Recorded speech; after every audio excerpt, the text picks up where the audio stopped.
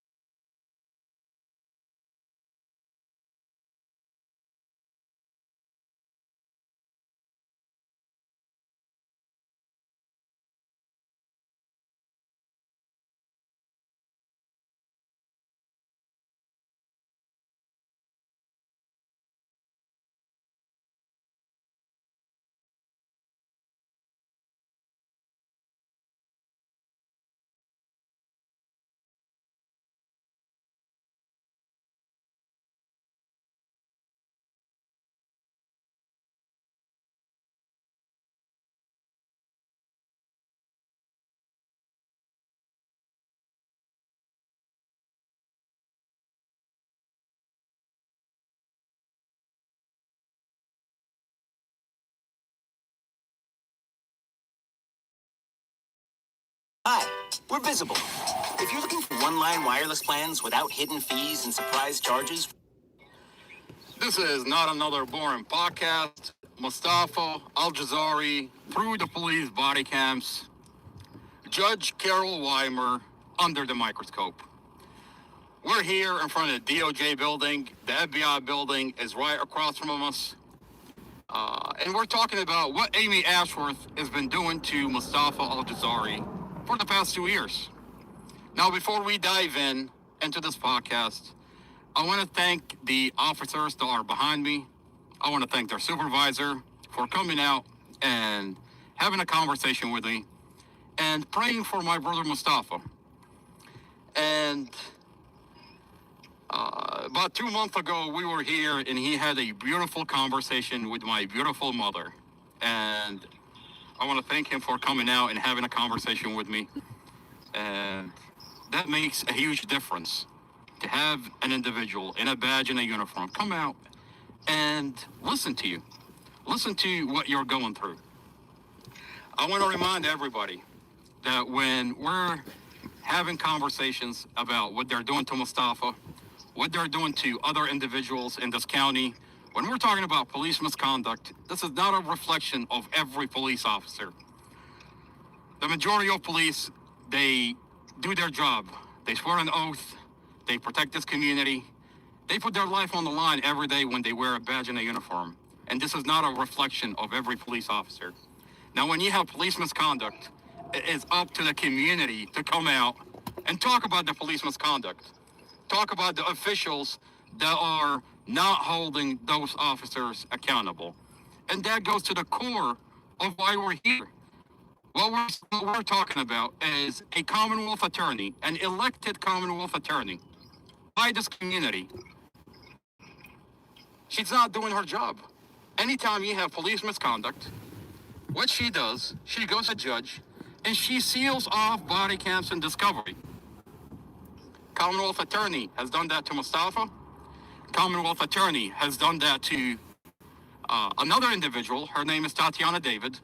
Commonwealth attorney has done it to Juan Campos, an 18-year-old that was murdered in our county jail 9 days into his incarceration. Now we have other files. These files are sealed and we're actively leaking them on the internet. And we sit here on this podcast and we're talking about the Mustafa Al-Jazari case and other files that we are in possession. Now I want to thank the police officer that's supplied me with this material.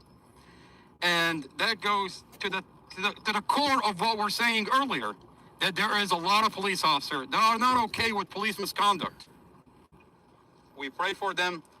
We thank them for being and protecting this community. And we're here. It is our job as the community to come out and talk about what is going on in the community, to keep this community protected from those that have a badge and a uniform that are not doing their job. Now today, what I want to talk about, before I dive into what we're talking about, I want to address how cold it is here. It's freezing. And it takes a special kind of dedication to be dressed up in a tie, in a suit and a tie, in this cold weather. I should not be in a tie right now. I should be in a hoodie and a thicker jacket.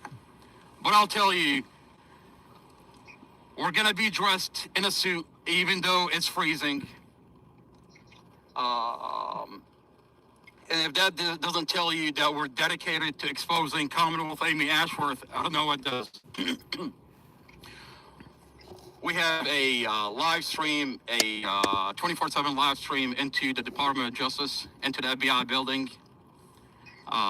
We're holding a podcast every day in front of the Department of Justice, in front of the FBI building. And we're talking about materials that Amy Ashworth is terrified to talk about. And she went up to a judge and she sealed it from the judge, from the community.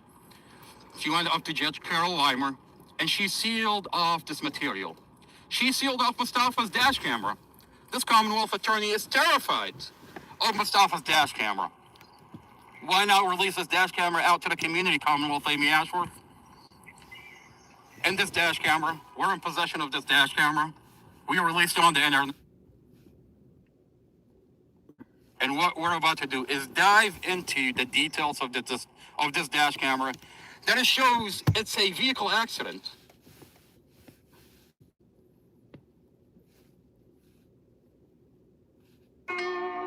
Expedia members get member prices and rewards for future trips.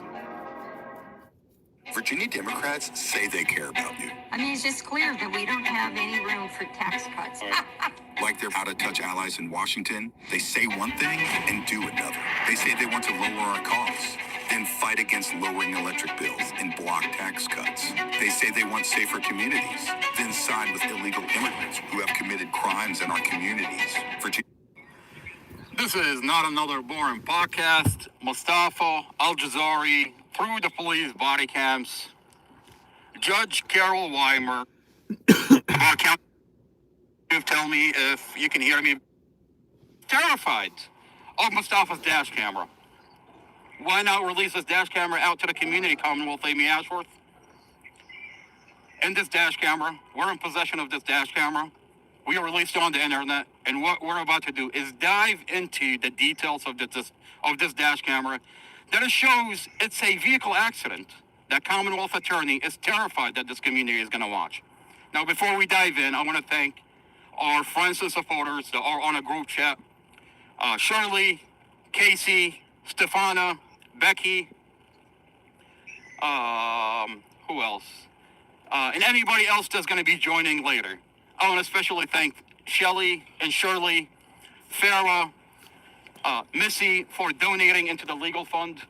Mustafa's legal fund is a Cash App. It's $$ Mustafa Legal Fund. It's a simple Cash App to donate to Mustafa's legal fund. We're actively attempting to hire a lawyer for Mustafa. The lawyer that he has now, the lawyer we had stole over $55,000 from us, Casey Stephen. Apparently, he has a relationship with the investigator that falsified the police report and stole our money. Fast forward into 2 years until today, Judge Carol Weimer, the judge that has not been impartial in the Mustafa Al-Jazari case, called on his best friend. Now, this lawyer that Judge Carol Weimer called on is not on the public defender list. It's not getting paid by anybody. And when you ask the lawyer, he said, I'm doing that a favor for Judge Carol Weimer. I mean, it's great Mustafa has a lawyer, but to have the judge that has not been impartial in Mustafa's case for the past 2 years call on his best friend and assign him a lawyer, that's a problem. It's yet to unfold. The situation is yet to unfold. I don't want to rush to judgment on this lawyer and before we actually see what this lawyer is all about. But I tell you, it doesn't look good. And this is why we're actively asking the community to donate into Mustafa's legal fund, to find him an independent lawyer that can be with this lawyer. I mean, this lawyer can stay on, but to sit here and say that the judge that has not been impartial is calling on his best friend is a problem. But like I said, I don't want to jump to conclusion before we see what this lawyer is all about. In the meantime, we're asking the community to actively donate into Mustafa's legal fund so we can get him an independent lawyer. And Mustafa's legal fund is a Cash App. It's $$ Mustafa Legal Fund. On that note, what I want to dive into is the dash camera that we're in possession of. The dash camera that the prosecutor and the Commonwealth Attorney, Amy Ashworth, is terrified that this community is going to get to watch. In this dash camera, you'll see that this is a vehicle accident. Now, Mustafa has been held in our county jail in solitary confinement for the past 2 years without a preliminary hearing. They suspended his preliminary hearing. Tell me where do you find a case where they suspend your preliminary hearing? They're terrified So they suspend the preliminary hearing. They hold Mustafa in solitary confinement. In Virginia, you're entitled to a speedy trial. Within 6 months, you're supposed to have a trial. Now, Mustafa never bypassed his speedy trial. He never waived the speedy trial. He never waived it. Why is it that Mustafa is held in a county jail without a preliminary hearing for 2 years, without a trial? And they refuse to put his evidence on the record. Now, what have they done in Mustafa Al-Jazari's case? This is a vehicle accident. On dash camera, it's a vehicle accident. Mustafa was not speeding. Mustafa's toxicology report shows no alcohol and no drugs. Mustafa was not driving reckless. He was driving normal. This investigator falsified Mustafa's statements on the police reports. This investigator wrote in his police reports, this is a phone call conversation that he had with Mustafa. My other brother, Muhammad, recorded that phone call conversation. What this investigator did, he wrote in his police report that Mustafa told him, I was angry at my girlfriend inside the vehicle. I was arguing with my girlfriend inside the vehicle. Mustafa never said that. There is a recording of the phone call conversation. And what they've done is they falsified that police report. They falsified the warrant and wrote, you told us that you were angry and arguing with your girlfriend inside the vehicle. And what they've done at that time, they charged him with manslaughter. Because at that point, it is manslaughter. The fact that once you write in the police report that you were arguing, you were angry, then it's manslaughter. That's how they got away with charging Mustafa with manslaughter. But without falsifying those statements, you can't charge Mustafa with manslaughter. This is a vehicle accident. It's on dash camera, it's a vehicle accident. The police mechanic inspected the vehicle and found brake failure, found transmission failure, that the drive shaft disconnected from the engine. This is mechanical failure. Mustafa's foot was on the brake the whole entire time. There are skid marks from him braking, from him attempting to brake. The vehicle didn't stop. There's brake failure. The mechanic found the back passenger caliper did not work. The front passenger caliper did not work. There's brake failure. Now, his toxicology, no alcohol, no drugs. He's not speeding. There's brake failure. He's attempting to brake the whole entire time. There's a body cam on scene where the investigators say that Mustafa did everything he can to avoid a vehicle accident, and all these are his skid marks. Now, the investigators on scene on their own body cam are admitting this is a vehicle accident. A Commonwealth attorney, Amy Ashworth, sealed off the body cam. But today we're in possession of that body cam, and we released it on the internet. So everything shows this is a vehicle accident. But what they've done is they falsified Mustafa's statement on the police report and then charged him with manslaughter. Now, at that point, at that time, we went to Internal Affairs and supplied them with a recording. Can you guys hear me better? Is it louder? Can someone on YouTube tell me if you can hear me better?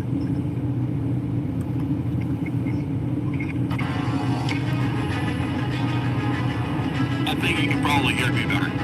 If someone on YouTube, they can just write something in the chat so I can know that you can hear me. Casey, can you do me a favor? Can you go on YouTube and see if you can hear me okay there? Is it loud enough? If you can just type there, something in there. It's okay? All right, perfect. Shirley, thank you, ma'am. Thank you, ma'am. At the time, when they charged Mustafa with manslaughter, when they falsified his statements, we went to Internal Affairs with a recording. Thank you, ma'am. We went to Internal Affairs and supplied them with the audio recording between Mustafa and the investigator. This was a phone call. Internal Affairs, First Sergeant Sean Shelton, called us and told us that he called Commonwealth Amy Ashworth and notified her of the falsifications on the police reports. And chief of police is heavily looking into this investigator. Now, 5 days later, by the way, this phone call is recorded. We have it posted on the internet, on our YouTube, on our TikTok. Now, 5 days later, Commonwealth Amy Ashworth dropped the manslaughter and she raised it to murder, retaliating against us doing internal affairs. And in the process, correctional officers would go into Mustafa's cell. 6 giant correctional officers go into Mustafa's cell,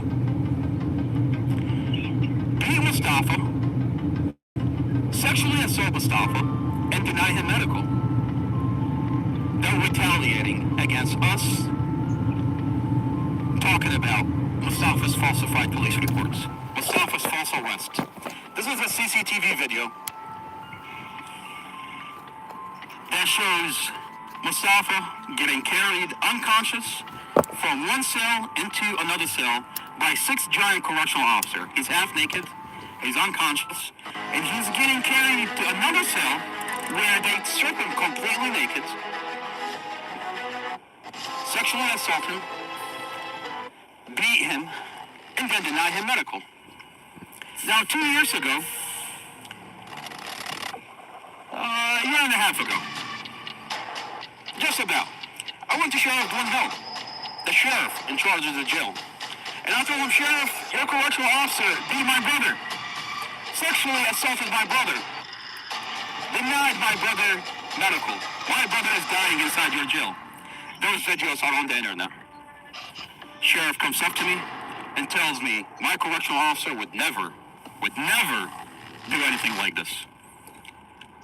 He said, I reviewed the videos. There is no video of your brother getting beaten up. Well, Sheriff Glenn Hill, today I have the video.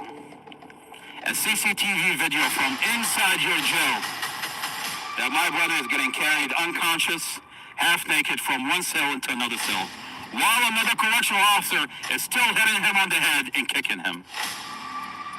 What kind of jail are you running, Sheriff? Today we're here in front of the DOJ, in front of the FBI building, and we're asking them to do their job.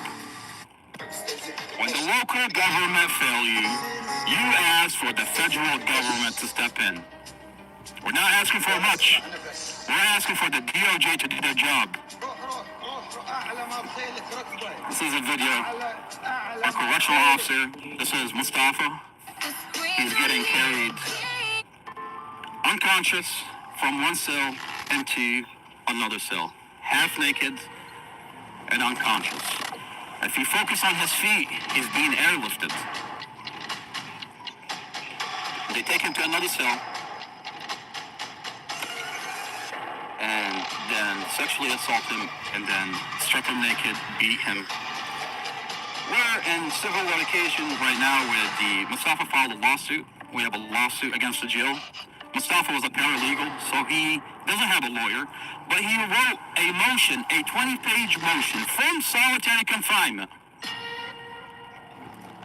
to continue his case to the discovery. In the discovery, we're going to have more videos of the other cell where he was carried to, where he was stripped naked. This is Mustafa's picture. His head, this is 2 weeks after the beating. His arm is 3 times the size of a normal arm. He's got cuts and bruises. His head is all bumpy. A year and a half ago, we came here to the Department of Justice. We filed with the Department of Justice, and the Department of Justice assigned 3 FBI agents out of Manassas. Local FBI agents out of Manassas. Special Agent Lindsay Coulter, Special Agent Samantha Adam, Special Agent Supervisor Huckle. And at the time, they said they've investigated, and they said nothing happened. That there are no videos inside the jail. There's nothing that happened to your brother. Your brother is okay. They called us into the Manassas field office. And we sat down with them, and they said, your brother is okay. There is no video of your brother. There's nothing that happened to your brother. As a matter of fact, there are no videos. Well, Special Agent Samantha Adam, Supervisor Huckle, we told you at the time, did you x-ray my brother, his injuries? Did you take my brother to the hospital? Did you do a sexual kit now that we're telling you that he's sexually assaulted? They've never done any of them. As a matter of fact, when we told them this in the Manassas field office, he got frustrated and he ended the meeting. He said, this meeting is over and you'll never hear from us again. He kicked us out of the office. Now, we stand here today. We have the video where the FBI, the local FBI, covered up for the Jew. Why is my brother getting carried half naked from one cell into another cell, unconscious? Where is the FBI that saw this video and said it doesn't exist?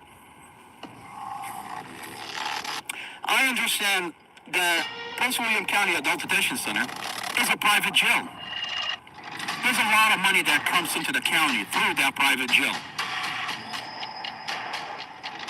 Does the local private jail have a relationship with the local FBI that when situations like this happen, they cover up, they get involved only to cover up what really happened, and they tell the DOJ nothing to see here? That's what they did. And in light of the new evidence that we have, in light of the video, the CCTV video that we have, we're back here at the DOJ.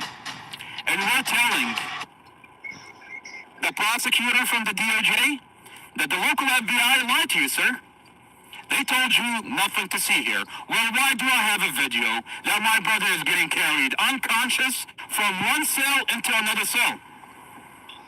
Half naked. Why, sir? What did your FBI do when they got involved? We're filing new complaints with the DOJ and we're asking them to do their job. Now, you're talking about a pre-trial detainee. And in the process of us talking about his falsified police reports, gets beaten up, gets sexually assaulted, and denied medical. Mustafa is deteriorating slowly in Santa Barbara County Jail. This was a pre-trial detainee. And we have all his evidence that this is a vehicle accident, that they falsified his police report. And now the county is terrified. It's terrified because they tried to seal off his discovery, his body cams, his own dash camera, and they miserably failed. That is all over the internet, and the community is watching that Commonwealth Amy Ashworth, her police officers, engaged in police misconduct. That we have evidence that she covered up the police misconduct. I mean, her job is to hold those police officers accountable. Chief of Police Peter Newsham, his job is to hold police officers accountable when they engage in police misconduct. But instead, they covered up the falsified police reports. And they covered it up by getting a seal from a judge. On that note, let's dive into the dash camera that Commonwealth Amy Ashworth is hiding. She's terrified that the community is watching this dash camera. This dash camera shows us a vehicle accident. Commonwealth Amy Ashworth, a year into Mustafa's incarceration, she released a deformed version of a dash camera. She cut 5 seconds together, chopped up the dash camera, put it together, and she said, this is the dash camera. No, ma'am, it's not. You can't chop up the dash camera and release a deformed version of it and say, this is a dash. Why not release the full dash camera and let the community see for their own? See the dash camera. Look at this dash camera. You're terrified. Now, not only did she seal off the dash camera, we have evidence that this police department cut and muted and edited this dash camera. The police department position is that this dash camera does not have audio. And they've been saying it for 2 years, that this dash camera does not have audio. They went as far as say that we have a lip reader. Well, when we open the discovery, we find a document in the discovery that the officer that handled the dash camera, Officer Zymus, her name is Officer Zymus. She's with Digital Forensic in Prince William County. She's the one that handled the dash camera. She wrote in the report that this dash camera has audio. And the audio is on the SD card. They're in possession of the dash camera. She said this dash camera has audio, and the audio is on the SD card. But of course, that's a sealed document. They sealed off the discovery. There's no way that this document was ever going to get released. They seal off the document, they seal off the notes, and they come out to the community and say, this dash camera doesn't have audio. And we're getting a lip reader. This is a Rexon dash camera. If you want to buy a dash camera, my brother had this dash camera since 2018. Mustafa was involved in a lawsuit against the police, a giant lawsuit, over $500,000 lawsuit. And he had a lawsuit from 2018 all the way to the day of the accident. This was an ongoing lawsuit. And the lawyer at the time told him, you're suing the biggest gang in America. Expect harassment. So my brother has a dash camera. Whenever he gets harassed by the police, gets pulled over, blah, blah, blah, he's documenting it. This is a very expensive dash camera.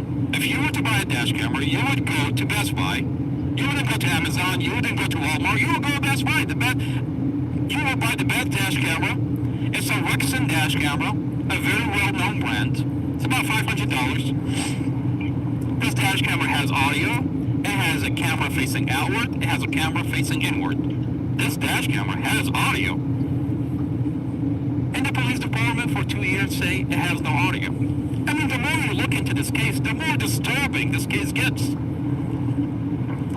Now we're finding, when we open the discovery, that this dash camera does in fact have audio. And the police are admitting it. Officer Zymus. Now, this dash camera cuts off before impact. We're in position of whatever is in the discovery, Mustafa's discovery, they say, the police department say, this dash camera is cut, it stops before impact. This is all we have. How? I'd like someone to explain to me how a dash camera stops before impact. But that's what the police department say. Now let's entertain that narrative and say, okay, all right, it stops before impact. Now, this dash camera, when it records in 1 minute increments. It records. There's an outside camera and there's an inside camera. It records in 1 minute increments.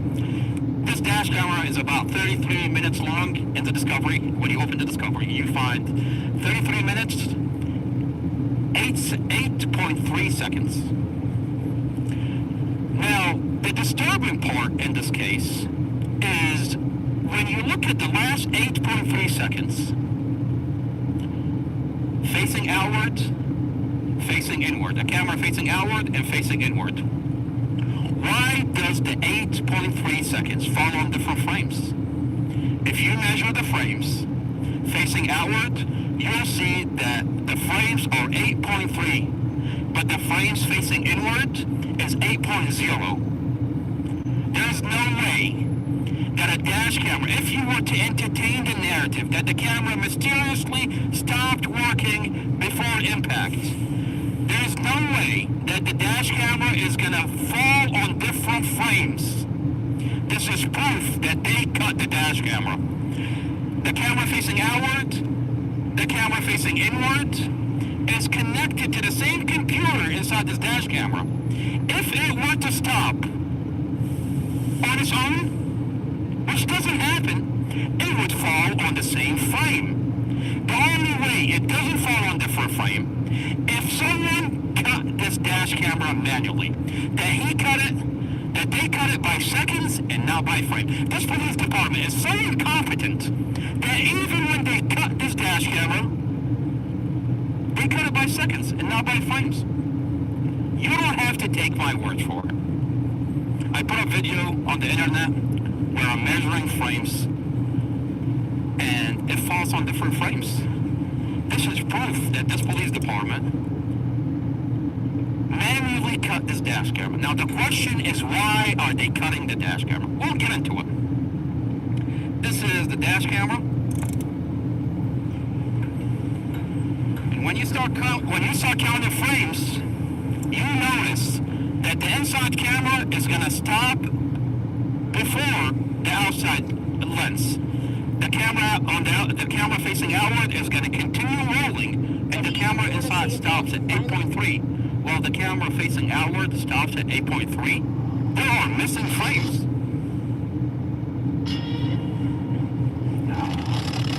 You see the camera facing inward, camera facing outward, and you'll notice the camera facing inward stops while the camera facing outward continues rolling. The question is why? Why is this camera cut? Now the police department narrative is that Mustafa did not have a lot of reaction. He had some reaction. Now, when you watch the camera, you see that Mustafa, his mouth began to open, and then his mouth began to open more, reacting to the vehicle accident, and then you notice that he's sticking out his tongue in panic. And then the camera cuts off. Just when he begins to have a reaction. And the fact that this dash camera cuts off on different frames, this is why they cut the dash camera. They want to go with the narrative that Mustafa did not have a reaction. You cut the dash camera. You, the police department, cut this dash camera. But you're so incompetent that you cut it after. This is harassment. They don't want you here. Okay, that's fine. This is not being on the record. I'm leaving. I'm leaving. The hospital's asking you to leave. Okay, all right. So come on. Do you have anything else? No, you don't have to touch me. I got everything I need. Yeah. Yeah, just crazy, man. Trying to steal a baby or something or what? Nah, I don't need to calm down. This is straight up harassment. Oh, man. No, it's not all good. It's harassment. I hold my wife hostage and child hostage. That's what cops do. And security. Yeah. You can say whatever.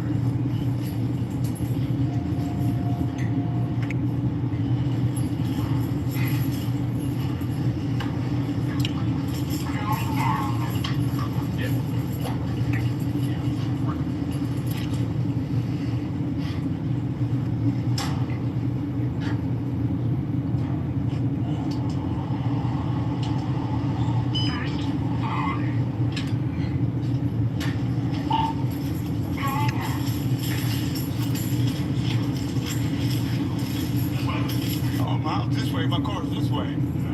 Yeah. Yeah. This is what he's doing. Hey, grab your stuff. You're leaving. She's staying. Baby's staying. Yes, sir. Come on. Grab the stuff that you need. Here. Hey, you want to do it this way or want to do it cups?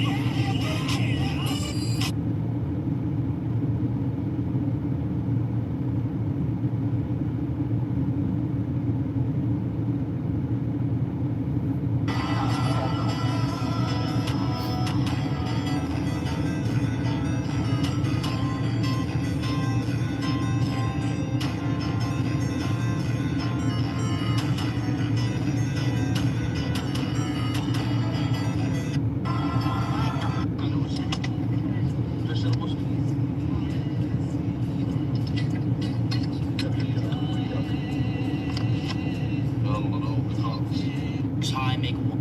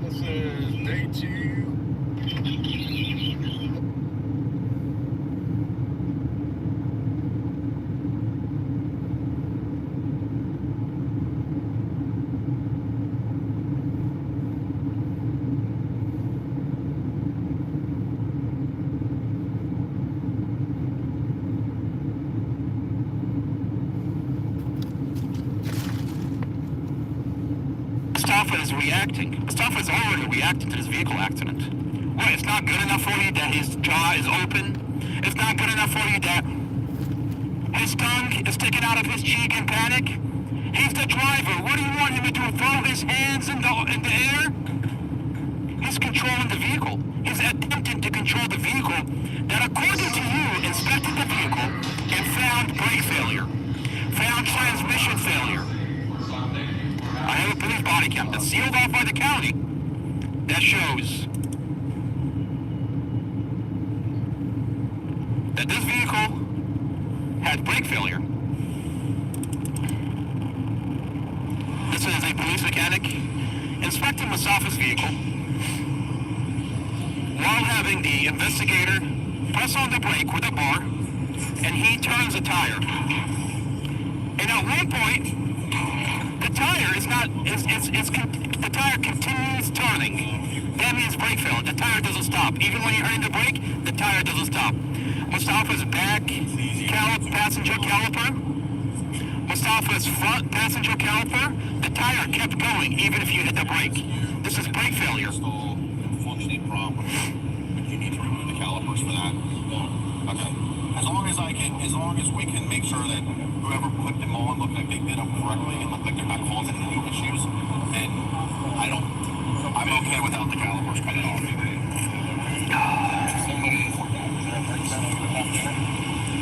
Yeah. I can give you a microphone. Can I see if you can? Yeah, that's fine. I think we can do that. So he has a bar, he's about to press the brake. That's the investigator, that's the police officer, while the mechanic is turning the tire, and you'll hear the tire keeps going, even when you're hitting the brake. Stopping the motion.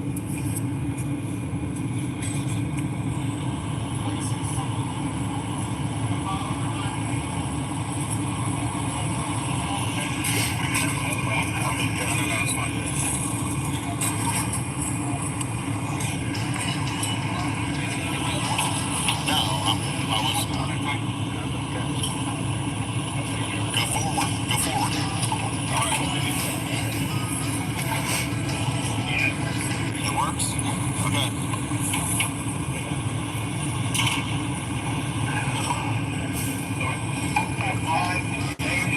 Okay. Yeah.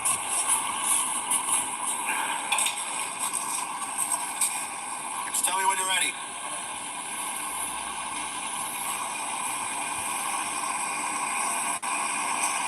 You ready?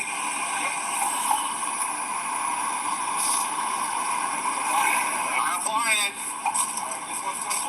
This one keeps going. That one's still going. Okay. I'll put a visual on that too. That's fine. So the front driver works, the back driver works, but the back passenger.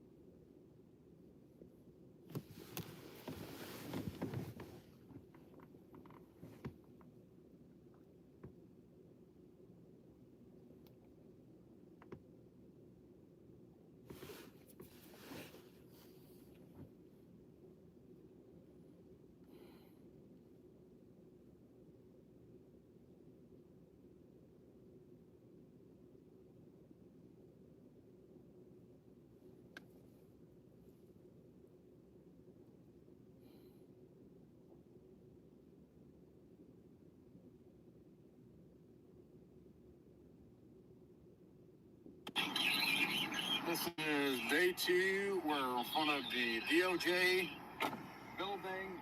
The FBI building is right there. I've got my giant, beautiful truck. I've got a giant sign that says Free Mustafa. I've got my brother's legal funds right on it. Right in front of the DOJ.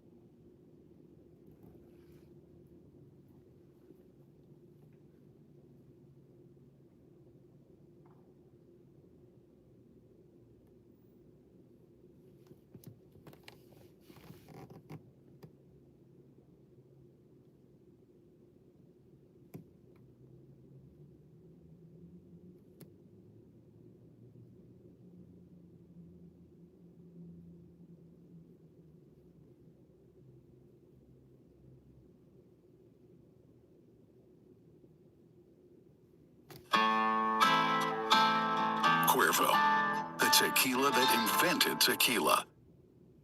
Today's episode of the Y-Files is brought to you by the Hecklefish for President campaign. 15+00.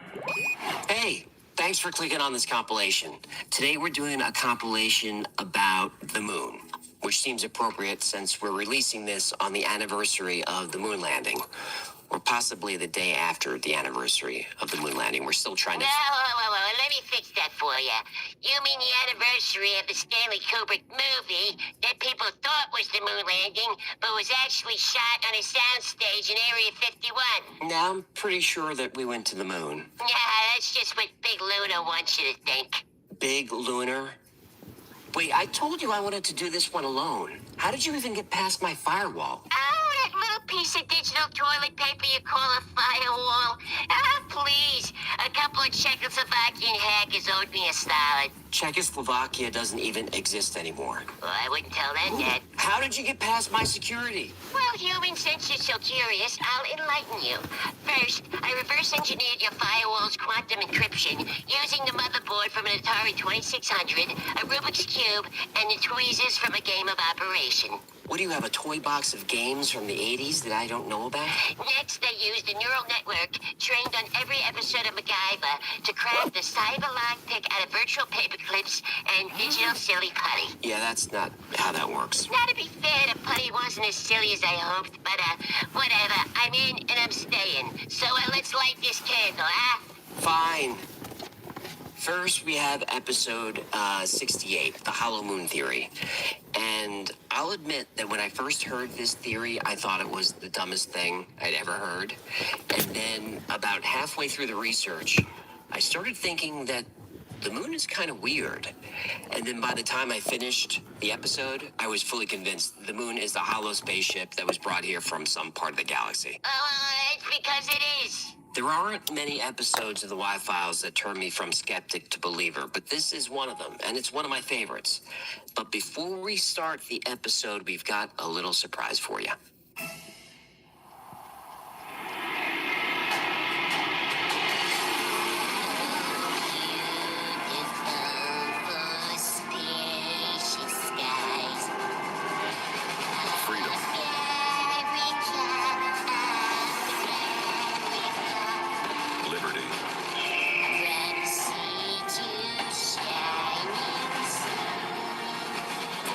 Hecklefish.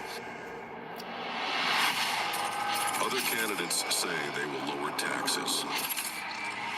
But I say April 15th should just be another day, because taxes are theft.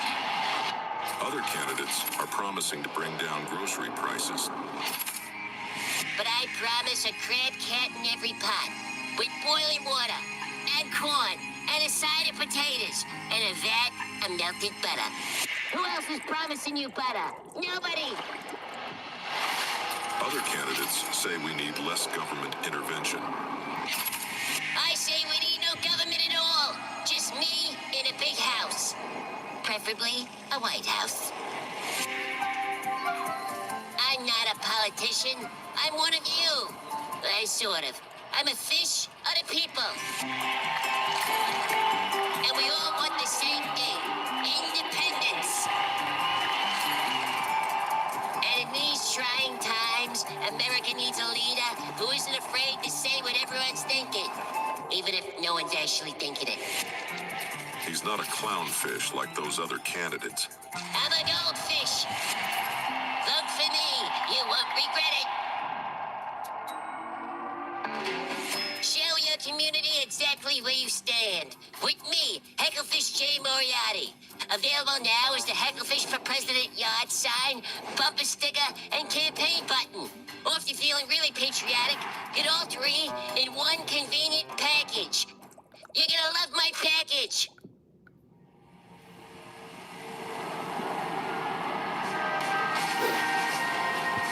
Hecklefish. The heroes we deserve. This ad was paid for and approved by the Hecklefish for President campaign. Despite it being humanity's constant companion through all of recorded time, the moon is still a mystery.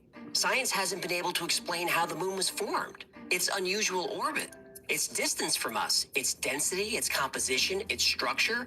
These are all still questions. Now, there are theories about the moon that solve some of these puzzles, but they don't solve all of them.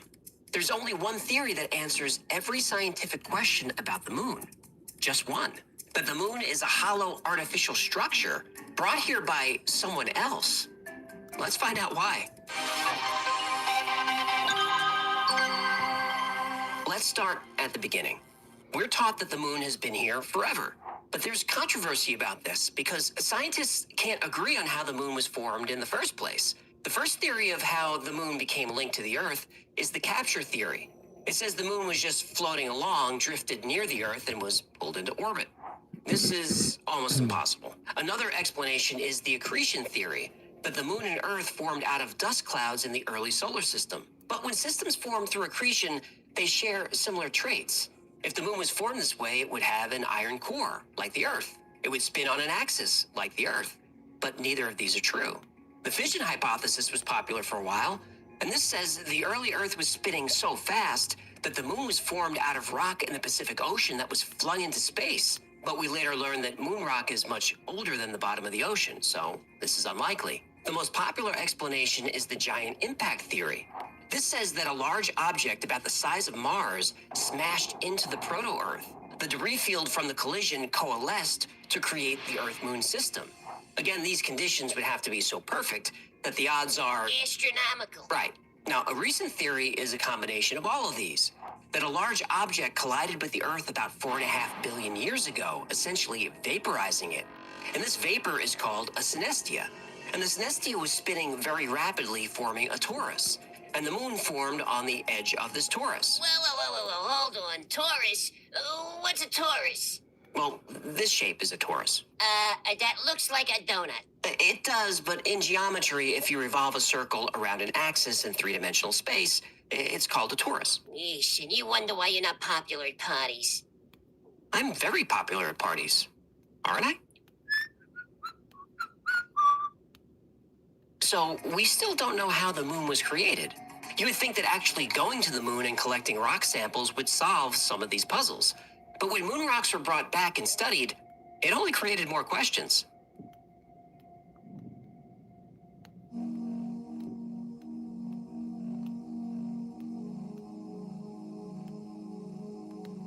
Since landing on the moon in 1969, the moon landing was as fake as a teenager's Instagram. I knew you were going to do this. Look, do you like the idea that the moon is a hollow spaceship? Well, yeah, I gotta admit, I do kind of like this idea. Okay, so for us to explore this theory, you need to concede that we went to the moon.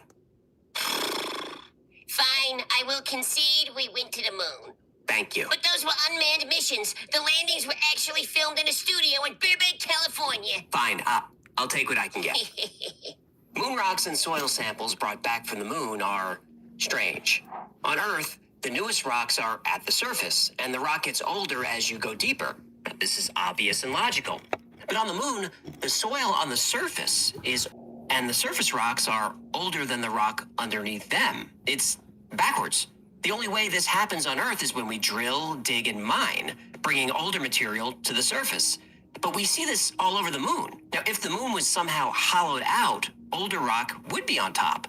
But the list of anomalies goes on. Typical planetary structures have denser materials toward the core and lighter materials toward the surface. On the moon, this too is reversed, and no one could really explain why. The moon's surface is pockmarked by asteroid impacts that have happened for billions of years, so you would expect the rock around the impact craters to be different ages. But there is a strange uniformity in the age of these rocks. The chemical makeup of lunar dust is also very odd. If lunar dust is the result of billions of years of impacts, why does it have a different chemical makeup of the rocks around it?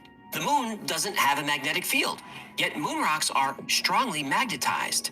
The Earth is 4.6 billion years old, but the oldest rocks we found are much younger than that. Moon rocks are older, much older. Some rocks have been dated to the very beginning of the solar system, and some are said to be even older than that. Uranium-236 and Neptunium-237 are found on the moon. This is notable because those radioactive elements don't occur naturally. The only way we see those isotopes on Earth is if we create them. Titanium, chromium, and zirconium are rare on Earth, but these are found in abundance on the moon. If the Earth and moon were formed together, why such a big discrepancy? And those metals happen to be some of the most strongest materials that are known to exist, and they're highly resistant to corrosion.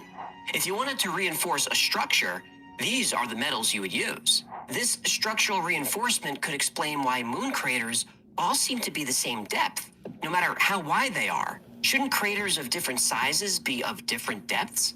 It's as if there's a resilient metallic shell just beneath the surface of the moon, preventing anything from penetrating further. Now, if there was some type of instruments on the moon's surface that could detect seismic activity, we could test the hollow moon theory by intentionally colliding objects with the moon. This sounds like a setup.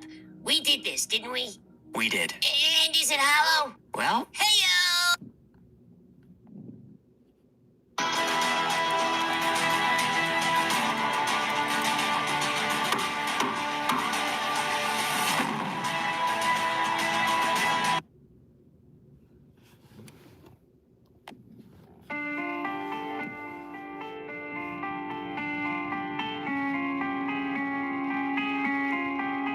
after returning to the command module, the Apollo 12 crew intentionally released the lunar lander, crashing it into the moon's surface.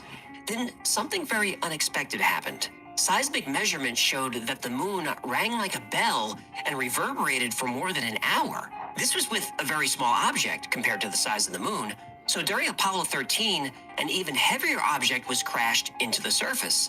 This time, the moon rang for over 3 hours, and vibrations traveled to a depth of 20 miles. This doesn't happen on Earth. Reverberations last only a few minutes because of the Earth's density. And on Earth, vibrations slow down as they move toward the Earth's center, where material is denser.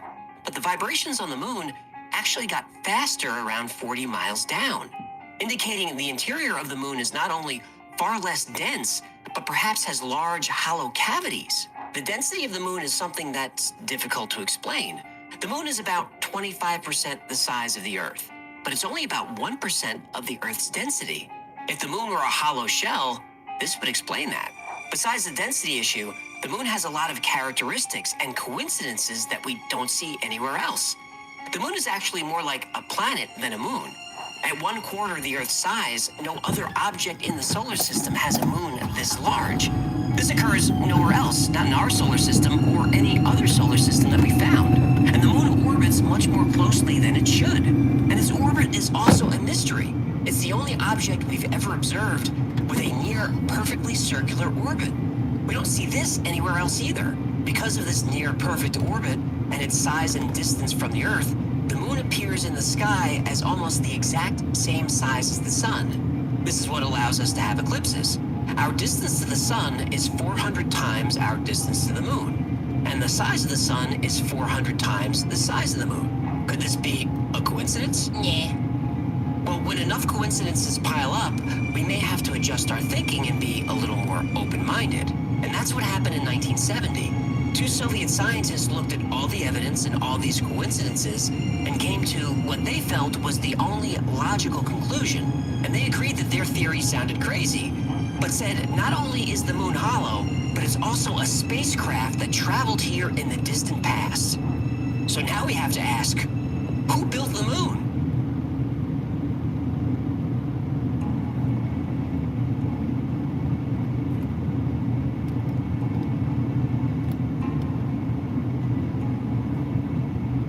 Every ancient culture on Earth has stories about the moon, but it's interesting that the further back you go, the fewer stories there are. And if you go back far enough, there are stories that talk about a sky before the moon arrived. Roman and Greek authors in the 5th century BC have stories about the Proselynes, and they lived in an area called Arcadia. And they said they've been here since before there was a moon in the heavens. Now, on the other side of the world, the ancient culture of Tiwanaku in Bolivia also refers to a time when there was no moon. The Tiwanaku claim the moon arrived between 11,500 and 13,000 years ago. If you're into ancient theories as much as I am, you'll recognize that this time coincides perfectly with a period called the Younger Dryas. And all kinds of myths and mysteries are said to have happened during the Younger Dryas, and we'll cover them on this channel. Now, going back to Africa, there are Zulu legends that specifically say the moon is hollow, and living inside is an intelligent race of reptilian extraterrestrials. Lizard people? Yup, Lizard people built the moon! that's what they believe. Lizard people are very industrious. They seem to be. The Zulu believe the moon was put into orbit by two brothers who were gods, and this legend is similar to what the Sumerians believed. The Sumerians also had a legend of two brothers, Enki and Enlil, who were called Anunnaki. Yup, Anunnaki, the extraterrestrial gods who created mankind. Everything is falling into place with this one. Oh, you ain't seen nothing yet. How about this? The Zulu also believed that before the moon arrived, the climate of the Earth was very different. There were no seasons, and a blanket of thick water vapor covered the entire planet. And we now know that the moon does stabilize our climate. Without the moon's gravity, the Earth's axis would wobble. There would be no consistent seasons, no tides, extreme weather.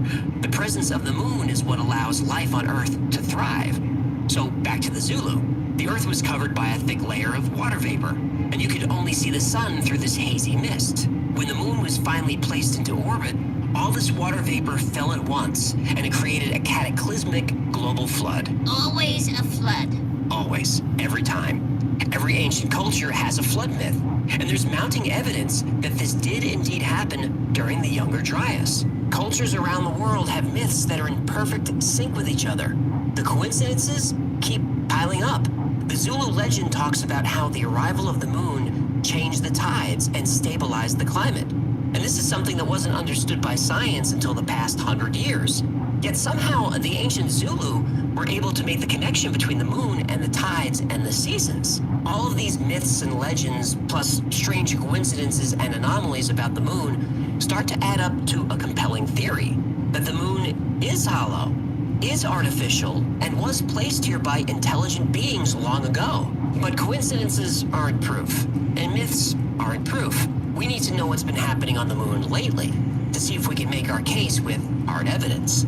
Lucky for us, the evidence is there.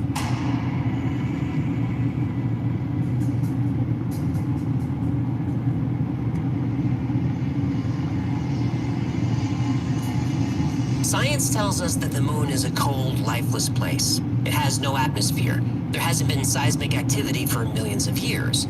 Its core, unlike the Earth's, is cold. For a supposedly dead world, there's an awful lot of activity up there. On March 7th, 1971, a cloud of water vapor appeared on the moon that covered 100 square miles, and it was there for 14 hours before it dissipated. There's not supposed to be atmosphere on the moon, but for those 14 hours, there was. In fact, 6 astronomers in the past 100 years have documented a glowing mist in the crater named Plato. The same mist, the same crater, over many years. Boulder tracks are seen on the moon, all over the place. And that's weird enough, but how do boulders roll for miles and then go uphill, like in this photo? And since the days of Aristotle, astronomers have seen strange lights appear on the surface of the moon, sometimes visible with the naked eye. NASA even reported that between the years 1540 and 1967, there were 570 sightings of light flashes on the moon that couldn't be explained. Sightings of strange lights continued to this day. The Aristarchus crater was photographed in 1992, and it shows a glowing blue light, now called the Blue Gem. And this anomaly has been seen by Earth-based telescopes every few years since. Some have even speculated it's a fusion reactor. And these events of mysterious light and mist happen so frequently that there's even a name for them: transient lunar phenomena, or TLPs. And things get even more weird. There are plenty of photographs of what appear to be artificial objects on the surface of the moon. Towers that reach several miles high, pyramids, symmetrical structures. These have been photographed by astronomers, probes, even the astronauts themselves. And the biggest anomaly of all? Why haven't we gone back to the moon? Sergeant Carl Wolf was working as a technician for the Air Force, and he was repairing equipment that transferred images from a lunar satellite. Those photos, according to Sergeant Wolf, showed artificial structures on the moon, what he described as a base. And this is corroborated by another technician working with Wolf. And Wolf wasn't a UFO, ET, moon theory guy. He was just a tech. He said he was excited to see the pictures on the news and have NASA explain what they were. He was surprised when the photos never turned up. The photos were found in a very early release from NASA. These structures are very large and very tall. You can even see they cast shadows. And these are photos I'd like to learn more about. But I can't. They no longer exist. Now, almost immediately after landing on the moon, the Apollo 11 crew said they saw something that shook them up. Watch the press conference they gave when they returned. These men aren't acting like they made history or had a life-changing experience. It's the beginning of a new age.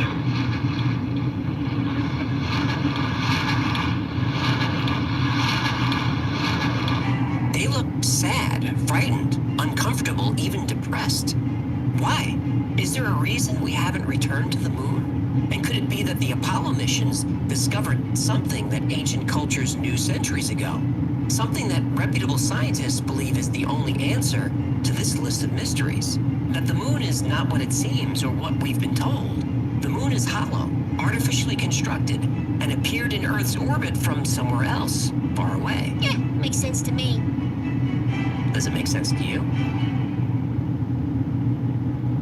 In the face of global uncertainty, it's critical that we house our most sensitive data right here in the United States. Virginia's data centers are essential to our national security and economic competitiveness.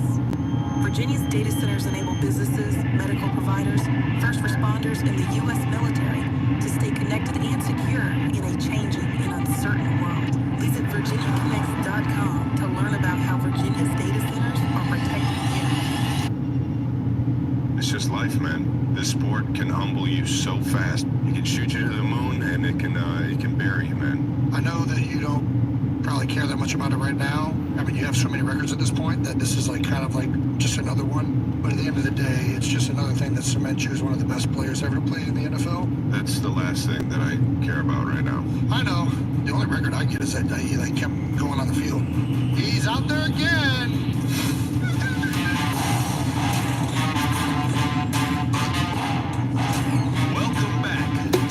Ladies and gentlemen, a Wonder Show produced by Wave Sports and Entertainment and brought to you by Buffalo Wild Wings Go. Order wings for takeout or delivery today. We are your hosts. I'm Travis Kelsey, my big brother Jason Kelsey. Subscribe on YouTube, Wondering Plus, wherever you get your podcast. Follow the show on all social media at New Heights Show with 1S. Yeah, man, this is going to be a very gotta do it type episode. Obviously, after the big loss. This isn't the easiest thing to do. Get on here and talk to the world, and especially our 92%ers who tune in, week out, and give us your time, give us your attention, and cheer for us, and root us on. And it was a weird weekend, but I appreciate you guys for all the support I've seen leading up to it and even afterwards. But Jason, before we get it. So what can science explain about the hollow moon spaceship theory? Well, the formation of the moon is still unknown, so score theory 1, science 0. The density problem is said to be because after the giant impact, the Earth's upper mantle formed the moon. The mantle is much less dense than the core. Okay, the problem with this is the giant impact theory probably isn't what happened. And the theory about the Earth and the moon forming out of that big donut shape?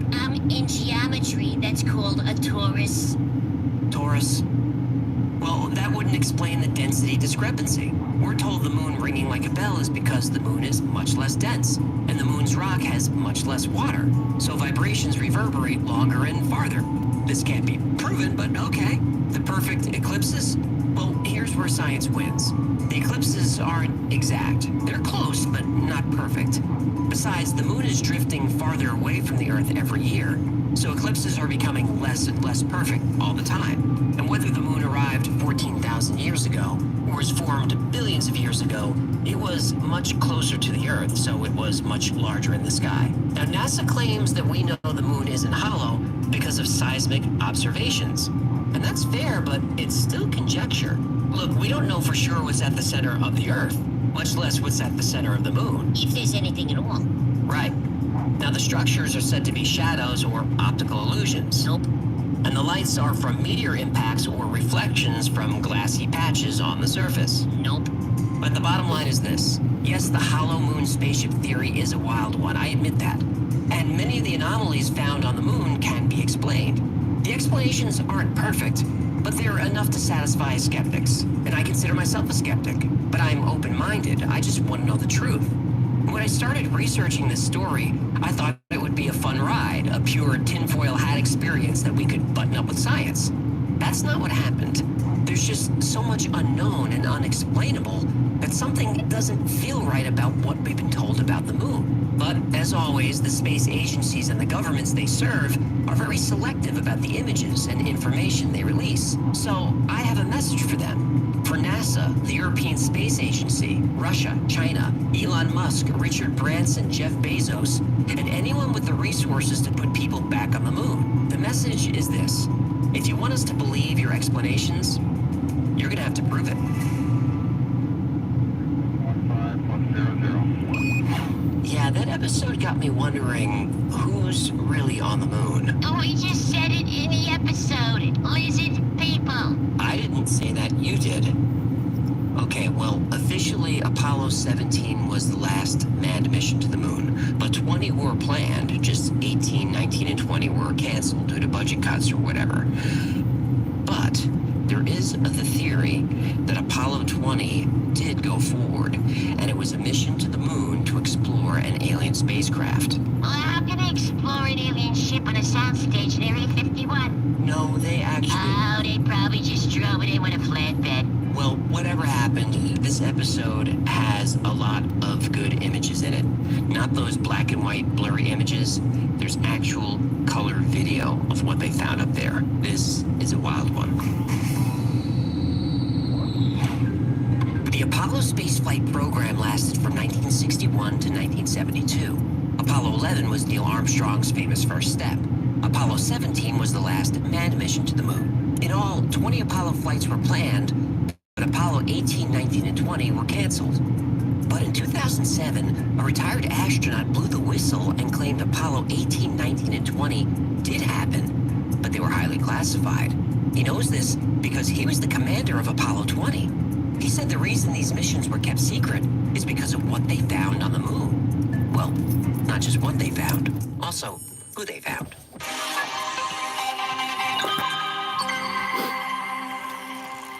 The primary goal of the Apollo spaceflight program was to land the first man on the moon. This was achieved on July 20th, 1969, when Neil Armstrong famously said, It's one small step for man, one giant leap for mankind. That was Apollo 11. Apollo 12 also landed on the moon successfully.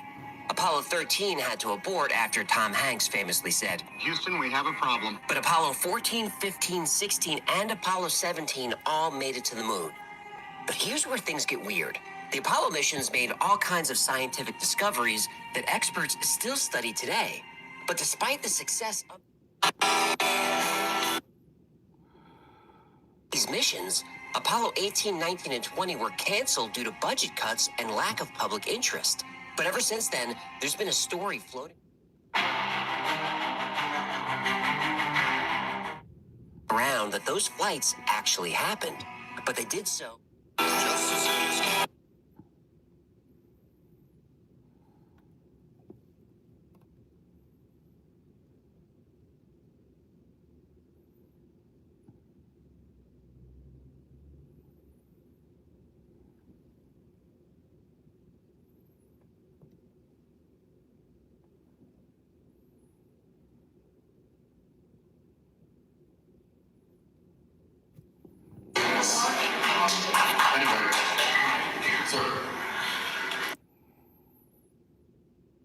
That what happened is my brother sits and 24 the Department of Justice, they sent out FBI agents that interviewed my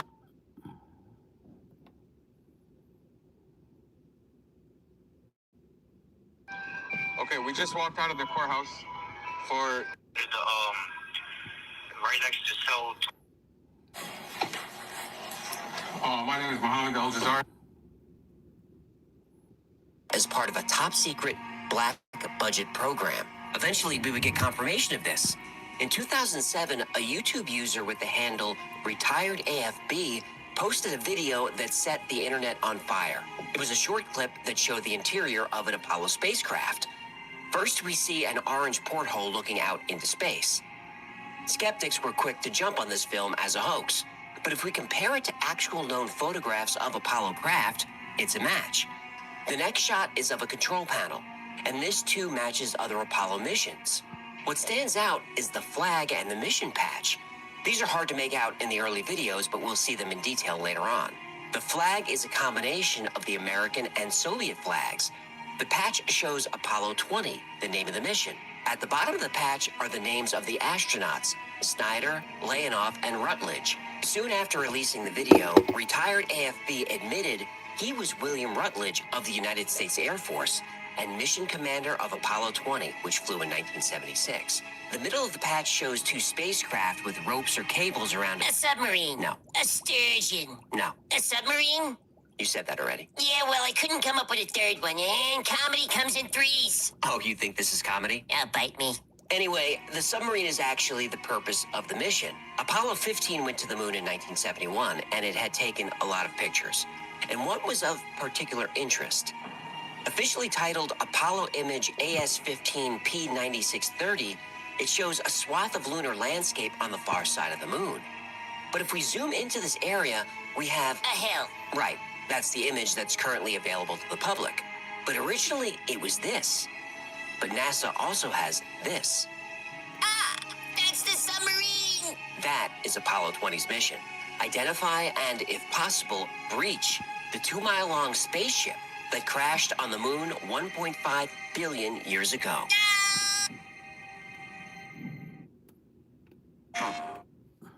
Rated T.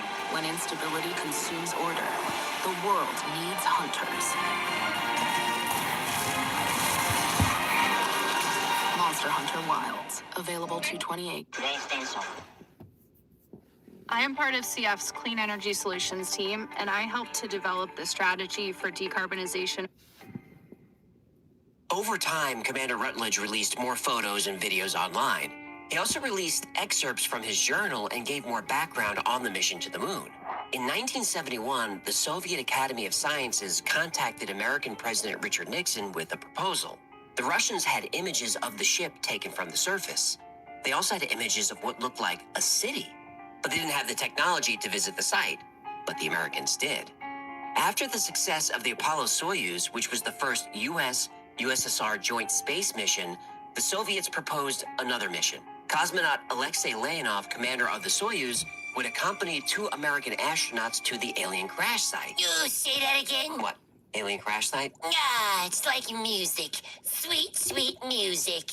So Leonov and Rutledge were joined by Leona Snyder, who would serve as the pilot. Then on August 16th, 1976, in the dead of night, a Saturn V rocket took to the sky and embarked on the most important and most secret space mission in history. 10, 9, ignition sequence start. 6, 5, 4, 3, 2, 1. At the end of the countdown, just after ground control calls 0, there's a moment that seems to go on for hours. At that moment, years flash before your eyes and play like a movie in reverse. Your thoughts turn to friends, to family, to home. The capsule's shaking like crazy, and you're aware of the rocket engines swelling like a tidal wave, but there is absolute peace. The mind quiets. There is no fear. Fear would come soon enough.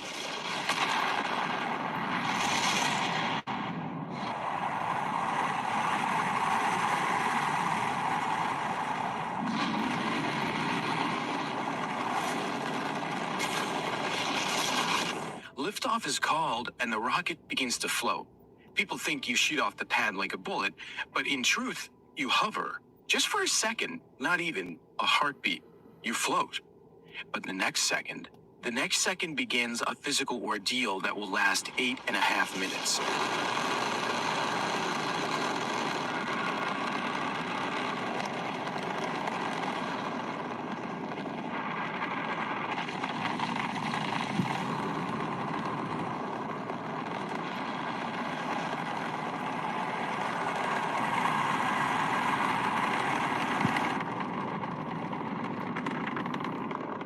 weight of a building pushes against your chest, making every inhale a battle of life and death.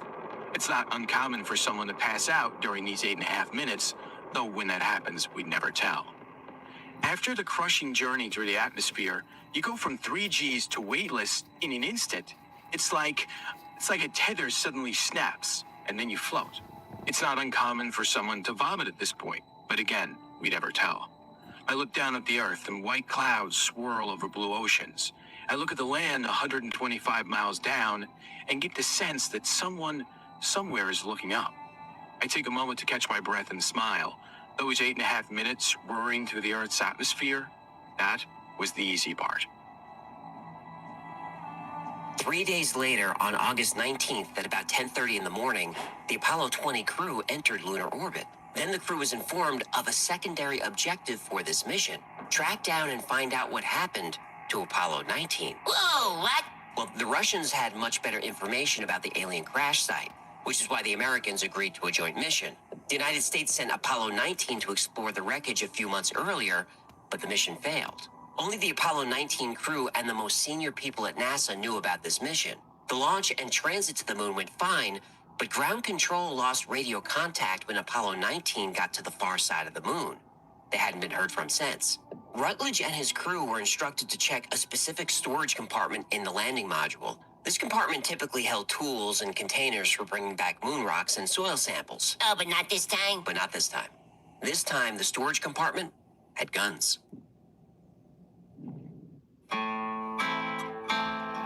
Cuervo, the tequila that invented tequila.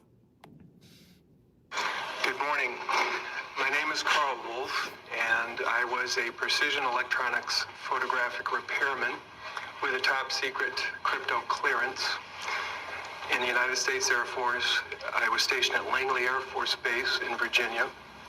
In 1965, in mid-1965, I was loaned to the Lunar Orbiter Project at NASA on Langley Field. They had problems with a piece of electronic equipment that was bottlenecking their production of photographs. I went to the facility, and when I walked into the facility, there were scientists from all over the world. I was stunned, actually, to see people at a NASA project from all over the world. It didn't make any sense to me initially. I was taken into the laboratory where the equipment was malfunctioning.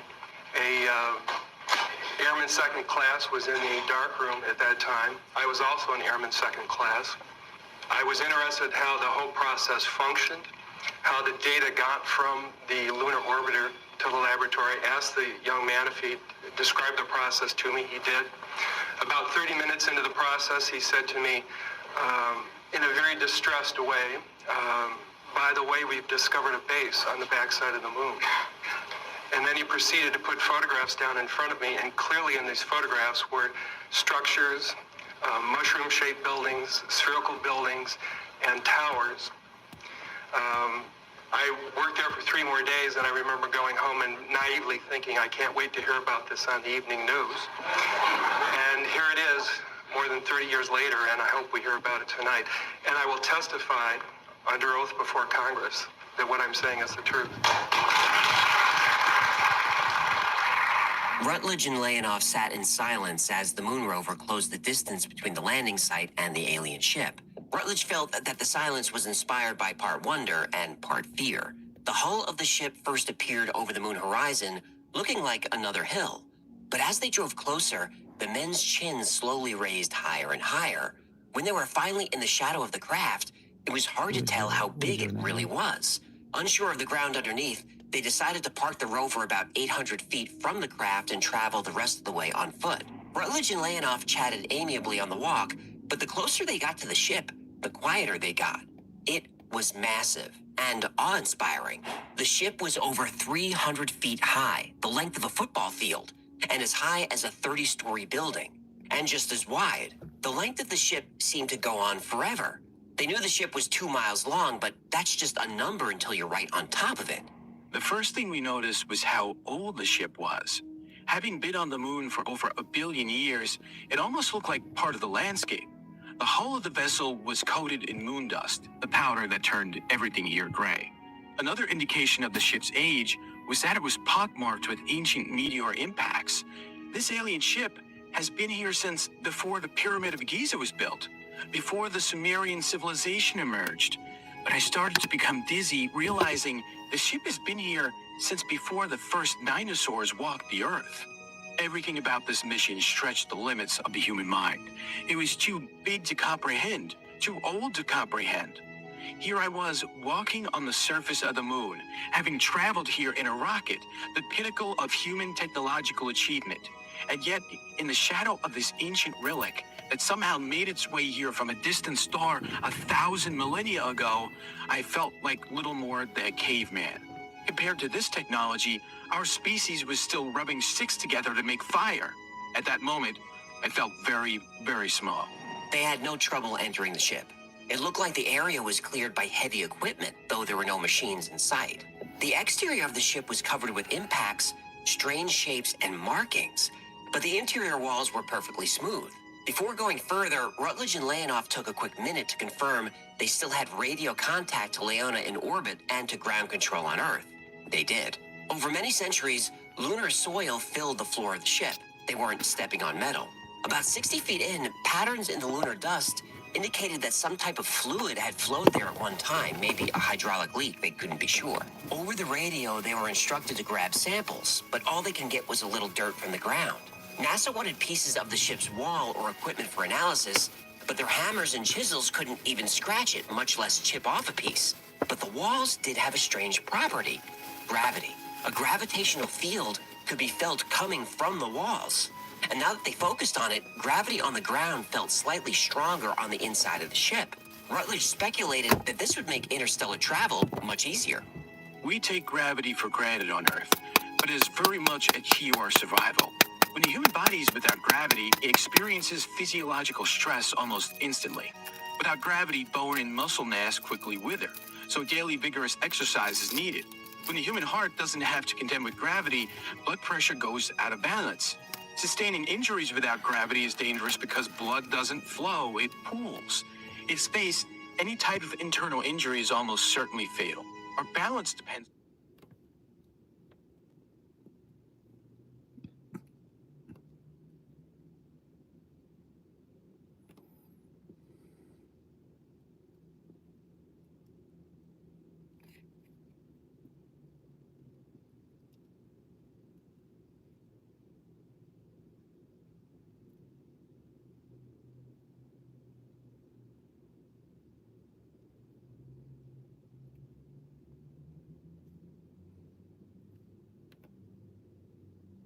Gravity. The fluid in our ears that tells us which way is up suddenly has no concept of up. Digestion is more difficult without gravity helping food move through the body. The problems are endless. Engineers on Earth had many proposals on how to solve the gravity problem. Space stations could one day be built like wagon wheels, like in the movie 2001, but there was no structure like that here. Gravity was coming from the ship itself, somehow. Rutledge and Leonov followed a path that led them to an upper floor. Down a wide hall and into a large chamber, they finally saw something that, even though they expected it, still surprised them. Signs of life. Virginia Democrats say they care about you. I mean, it's just clear that we don't have any room for tax cuts. Like they're out-of-touch allies in Washington.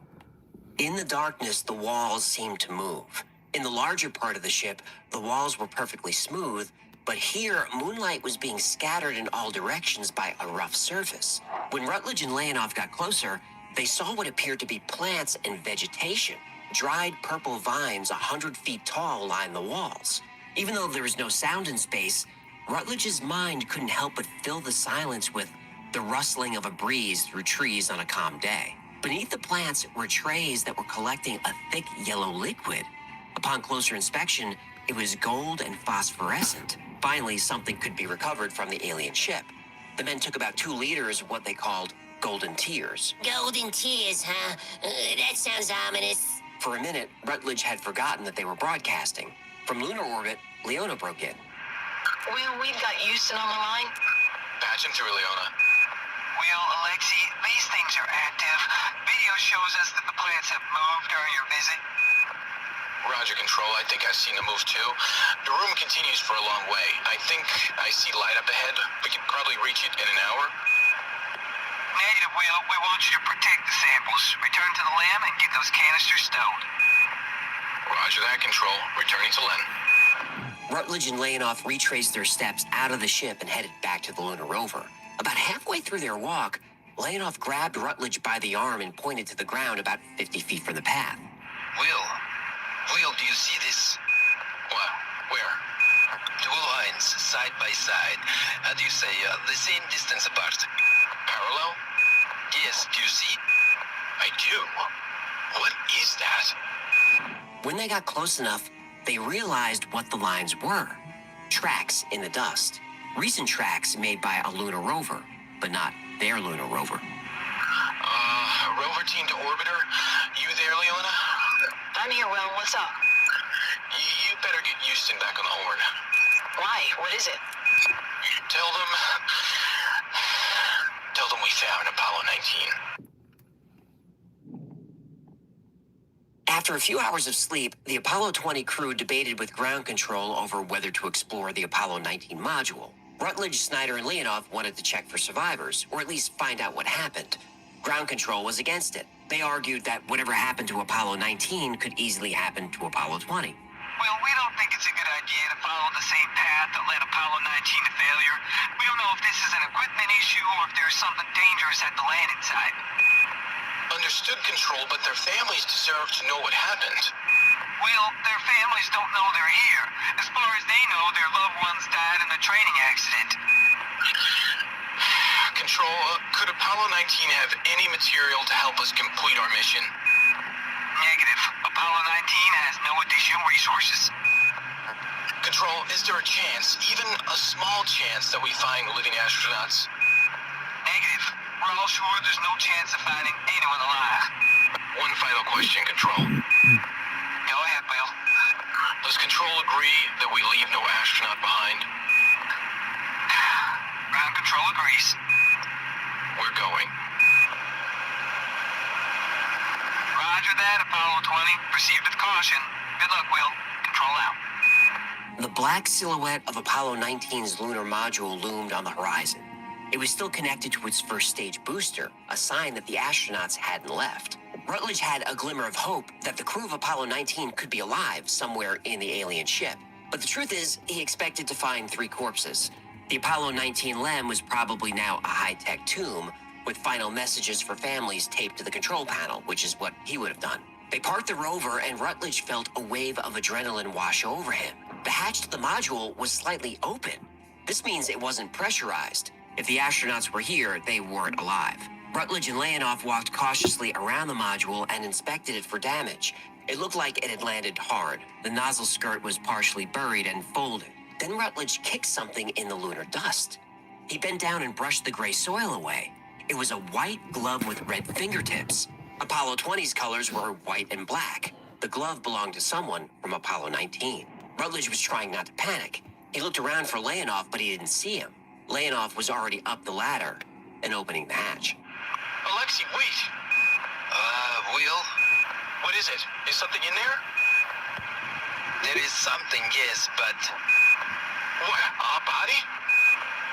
It is a body, but, Will, it is not human. Warning, if you've been injured in a recent car accident, do not accept settlement before using this 30-second calculator. Here's why. Stop everything you're doing right now. If you've been injured in a recent car accident, what I'm about to show you is going to save you tens of thousands of dollars. Over 13,000 people have already used this calculator to get maximum settlements. And here is what insurance companies do not want you to know after your car accident. There's now a way to know your case. Rutledge and Leonov stood in silence for at least 2 minutes, taking in what they saw, unsure of how to proceed. Inside the Apollo 19 lunar module, buckled tightly to a folding metal table, was an alien body. Shazbot! It appeared to be a humanoid female.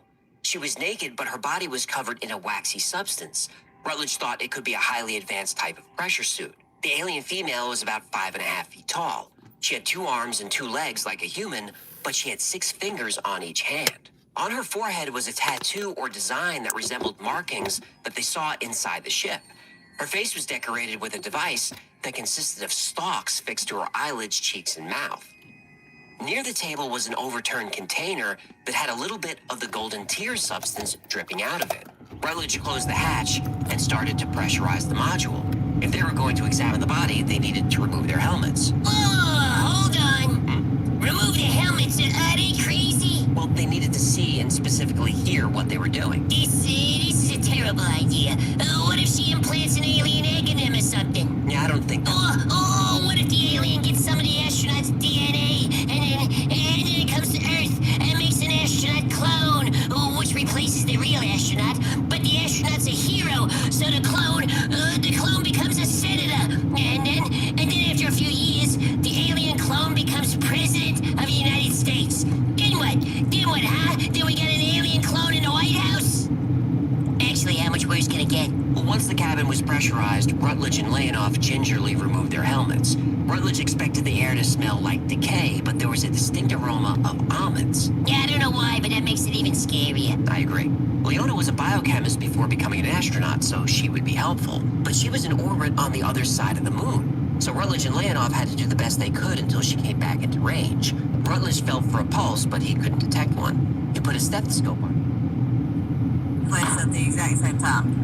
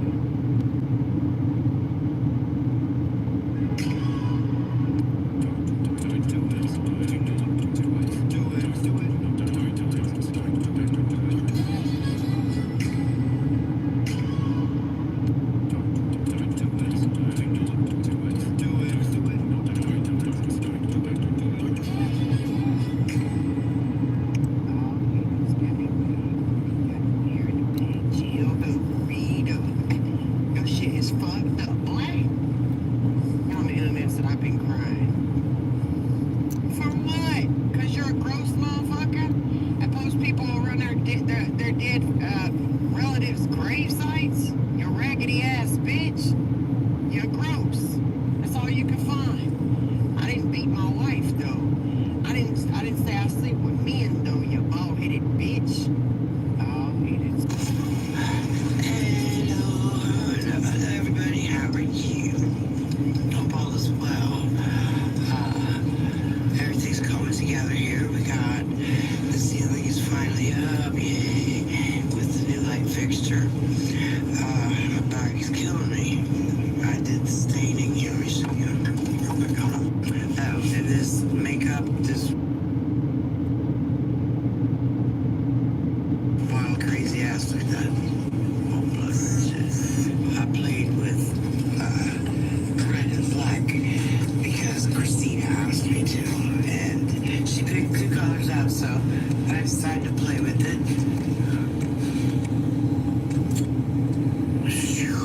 Wow. And then if I look down, so anyway, with that being said, let me back up a little, you can see. See behind me, I'll run if I try. Well, say hello there, sir. What, wrong way. Fires.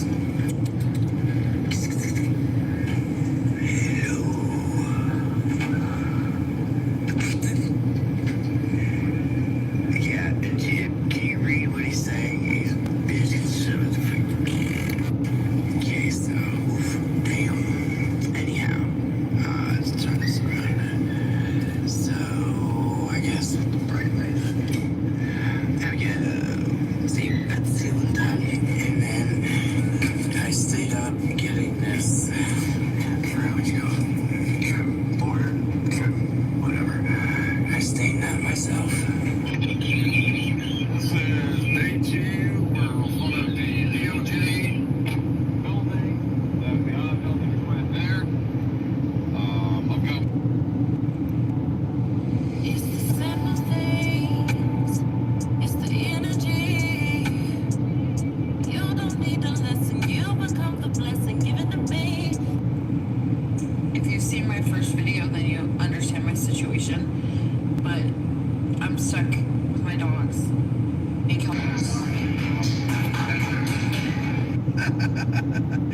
Oh no! I'm devastated. Oh no! I'm devastated.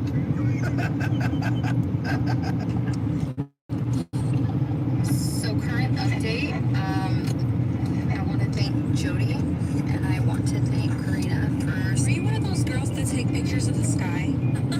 Yes.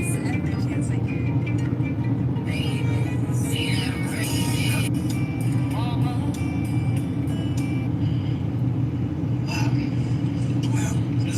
let's just give me a second. Let me process that.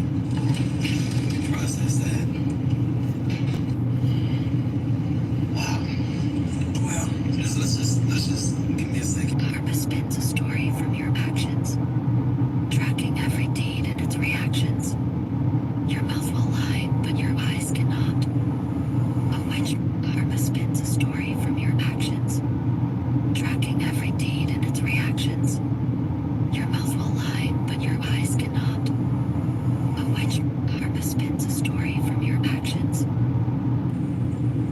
So I lost my work due to being on disability. I'm Just one. Just one call. Just one video. One minute of sleep. Was accomplished. Death camps. Alabama death camps. That's what's going on right now in the Alabama penitentiary system. If I see you in the streets, bitch, your ass is done. I don't need your opinion. Yeah, I don't need it. Do what I fucking want. If I see you, the truth comes out. When the truth comes out, you can.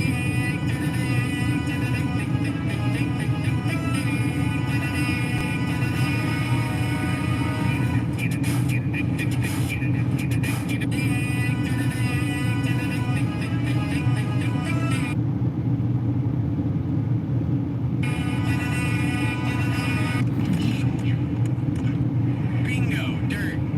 Let it rip, dude.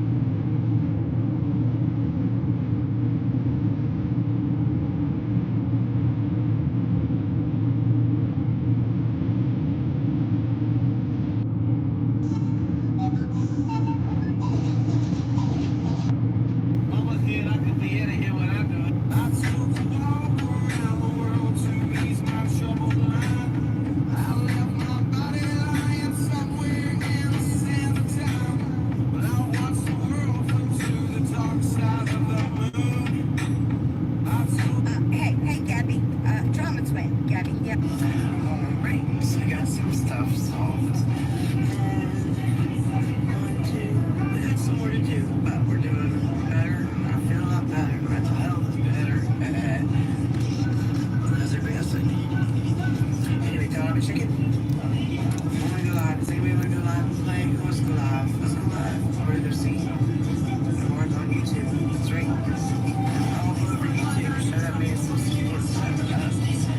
okay, anyway, I don't have any copyrights. To that loud shit.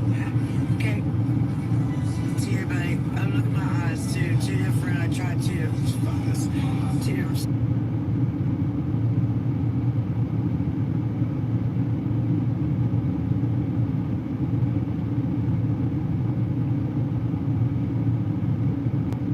Styles. We're playing. What are you looking at? Alright, so we got some stuff solved. Am I gonna be in like a jail with like a lot of like ghetto people? You're in jail. Am I gonna be with these people? Are they gonna like rape me or anything? Am I gonna like I'm scared. Like I'm really scared. I told Melanie. Am I gonna be in like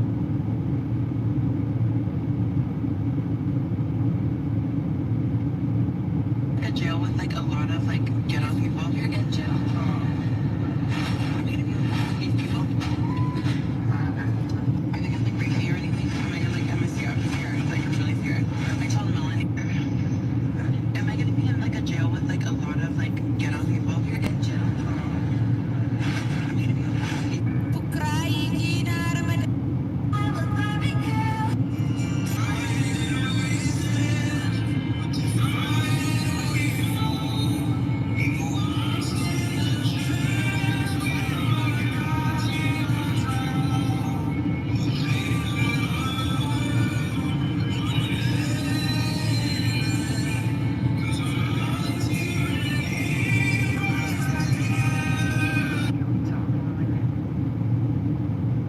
This last week, insane.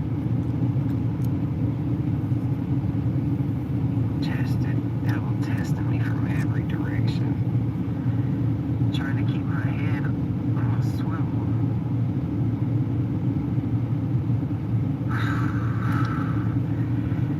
Trust broken.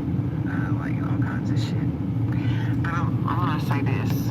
If God puts something on your heart, He knows what He's put on your heart, and He knows how much we can bear. Do it. Do it. No matter the test, the limitations, do it. I was losing sleep. I couldn't fucking sleep. I was texting people, confiding in them, weighing my options on what I do and what I don't do. Do it. Because the reward in the end, and how my heart feels, just do it. Just trust in God and do what you gotta do. No matter the paths it destroys, if you pray about it and God puts something on your heart, fucking do it, people. Be good people.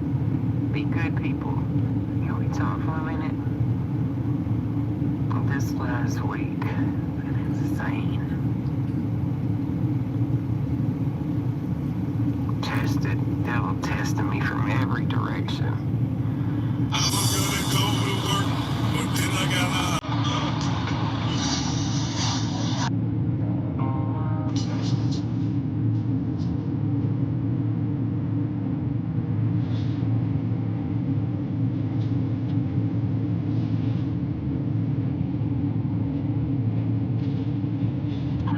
Now you're just showing off. I can't believe my eyes. I can't believe my eyes. Now you're just showing off. I can't believe my eyes. Don't stop. Now you're just showing off. I see. Listen. You got me. We got something. أقول وين هاللوليش قاعدات العظم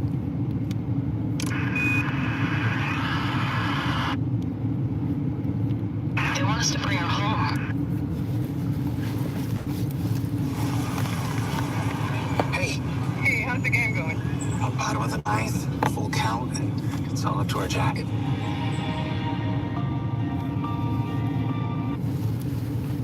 The Apollo 20 urban legend has become one of my favorites. And the more I learn about it, the more I like it. When YouTube user retired AFB, aka Commander William Rutledge, posted his Apollo 20 videos, the internet exploded. The videos look so good. But is it real? Absolutely. No. Damn it. There are a few articles out there that debunk the videos practically frame by frame, but there's no reason to go through the trouble. Someone openly admitted to creating them. The videos were created by French artist Thierry Speth as part of a science fiction film project he was working on. He used a combination of practical effects and 3D to create videos. The two videos that got the most attention were the ones of the control panel and of the alien woman, because they look really good. But he has a lot of other videos connected to this project, and they don't look as amazing. Now, even though Speth freely admitted to creating the legend, somehow it took 9 years for anyone to bother talking to him about it. Credit goes to Chad Baxter for finally interviewing Speth in 2016, and I'll link to that interview below. The story you heard today is basically a mashup of a few versions of the Apollo 20 urban legend floating around the internet, mixed in with the novel Speth wrote that tells the entire story. I'll link to Speth's novel below, but before you spend money on it, be warned. Despite writing the book in English, Speth doesn't speak it very well. So, as far as stories go, it's clunky.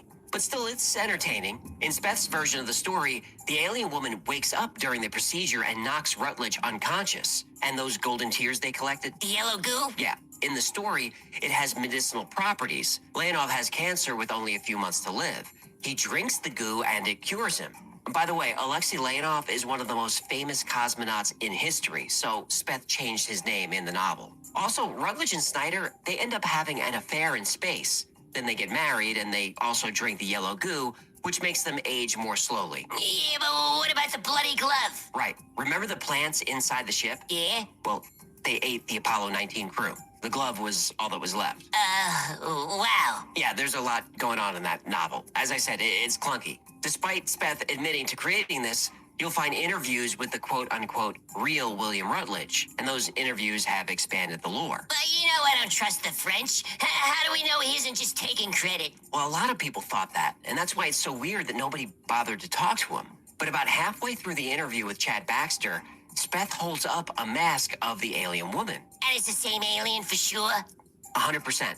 Go back and freeze frame. It's absolutely the same alien.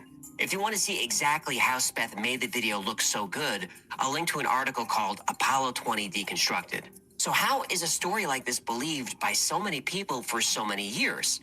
I think the answer is easy. It's the American government's fault. Yeah, it's always the government's fault. You don't even know what I'm going to say. It doesn't matter. It's still the government's fault. There really were 3 more Apollo missions planned, and they really were canceled due to lack of funding and lack of public interest. That is one of the biggest tragedies in human history. Apollo 17 was extremely successful. Space exploration should have been a top priority for the United States and the Soviet Union. Instead, they made their top priority war in Vietnam. In today's money, that war would cost $1 trillion. In 2022, NASA's budget was $22 billion. That's a budget reduction of 90% since the 1970s. Yet the United States Department of Defense budget was $722 billion. Not including black budget. Right, so let's call it $1 trillion. That's really why the Apollo program ended. America beat Russia to the moon. That was the mission. Not exploration, not research, not science, not the betterment of all mankind. It was petty competition. That's why I'm rooting for the Chinese to keep launching missions to the moon. I hope they find more helium-3 and other valuable resources, because that's the only way my country gets back to focusing on space. If you can't count on American ingenuity, at least you can count on good old American greed. And the United States better not wait too long, because if China has only a fraction of the success of the Apollo program, it won't be long before we're all speaking Mandarin.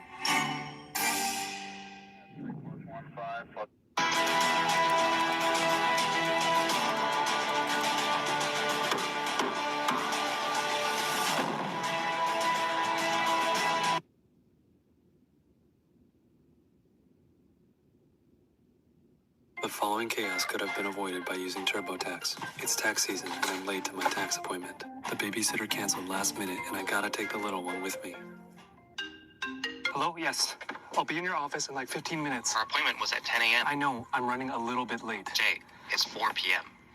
That's when I realized I can hand off my taxes to a TurboTax expert who can have them prepared in as little as 2 hours. We are done. We are done. Did you make an appointment? Almost.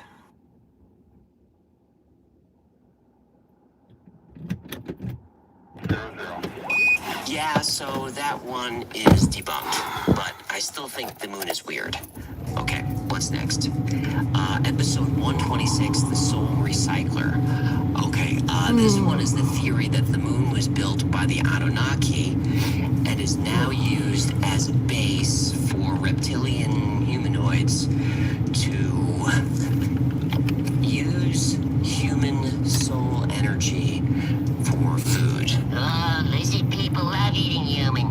When lizard people say they're going out for Chinese, Got it!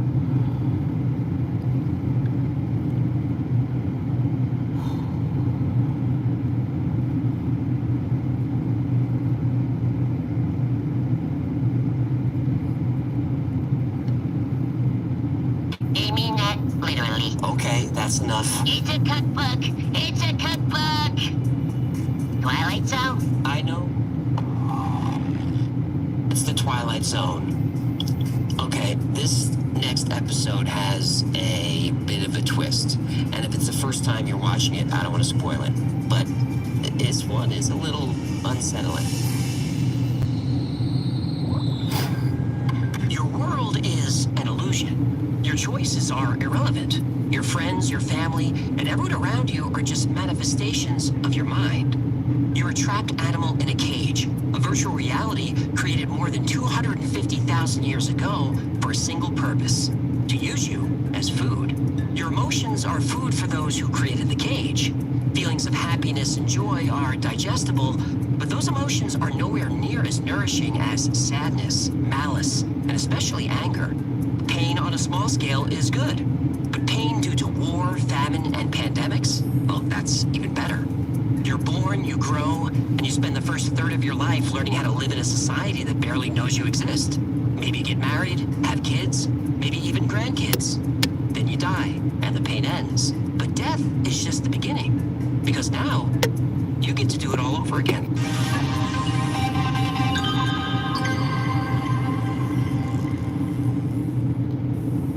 The oldest recorded history comes from ancient Sumerian texts. And that's where we're first introduced to the Anunnaki.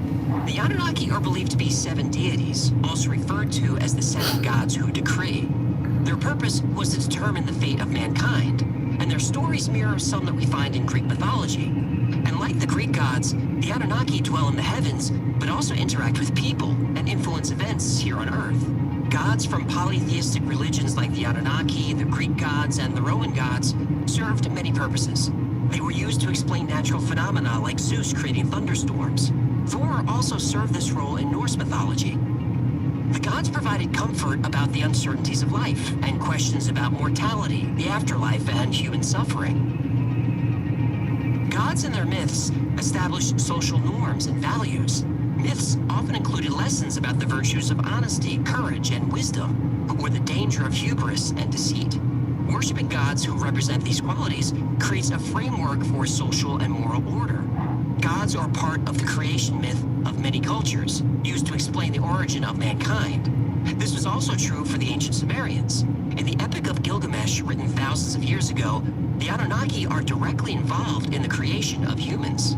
However, the stories about the Anunnaki might not be myths. The stories might be history. Zechariah Sitchin, in his book The 12th Planet, claims the Anunnaki are actually aliens who visited Earth thousands of years ago from their home planet Nibiru. When they arrived, the deity called Enki added alien DNA to ancient man, and the result was us. The intention was to create a slave species to mine gold for the Anunnaki. The gold was refined and used in terraforming their home planet, which was suffering from a poisoned atmosphere.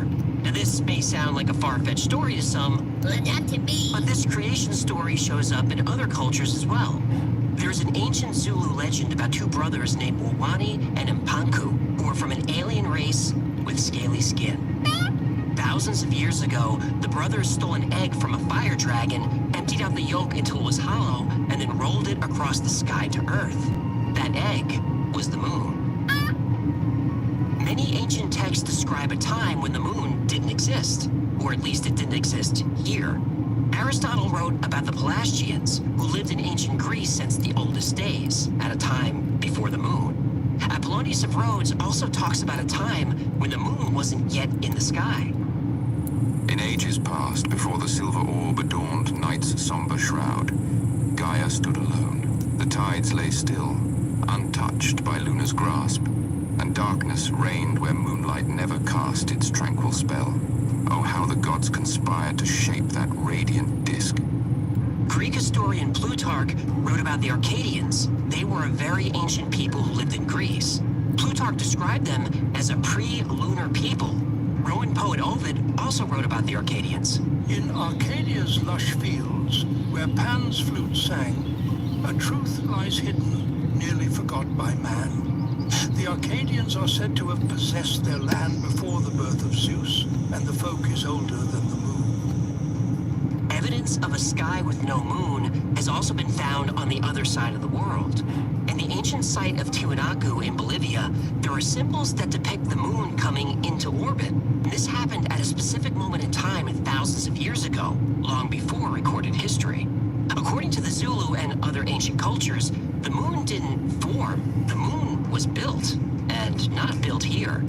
The Zulus say that the moon was built in another part of the galaxy by the alien race that Wawani and Mpanku came from. They built the moon as a monitoring station to keep an eye on us, the human race. But what kind of aliens are depicted in these old legends? They're not the small gray aliens. The aliens that built the moon are reptilian. Lizard people? Yep, lizard people. Lizard. Lizard. Lizard. Lizard. Better. Let's go!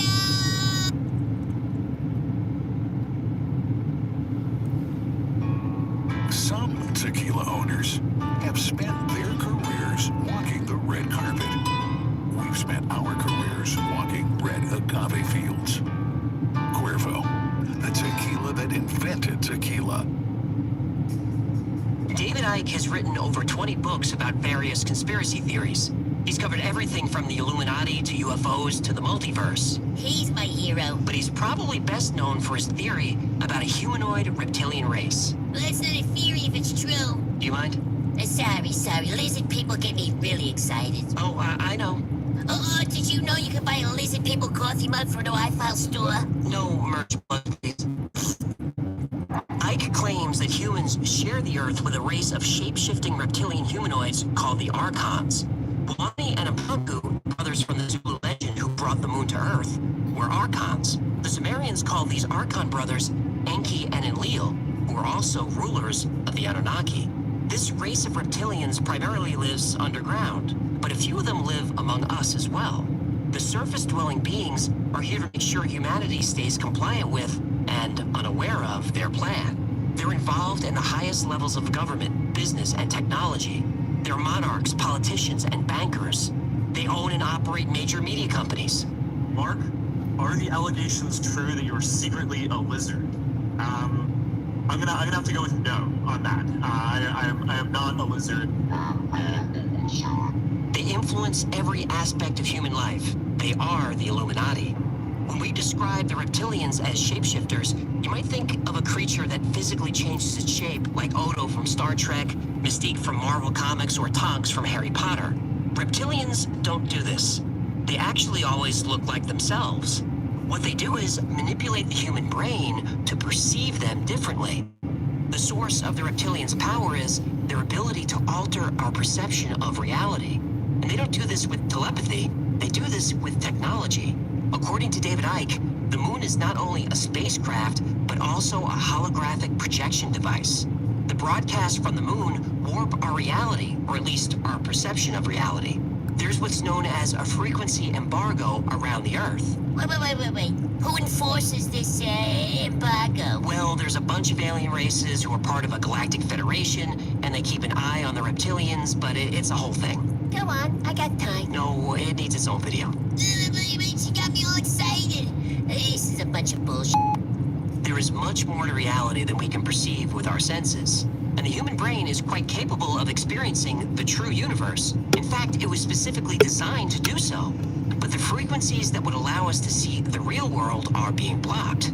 Instead, we're locked into this simple three-dimensional existence, but there is much more being withheld from us. If you believe in simulation theory, then these beings are the creators of the simulation. If you're religious, then these beings are demons or jinn. Either way, they're not our friends. But why? Why would an advanced race want to keep humans oblivious to the real world? Well, when humans were first created, the alien creators learned something. All other animals on Earth are driven by instinct. The instinct to eat, to survive, to reproduce, and that's about it. But when the first humans were given sentience, a byproduct of that sentience was emotion. Sure, humans are still driven by instinct. We're driven to survive and reproduce like every other animal. Ugh, and I got the guppy support payments to prove it. Oof, But because humans are now aware of themselves and their existence, they experience the world differently. They experience fear of the future. Humans experience the pleasure of nostalgia for the past. No other animal has this gift, or this curse. Animals kill for survival, but humans kill out of hate. Our alien creators learned that our emotions carry energy, and the creators learned that this energy can be consumed for nourishment. Unfortunately for us, negative emotions are the most nourishing of all. Some have described the alien desire for negative human emotion as a drug addiction. Now, if humans were able to see and understand our true reality, we know that our energy, or soul, or spirit, or whatever you want to call it, can move to a higher plane of existence after we die. But instead, the alien creators, addicted to our emotions, keep us here. We're born, we live to feed the creators, then we die. Then we come back and do it all over again. It's forced reincarnation. This process is handled by a piece of equipment that's been called a soul recycler, or a soul cube, which is a large box-shaped device that's installed on the moon. The cube watches us and then transmits our energy back to Earth after we die, over and over again, and has been doing so for thousands of years. Now, I know the theory sounds like science fiction, but many skeptics were turned into believers on December 6, 2021. That's when, completely by accident, a lunar probe took a picture of the Soul Cube. It's my conclusion over many years that reincarnation is a trap. It's not that it doesn't exist, although I don't think it's quite the same as it's explained. It's a bit more subtle, maybe, but I do think it's a trap. The recycling of souls, reincarnation, is the machinery of this universe. John Lear, son of Learjet inventor Bill Lear, flew his first flight at age 14. He became a stunt pilot, a contract pilot for the CIA, and set multiple aviation records. But John Lear's most known for his theories about the alien presence on Earth. He's also exposed a lot of information about the cube-shaped soul catcher on the moon. The soul catcher is I think, is the 6 mile high tower in the middle of Sinus Medai, right in the middle of the center of the moon. If you look at the moon, and the famous photo that Richard found, Lunar Orbiter 384M, shows that huge tower, and he also has 2 other photographs that show that tower. I think that tower is what I call the soul catcher. When you die, your soul goes to the soul catcher. But the moon isn't the only place these soul catchers exist.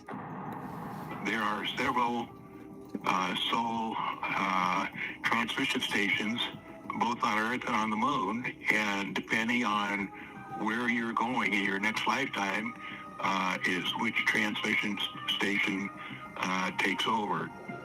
When you couple John Lear's belief in the soul catcher with David Icke's theory that we're stuck in an endless loop of reincarnation, an unsettling reality emerges that our only purpose is to serve as food for our alien jailers. And what's even more upsetting is that negative emotions are really what they crave. Supporters of the reptilian humanoid theory say that when there's a global event that affects millions of people, like a war or major conflict, it's our jailers at work. It might explain why Cro-Magnon Homo sapiens sapien is so violent. Why are we always in states of war? Why are we competing and always challenged by murder and violence? I really don't like the idea that we're not in control of our lives. And I really hate the idea that we're not in control of our death. So my mind just rejects the idea altogether. But then I found this. What the is that? That is the Soul Cube on the moon. Leaping lizards! See what I did there? This photo was taken December 6, 2021 by the Chinese-made lunar rover Yutu-2 while exploring the far side of the moon. A cube-shaped object is clearly seen 80 meters from the Von Karman crater. And for some reason, the China National Space Administration labeled this object Mystery Hut. And this only lends credence to the idea that the moon is a sort of observatory with a soul-harvesting machine. There's even more evidence that Earth is actually what some call a prison planet. In his book, Humans Are Not From Earth, Dr. Ellis Silver contends that humans are actually from another planet. They were brought here thousands of years ago and mated with Neanderthals. The hybrid species is us. My thesis proposes that mankind did not evolve from native Earth organisms, but evolved elsewhere and was transported to Earth between 60,000 and 200,000 years ago. Mankind is supposedly the most highly developed species on the planet, yet is surprisingly unsuited and ill-equipped for Earth's environment. The idea that extraterrestrials played a role in human history is also known as intervention theory. Dr. Silver argues that if humans actually evolved on Earth, we'd be much more comfortable with the environment. For example, humans are really the only animals that are susceptible to sunburn. Fish, reptiles, birds all have natural ultraviolet protection in their scales and feathers. Whales and dolphins have special skin cells that repair DNA damaged by UV radiation. Any mammal with fur is protected from ultraviolet rays, including apes. If we evolved from apes, why did we lose our hair? Evolution is supposed to make us stronger, not weaker. Not true for your Uncle Vito. That's true. He's pretty hairy. Pretty hairy. Ugh, I bet that guy can open a banana with his feet. Dr. Silver points out that human babies are basically helpless at birth. They require constant attention for years or they'll die.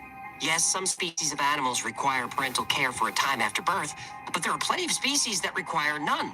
Insects, fish, and most reptiles are born completely self-sufficient. Some land mammals are born standing up. Some birds are born with their eyes open and able to find food on their own. No other animal on the planet is as helpless as we are at birth. Silver claims the reason so many people have bad backs is that we evolved on a planet with less gravity. That's why, as we age, our knees and hips give out. We're not designed to be so heavy. We're also prone to chronic illness more than other mammals.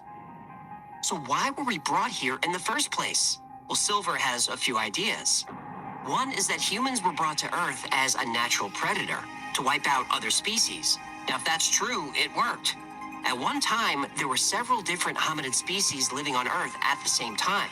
As recently as just 40,000 years ago, Neanderthals, Denisovans, and at least one other species coexisted with each other for several 100,000 years.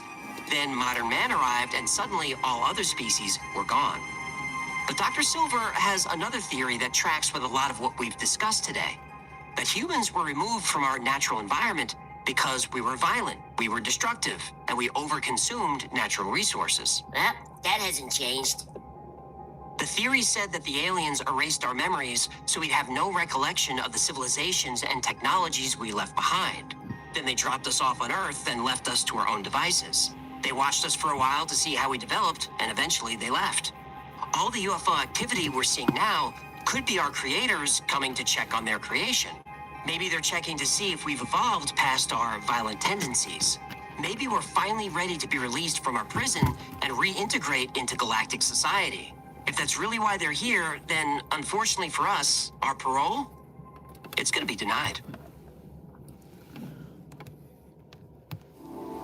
The existence of the human soul has been pondered, well, forever. Greek philosophers like Plato and Socrates proposed an immortal soul that lives on after the body's death. Many religions say the soul originates from God and exists eternally. But the sanctified, In the early 20th century, physician Duncan McDougall tried to determine if the soul had measurable mass. He thought that if a soul existed, it would have weight. So upon death, the soul would escape, and the weight loss could be just placed on sensitive scales, finding that they lost an average of 21 grams at the moment of death. He concluded this represented the soul's mass.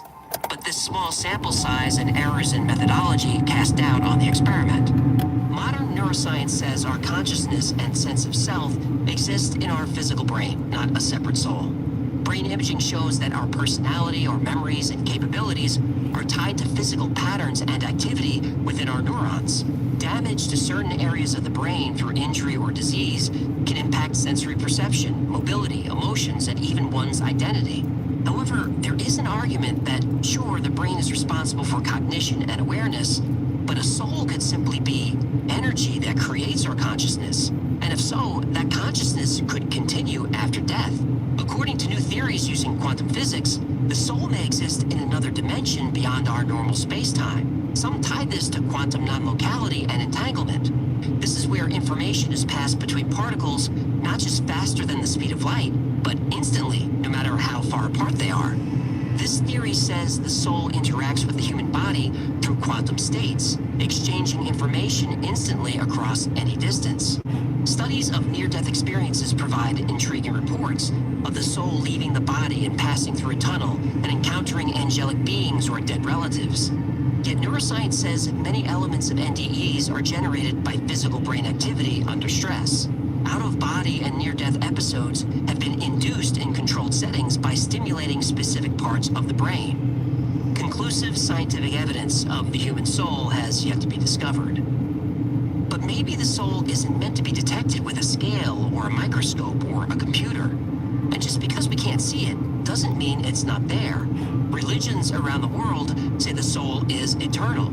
In Judaism, Christianity, and Islam, the soul originates from God and can achieve eternal life through faith and virtuous living. Hinduism and Sikhism believe the soul is immortal and reincarnated based on karma. Buddhism is a little different, though. The Wheel of Life provides a symbolic map of samsara in Buddhism. Buddhists must attain enlightenment before moving beyond this cycle, and that can take many, many tries. And that's starting to sound a lot like the Soul Recycler. And here's something interesting. In the image of the Wheel of Life, which is found on the walls of monasteries and schools all over the world, Buddha's pointing at the moon.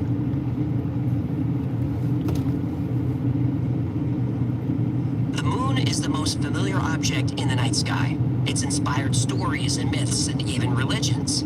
The moon has fueled scientific intrigue throughout human history. But here's the thing. The moon is weird. By all accounts, it shouldn't even be there. The moon's orbit is extremely close to the Earth. In fact, it's the largest moon in relation to its host planet in our entire solar system, or any solar system. We've never found anything like this in the galaxy. And this proximity has made total solar eclipses possible. This is because of the precise diameters and distances between the sun, moon, and Earth. This is an unbelievable coincidence. Some might say, impossible. There is no astronomical reason why the moon and the sun should fit so well. It is the sheerest of coincidences, and only the Earth among all the planets is blessed in this fashion. It's not only too close, it's too big. That's what she said. What? Using other planets as a reference, the size of the moon should be about 40 miles in diameter. That's it. It's over 2,000 miles wide. This is also not seen anywhere else. The closest comparison is Pluto and its moon Charon, which is about 2/3 the size of Pluto. But this probably doesn't count because Pluto and Charon are a double dwarf planet. That's what she said. What? The Earth and Moon are also really a double planet. But there's something else strange about that. The barycenter, or center of gravity between the Earth and Moon, is inside the Earth. That means there should be a wobble in the Moon's orbit. The Moon does wobble a little bit, but its orbit is one of the most perfectly circular that's ever been seen. The Moon is also precisely locked in orbit so the same side always faces Earth. This is also highly unusual among moons and planets. Some scientists argue that the Moon doesn't wobble because it's not very dense, but that's also a problem. If the Moon and Earth were formed at the same time, which is the leading theory, then why is the Earth so much more dense? Because the moon is hollow. Right. The Lunar Orbiter experiments vastly improved our knowledge of the moon's gravitational field, indicating the frightening possibility that the moon might be hollow.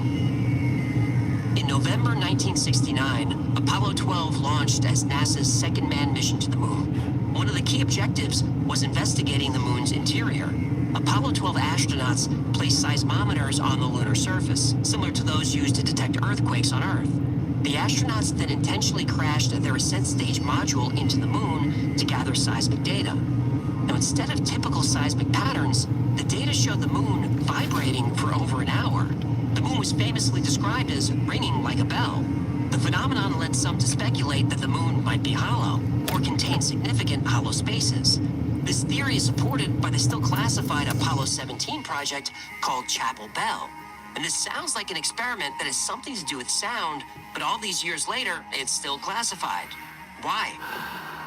In 1970, two Soviet scientists proposed that not only is the moon hollow, the moon is an artificial spacecraft brought to Earth a long time ago. This spaceship moon theory explains many of the anomalies, like the low density, the sound reverberation, and why the moon is even here at all. Spaceship Moon also explains the strange crater issue. Crater issue? Oh yeah, moon craters are very odd. When an asteroid impacts a moon or planet, it leaves a crater. The bigger the asteroid, the deeper the crater, right? Yeah, I feel you. Well, on the moon, no matter how big the object that impacts it, craters don't penetrate deeper than a couple of miles. Now, this could be explained by a rigid, impenetrable outer shell encasing the moon. Spaceship Moon. Mm-hmm. If the astronomical data is reduced, it is found that the data require that the interior of the moon is less dense than the outer parts. Indeed, it would seem that the moon is more like a hollow than a homogeneous sphere. Data also indicates the moon's core is less dense than the outer layers, the complete opposite of, well, every other celestial object ever discovered. This could be evidence that the moon has vast hollow inner cavities. Also, the soil and moon dust on the surface are actually older than the rock and soil within the moon. That only makes sense if the interior moon was mined, hollowed out, and then the material brought to the surface. Now, there are scientific explanations for all of this, but to be honest, they fall short.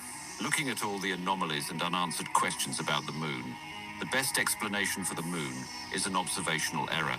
It doesn't exist. It's easier to explain the non-existence of the moon than its existence.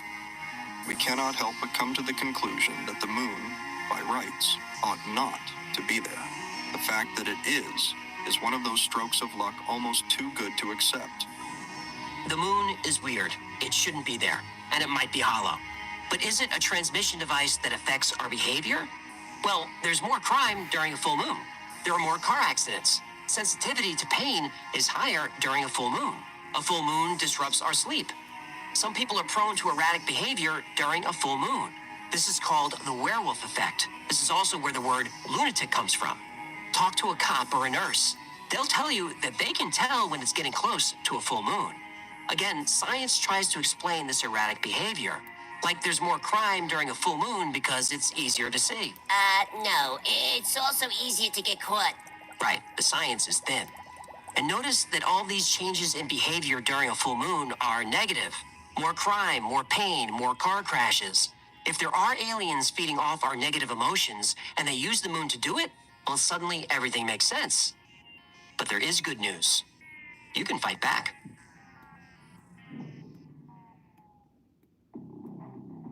Reptilian humanoid aliens using technology to alter our reality in order to create negative emotions? Our souls being used for food, then recycled over and over again on the moon? This story is a lot. And how much of it is true? Well, a lot of it depends on your perspective and what you choose to believe. But let's take it one piece at a time.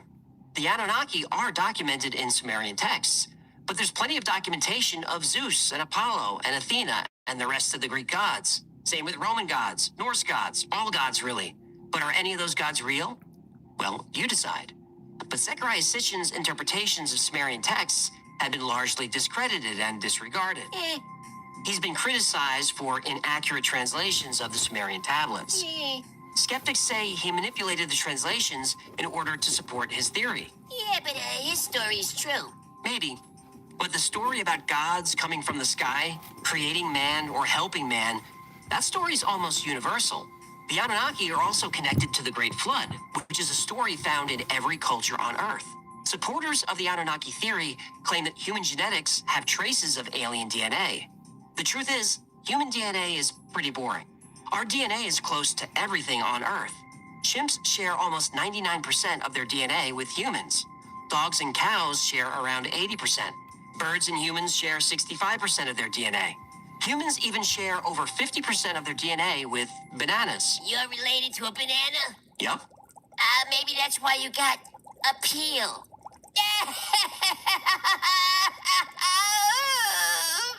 Dr. Ellis Silver's theory that humans didn't originate on Earth is really interesting. He lays out a lot of scientific evidence to support this theory. But even he admits the theory has some holes, and he's released updates to try and fill in some of these holes.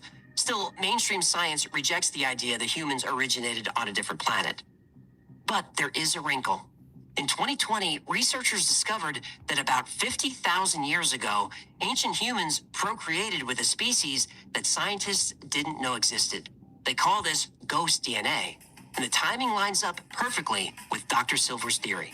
His book is amazing, and I'd love to do a full episode on how humans might have been transported here. So if you'd like to see that, let me know. That will be a wild ride. Now, let's talk lizard people. Lizard. Lizard. Lizard. Lizard. Better. The most well-known proponent of the reptilian conspiracy is David Icke. My hero. David Icke is well-read, well-spoken, and highly entertaining. His theories are extremely creative. But like most conspiracy theories, you can't prove or disprove him. Yaha! But remember, in 1991, he claimed to be the son of God and the world was going to end, and he made this claim on television while wearing a turquoise tracksuit. Good to see you. You do claim to be the son of God. Oh, come on, heroes wear tracksuits. The lizard people story seems to have started in 1934 with an LA Times article. A mining engineer claimed to have found tunnels underneath Los Angeles. A Hopi Indian told him the legend of the lizard people, who are an advanced race that escaped through the tunnels 5,000 years ago. Well, that's why so many movie stars are shape-shifting lizard people. Easy commute. Maybe, but there are no tunnels and there is no Hopi legend of the lizard people, so I don't believe that one. And honestly, when I started this topic, I didn't believe any of it. Well, except for the moon stuff. The moon is weird. But while researching, I found myself bouncing between feelings of depression and fear and anxiety and especially anger. The message boards, blogs, comment sections I came across are filled with people expressing outrage. They're furious that they have us all trapped in this never-ending loop of misery. That we're made to endure this torturous, unfair life time and time again. We're not given a choice to come back or not. Our only purpose is to be food for our prison guards. But if they truly believe that an advanced race is feeding off our negative emotions, well, they're giving our jailers exactly what they want. There were so many comments that were blame-seeking. I saw a lot of people with a self-centered victim mentality. It was frustrating to read, but I understand it. Life is hard. Life is unpredictable. And life is painful. When things in life go wrong, it's easy to shift responsibility to a theoretical they instead of looking in the mirror. David Icke, John Lear, and others who promote the reptilian conspiracy say that we don't have to exist in an endless cycle of pain and reincarnation. Negative emotions fuel the cycle. Positive emotions can break it. So you have a choice. You can choose to be the change. Choose kindness over anger. Choose acceptance over judgment. And choose gratitude over the endless desire for more. Choose joy over sadness and mercy over revenge. Just choose love over hate. Now, I know it's not easy. I really do. But your life really can be whatever you want it to be. The choice is yours.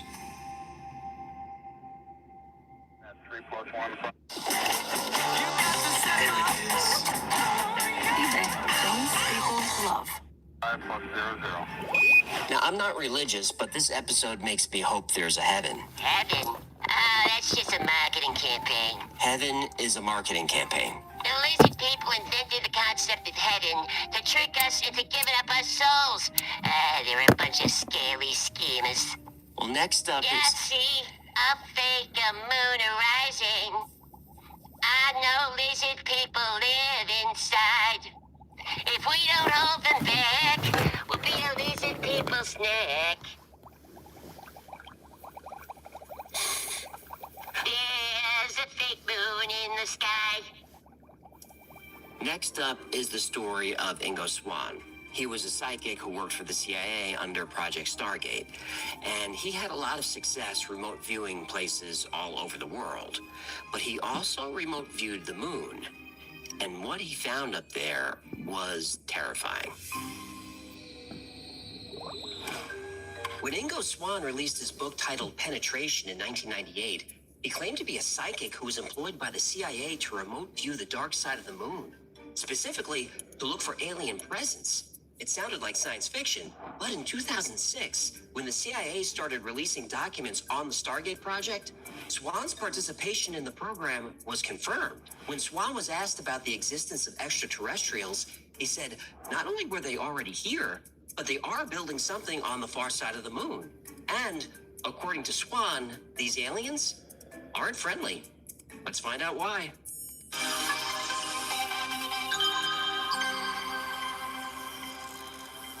When Ingo Swann was a child, his family noticed he had psychic potential.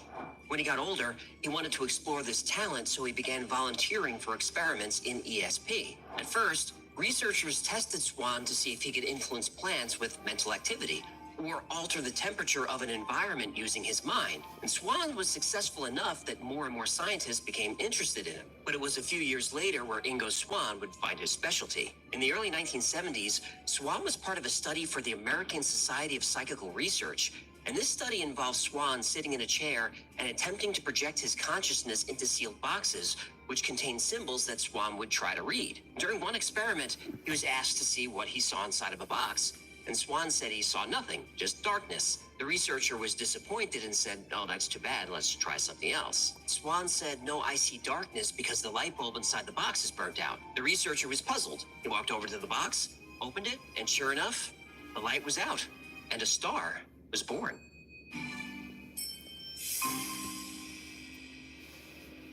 Ingo Swann's success in these early experiments got the attention of the Stanford Research Institute. You might remember the SRI from our Project Stargate video, which I'll link below. SRI had been remote viewing places around the world for years, but once they found Ingo Swann, who was extremely successful at this, they wondered if he could remote view other places in the solar system. There was an experiment in 1973 where Ingo Swann was asked to project his consciousness to the planet Jupiter. At first, Swann rejected the idea.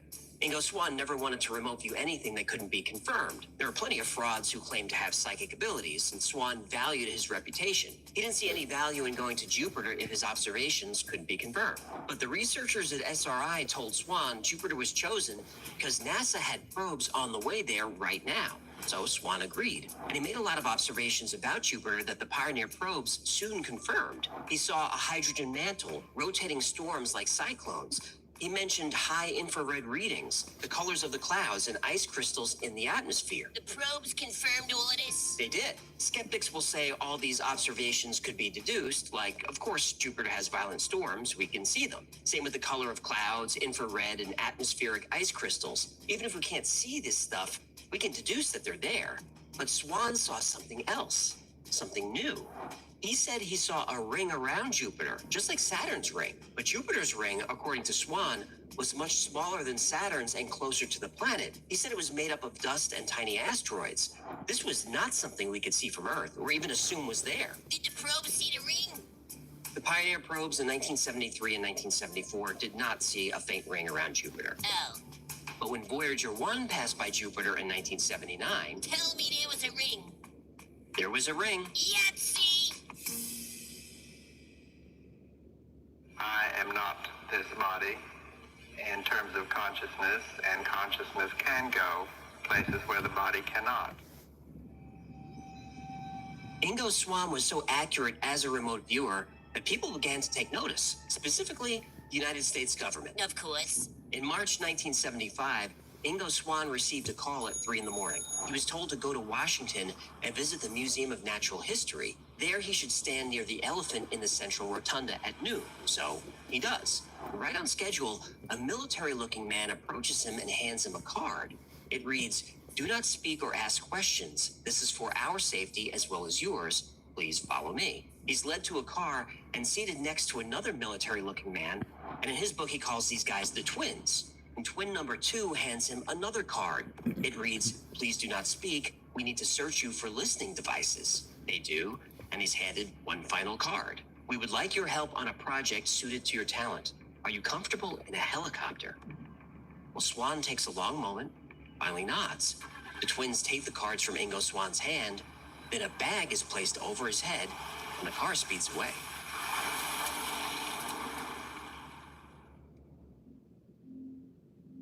Though Ingo Swan couldn't see, he felt that he was driven around in circles. Eventually, he's led from the car where he hears a helicopter spinning up. His face still shrouded, he's buckled in and flown to a location in or near Washington, D.C. When the helicopter lands, Swan is led to a quiet building and then into an elevator. The doors open and the bag is finally removed. Swan blinks his eyes, adjusting to the light. Then a kindly-looking man introduces himself as Mr. Axelrod. Ingo Swan is obviously nervous. And Mr. Axelrod sees this, he smiles, tells him not to worry, that he's in no danger, and offers him a cigar. Swan gladly takes one. It's his brand. The men go to an office, sit and enjoy a cigar where Mr. Axelrod makes a proposal. Axelrod says he represents a group who would like Swan to participate in a remote viewing project. For his effort, he would be paid $1,000 a day in cash, which in today's money is over $6,000 a day. Inflation, huh? Yep. Are we gonna talk about the Federal Reserve and what a scam it is? Not in this video. Audit the fee. Okay, settle down. So, Ingo Swan really needs the money, but to get it, there are a few catches. First, he can't reveal any of this to anyone and can't speak of it for at least 10 years. The other catch is for the next few days, Swan isn't to leave the facility. He'll be provided with a comfortable room, TV, a gym, swimming pool, and anything he needs, but if he takes the job, he stays on site under constant surveillance. Now, Ingo Swan is quiet for a while. As crazy as the past few years have been, he's never been through anything like this. Mysterious calls in the middle of the night, clandestine meetings, subterranean facilities, and now a kind of an omission. Axelrod sees Swan processing all of this and finally asks if he agrees to the terms. Swan nods that he does. Axelrod puts out his cigar, shakes Swan's hand, and says, "Good, get some rest. Tomorrow, we begin."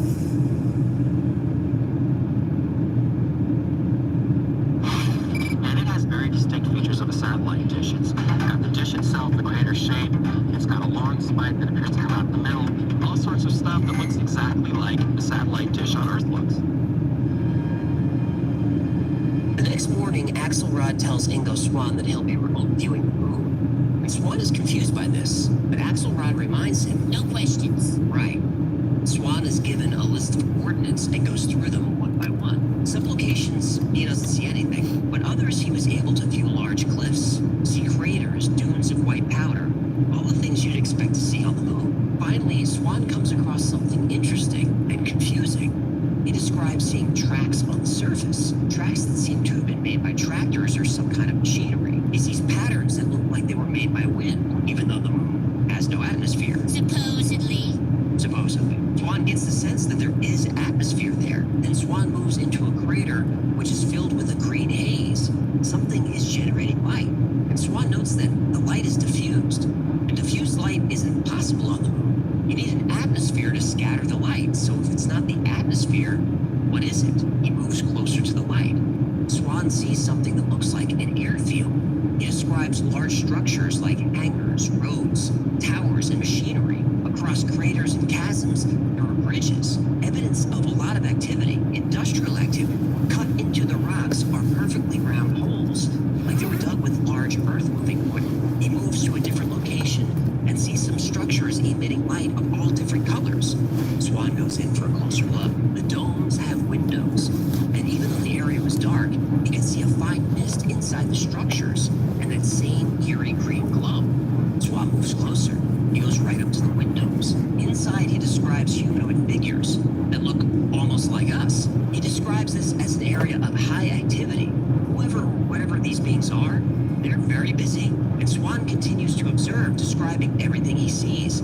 Suddenly, 2 of the beings, then 3, then a dozen, then more, they just stop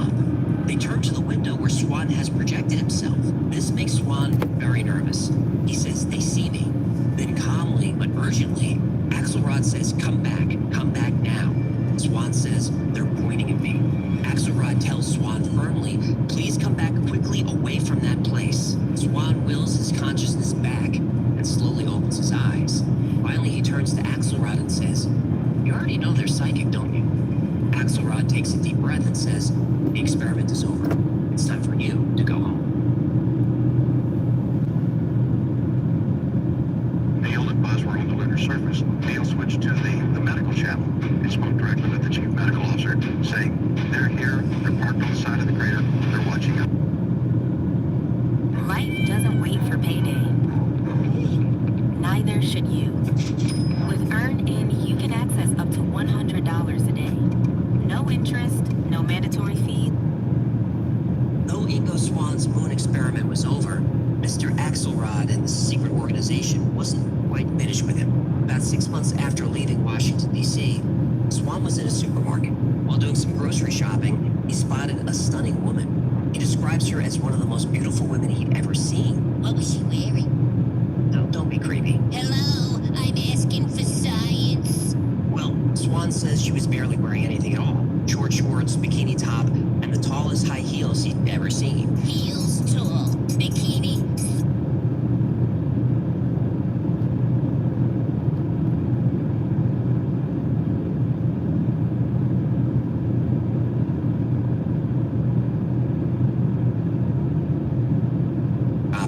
He spotted a stunning woman. He describes her as one of the most beautiful women he'd ever seen. What was she wearing? No, don't be creepy. Hello, I'm asking for science.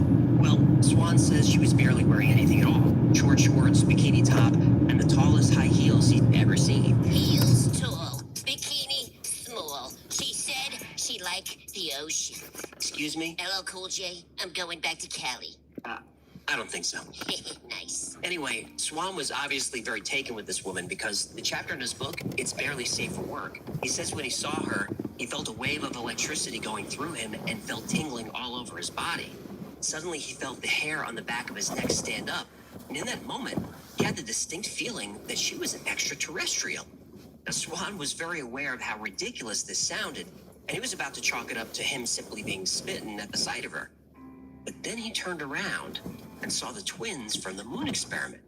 So he panics and runs out of the store. But later that evening, he receives a phone call. He's told to fly to New York immediately and be in Grand Central Station the next morning and wait for contact. Of course, he goes. When he gets to Grand Central, he sees one of the twins standing near a payphone. He gestures at Swann to come over. The phone rings. It's Mr. Axelrod. Axelrod asks all kinds of questions about his interaction with the woman, and Swann relays the story. At first, Axelrod is suspicious. He demands to know if he knows her, if she saw him, if she might be following him. Now, Swann doesn't understand any of this, and he starts to become frightened. He tells Axelrod he's never seen her before and has never had any contact with her. Now, finally, Axelrod tells Swann, just stay away from her. Swann asks who she is. Axelrod says, all you need to know is that she's very dangerous. Swann says he understands, and they chat for a while. And Axelrod asks him how his remote viewing success rate is doing. Swann says he's almost 65% accurate, but not quite there. So Axelrod says, when you get to 65%, write the number 65 on a note on your desk and leave it there.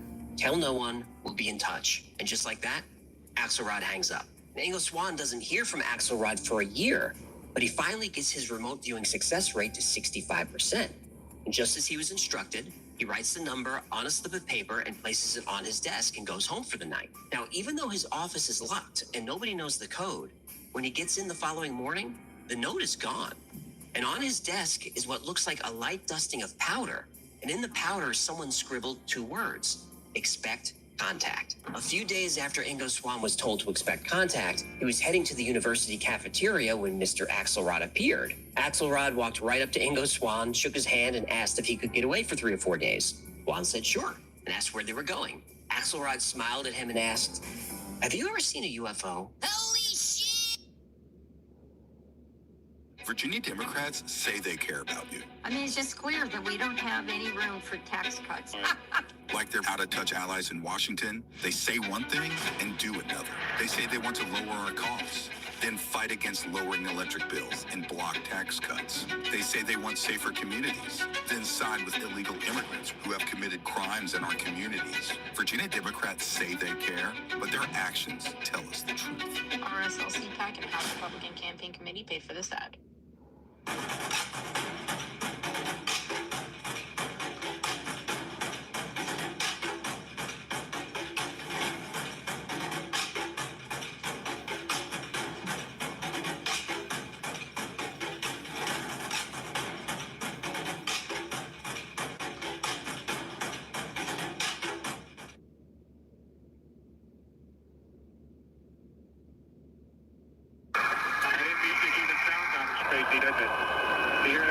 is concerned.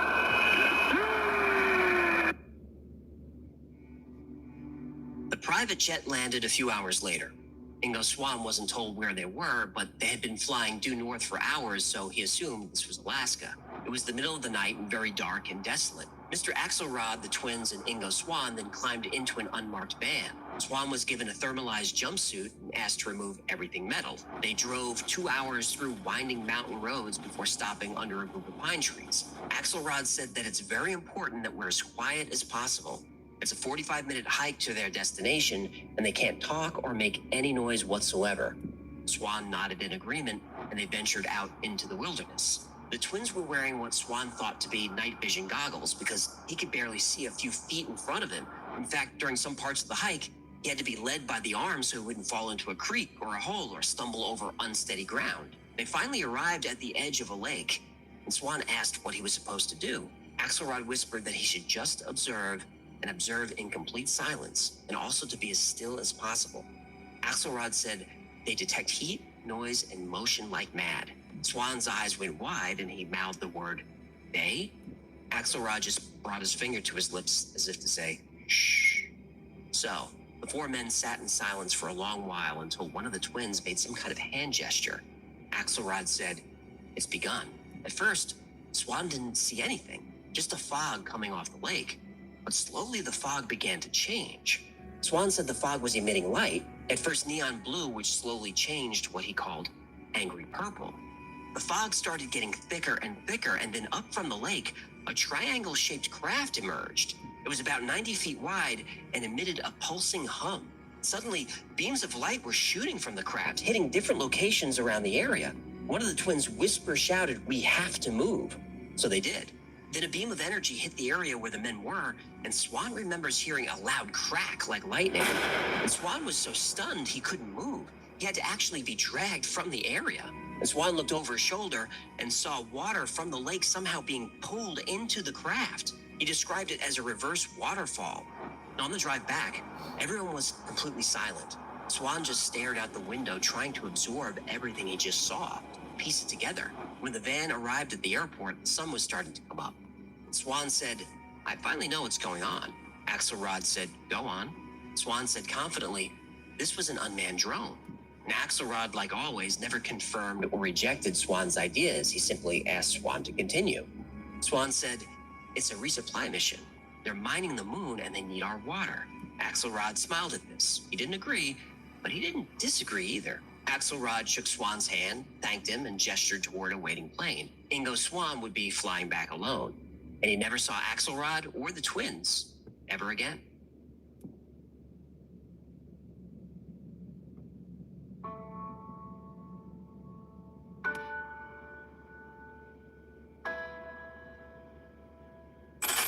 Ingo Swann kept his word and didn't speak of any of these events for years. He eventually published a full account of the story in his book Penetration, which I'll link below. It's a great book. Ingo Swann tells the story with a lot of flair. So if you're interested in stories like this, it's a must-read. But... Oh, here we go. But how much of this story is true? I hate this part. I know, but we have to do it. Yeah, I know. So let's break down Ingo Swann's story into its parts and see if we can figure out what really happened. We've got the Jupiter mission, the moon mission, the extraterrestrial woman, and the UFO encounter. So let's start with the woman in the supermarket.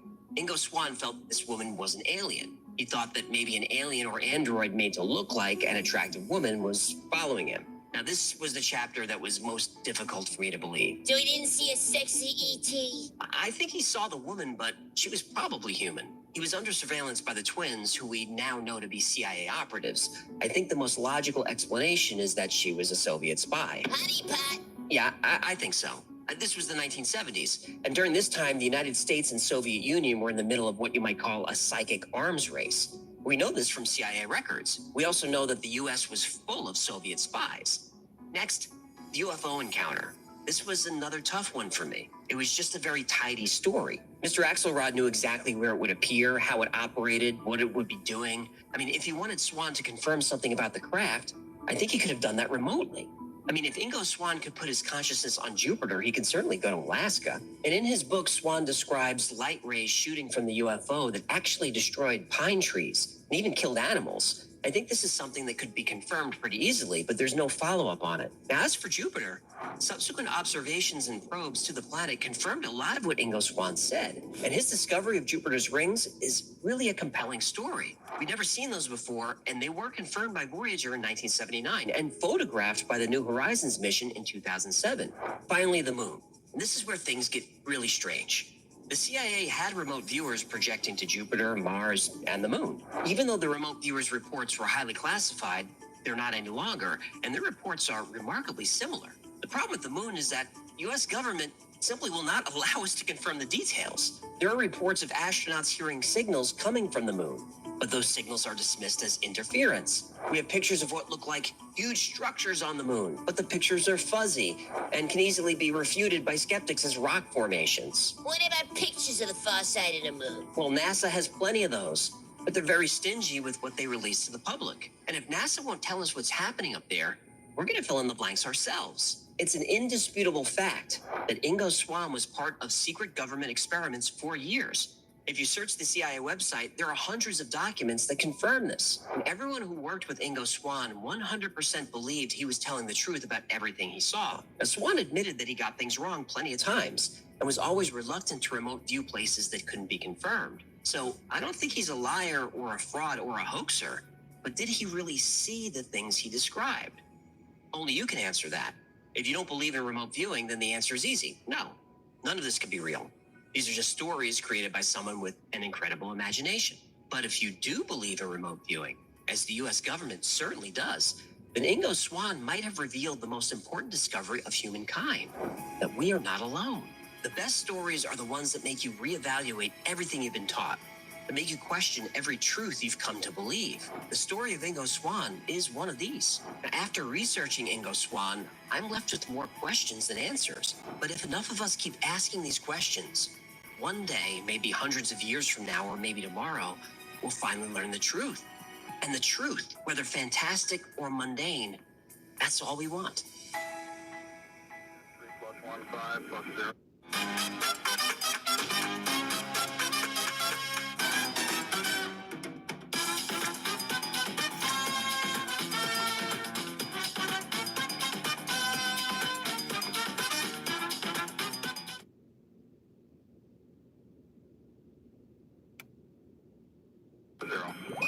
Now, while it's true that Ingo Swann did work for the CIA and did work for Project Stargate, there is no concrete evidence that he saw anything on the moon.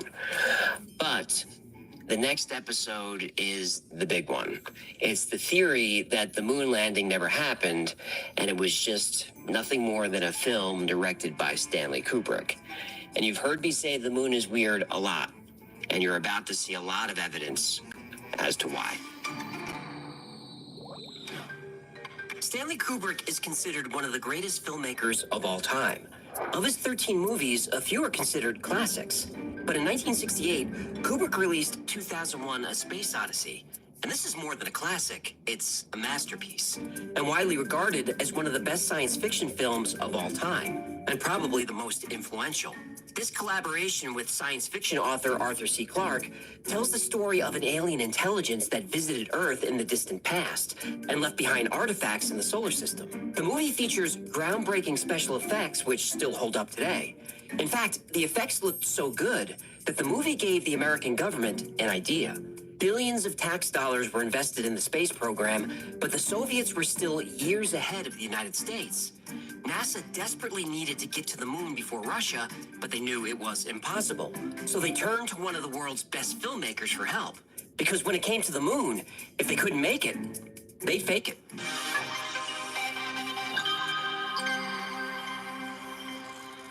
From the moment that Neil Armstrong and Buzz Aldrin set foot on the moon on July 20th, 1969, rumors were circulating that the whole thing was faked. That's because it was faked. Yeah, I know you believe that. I believe it because it's true. Well, we're going to explore the theory, but it's not a theory. The moon landing was fake. Yeah, but can you be quiet for 1 minute while I set this up, please? Fine. Go ahead. Set up your theory.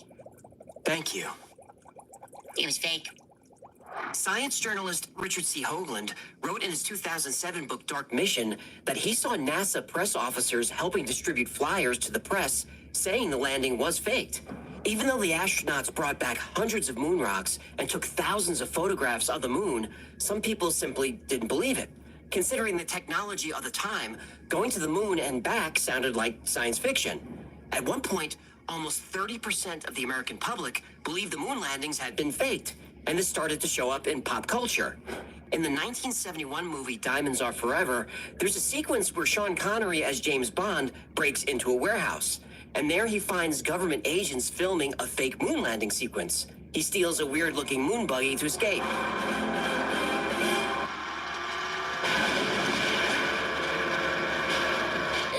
That thing is almost as ugly as the Tesla Cybertruck. A few years later, the movie Capricorn 1, starring James Brolin and O.J. Simpson, was released. Oh, did O.J. find the real killers yet? Not yet. Well, I'm sure they're hiding on a golf course out there somewhere. And Capricorn 1 told the story of a fake mission to Mars. As millions all over the world watched and listened, the President of the United States spoke to the astronauts across the vastness of space. There's only one small catch. It never happened. It's all a lie. So because of these and other high-profile references, the idea of a fake moon landing conspiracy really took off in the 1970s. No, the 70s had the best movies, the best music. You got a nice beaver, You know how to do it. Do-do-dee-doo-doo. Give me that nice beaver, You know how to show it. What are you doing? Yeah, that song's gonna be stuck in my head all day now. Oh, you don't remember that one by the Bee Gees? Nice Beaver? Night Fever. No, Night Fever. That doesn't even make any sense. Well, what does he have, the flu? It's Nice Beaver. It's not. Well, if you spent as much time at Club 54 as I did, you know that Nice Beaver makes way more sense. Oh, that may be, but the song is Night Fever. Yeah, agree to disagree. The conspiracy faded in the 80s, but the internet helped it make a comeback in the late 1990s. By the mid-2000s, the idea that the moon landings had been faked caught on with millennials who weren't alive for the Apollo missions. An extremely popular documentary was the Bart Sibrel film, A Funny Thing Happened on the Way to the Moon. Oh, isn't that the guy that got punched out by Buzz Aldrin? That's the guy. You're the one who said you walked on the moon when you didn't. Calling the kettle black if I ever thought of saying I misrepresented myself. Away from me. You're a coward and a liar and a thief. Ooh, that old timer can really throw hands, huh? He sure could.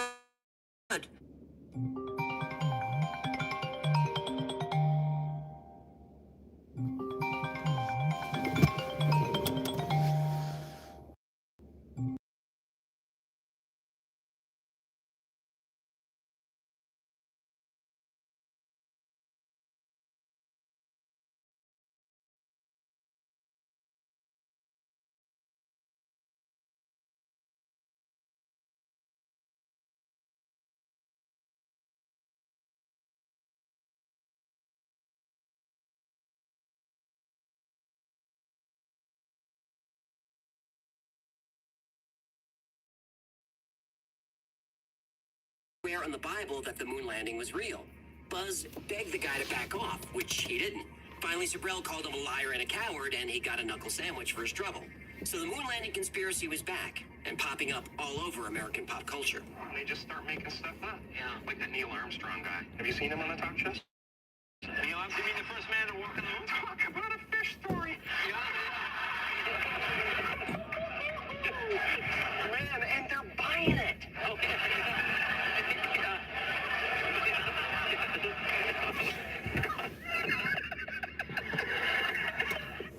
And when Joe Rogan started questioning the moon landing, that exposed the theory to a huge new audience. Joe who?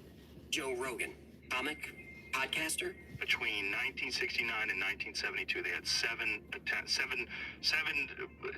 6 of them successful. That was the only time in history that a human being has been more than 400 miles above the Earth's surface. Never heard of him. 400,000 people worked on the Apollo project. 600 million people watched the moon landing live. If this is a hoax, it's the greatest hoax in history. Bold claims require bold evidence. Is there evidence that the moon landing was faked? Lots of it.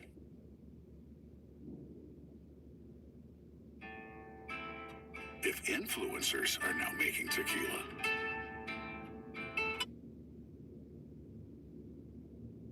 did we influence the influencers? Cuervo, The tequila that invented tequila. There's nobody that can live in such a long time. That's not an 8-year-old's question. That's my question. The motivation for faking the moon landings was driven by several factors. The United States was under tremendous pressure to get to the moon before the Soviets. The Soviet Union had already proven they were far ahead of the U.S. in space technology. The exploration of space will go ahead, whether we join in it or not. And it is one of the great adventures of all time. And no nation which expects to be the leader of other nations can expect to stay behind. The Soviet Union put the first man-made object in orbit with Sputnik 1 in 1957.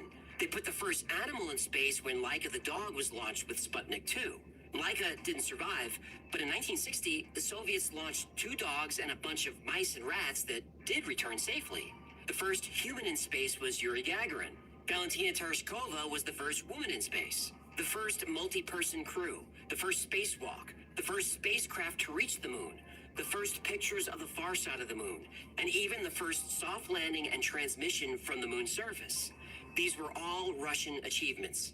Meanwhile, America's attempts to catch up were not going well. Rumors started going around that the Russians were going to put nuclear weapons on the moon. We have vowed that we shall not see space filled with weapons of mass destruction, but with instruments of knowledge. So there was tremendous public pressure to get there first. We choose to go to the moon. We choose to go to the moon.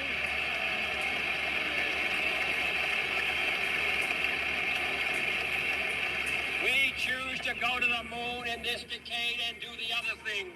Not because they are easy, but because they are hard.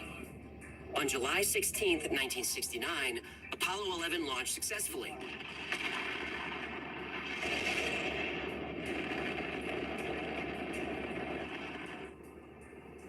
Four days later, Neil Armstrong and Buzz Aldrin set foot on the moon. Tranquility Base here. The Eagle has landed.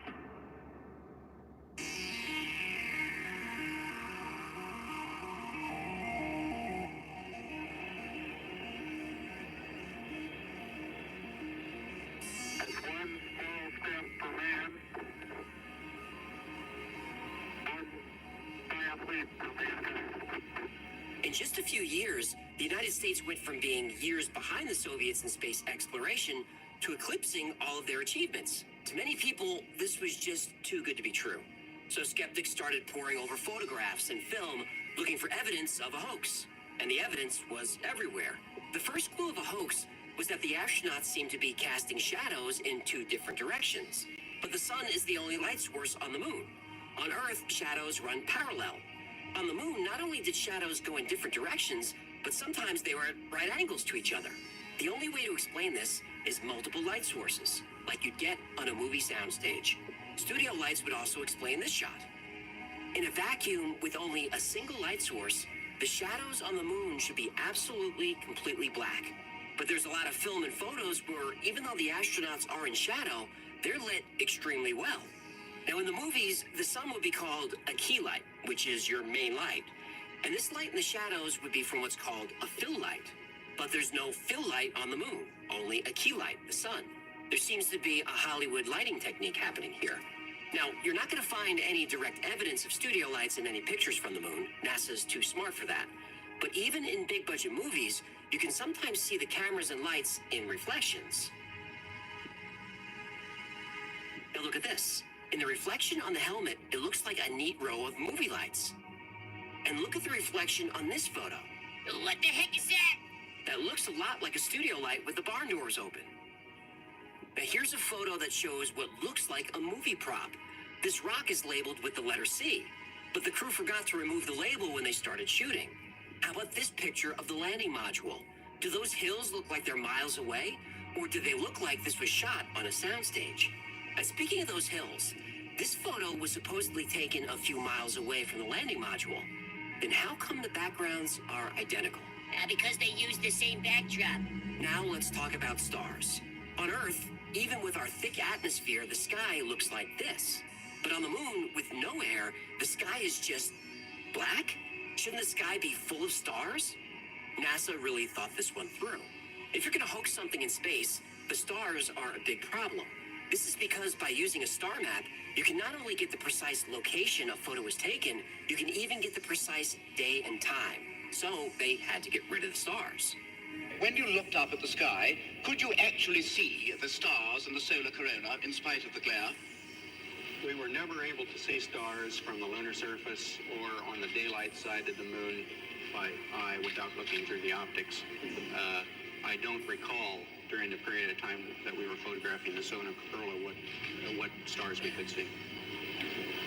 I don't remember seeing any. Small problem. They use stars to help them navigate to the moon. The astronaut navigator finds a known star in the wide-angle telescope. Using a fingertip control, he changes the attitude of the spacecraft to bring the star into line. Once he has the star in position in the telescope, he moves the optical sextant. He lines the sextant up with the star and makes a reading. So, are there stars or not? Which is it? There's a lot of evidence stacking up that doesn't look good for NASA or the moon landing. And we're just warming up. So, let's say you're overwhelmed. Or maybe you feel like things are completely hopeless. What can you do when things get this bad? You can talk to somebody who knows how to help you.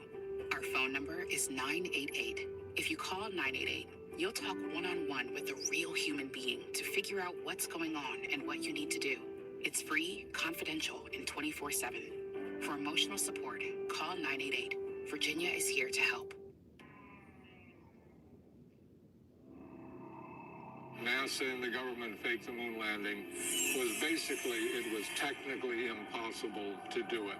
And they simply had to come up with some sort of alternative that they felt the public would believe.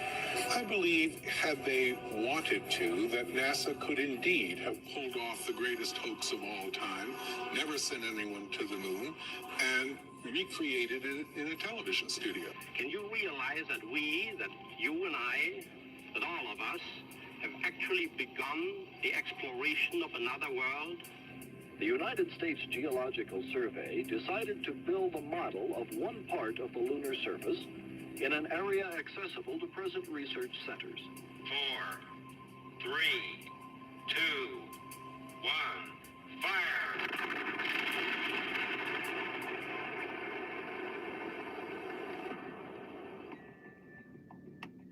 Reflections of studio lights, accidental movie props, repeating backdrops. There's a lot of evidence suggesting that the moon landing wasn't filmed on the moon, but on a soundstage.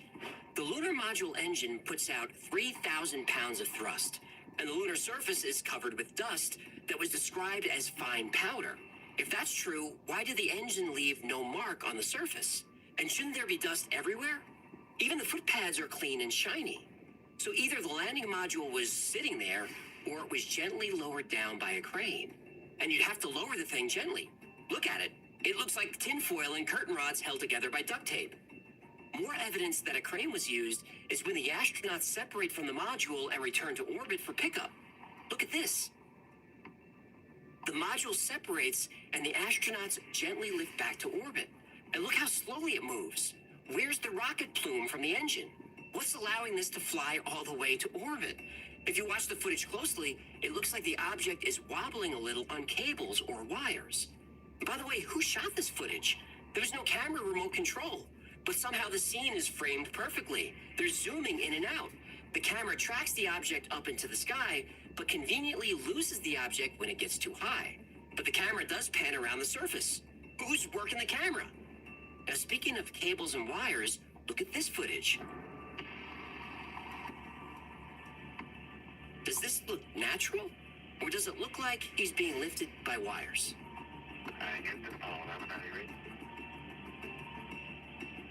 Apollo 11, this is Houston.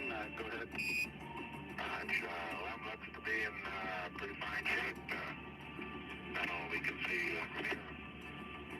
Okay, and reference to your question on this step 13 on the decal, I understand that you have used up the content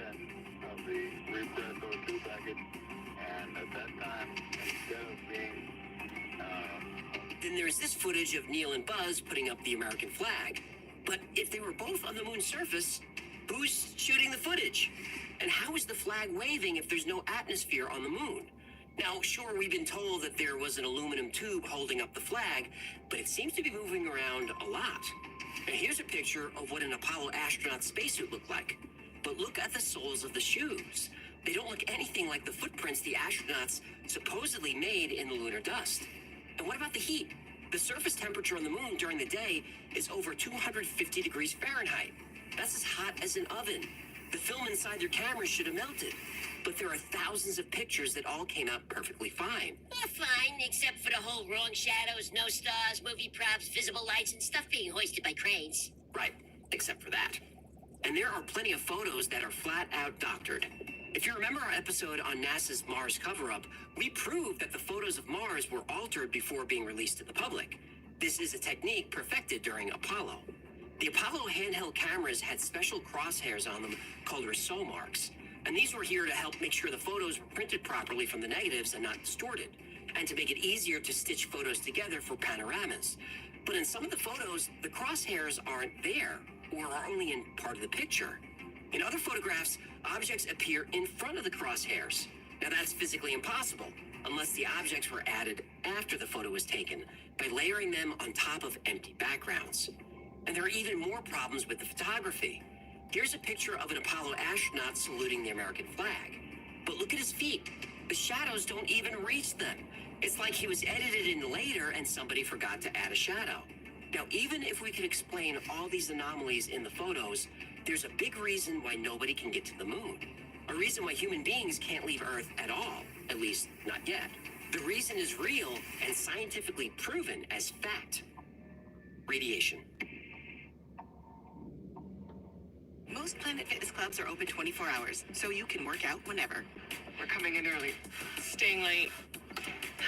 Whatever works for you. Save $28 or more when you join for just $1 down, $15 a month. Cancel anytime. Deal ends February 28th.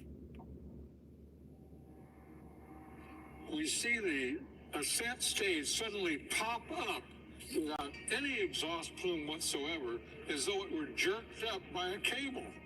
Our research suggests that images of the Apollo landings are not a true and accurate record. In our view, the Apollo pictures were faked. Many of the images are replete with inconsistencies and anomalies. There are problems with almost every aspect of the visual records, equipment, and technology used to supposedly put a man on the moon. But there's one even bigger problem we haven't dealt with yet. There's no way the astronauts could have even escaped Earth's orbit, much less gone to the moon and back. Radiation. In 1958, scientist James Van Allen discovered two enormous belts of high-energy radiation surrounding the planet. The Van Allen radiation belts are a pair of toroidal belts, Donut-shaped. donut-shaped belts of high-energy particles. Any object leaving the Earth's orbit to visit the moon or beyond has to pass through them, and they extend out about 37,000 miles from Earth. These two radiation belts have different compositions. The inner belt above the equator contains energetic particles that are charged up to 100 million electron volts. The outer belt is electron plasma from the sun's solar wind, and it has energies in the 10 million electron volt range. When it was first detected, the strength of the radiation was so powerful that scientists thought they had recorded a Soviet nuclear test. These high-energy particles can penetrate spacecraft, damage instruments, and are lethal to astronauts. But we have photos and even film of the Earth taken from much farther out.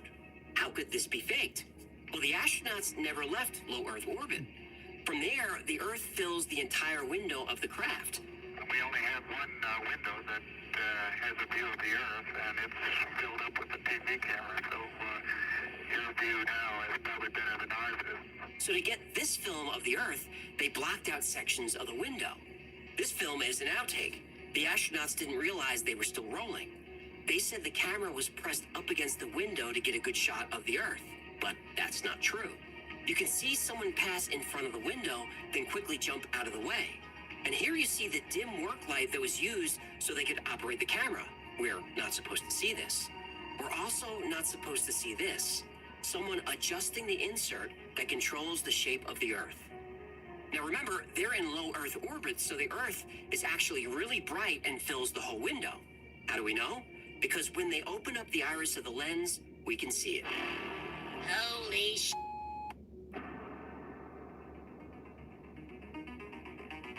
Yeah, we can't pass through the Van Allen belts yet. Don't take my word for it. Take NASA's. As we get further away from Earth, we'll pass through the Van Allen belts, an area of dangerous radiation. Radiation like this could harm the guidance systems, onboard computers, or other electronics on Orion.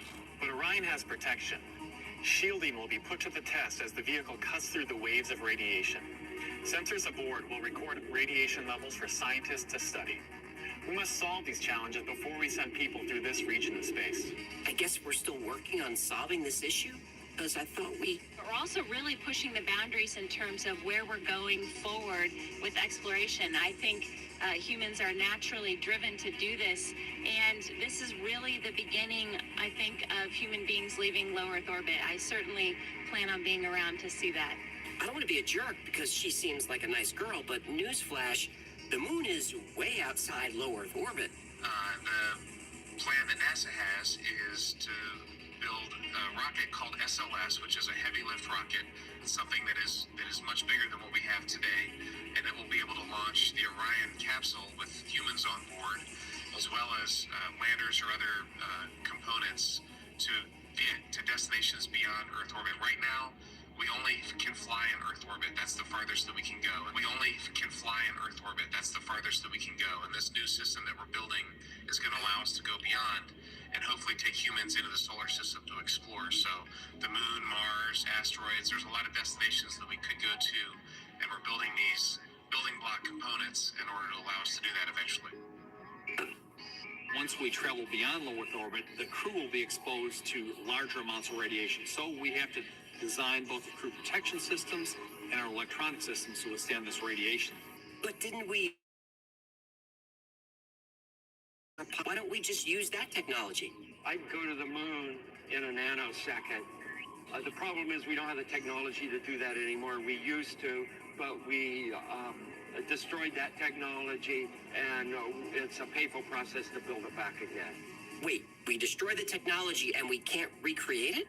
So nobody wrote anything down? That seems irresponsible. You mean irresponsible, like recording over the original moon landing tapes? Yeah, NASA did that. There are no original high-quality moon landing tapes. They were erased and reused. Allegedly. The footage we see of the moon landing was taken in a very strange way. NASA took a video feed from the moon and projected it onto a screen.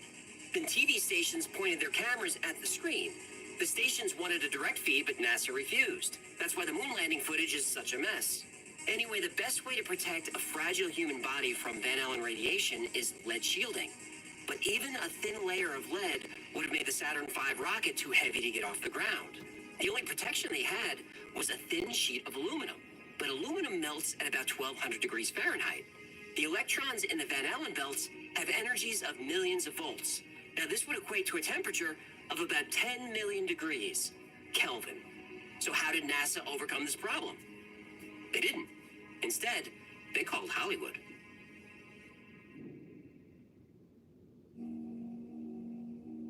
I believe that this nation should commit itself to achieving the goal before this decade is out of landing a man on the moon and returning him safely to the Earth.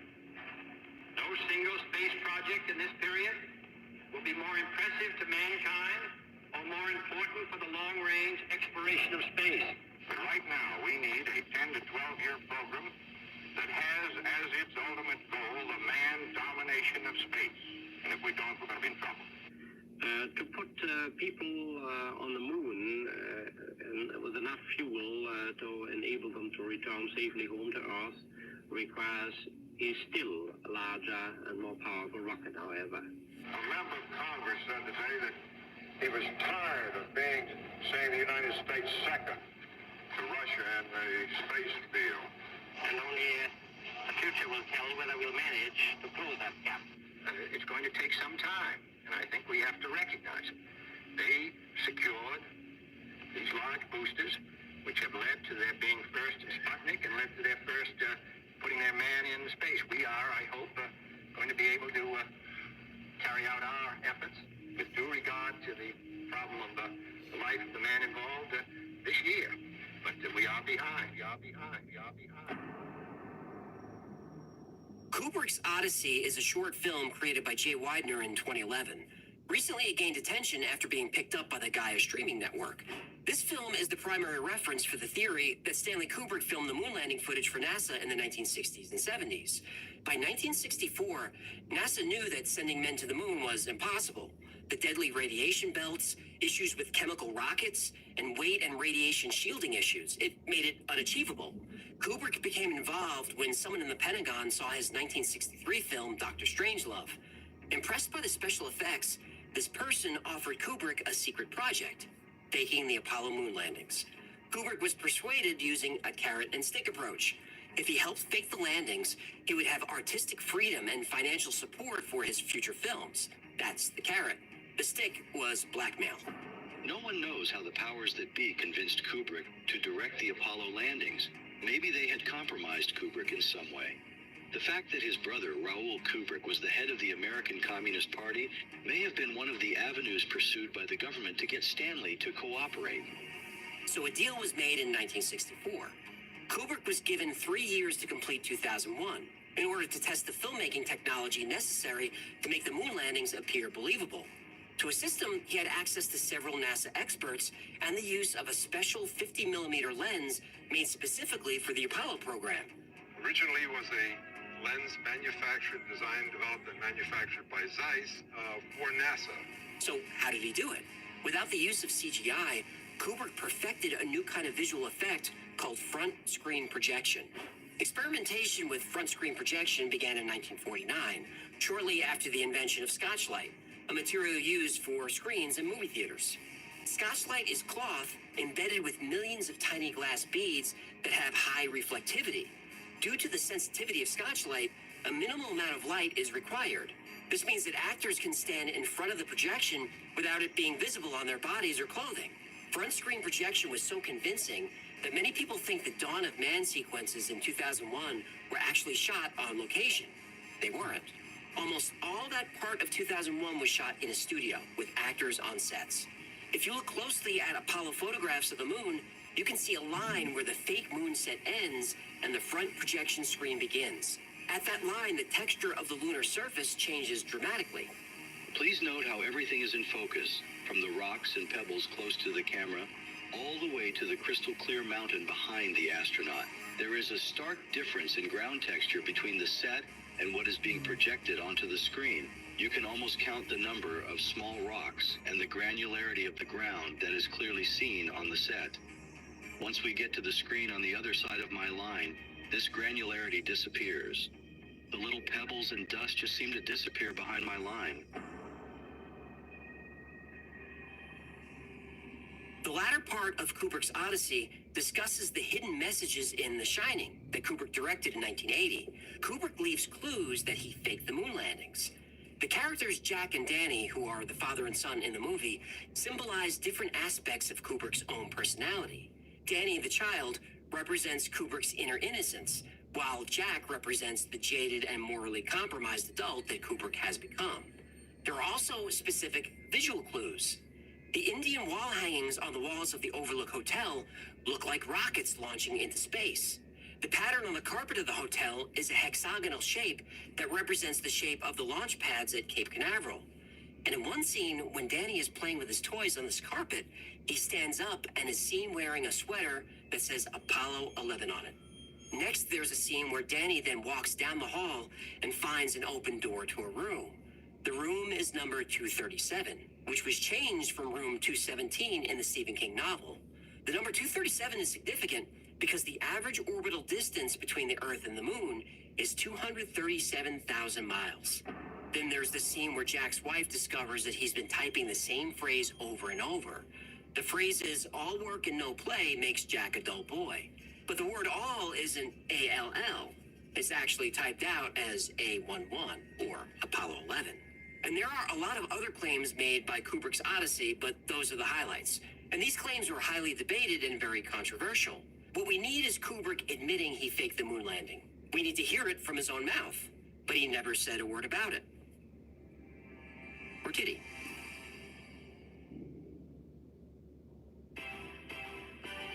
Hey everyone, this is Pastor Irma here. Why am I excited? I am excited because of Vision Night. What is Vision Night? I'm glad you asked. Vision Night is simply a time where you can come together to connect with each other and hear the vision and the heart behind the Good Line Church and how you can be part of what God is doing and how we can support each other and build God's kingdom. So wherever you are listening to this, do me a favor, text the word vision to 832-626-1515 or leave the word vision in the comment section. Whatever you do, make sure you are there Friday, February 21st, 7 p.m. Bring everybody you know. I cannot wait to see you at Vision Night. I'll see you soon. God bless you. Bye-bye.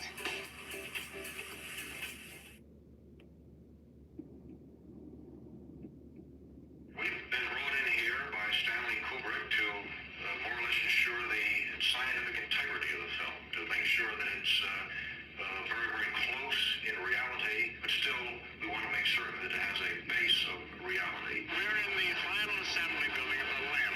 Stanley Kubrick and I have set ourselves several objectives. We hope to convey to the public the wonder and beauty and promise of the new age of exploration which is opening up for the human race. Take one. It's one small step for man,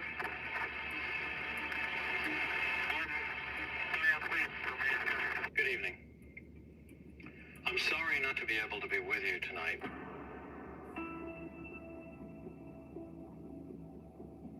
In 2016, an interview with Stanley Kubrick was found, and according to the video, Kubrick had to sign an 88-page non-disclosure agreement that the interview would stay hidden for 15 years. Is everything looking in order regarding our contract and the 15-year agreement and I signed the non-disclosure? That's all for the legal stuff, right? Yeah, Okay. looks good to me. All right. A documentary filmmaker interviews Stanley Kubrick about his career as a director, and right from the start, Kubrick interrupts and explains that when he initially considered the project, he saw it as just another film.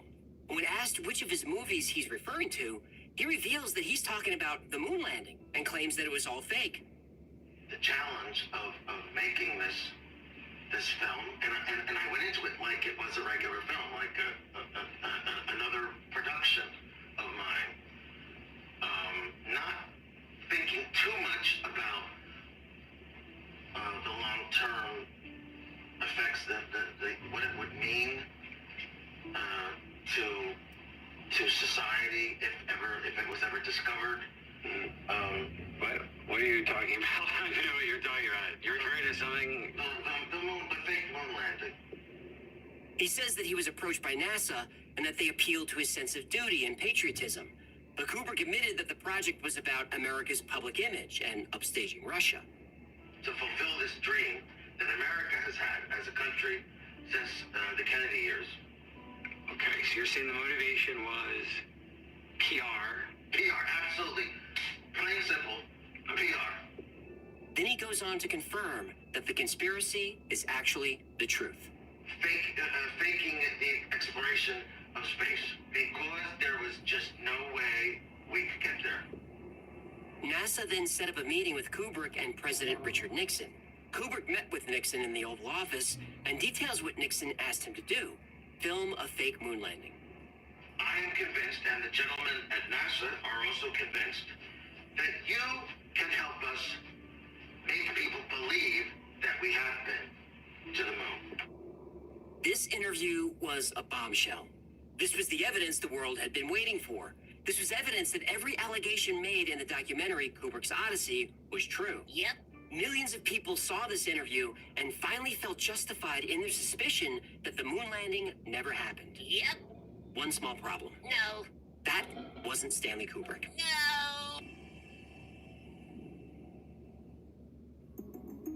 The Stanley Kubrick moon landing confession set the conspiracy side of the internet on fire, but it was a hoax. This is either a filmmaker and an actor, or more likely, two guys goofing around. In the full-length version of the interview, an agitated producer constantly badgers the actor whose real name is Tom. a launch pad accident in '67, which killed. Tom, you're gonna tell me a story. So Nixon sat me down in the Oval Office, and he says to me, you know, that boy just died. I'm thinking, this is how I want you. Well, then we're going to kneel. We're going to kneel. Yeah. The plan. He didn't. Yeah. So he says to me, you don't say he said anything. You say what he says, okay? That's all, Tom. I'm just giving you a good direction. You want me? Everything about I walked in and he said, as him. you don't have to imitate him, but you have to say. He says, Stanley, we've worked on this move program. Come on, get with it, Tom. Do your shtick. Do a shtick. Get in the fact that you're writing this time, and not everything's got to be drab. It can be funny in a very subtle way. So you meet with Nixon, and what happened? Have a drink. And action. What they believed was if we could. Nixon sat down. Color, tell me a story, Tom. So Stanley Kubrick had nothing to do with that interview. Not just that, he had nothing to do with the moon landing. In the documentary Kubrick's Odyssey, everything can be explained. All the photo evidence presented is from extremely low-resolution photos, probably grabbed from the web. Now, unfortunately for the documentary, but lucky for us, high-resolution photos can be found easily. So when looking at a low-resolution photo of the lunar landscape, you can maybe see a separation between the foreground and the supposed backdrop. But in the high-res photos, the line isn't there. All the other claims in the documentary that refer to photos can be explained simply by looking at the originals. As far as the clues left in The Shining, those are nothing but coincidences and stretches of the imagination.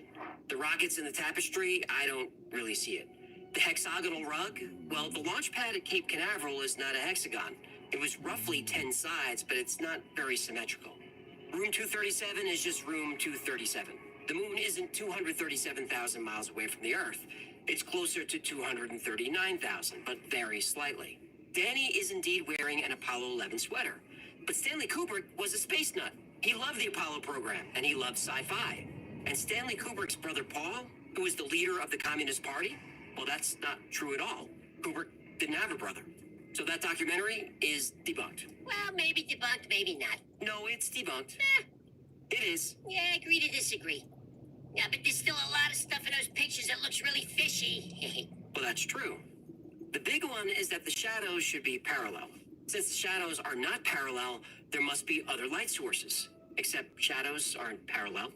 The direction of shadows depends on the perspective of the viewer. Now, here's an example on Earth. These are two pictures of the same woman, taken at different angles. In the first photo, taken from the side, the shadows are parallel. But when we put our back to the sun, the shadows aren't even close to parallel. In perspective drawing and design, parallel lines converge in what's called a vanishing point. This is typically the horizon line where objects vanish beyond our field of view. Plus, the astronauts used very wide lenses to capture as much terrain as possible. So images are going to be slightly distorted, like a carnival mirror. But even with a flatter lens, or the human eye, shadows are not parallel. Also, multiple light sources would cast multiple shadows. But the objects on the moon cast only one shadow. Yeah, but everything in the shadow is supposed to be black because there's no light getting there. Sure there is. No, there isn't. There is. Agree to disagree. The ambient light, or the fill light, is the moon itself. The soil on the surface of the moon is full of tiny beads of glass and metal like aluminum and titanium. These are all highly reflective materials. So the moon's soil actually acts like trillions of tiny mirrors, bouncing the light back and filling in the shadows. Yeah. Well, ever go skiing on a sunny day? Of course I have. I was an instructor in college. You were... I don't want to get into that now. Anyway, you can get a pretty bad sunburn skiing. Not from the sun overhead, but by the sun reflecting off the snow. You could actually burn your cornea with reflected ultraviolet sunlight.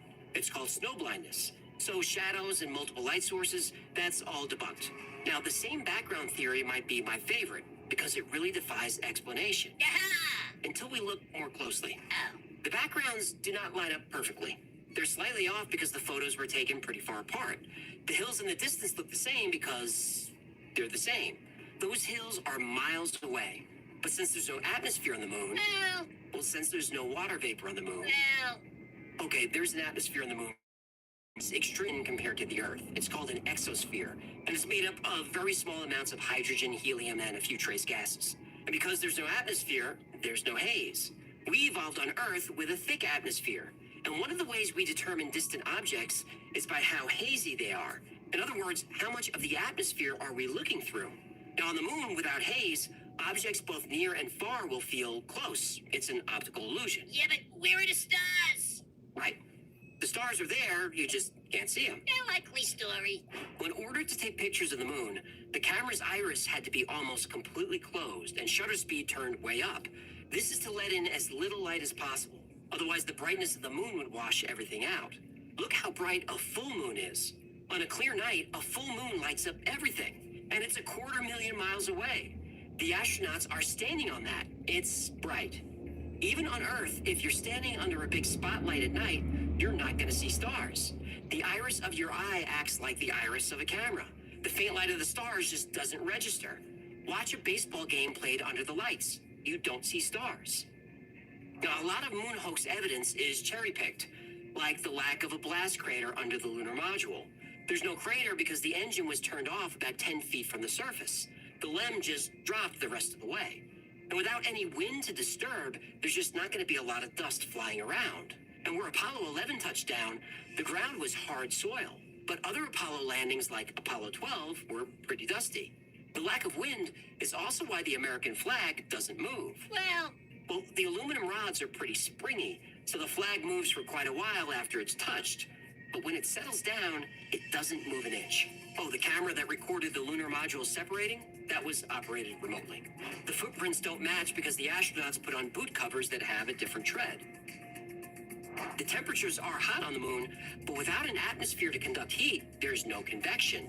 As long as things are colored bright white, they reflect most of the sun's energy pretty well. Heat wasn't an issue, not for the astronauts and not for the camera film. Now, there are many more examples, but I think you get the idea. Every single one of those pieces of evidence can be explained. But hold on a second. Go on. 2 questions. Did NASA put men on the moon? Probably. Is NASA covering something up on the moon? Definitely.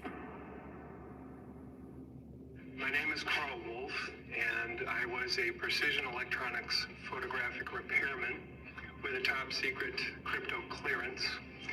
In mid-1965, I was loaned to the Lunar Orbiter Project at NASA on Langley Field. I was taken into the laboratory where the equipment was malfunctioning. I couldn't repair it in the dark. I asked to have it removed.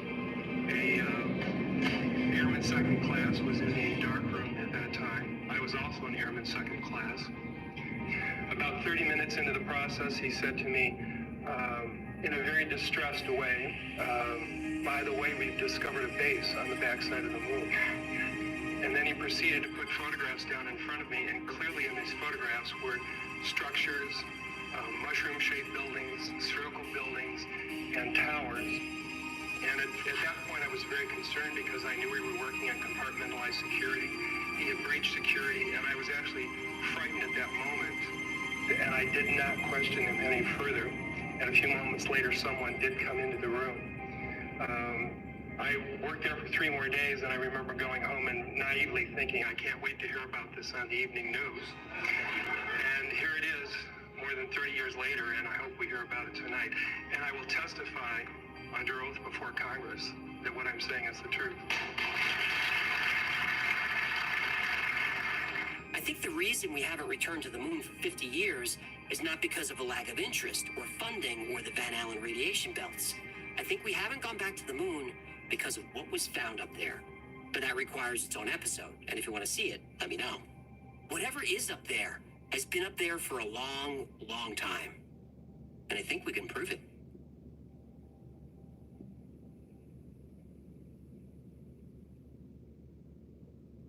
3+15+00. Thank you so much for hanging out today. My name is AJ. That's Hecklefish. What's a crack-a-lackin'? This has been a Y-Files compilation episode, and I hope you learned some new things or at least had some fun.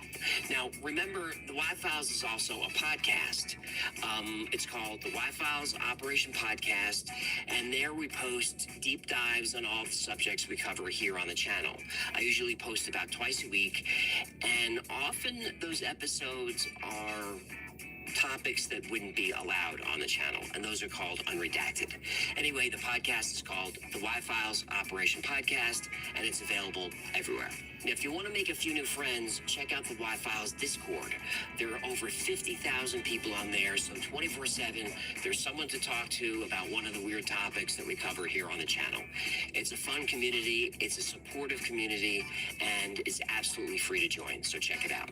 If you want to know what's going on with the Y-Files, check out our production calendar. It's at theyfiles.com/cal, and there we post our episode schedule, live streams, podcasts, compilations like this, even meetups. All that stuff is there. Special thanks to our Patreon members who keep this channel going. I could not be more grateful for your support.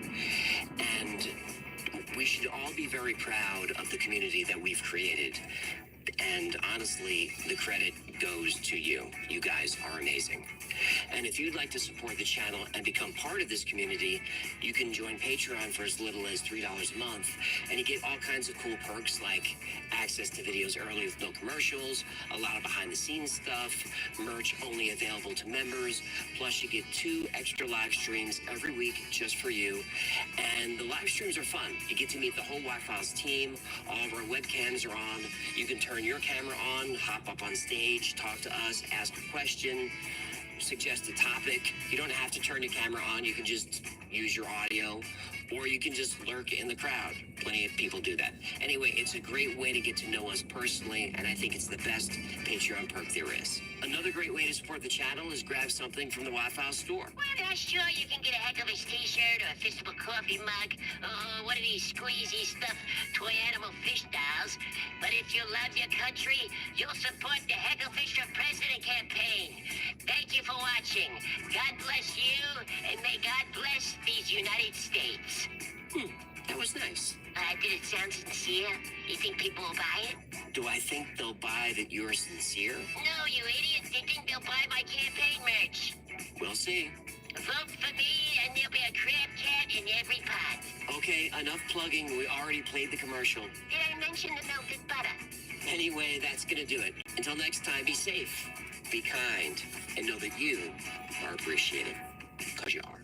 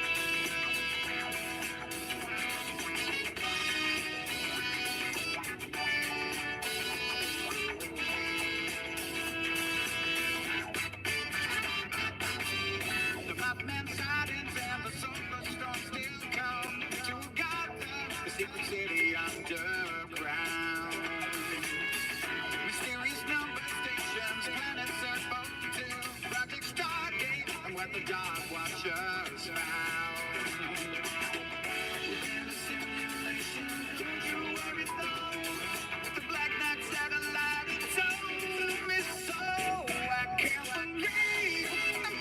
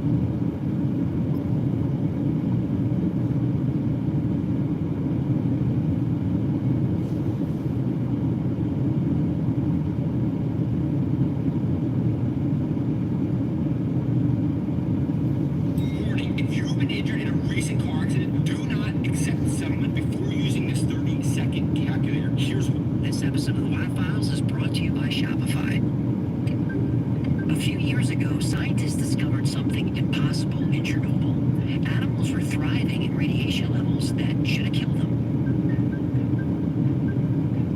In the 50s, the United States tested 23 nuclear weapons at Bikini Atoll. The area is still radioactive, yet life flourishes there. Plants and animals grow faster than they should. After the Fukushima disaster, animals developed stronger antioxidant systems. They reproduced faster.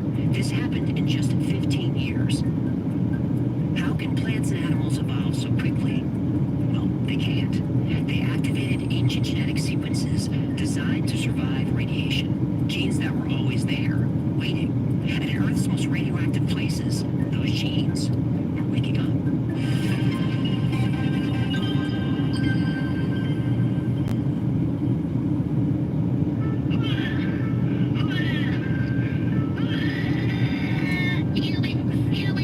Drop whatever useless nonsense you're doing and help me. This is a crisis of monumental proportions. What now? I've done it. I've cracked the code. The secret to ultimate power.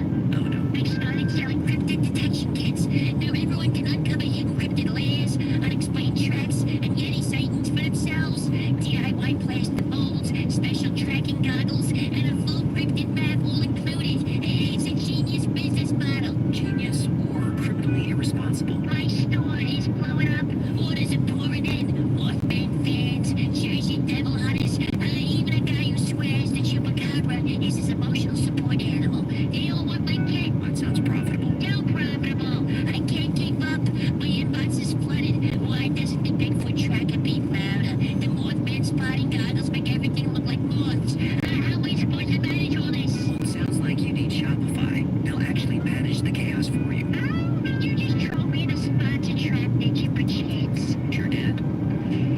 Shopify is the ultimate commerce platform for starting, running, and growing a business. Whether you're selling online, in person, or across social media, Shopify has everything you need to succeed. Shopify simplifies everything. You can design your store easily, track sales in real time, and use powerful marketing tools to grow your audience. It's trusted by millions of entrepreneurs in over 170 countries to manage inventory, process payments, and scale their businesses. Whether you're just starting out, ready to take your business to the next level, Shopify makes it easy to turn your ideas into reality. Glad to say it's a customer complaints. Shopify Inbox lets you chat directly with customers to handle questions and keep your customers happy. What about refunds? Because those aren't happening. Shopify's got you covered with tools to handle returns and even upsell better products to boost your sales. Shopify also simplifies shipping, taxes, and international sales so you can reach customers everywhere. And with Shopify Magic, AI tools help you write better product descriptions, improve images, and elevate email campaigns. We actually use Shopify here at the studio to handle our merch orders. It's made managing and shipping merchandise to our fans simple, efficient, and stress-free. Start your free trial today by going to shopify.com/wifiles. Go to shopify.com/wifiles. That's right. With Shopify, you can focus on the important stuff, like dreaming up your next brilliant idea. I was making up. I got a new product in the works. Hecklefish's Mothman Nightlight. Keeps you safe while summoning cryptids. Right, because nothing says safe like glowing red eyes in the dark. I know. Wait. What? Listen, did you smell that? The Mothman Nightlight just flickered. I think it's working. I gotta go. Yeah, but...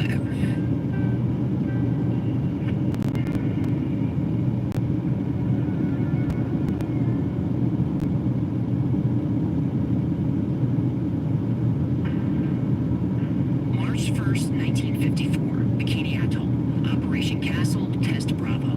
The military expected a 5-megaton blast. They got 15.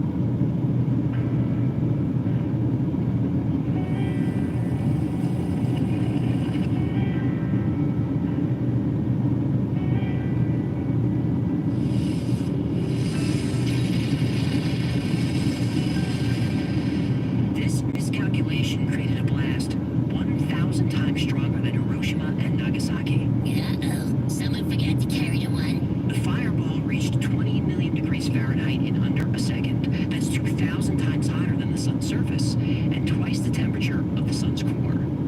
The mushroom cloud stretched 25 miles high.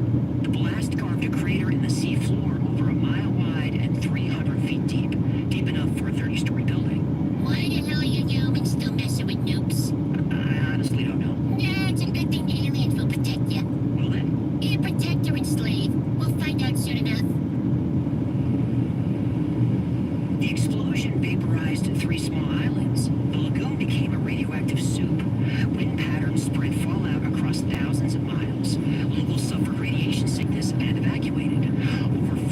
years, there were another 22 nuclear tests. Scientists believed nothing could survive this. They were wrong. Researchers found nearly 100 species of fish and coral thriving in radioactive water. What? This is how Godzilla was born. Yeah, I don't think... From the depths, the dirty stories high. Breathes fire, his head in the sky. Okay. Godzilla! Godzilla! Please stop. Godzilla! I'm begging you. And Godzuki! The crater left by the nuclear bomb was covered in coral, vast colonies of it. Then the researchers found the crabs. Oh, they make a shampoo flat. No coconut crabs on the beach. That makes more sense. These crabs eat radioactive coconuts. The water, soil, and trees contain cesium-137, a radioactive isotope that destroys DNA and causes cancer. Tests showed lethal radiation levels in the crabs, but they're fine. Oh, maybe this explains the crab cat. Now let's stay focused. This pattern repeats at every nuclear disaster site. Different animals, same response. For some reason, nature knows how to handle radiation. But when did life develop these defenses? And why? Well, years later, Chernobyl provided a clue. Deep in Ukraine's radioactive exclusion zone, something strange was happening to the wolves.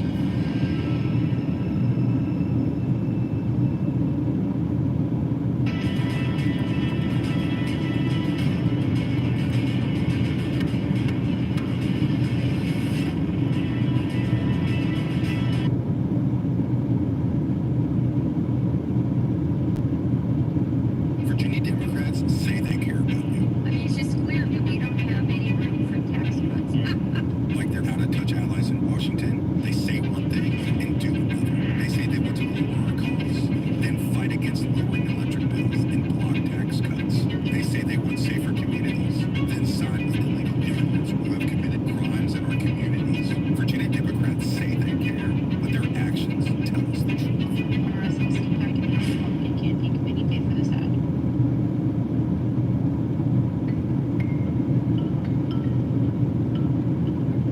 In 1986, a safety test at the Chernobyl nuclear power plant failed. The explosion released 400 times more radiation than Hiroshima. The Soviet military gave 100,000 residents hours to evacuate. They established a 1,000 square mile exclusion zone around the reactor. The land was declared dead. Nature disagreed. In 2014, Dr. Carol Love studied moles in the CEZ. Their blood work revealed genetic changes that defied evolution. In just 15 generations, the wolves activated specific DNA repair mechanisms. Each generation grew more and more resistant to radiation. Wolves are exposed to 6 times the legal safety limit of radiation every day of their lives. Researchers identified the wolves' genetics seemed resilient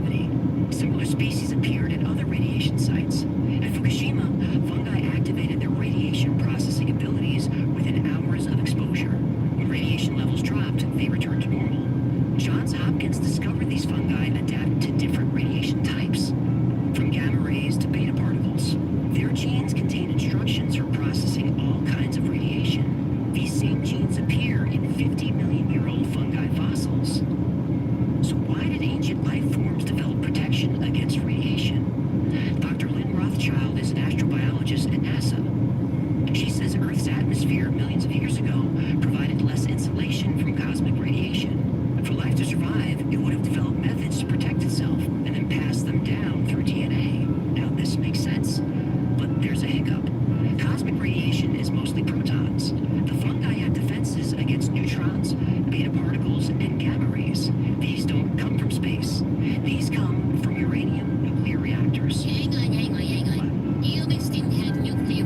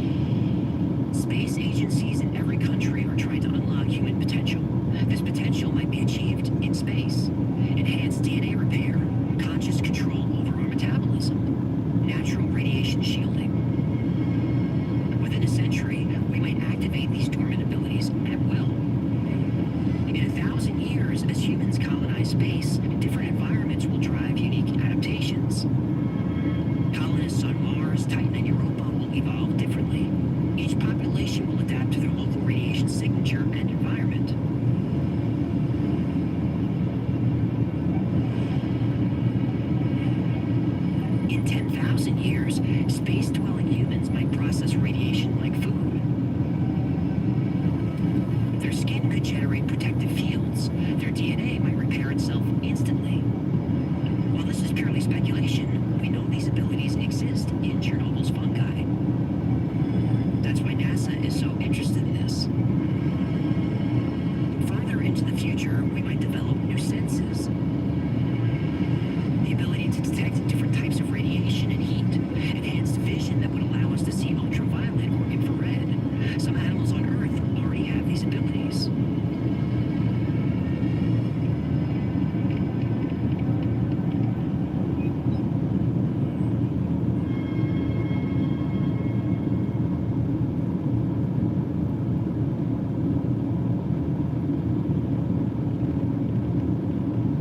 Even further into the future, humans might develop senses that utilize quantum biology.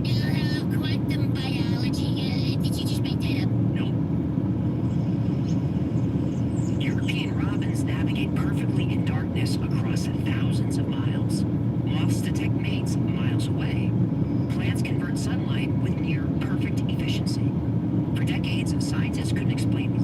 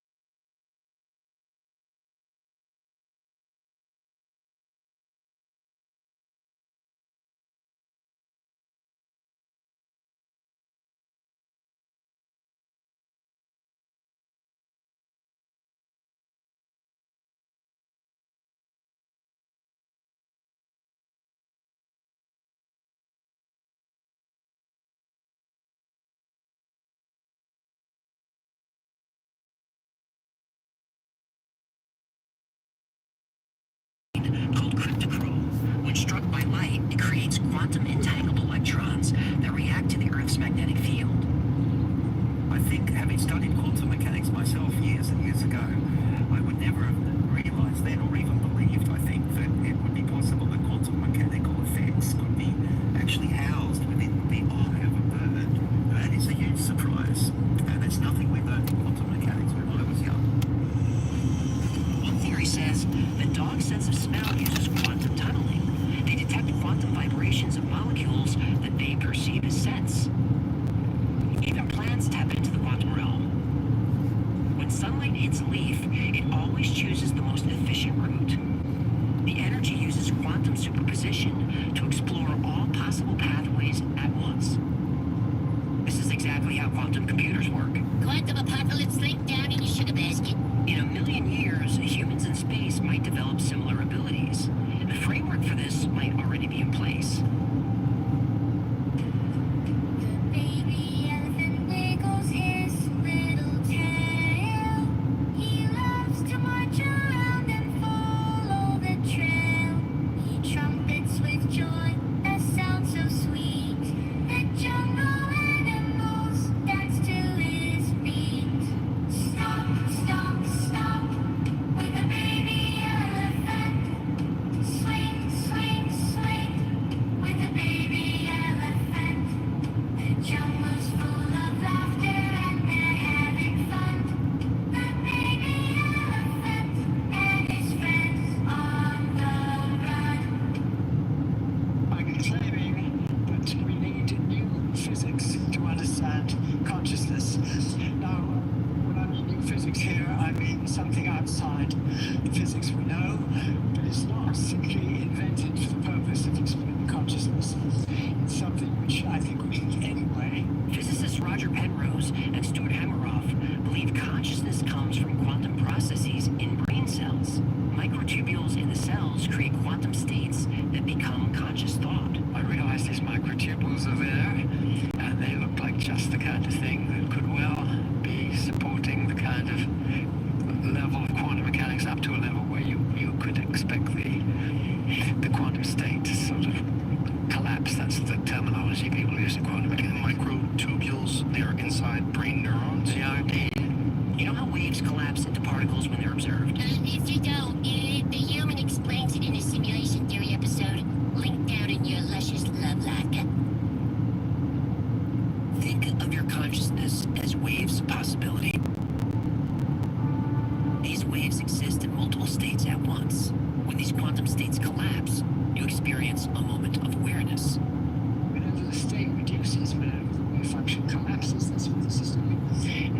associated with a movement of what we call proto-consciousness.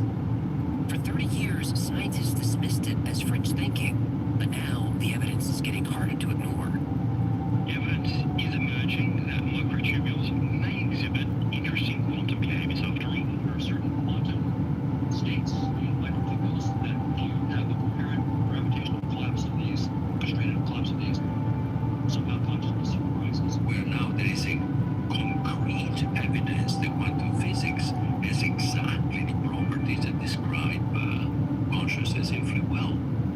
If consciousness uses quantum mechanics, your thoughts transcend ordinary physics. Your consciousness could be part of a quantum reality that connects you and me and everyone across space and time. This sounds like speculation, but every mechanism I described today exists in nature. Every adaptation has appeared in some form of life. The quantum reality that creates your consciousness is the same quantum reality that governs everything in the universe. And everything in the universe, you, me, our planet, our sun, all come from the same source. The very matter that makes us up was generated long ago, far away, in red giant stars.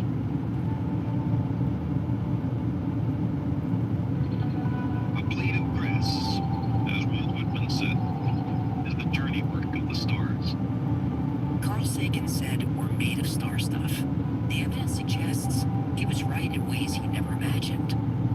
Those ancient stars didn't just create the atoms that make up our bodies.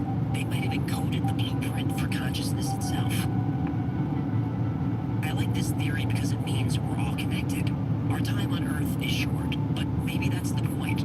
We're here to experience physical life and take those experiences back to our source, where we share them and learn from them. Maybe our real lives aren't here. Maybe our real lives are out there, among the stars. Out there, the stars are showing us we're part of a shared consciousness, temporarily wearing human form. Out there, the stars are preparing us for an awakening that will reshape our reality. Out there, the stars are calling us home. Our ancestors worshipped the sun and they were far from foolish. It makes good sense to revere the sun and the stars, because we are their children.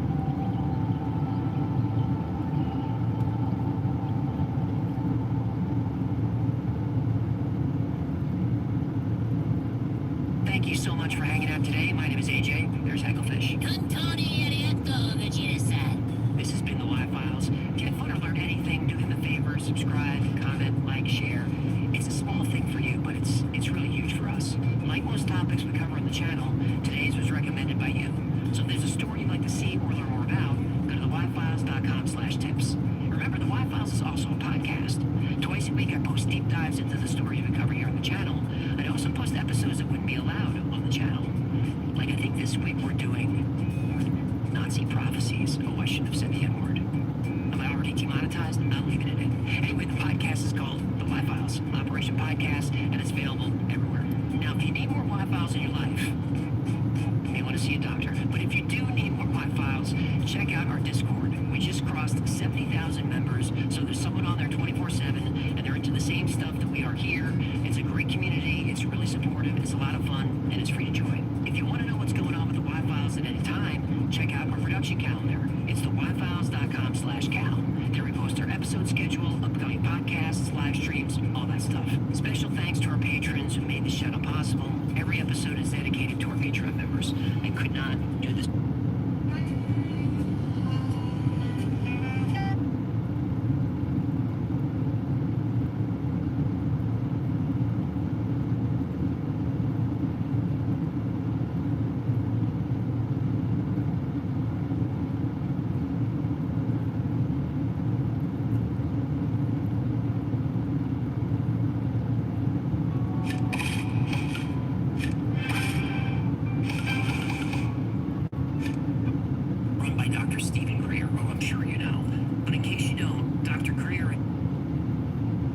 Episode of the Y-Files is brought to you by Factor. Hey, thanks for clicking on a compilation. You probably don't realize this, but it really helps that you're watching this. YouTube says it doesn't punish creators for taking breaks. Well, they totally do. do. So the fact that you click on a compilation, even if you just let it run in the background, it really helps the channel. So today's topics are true stories. So that means stories that are legitimately true, like true crime, things like that. But also a couple of stories that I thought were fake and I thought were debunked.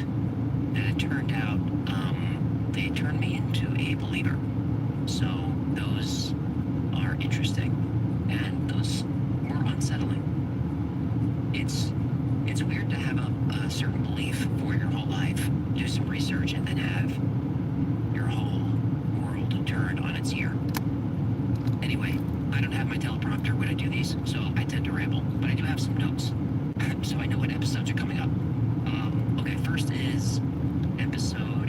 I'm spitting all over the microphone. You see, this is not a professional operation. First episode is 137. That's Kenny Veach and the M Cave. It was a highly requested topic, and writing it was weird, because Kenny Veach and the M Cave, that story has been told over and over. Like, every story I tell. It's not like I'm inventing anything new. I'm just giving you my spin. So I knew the Kenny Veach M Cave story for years, and it's always told the same way. You know, Kenny is an eccentric guy. He's an outdoorsy kind of guy. He goes out hiking in the desert. He finds a cave that's shaped like the letter M. He feels some weird energy that he can't explain, something like evil. So he leaves, which is unusual for Kenny. He's the kind of guy who literally will like grab rattlesnakes out of the sand, like he's a wild man. So the fact that he's afraid of an empty cave is strange. So he's online talking about this cave, and people beg him to go back and find it, and to stream it or take video or whatever. He was pretty active on social media and YouTube. So he does, and he can't find the cave. You know, he puts up a video of himself hiking, looking for it. The trails that he's on, he doesn't understand, but he can't find where this cave is. So people start attacking him online. You know, the trolls come out. I know how Kenny feels. And he says, fine, I will go back out and I will not come back until I find this cave. Well, that's what happened. Kenny Veach went out looking for the M cave and he never returned. The only thing that we ever found of him was his cell phone. And if you don't know the story, I don't want to spoil too much of it, but I have a different spin on Kenny Veach than everybody else. It's because he's always portrayed as kind of an eccentric, of a goofball, of a weirdo. And he is an odd guy. That's certainly true. But the more I researched the story and the more I learned about his life and the things that he was going through at the time, I began to root for Kenny. I became a fan of Kenny. So even though I was aware of all these eccentricities that he had, he was also very smart. He was very, very talented. He could build anything. He could fix anything. He was well loved by his family. He had a daughter that he loved. He was a person. And I think, well, I don't want to get too much into it, but I get personal in this episode because,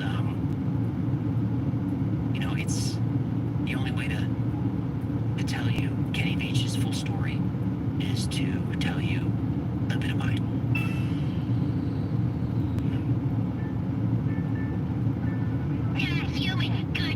How are you? This Pulp Fiction theme party was your idea. The Beaver Brothers already smoked all the Red Apple cigarettes. I know, I'm sorry. And my wife is lying in the living room with a syringe in her chest, and she is not happy about it. I said I'm sorry. I'm picking up food for the party. What? Say what again? Say what again? I dare you. I double dare you. Take it easy. You don't have to stop to pick up any food. Oh, here's a drive-thru. I'll grab us some $5 milkshakes and a couple of big Kahuna burgers. I told you, you know. Hey, you know what they call a double cheeseburger in Japan? By the way, that's Vincent's line, and it's not Japan, it's France. Just play along.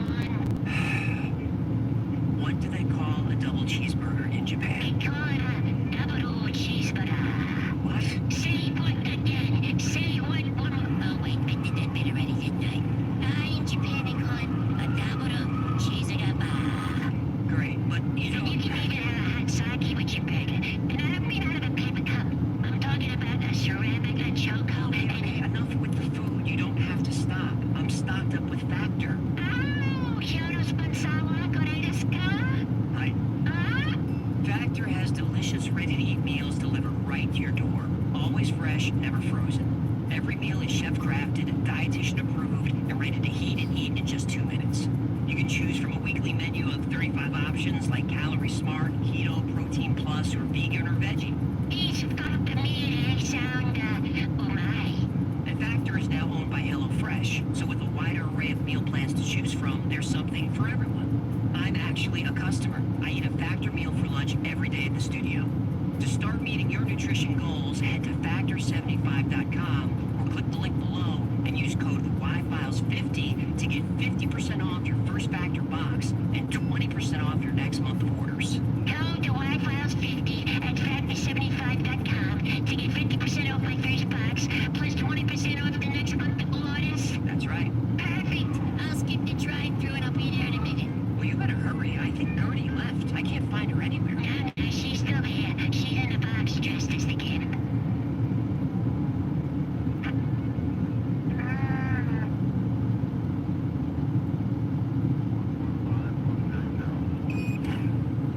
To most, the Mojave Desert looks like a barren wasteland. Jagged rocks, swirling sand, and scrub brush. But the Mojave is full of life.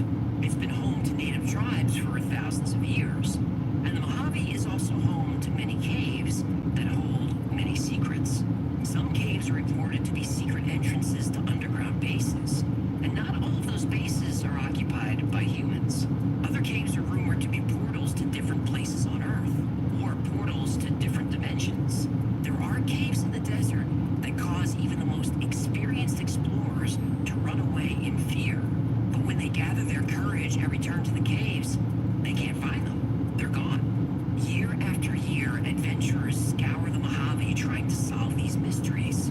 Some brave souls return with incredible stories, but others go out into the desert and they're never seen again.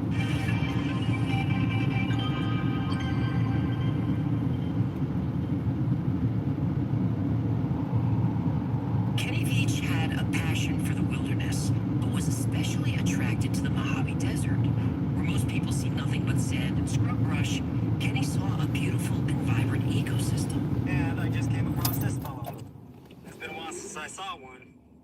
It's a nice little Mojave Desert tortoise. Kenny also had an interest in aliens and UFOs. He lived in Las Vegas and often hiked the desert not far from Area 51. He also spent a lot of time watching YouTube videos about aliens and conspiracy theories. One of his favorite channels was... The Y-Files. No, the Y-Files wasn't around yet.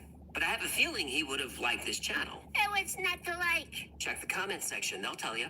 Yeah, no thanks. If I want to be insulted, I'll just call my ex-wife. Which ex-wife? You have 3. Exactly. A channel Kenny watched a lot is Serious Disclosure, run by Dr. Stephen Greer, who I'm sure you know. But in case you don't, Dr. Greer has been one of the loudest voices pushing for the government to reveal what it knows about UFOs and aliens. One video caught Kenny's attention. It was about alternative energy being researched at Area 51. When they had tested a device that was supposed to be a new type of energy source, and they had taken it out into the range, and it had literally blown up when they tried to activate it. People in the comments exchanged stories about strange phenomena that they had experienced. Kenny also weighed in. This ain't nothing. I am a long-distance hiker. One time during one of my hikes out by Nellis Air Force Base, I found a hidden cave. The entrance to the cave was shaped like a perfect capital M. I always enter every cave I find, but as I began to enter this particular cave, my whole body began to vibrate. Whatever it was that Kenny was feeling seemed to be coming from inside the cave. The closer I got to the cave entrance, the worse the vibrating became. Suddenly, I became very scared and hightailed it out of there. That was one of the strangest things that ever happened to me. I'm sure it wasn't Kenny's intention, but he created one of the biggest internet mysteries in history, a rabbit hole known as the M Cave.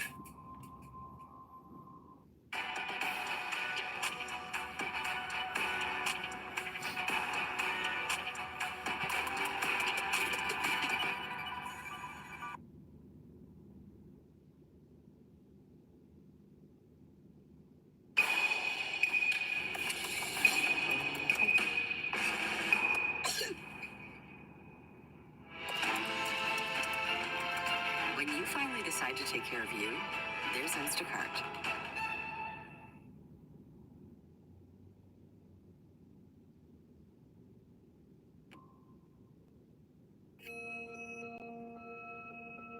Tons of people responded to Kenny's comment. He went back and forth with people online for about 4 months. Most were just internet trolls, which made Kenny defensive. I solo hike across mountaintops that most people wouldn't dare go.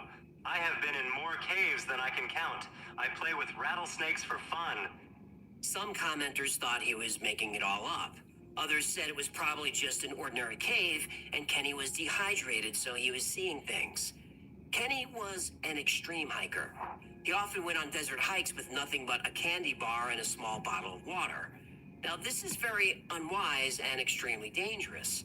But Kenny was proud of his ability to survive the desert with minimal provisions. I started at 7 o'clock, but I'm thinking the sun might be down by the time I get back to my truck, because I didn't bring a whole lot of water, and I only got like one candy bar to get me through, but I like roughing it that way. But Kenny insisted there was something really off about this cave. This one particular cave was beyond anything I had ever encountered.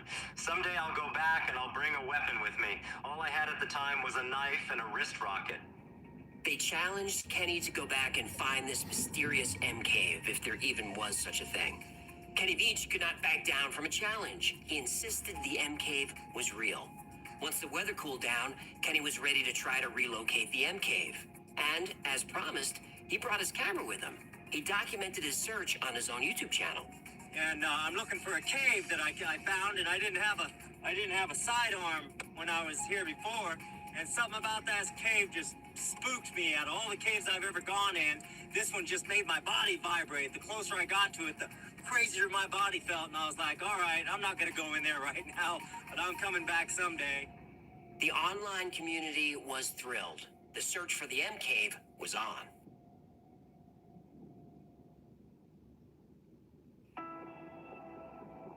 Kenny Veach was no stranger to the Mojave. He was an extreme hiker. Kenny didn't follow trails, he blazed them. It's rare for me to take the same hike twice. I don't use trails, and I cover extremely long distances. It's brutal on the feet. I often will lose 1 or 2 toenails after one of my longer hikes. Yes, this is what I do for fun. Kenny headed off in the direction of the M cave, and if you watch his video, you can tell that he's pretty confident that he could find it again. It's shaped it's shaped just like the letter M, and it's about level with the ground, like right in an area like this. So I really got to keep my eyes peeled because I don't want to pass it. But despite his confidence, Kenny was ultimately disappointed. Well, I did not find the cave. I mean, I thought for sure I was just gonna be able to find it. I remember it being fairly easy. Who knows? Kenny returned to YouTube to break the bad news to everyone who had been waiting for an update. Even though Kenny was disappointed, he was still determined to find the M cave. He knew it was out there somewhere. He just needed more time in the desert to find it. I'm going again this weekend. I'll be hiking solo for 3 days. I plan on covering about 40 miles. There are many caves. I have been in hundreds of them. The M cave is the only cave I ever feared going inside. I really want to find it again. By now, the M cave wasn't just Kenny's obsession. Thousands of people were following the story. Everybody in the comments encouraged Kenny to go back out and find it. Well, not everybody. No, do not go back there. If you find that cave entrance, don't go in. If you do, you won't get out. That was a strange and ominous comment. Kenny even replied asking, "What makes you say that?" But Kenny didn't receive a reply, just more encouragement to return to the desert. So on November 10th, 2014, Kenny Veach packed enough supplies for a 3-day hike and once again ventured out into the Mojave Desert. But whether he found the M cave or not, we'll never know, because Kenny Veach was never seen again.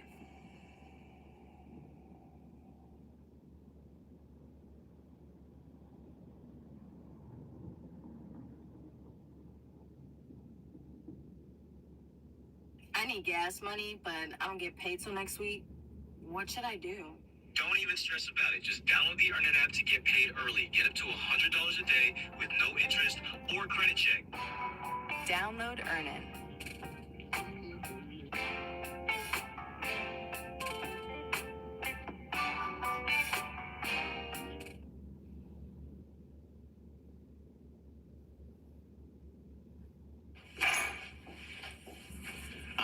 Latin subscription. Poor guy signed up for my free trial a year ago and forgot to cancel. Now he pays me $18 every month. It's awesome. Don't let this happen to you. Download Rocket Money today.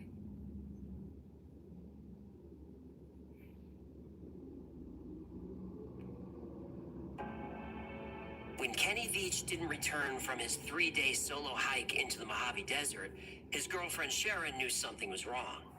She reported him missing on November 14th, and search and rescue teams immediately began combing the area. Kenny's car was easily found, so at least searchers knew where to start. Kenny had left clues about his intended destination in the videos and comments he posted online.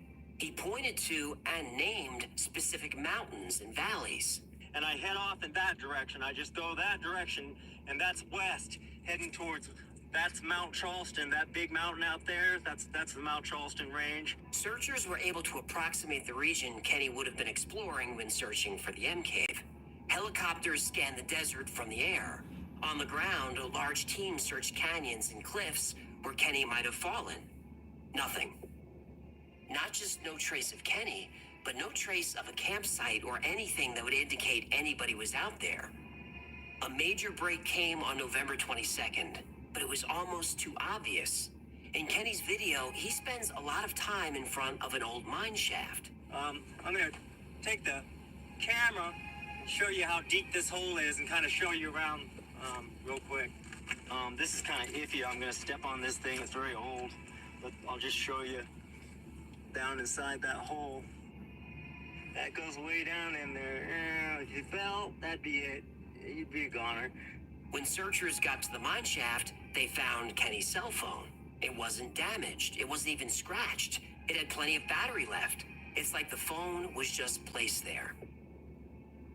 If Kenny had fallen in that mine shaft, he could have easily been killed, but cameras were sent down and there was no sign of him. Search and rescue now focused their attention on the area around the mine shaft. Even doing a grid search inch by inch, there was nothing.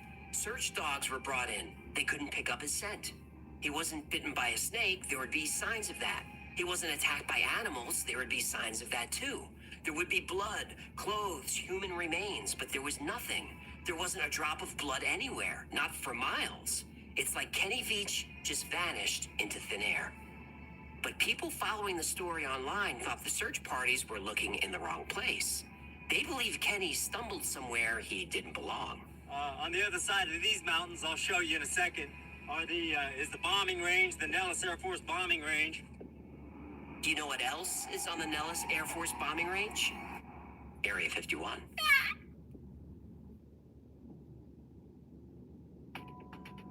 The United States government owns most of the land in Nevada. In fact, it owns over 80% of the entire state. And corporations own 100% of the politicians. Look at this map. Only the areas in white are privately owned. The government owns the rest. So Kenny Veach was hiking and disappeared on government land. If we look at Kenny's last known location, it's not that far from Area 51. Now, it's fair to say that it's still really far to go on foot in the desert, but the government doesn't just guard Area 51, they guard all the land around it, and they will not let you get close.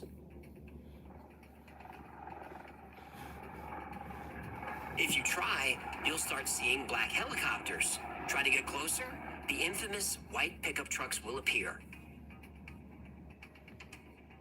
The white trucks will watch and wait and make sure that you don't cross into a restricted area. They're watching us up there. See him up there? Yeah. Now, normally just the sight of the white truck is enough to scare people off. But once in a while, someone pushes their luck.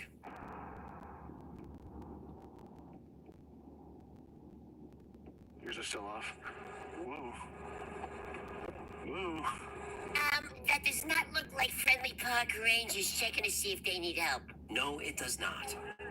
These two bikers wanted to see what would happen if they crossed the line by just a few inches. Put your hands up. I'm not going to tell you again. Turn around. You couldn't even count to 2 Mississippi until the guns were out. Then the bikers retreated to a very aggressive pat-down. And here's something interesting. Who are these guys? Army? Those look like U.S. Army combat jackets, But there's no branch tape. You'd expect to see U.S. Army or U.S. Air Force on their left chest. Are they military police? There's no unit insignia or unit patch. They don't have any rank insignia either. They don't even have the American flag on their jackets. And most amazing of all, they don't wear name tapes either. Who were they? They could be anybody. These guys are ghosts. In this case, the bikers were lucky and allowed to leave. But that was a tense situation that looked like it could go sideways very easily. Some have speculated that Kenny Veach might have wandered a little too close to a restricted area. So the search was back on. But this time it wasn't the Nevada Red Rock Search and Rescue Team doing the searching.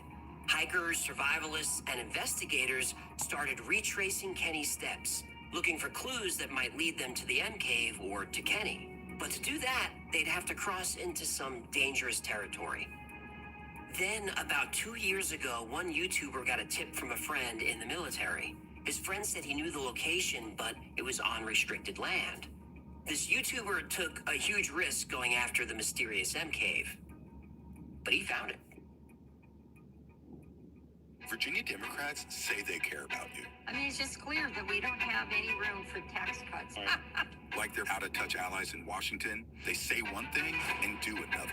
They say they want to lower our costs, then fight against lowering electric bills and block tax cuts. They say they want safer communities, then side with illegal immigrants who have committed crimes in our communities. Virginia Democrats say they care, but their actions tell us the truth. RSLC PAC and House Republican Campaign Committee paid for this ad. When Kenny Veach went missing without a trace, the internet exploded with theories. Did Kenny run into mobsters or drug dealers and became a witness to something nefarious? Or maybe he found a cave to seek shelter only to discover it was already occupied. There are a few people living off-grid in the desert, and those people want to be left alone. But Kenny was armed. Even if he did run into the wrong people, there would have been evidence of a struggle. If shots were fired, there would be brass, but there was nothing. The theories kept pointing to Kenny accidentally wandering too close to a military operation. His last known location was in between Nellis Air Force Base and Edwards, home of Area 51. And it's rumored that there are many underground entrances to these bases all over the desert. If Kenny stumbled upon one of those entrances, he might have gotten himself deleted. A couple of years ago, a YouTuber with the handle Abandoned Mines 11 set out to find the M Cave, and he wouldn't start at the mine shaft. He went right toward Area 51. After a long hike and following the tip he got from a friend in the military, he believed he found the M Cave. The first thing that looks out of place is the stacked rocks. Clearly someone piled those, but why? There's a bottle and some old pieces of wood strewn about, so somebody was definitely here at some point. People have speculated that some caves around the base have doors or hatches.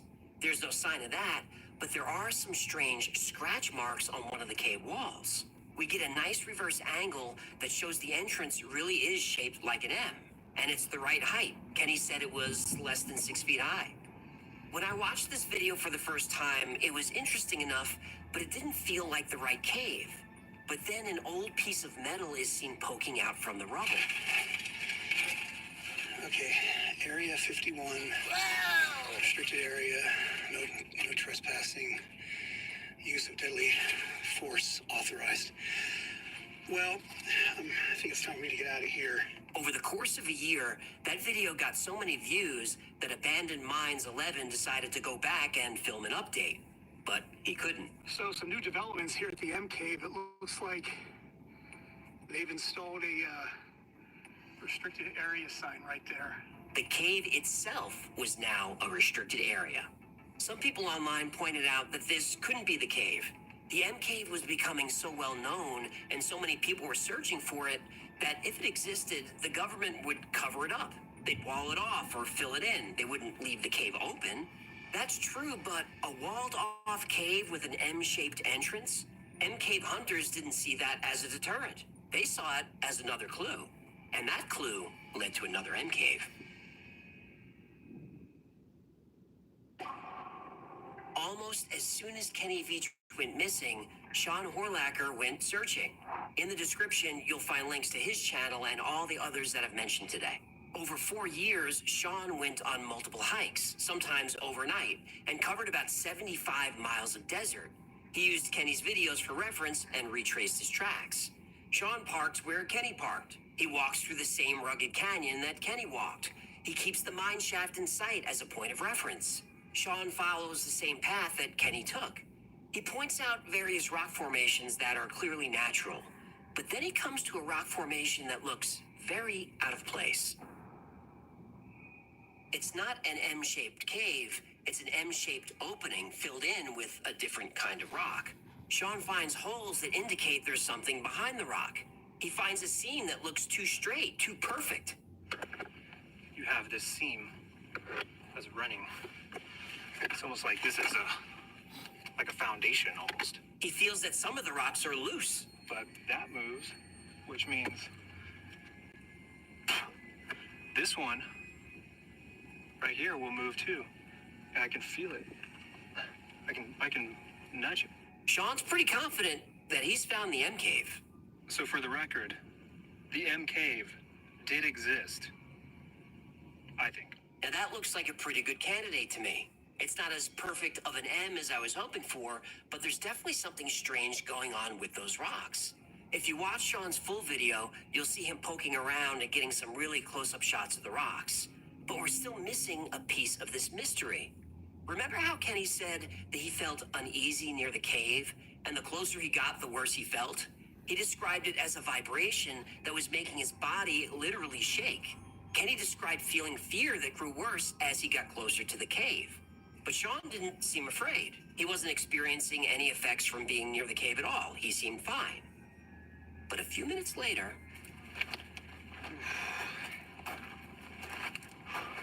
Sean was hit with a wave of nausea. He couldn't explain it. It came out of nowhere. He tried to breathe through it, but that cave really doesn't want people near it. Get too close and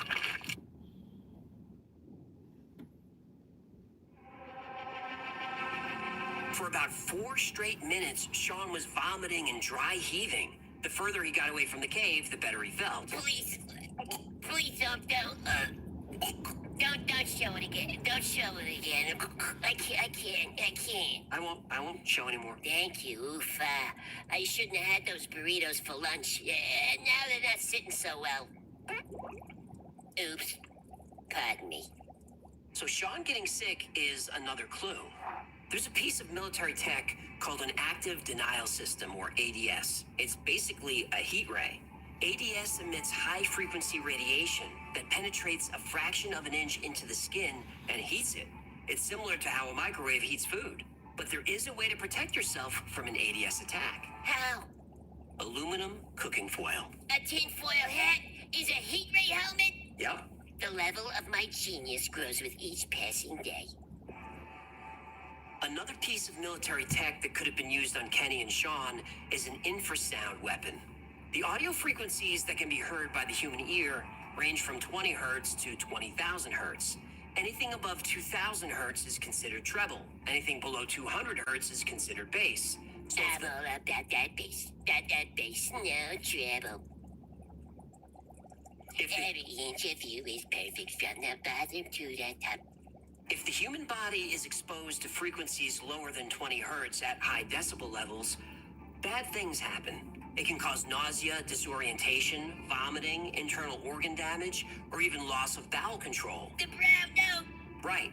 The brown note is a hypothetical frequency that supposedly causes someone's organs to resonate, leading to involuntary defecation.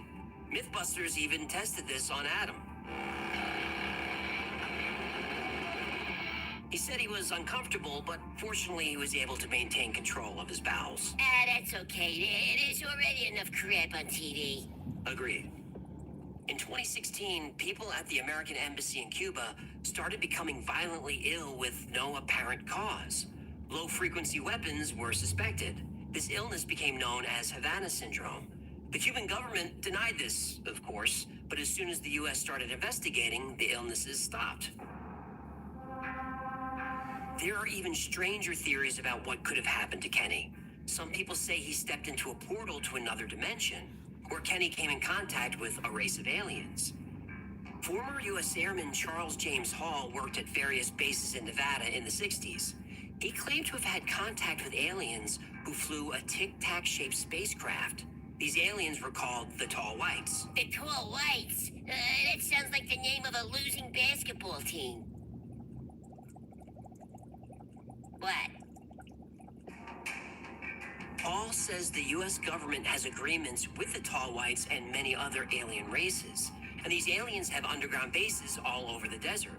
We covered the Dulce base in another episode, but the story about the Tall Whites is a good one too, so let me know if you want me to cover it. Yes, please.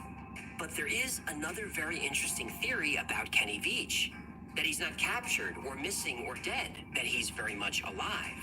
And there's camera footage to prove it. In 2013, after 17 years working as a service tech for a coffee company, Kenny Veach quit. He wanted to follow his passions and live life on his own terms.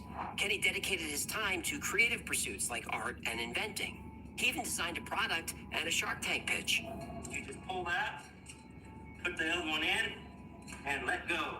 And right now it's not precise because I used hand tools, but you get the picture. It works perfect and it's beautiful. And that's it right there. That's the new improved toilet paper roll. They passed on that one. He also invented a Glowler bear.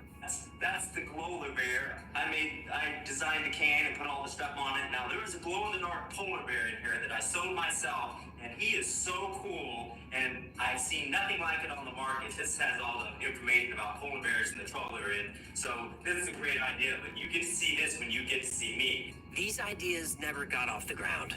He tried to stay positive, but without a steady paycheck, he was burning through all of his savings. The redneck whistle. Now I designed this, not on a computer. These are stamps that I made myself. And let me tell you something. When you whistle into it, this thing, watch this. Woo! So loud, so cool. This is what it looks like. By late 2014, Kenny was almost broke. His house was on the verge of foreclosure. In a last-ditch effort, he tried to sell his house in an unconventional way, offering himself as a live-in caretaker to potential buyers. I'm selling myself with the home. What I mean by that is I would become a caretaker, an all-around caretaker. Kind of like Alice from the Brady Bunch. She took care of all those kids' needs, along with the cooking and the cleaning and all the things that she did. The only thing I wouldn't do is wear the blue dress. With Kenny out of money and losing his home, some people, including some of his family, thought he might have faked his own death, that he went off-grid for a while and came back with a new identity. Not many people took this theory seriously, but in 2018, something bizarre happened. Kenny's sister-in-law Debbie owns a business in Las Vegas called the Enchanted Forest Reiki Center. It's a type of shop where you buy crystals, candles, incense, that kind of stuff. In 2018, someone broke into the shop. It's all on camera, and the guy who broke in, it looks like Kenny. It was a strange break-in. The only thing he stole was an iPad on his way out the door. Kenny's mother, Susan, is convinced it's him. Is it Kenny? It's really hard to tell. Kenny's mother says it is. Kenny's daughter, Victoria, says it might be. Debbie and most other people, including the police, don't think it's him. But most of Kenny's family think that it's possible Kenny is still out there somewhere, that the financial stress was becoming too much. The failure of his inventions was demoralizing. So he packed up some gear and headed out to the Mojave Desert, and from there started a new life. They believe he intentionally left his cell phone by the mine shaft so he couldn't be tracked. The people posting on Kenny's and other YouTube channels didn't buy it. Kenny was such a positive guy, he wouldn't just leave. He has a daughter. He had people in his life that loved him. MCave fans just wouldn't accept that Kenny would intentionally disappear. They believed he went out in search of the MCave just like he said he would. But as the investigation into Kenny Veach continued, followers of the story got some grim news. When Kenny left for the desert that morning, he didn't take his camera with him, but he did take his gun. Aspen Dental offers flexible scheduling so you can get the care you need. Book today. The mystery of Kenny Veach and the MCave is one of the most requested topics on this channel. Kenny disappeared almost 10 years ago, but the story still fascinates people, including me. The story has everything. The lure of the unknown, the M Cave. There is an element of danger, the extreme conditions of the desert that put Kenny and anyone who followed him in constant risk. But how much of this mystery is true? Are there things that we can debunk? Well, there are, but there still are a lot of questions. That's another reason the story endures. There's no closure, there's no resolution. Until we get answers, this mystery will continue to captivate. So, what do we know? Were any of the caves we looked at today the M Cave? Well, there's no way to tell. The people who discovered those caves say yes, they followed Kenny's directions to the letter. But even Kenny contradicts himself a little. And it's about as tall as I am and kind of narrow. And it's stuck on the side of a mountain. And it's about level with the ground, like in an area like this. So is the M Cave stuck on the side of a mountain, or is it on ground level? If it's ground level, Kenny walked right past it and didn't notice. Look at this shot from Kenny's video. Now this shot from Sean's video. That's the same rock formation. If that's the M Cave, even if it was covered up, wouldn't Kenny have noticed it? I would think so, but maybe not. He's not experiencing any vibrations or the effects he described earlier, so maybe he just didn't notice. Sean found the cave in 2018. Kenny was there in 2014 and possibly earlier. If that cave was intentionally covered, by the time Sean got there, it had been covered for years. Also, if there was technology near the cave that was making Sean sick, that tech wasn't operating when Kenny walked by. He stopped for a bit right in front of that rock formation. He didn't mention feeling anything. As for the break-in video, Kenny's mom says it's him, but it isn't. That footage has been run through facial recognition software. It's been examined by experts. That's not Kenny. Kenny's girlfriend Sharon tries to offer some closure, but it's not good news.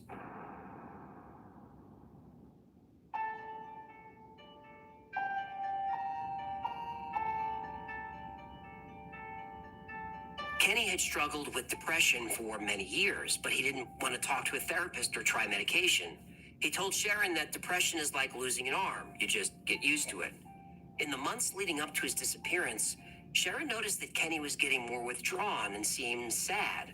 Understandable considering his financial struggles and failing businesses. Eventually, Kenny told Sharon that his father had taken his own life, and he never really healed from it. When police searched Kenny's computer, they discovered he was reading a lot of dark topics about how to hurt himself. They also found an eerie and sad document. Kenny had written, "Help me," over and over and over again. Sharon believes Kenny went out into the desert with no intention of returning. She believes he left his cell phone so he couldn't be tracked. He then found a cave in a remote part of the desert and never came out. If that's true, it's such a sad ending to one of the best modern mysteries. But other people in Kenny's family, especially his daughter Victoria, resist the theory. Kenny had such a vibrant, adventurous spirit. To take his own life would be extremely out of character. Also, even though Kenny had burned through most of his savings on his inventions, he wasn't in a lot of debt. He was intelligent, personable, and had a wide variety of skills. It would have been easy for Kenny to find work if he wanted to, but Sharon said he never wanted to work for anyone again. And Kenny also had a support structure. His mother, his brother, his daughter, and Sharon, they were all there for Kenny. He never had to be alone if he didn't want to be. But depression can be crippling. I have my own bouts with it. Nowhere near as severe as Kenny, but I've had days where it was almost impossible to get out of bed. So I understand why Kenny kept this to himself. It's embarrassing. He was fearless in the wilderness, but there was a part of his personality that was helpless. I'm embarrassed revealing my own struggles with depression. I wrote this part of the script 5 times and deleted it 4 times. But I'm keeping it in because if you're struggling, I want you to know that you're not alone. 1 in 5 people report depression symptoms at some point in their lives, and that number is going up. This is why the story of Kenny Veach endures.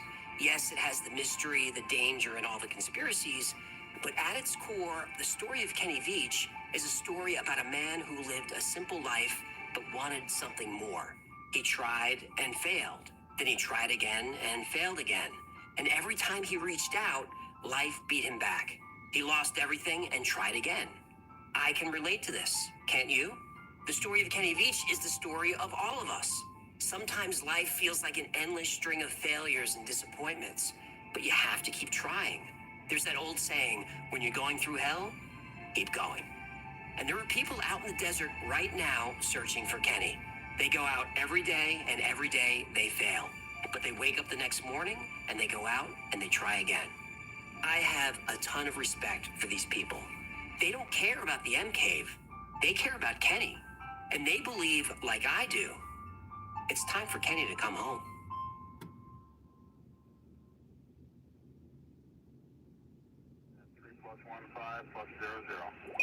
Now, what I love about that story is people are still out there looking for Kenny. Every day, they go out hiking his trails, looking for him. And I think that's... Human, did you start already? Where have you been? We've been going after the government too hard. I'm being pursued by a three-letter agency. CIA? No. FBI? No. NSA? No. DHS? No. AARP? That's 4 letters, and they're Three not... letters, 4 letters, what does it matter? They're trying to lure me into some experiment at Denny's. Denny's? It's a popular American restaurant chain with over 1,700 locations nationwide. I know what Denny's is. They're offering me free coffee refills and 20% off any Grand Slam breakfast. This is another MK Ultra, I know it. I bet the CIA puts LSD in a JOE. No, I'm sure that Well, 20% off Denny's isn't gonna work on me. I wouldn't eat there for free. It's just a membership offer. You are of a certain age, you know. How dare you, sir? I'm still in my prime. Yeah, that Botox isn't fooling anyone. I get that for my migraines. Anyway, no time for chit-chat. I'm having the Beaver Brothers build me a panic room. Whoa, hold on. Where are you gonna build that? In your wife's closet. No, you better... Have to. The AARP is coming, and I gotta be ready. If you come home and I'm watching Matlock, you'll know they got to me. Sorry about that. That bit sounded a little punchier on paper. Anyway, I cover a lot of scary stories on the channel, so people ask me what scares me the most. And it's not nuclear war, it's not pandemic, it's not AI. What scares me the most is a solar event. Now, on this channel, the flood at the end of the Younger Dryas comes up a lot. That's where the polar ice caps melted and raised the sea level by a couple 100 feet. We're talking tsunamis 1,000 feet high, moving at the speed of sound. So dramatic. The thing is, nobody really knows what caused that. The prevailing theory is that it was an impact. A big asteroid hit somewhere in North America, specifically Greenland, and that's what caused the ice sheets to melt. The thing is, there's no impact crater. Now, in the soil samples taken around that time, there is evidence of meteor activity, but it's not extreme. And there's no impact crater. When we look at the impact that killed the dinosaurs, that was, let me try and say it, Chicxulub. That impact was 65 million years ago and happened in the ocean, and we still see the crater. Younger Dryas is just 13,000 years ago. So if there's an impact, we should see a crater. We don't. So there are some people that believe that the ice sheets melted because of a massive solar event. And that's what scares me. We should all pay attention to solar weather. I don't know why more people don't. Maybe because once you start paying attention to it, it becomes kind of scary. So next episode is number 55, and it's about solar storms. Specifically about the Carrington, so hard to say, Carrington event. Happened about 100 years ago, 150 years ago. If something like that happened now, it could be the end of civilization. And I'm about to describe how it happens. On September 1st, 1859, a gold miner in Denver started his morning routine. He felt unusually tired, but shrugged it off as he prepared his coffee. He was used to waking up at sunrise, but noticed the sky was much brighter and redder than usual. Maybe a nearby fire, he wasn't sure. A few minutes later, his wife came downstairs and asked why he was up so early. Confused, he looked at the clock on the wall. It was 1 a.m., At the very same moment, the ship Southern Cross was sailing off the coast of South America when suddenly the seas turned violent. Waves lashed at the hull and hail pounded the deck. The water, reflecting the red sky above, seemed to turn to an ocean of blood. And that morning, an astronomer turned his telescope toward the sun and noticed something strange. What happened next was terrifying. Let's find out why.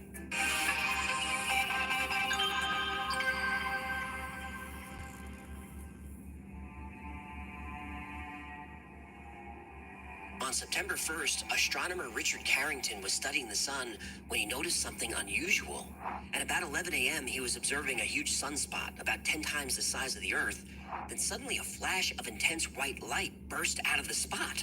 What Carrington didn't realize was he had become the first eyewitness of a major coronal mass ejection, or CME, and it was headed straight for Earth. 17 hours later, the night sky in North America lit up like the day. Aurora Borealis, typically seen near the North Pole, were visible in Miami and Cuba and as far south as Colombia. In the southern hemisphere, Aurora Australis were visible north of Brisbane. A few hours later, on September 2nd, the most powerful solar storm ever recorded crashed into the Earth's atmosphere. Our magnetic field was immediately overpowered and created chaos around the world. Telegraph lines were shorting out in Europe and North America. Equipment was throwing sparks and some burst into flames. Telegraph operators were burned or jolted with electric shocks. The word went out to telegraph operators to shut down the equipment. And they did, but even disconnected from their power supplies, everything still worked. In fact, telegraphs were more powerful than ever. Nobody had ever seen anything like this before. This became known as the Carrington event. And at the time, scientists thought this was a unique phenomenon. Well, was it unique? Nope. It's happened before, it's happened since, and it will happen again. And when it does, it could be the worst natural disaster in human history. In 1859, the connection between the sun and the Earth's magnetic field wasn't well understood. But at the same time Carrington saw the eruption, the Kew Observatory in London reported a large magnetic disturbance in the ionosphere. This allowed scientists to correctly link geomagnetic storms with solar activity like flares, solar wind, and coronal mass ejections. The sun's outer atmosphere, the corona, is structured by strong magnetic fields. Sometimes these fields become twisted, slowly building up energy like winding a spring. When these magnetic fields finally realign, that energy is released, which causes a solar flare or an ejection. And they're not the same things? Well, flares and CMEs can happen at the same time, but they aren't the same thing. A solar flare is basically a flash of light. They're relatively small and take place in the lower solar atmosphere. CMEs, on the other hand, are huge, sometimes bigger than the sun itself. A CME launches billions of tons of superheated plasma into space at several million miles per hour. CMEs happen all over the sun's surface, and most of the time they drift harmlessly into space. But sometimes CMEs come our way. Small ones we don't notice. On the ground, we're fine. Our atmosphere absorbs the cosmic radiation, and our magnetic field deflects the sun's plasma into the poles, which fall through the atmosphere, causing auroras. But just like the Earth's weather can vary from gentle to extreme, so does the weather on the sun. On average, CMEs happen 2 or 3 times a day. But once or twice every 100 years, the sun creates superstorms that hit the Earth. And when they do, the effects can range from inconvenient to catastrophic. There's evidence of solar superstorms going back a long time. Ice core samples show powerful solar storms hit the Earth several times between 7000 and 5000 BC. In 774 AD, an extreme solar storm called the Miyake event caused the largest rise in carbon-14 levels ever recorded. In 993 AD, a storm left evidence in tree trunks that archaeologists still use to date ancient wood materials. And this is one of the ways they confirm that the Norse arrived in North America 500 years before Columbus. 1052, 1279, more storms, more spikes in carbon. In 1582, 1730, and 1770, solar storms caused aurora to be seen all around the world, turning night into day. And there are dozens of reports like this throughout history. But in those reports, the solar storms are nothing more than oddities. But didn't people freak out? Humans don't like change. Well, sure, they frightened some people who thought the world was ending or the gods were angry, but the storms didn't cause an any damage. But when the Carrington event happened in 1859, civilization was doing something new.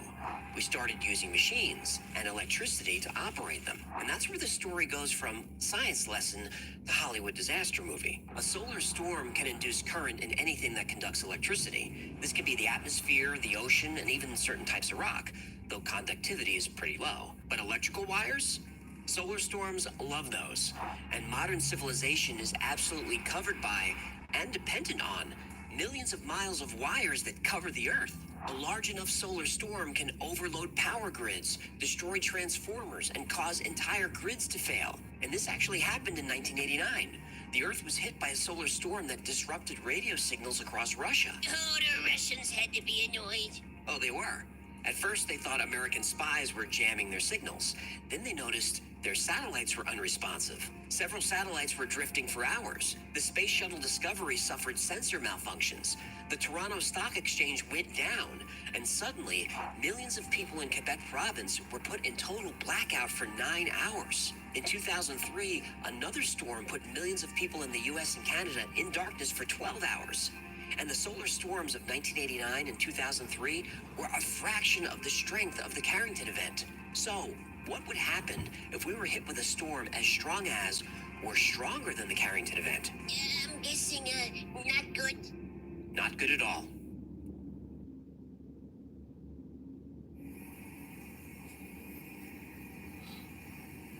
Picture this. You're on a family vacation driving across the country to see, Biggest ball of twine in Minnesota. biggest ball of twine in Minnesota. Fine. Minnesota. What?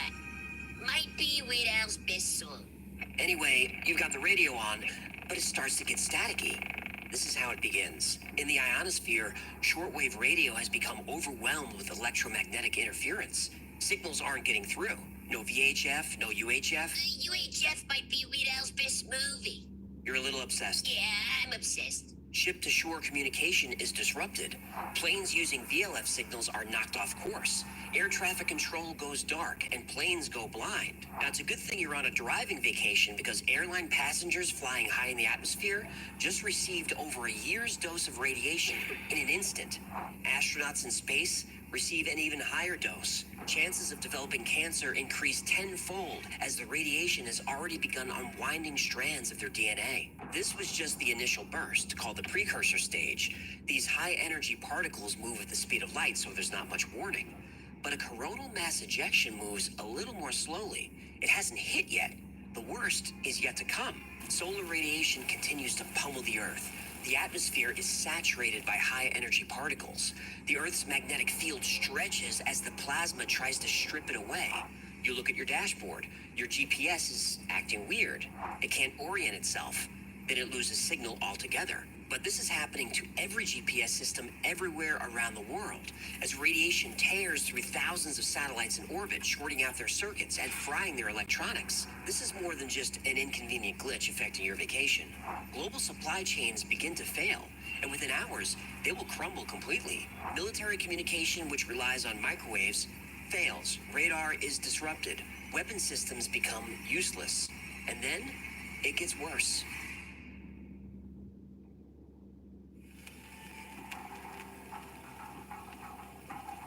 By now, a few hours into the event, governments are aware of what's happening, but there's no way to communicate with the citizens. All telecommunications, including emergency services, go offline.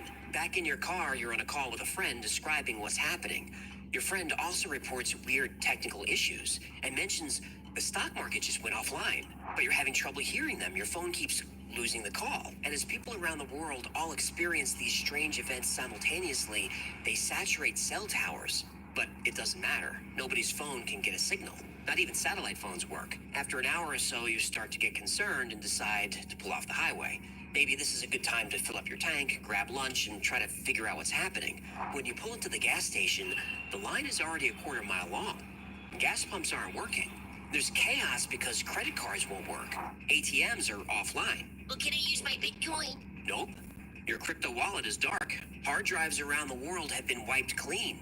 Bye-bye blockchain. And during these last few hours of confusion, solar radiation has continued to build in the ionosphere. The Earth's magnetic field is stretched hundreds of thousands of miles into space. And when the last of the sun's plasma passes through the Earth, its magnetic field suddenly snaps back like a rubber band, and all of that energy built up in the ionosphere slams into the surface at once. Then things get really bad. Power stations around the world are overwhelmed. The failures cascade through every country on Earth, leaving entire continents in darkness. Power lines and transformers are set ablaze. Network cables both above the ground and deep under the ocean go down all at once. The entire internet goes dark. Now, back at the gas station, someone from your family complains that the restroom water isn't working. Turns out water isn't running anywhere. Pumping stations and water treatment centers are offline. You hear a loud crash behind you. There's a 6-car collision where a traffic light stopped working. Looking down the street, you see that no traffic lights are working anywhere. Not here, not back at home, not anywhere. There's no power, no water, no fuel. And this is just the first few hours. From here, things get even worse. Worse? Far worse. There have been a number of studies outlining solar storm worst-case scenarios, and each study is scarier than the next. If the Carrington event, or worse, something stronger, happened now, it would take months or even years to get back to normal. It's been estimated that some power grids could take up to 10 years to repair. You could prioritize water facilities, hospitals, and emergency services, but you'd still have millions of people without power for months. Planes would have to be grounded. Trains, too, would have to wait. Some cars would be okay, but not all of them. Electric cars are great, but without charging stations, you'll miss that old gas guzzler. Still, there would be no traffic control system.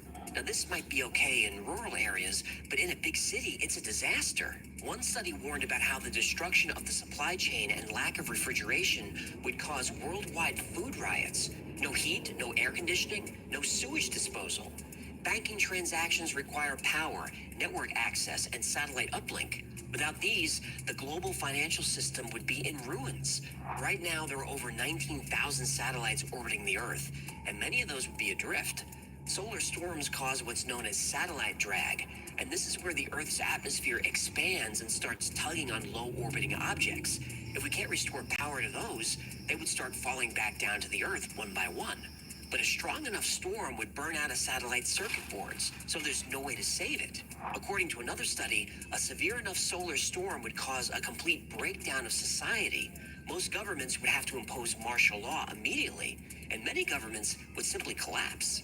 Remember those warnings of 2012? Oh, yeah, the world was supposed to end. Well, in July, it almost did.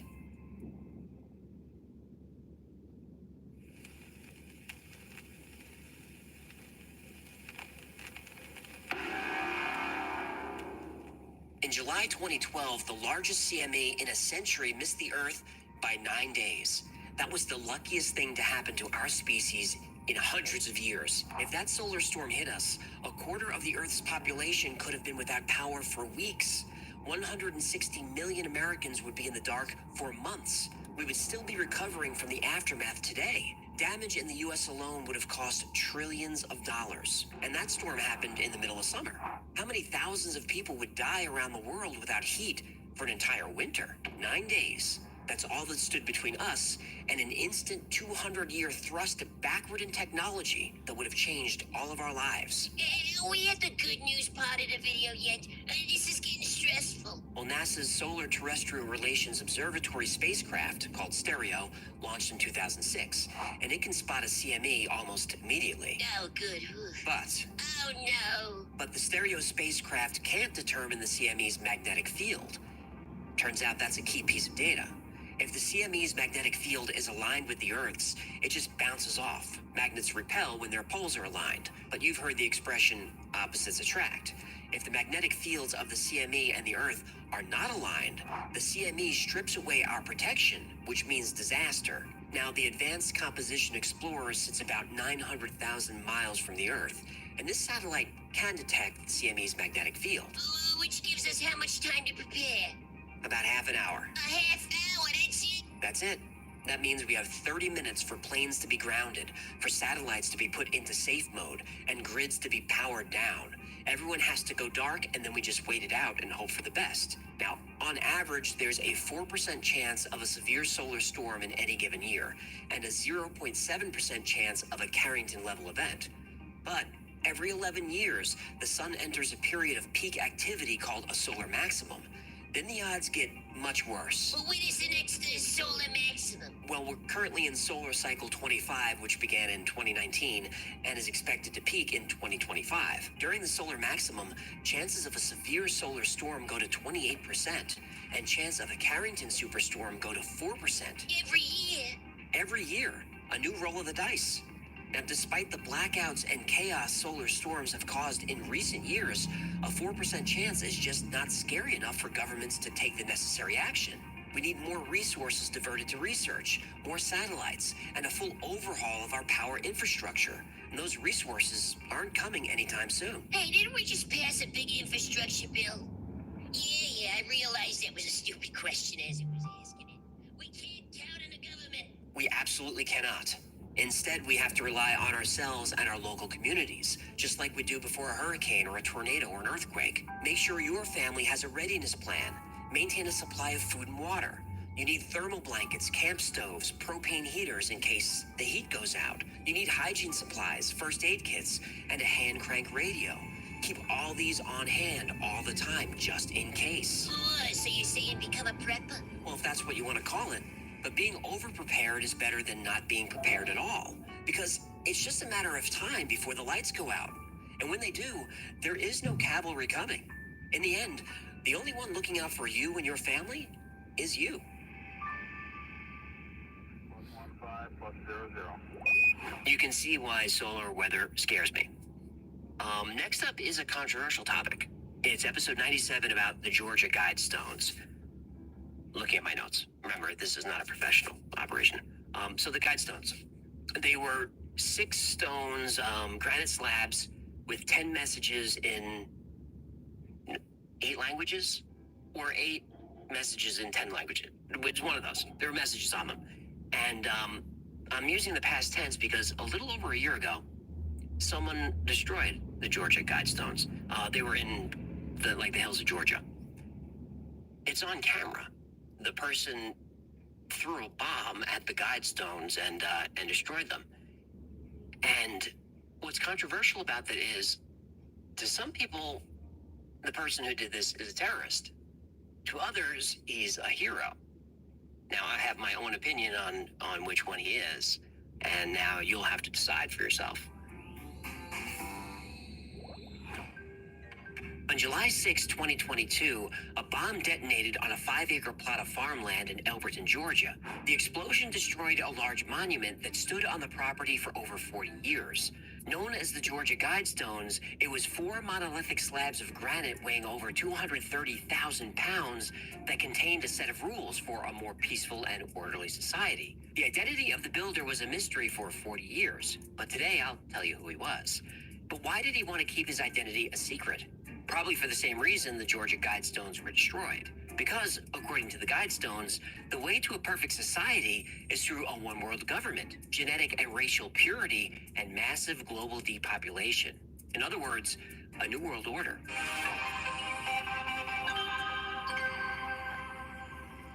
In June 1979, a well-dressed man using the pseudonym Robert C. Christian approached Joe Finley, president of Elberton Granite Finishing Company. R.C. Christian wanted to build a monument to rival the magnitude and awe of Stonehenge.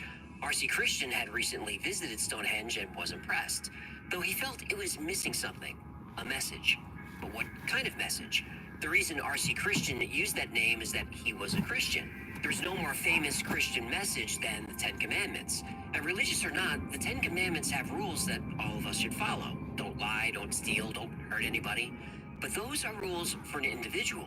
R.C. Christian was thinking bigger. Ooh, bigger than the word of God given to Moses from the top of a mountain? Yep. Oy vey, the ego in this guy. R.C. Christian said he represented a small group of loyal Americans who had spent the past 20 years planning an unusually large and complex monument. He brought with him a scale model with some very detailed specifications.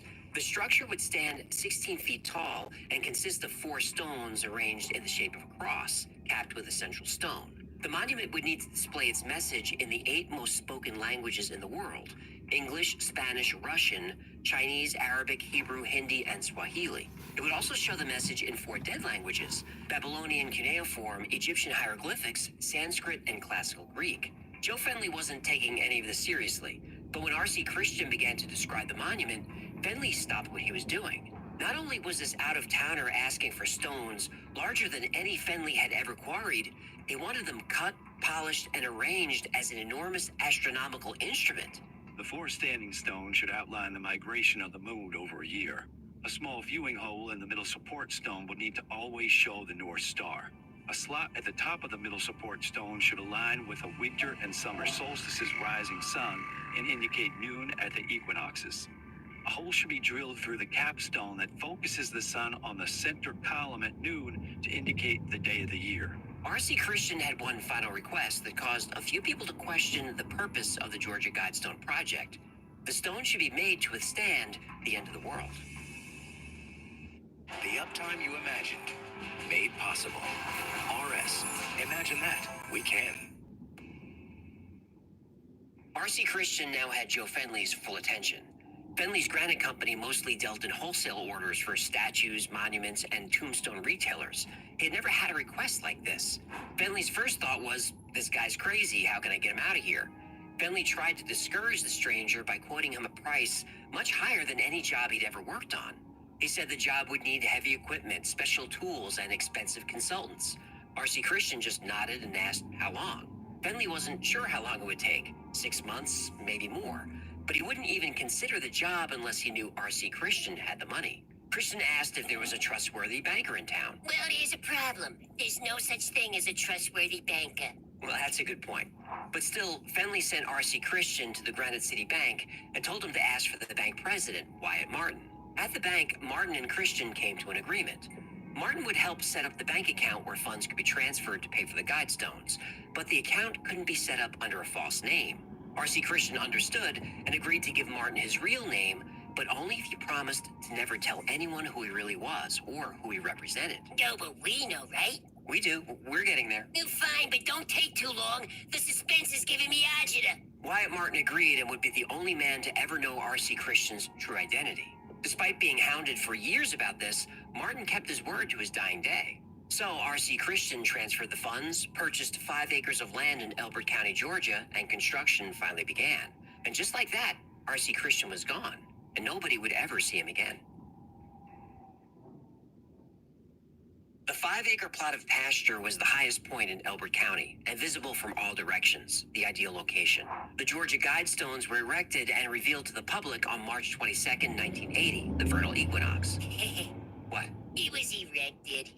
Don't be a child. Oh, so in 1980, they revealed their erection to the public? Please don't. Okay. You know I couldn't let that go. Go ahead, I'll behave.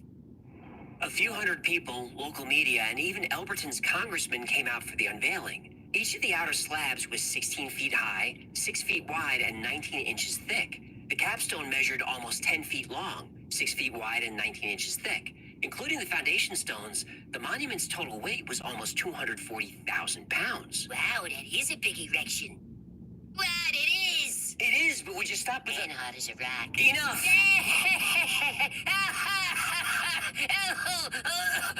I'm choking. I gotta pee. Okay, go ahead. Over the years, thousands of visitors from all over the world would come to see the Georgia Guidestones. But what was so special about the stones? It was more than just an impressively large granite construction. It was the new 10 Commandments, sandblasted in 4-inch high letters that R.C. Christian left to benefit humanity. Maintain humanity under 500 million in perpetual balance with nature. Guide reproduction wisely, improving fitness and diversity. Unite humanity with a living new language. Rule passion, faith, tradition, and all things with tempered reason. Protect people and nations with fair laws and just courts. Let all nations rule internally, resolving external disputes in a world court. Avoid petty laws and useless officials. Balance personal rights with social duties. Prize truth. beauty, love, seeking harmony with the infinite. Be not a cancer on the earth. Leave room for nature. Leave room for nature. At first glance, some of these commandments seem fairly innocent and maybe even cliche. But when you take a closer look, the guides are unsettling. Some have claimed that the Georgia Guidestones are instructions for a new world order, an open call for eugenics, genocide, and a one-world government. But we're told this is all conspiracy theory, that there's no evidence to support these claims. But there's evidence. Oh yeah, plenty of it. At first glance, the 10 rules on the Georgia Guidestone sounded like a cheesy New Age bumper sticker, but if you read them carefully, they're disturbing. Let's start with the first one. Maintain humanity under 500 million in perpetual balance with nature. The current population is just under 8 billion people. To achieve the Guidestone's ideal population means that roughly 94% of people on Earth would need to be eradicated.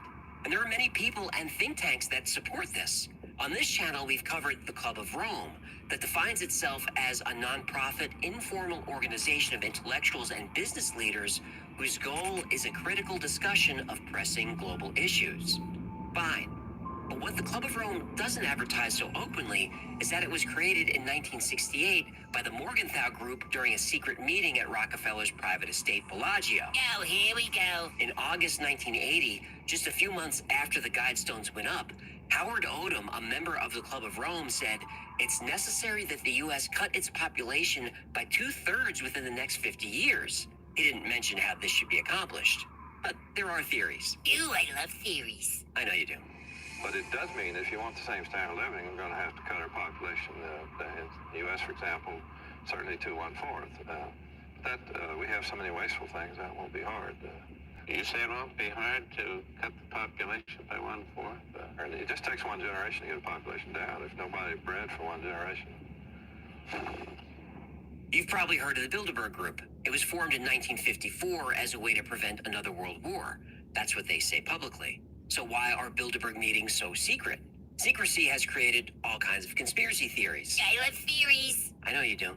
One of these is that the Bilderberg Group believes that the current population growth is not sustainable. Allegedly, one way the Bilderberg Group would try to reduce human population is by causing pandemics. Oh, no. The theory also says the Bilderberg Group will keep their true plan secret by consolidating all media to a handful of mega companies, and then use governments to work with these media companies on censoring any ideas that go against the group's wishes. Ooh, that's not a theory, that's true. Well, of course it's true. Just look at Twitter. Both Trump and Biden aggressively pressured Twitter into censoring any information that went against their agendas. But whether the Bilderberg Group is behind this or not is unknown. Yeah, unknown only if you're a sheep. And guess who writes the foreign policy for the Bilderberg Group? The Club of Rome? The Club of Rome. Now, it's been alleged that the Club of Rome supports massive depopulation using any means necessary. But didn't we fight World War II over these ideas? Well, funny you should mention that. The founder of the Bilderberg Group was Prince Bernhard. At the beginning of World War II, he was a Nazi SS officer. Of course he was. Now, to be fair, after Germany conquered France, Prince Bernhard switched sides and fought for the Allies. Oh, so that makes him okay? Hey, I'm just giving both sides of his story. But many people say that all of this is nothing but conspiracy theory, that the Georgia Guidestones don't want to reduce the current population, but instead are instructions for how to rebuild society after a cataclysmic world event. Okay, let's say that's true. How should the remaining survivors maintain control of the population? And who decides? The second Guidestone rule addresses this. Guide reproduction wisely, improving fitness and diversity. R.C. Christian wrote a book entitled Common Sense Renewed, which he sent to each member of Congress in 1986. Among a myriad of statements, Christian wrote, "It is vitally important that each national government have a considered population policy. The need is urgent and should take precedence over other problems, even those of national defense." Okay, so he wants the government in charge. So what kind of people should the government allow to have children? Responsible parenting will consider both genetic and environmental factors. We must seek to produce healthy children and then to mold their characters and to develop their potentials as socially worthwhile adults who will in turn carry the process indefinitely into the future. We have a grave duty to use all available knowledge in perfecting the forces which guide our procreation. It is within our power to leave behind us a new generation of humanity, slightly superior to our own in intellectual, physical, and social capabilities. Yeesh, this sounds a lot like China. Oh yeah, he's a fan of punishing people who want big families.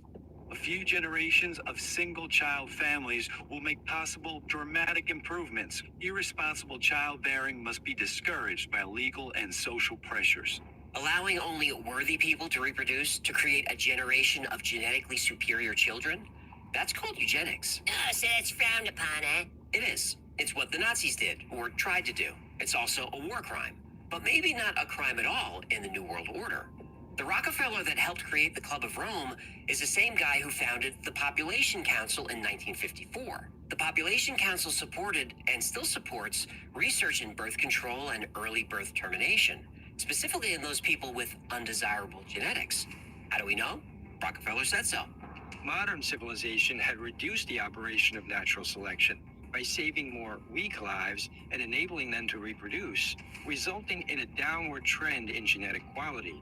An organization needed to be created that would be devoted to the reduction of fertility of weaker individuals with undesirable genetics. One of the members of the Population Council, as recently as 2020, has been accused of supporting forced sterilization.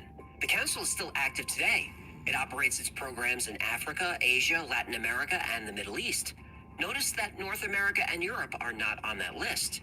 Now, maybe it's just a coincidence, but the council is focused on countries that are primarily non-white. The Population Council takes in millions upon millions of dollars every year. And the biggest contributor? The United States government. Improved public health has caused the world's infant mortality rate to decline by 60% over the last 40 years. In the same period, the world's average life expectancy has increased from 46 years in 1950s to 63 years today. The negative impact of population growth on all of our planetary ecosystems is becoming appallingly evident. Guide number 1 was population control. Guide number 2 was breeding a superior society through eugenics. Guide numbers 3 and 5 are just as chilling. Unite humanity with a living new language. Let all nations rule internally, resolving external disputes in a world court.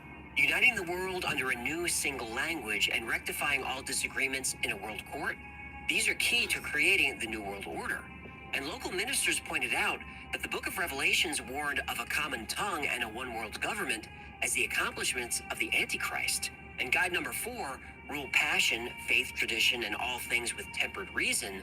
This also upset Christians who believe in faith above all. After all, it's the first commandment. God said, "You shall have no other gods before me." God wasn't down with tempered reason. These seemingly anti-faith messages made the Georgia Guidestones a location for alleged satanic worship, witchcraft, and pagan rituals. Elberton locals have reported seeing lights near the Guidestones. They've heard chanting. They found melted candles on the capstone. Now, no humans were sacrificed there, but I can't say the same for a few chickens who had a less than amazing visit to the Georgia Guidestones. Now, other theories suggest that the stones were built on native Hopi lands, and that the Hopi have a prophecy regarding the ushering in of a new world. Other theories say that the stones are set on ley lines, along with other icons, like the Great Pyramids, Great Wall of China, and Stonehenge. And that's not even mentioning the proposed connections to the Order of the Rosy Cross, the Rosicrucians, who deserve their own episode. But the biggest mystery of all was, who funded this project? Well, it would take 35 years, but we finally have our answer.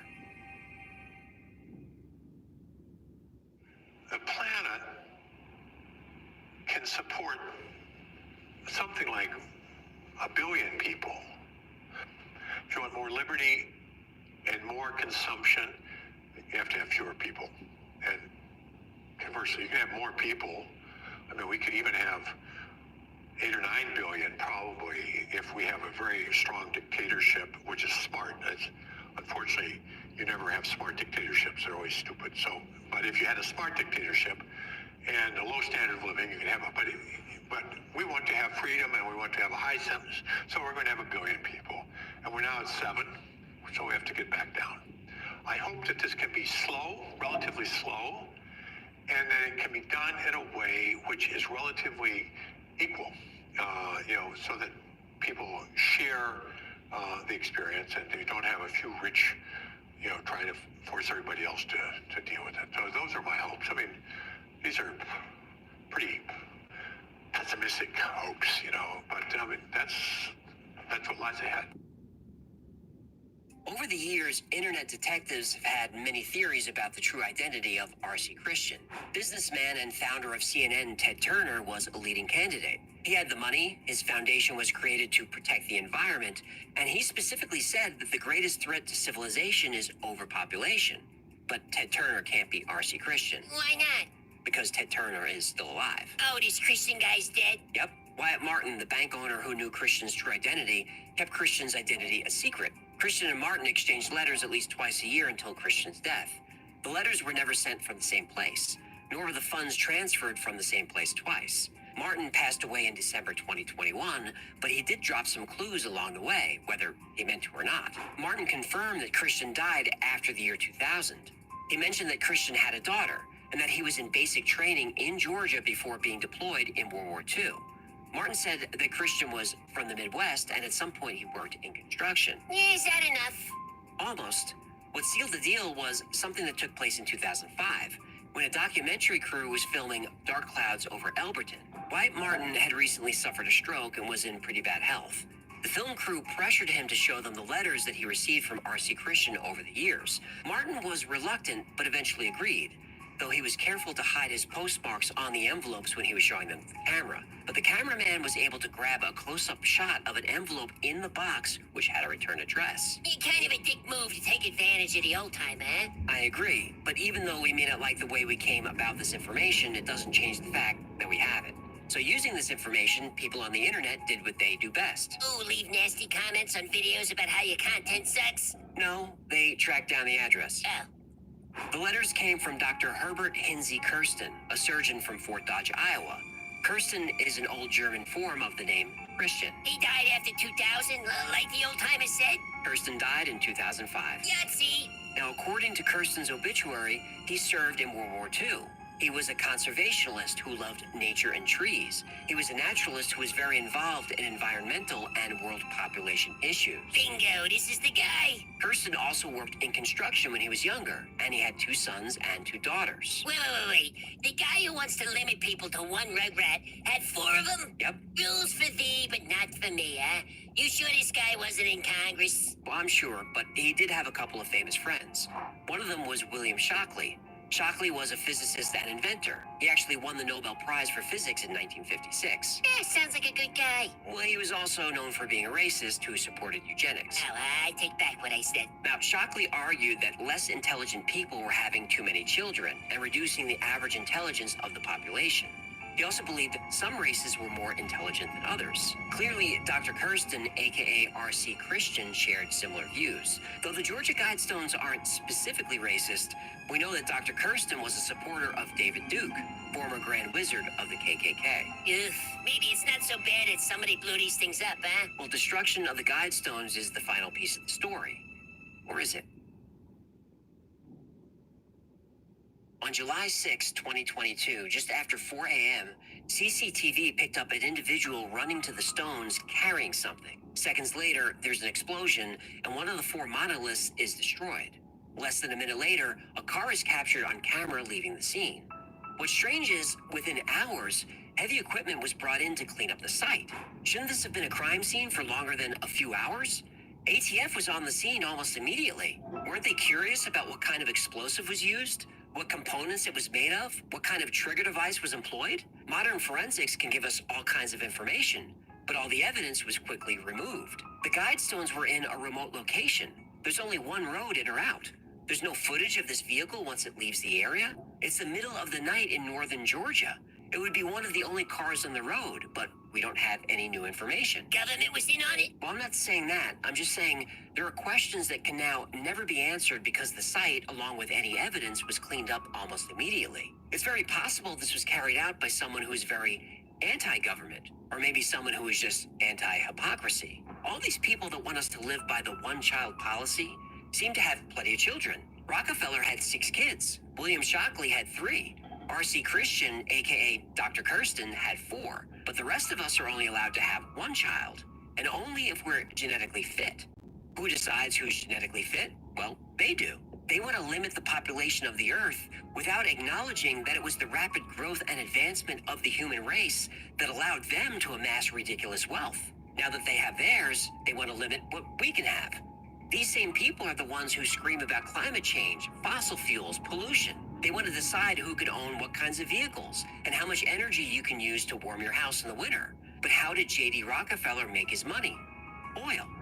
Aurelio Pache, who founded the Club of Rome, he made his fortune working for Fiat, a huge company that makes cars, trains, planes, tractors, and military equipment. When they were making their families rich and powerful, the climate wasn't as big a concern, but now it is. All the problems facing our planet can be solved like they've always been solved, through our collective innovation and cooperation.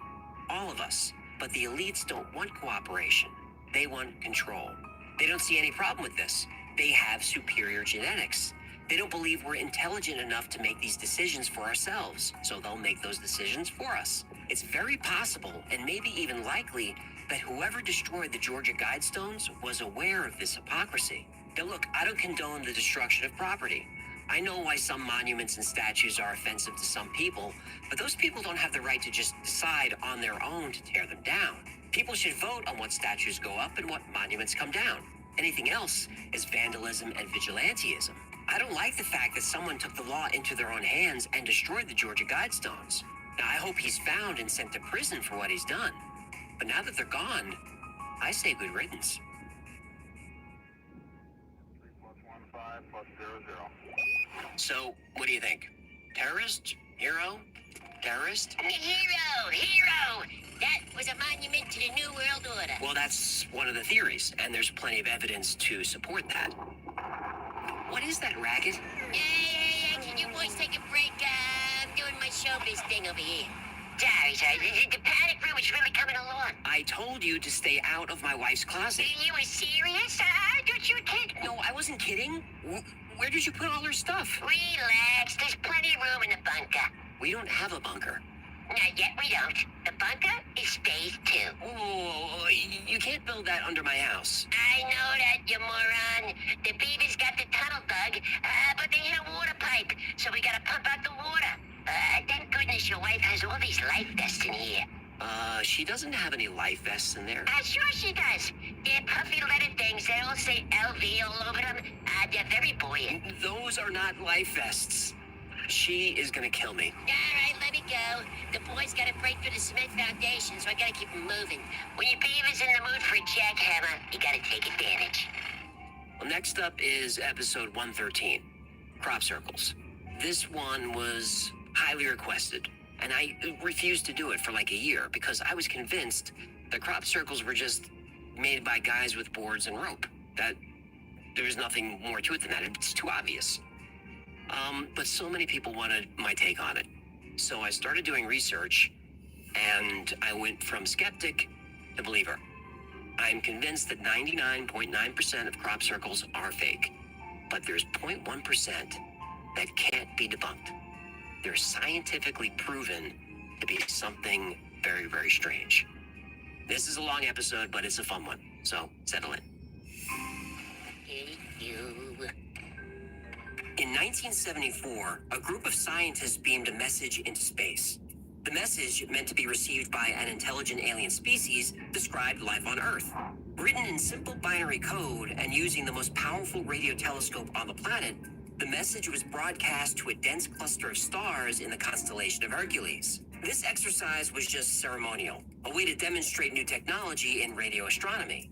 Nobody was really expected to receive it, and even if they did, it wouldn't be anytime soon. The nearest star in the direction of the broadcast is 25,000 light years away. So the telescope was tuned to 2380 megahertz, aimed at Hercules, and fired up. The scientists congratulated each other, shook hands, and went on with their lives. But 27 years later, something very unexpected happened with that message beamed into deep space. Someone wrote back.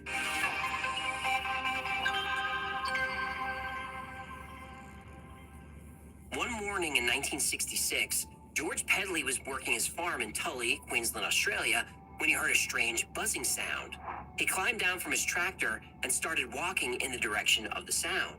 Then he saw a circular craft slowly rise above a section of swampland not 50 feet from where he was standing. The craft hovered for a few seconds, shot straight up into the sky, and disappeared. When George went to investigate, he found a large circle of reeds had been pulled from the swamp and flattened into a disc. The circle was 30 feet across, 2 feet thick, and arranged in a clockwise swirl. Because of the swirl and the thickness of the reeds, locals call the formation a UFO nest. But what this actually was a crop circle. Since the 1960s, thousands of crop circles or crop formations have been found. They've been seen on every continent in almost every country on Earth. But the epicenter for crop formations is Wiltshire in the southwest of England. Crop formations range from the very simple to the very complex. Formations can be circles, stars, and other geometric shapes, but some are pictograms, though nobody knows for sure what they mean. Though every formation is different, they have a few things in common. Recognizable patterns that are created very quickly, usually at night. The creation of these patterns is always associated with some kind of light, either a beam of light or an orb of light.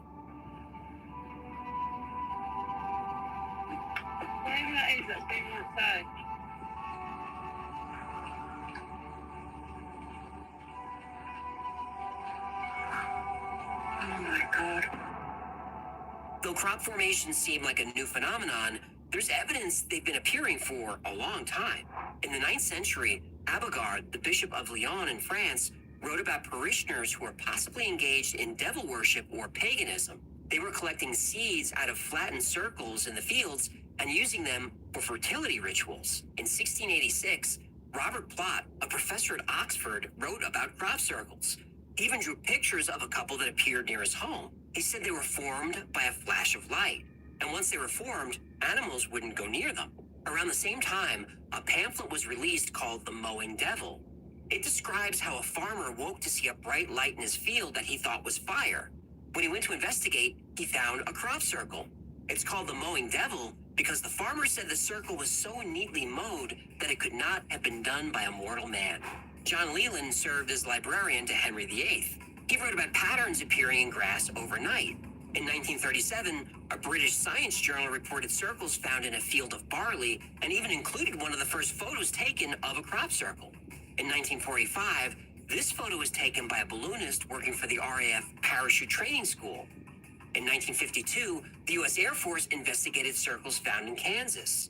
In 1963, Sir Patrick Moore, an astronomer writing for the New Scientist journal, investigated a formation in Charlton. In the wheat fields were features taking the form of circular or elliptical areas in which the wheat had been flattened. One very well defined was an oval, 15 yards long by 4.5 broad. There was evidence of spiral flattening, and in one case there was a circular area in the center in which the wheat had not been flattened. One of the texts discovered in the Dead Sea Scrolls is the Book of Enoch. Enoch talks about lightning leaving marks on the earth. So these formations have been seen since the beginning of recorded history. And even though thousands of circles have been found, and many people claim to witness them forming, no one had ever caught it on camera until 1996. John Whaley was camping out on a hill in Wiltshire called Oliver's Castle, named for a fort that was built there many years ago. Around 3 a.m., something caught his eye. He grabbed his video camera and captured footage of several glowing orbs hovering over a field. Then, like magic... Whoa!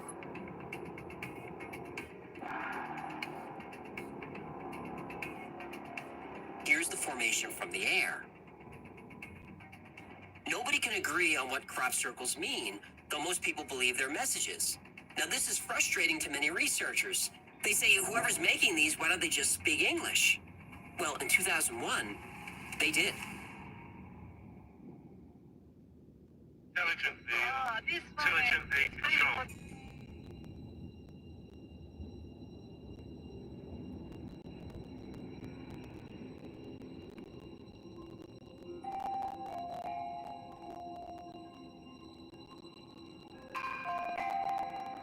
He said the object came down, it stopped for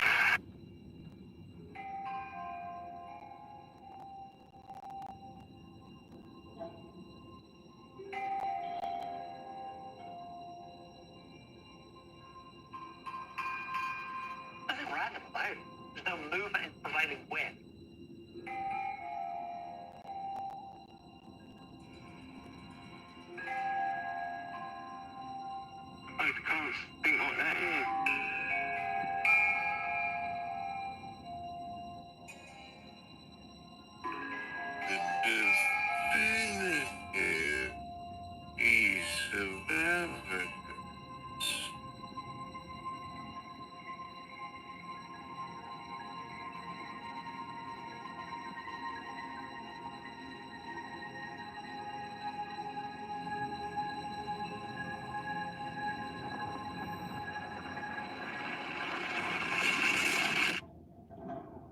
In 1974, the Arecibo message was sent from Earth to a cluster of stars in the Hercules constellation. It's called the Arecibo message because that was the name of the giant radio telescope used to transmit it. The team that created the message was led by Dr. Frank Drake, with assistance from Carl Sagan. The message was 1,679 binary digits that could be converted to an image, designed to convey information about civilization on Earth. It starts with a representation of the numbers 1 through 10. This provides a key to the rest of the message. Next, atomic numbers of hydrogen, carbon, nitrogen, oxygen, and phosphorus, which are used to make up DNA. Carbon is at the top because it's the most dominant in forms of life. The message shows more information about DNA, including the double helix structure. Toward the bottom, a figure of a human, its average height, and the population of the Earth, which was a little over 4 billion at the time. Next, our solar system, starting with the sun and moving out to Pluto. The Earth is shifted up to identify the planet sending the signal. At the bottom, a graphic representing the Arecibo radio telescope. Now, the nearest star that could possibly receive the message is 25,000 light years away. So we couldn't really expect a reply for another 50,000 years. But on the morning of August 14th, 2001, a formation was discovered right next to the Chilbolton radio telescope. Now, even if you don't know the full design, when you're on the ground, you can tell you're in a crop circle. There's structure and uniformity to it. But this new formation was different. It was a mess. It wasn't symmetrical. Nobody could make sense of it until it was viewed from the air. Holy A face. And 3 days later, this appeared. This became known as the Arecibo Answer. Hi, Chihuahua! The formation uses the same 23 by 73 grid. The top line shows the numbers 1 through 10, just like the original, but the reply shows silicon as the main element for life, not carbon. Their DNA is shown as having a third string. In the center is a humanoid figure about 4 feet tall with a large head, and their population is about 21 billion. Below the figure is their solar system.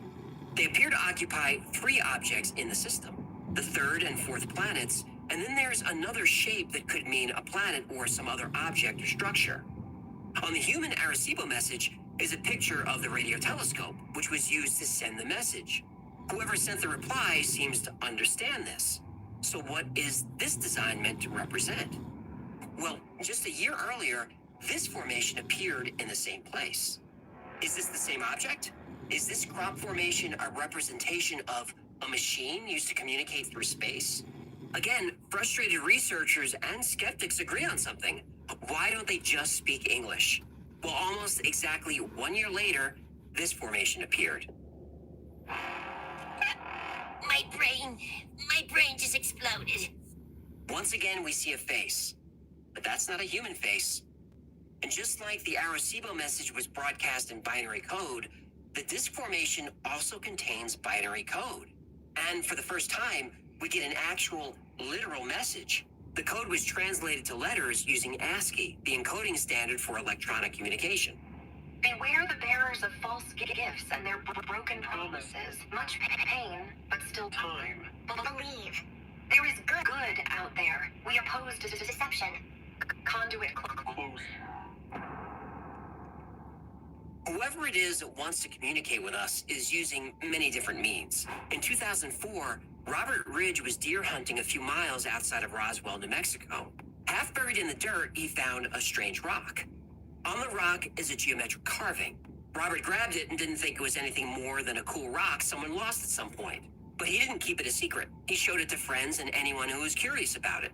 It didn't take long before strange discoveries were made about the rock. For one, it's magnetized lodestone, which is not a kind of rock found in that area. And under a microscope, the Roswell rock is extremely smooth. There's no carving marks or indication of sandblasting. But the most fascinating discovery is that in 1996, 8 years before the Roswell rock was found, this crop formation appeared. The designs match up. Some people think this design is a message. Others think it's a map. Still, others think the Roswell rock, the Arecibo answer, and all crop circles are nothing but a hoax. But who would create such elaborate hoaxes, and why? Well, in 1991, we would get the answer when a British newspaper ran a front-page story with the headline, "The Men Who Conned the World." Oh, no. On September 9th, 1991, two retirees in their 60s confessed to starting the crop circle phenomenon in 1978. Doug Bauer said the idea came to him one night in a pub. He was living in Queensland in 1966 when the Tully UFO left behind that circle of reeds. Doug thought it would be fun to trick people into thinking UFOs were landing in wheat fields in southern England. He enlisted the help of his friend Dave Chorley. All they needed to make a crop circle was a wood plank, a bit of rope, and a twisted piece of wire. At first, their designs were simple and crude, but over time they became more and more complex. And you could center this through this ring, walk straight towards it, and lo and behold, you got the lovely straight line that you could wish for. International media picked up the story, and the mystery was solved. Crop circles were nothing more than a couple of amiable old fellows playing a prank, and that was that. That's it? End of story? It's kind of disappointing. Oh, we're just getting started. Oh, go on. Doug and Dave might have created a few crop circles, but their story has a lot of holes. They demonstrated their circle-making technique, and the results were janky. Most crop formations, even back then, were much more precise. Doug and Dave's formations were out of alignment every time. The more complicated the design, the worse the formations were. During one demonstration for a news crew, Doug attempted to reproduce one of his circles and accidentally made it twice as big as it should have been. Then he just gave up on making it. And their story changed over time.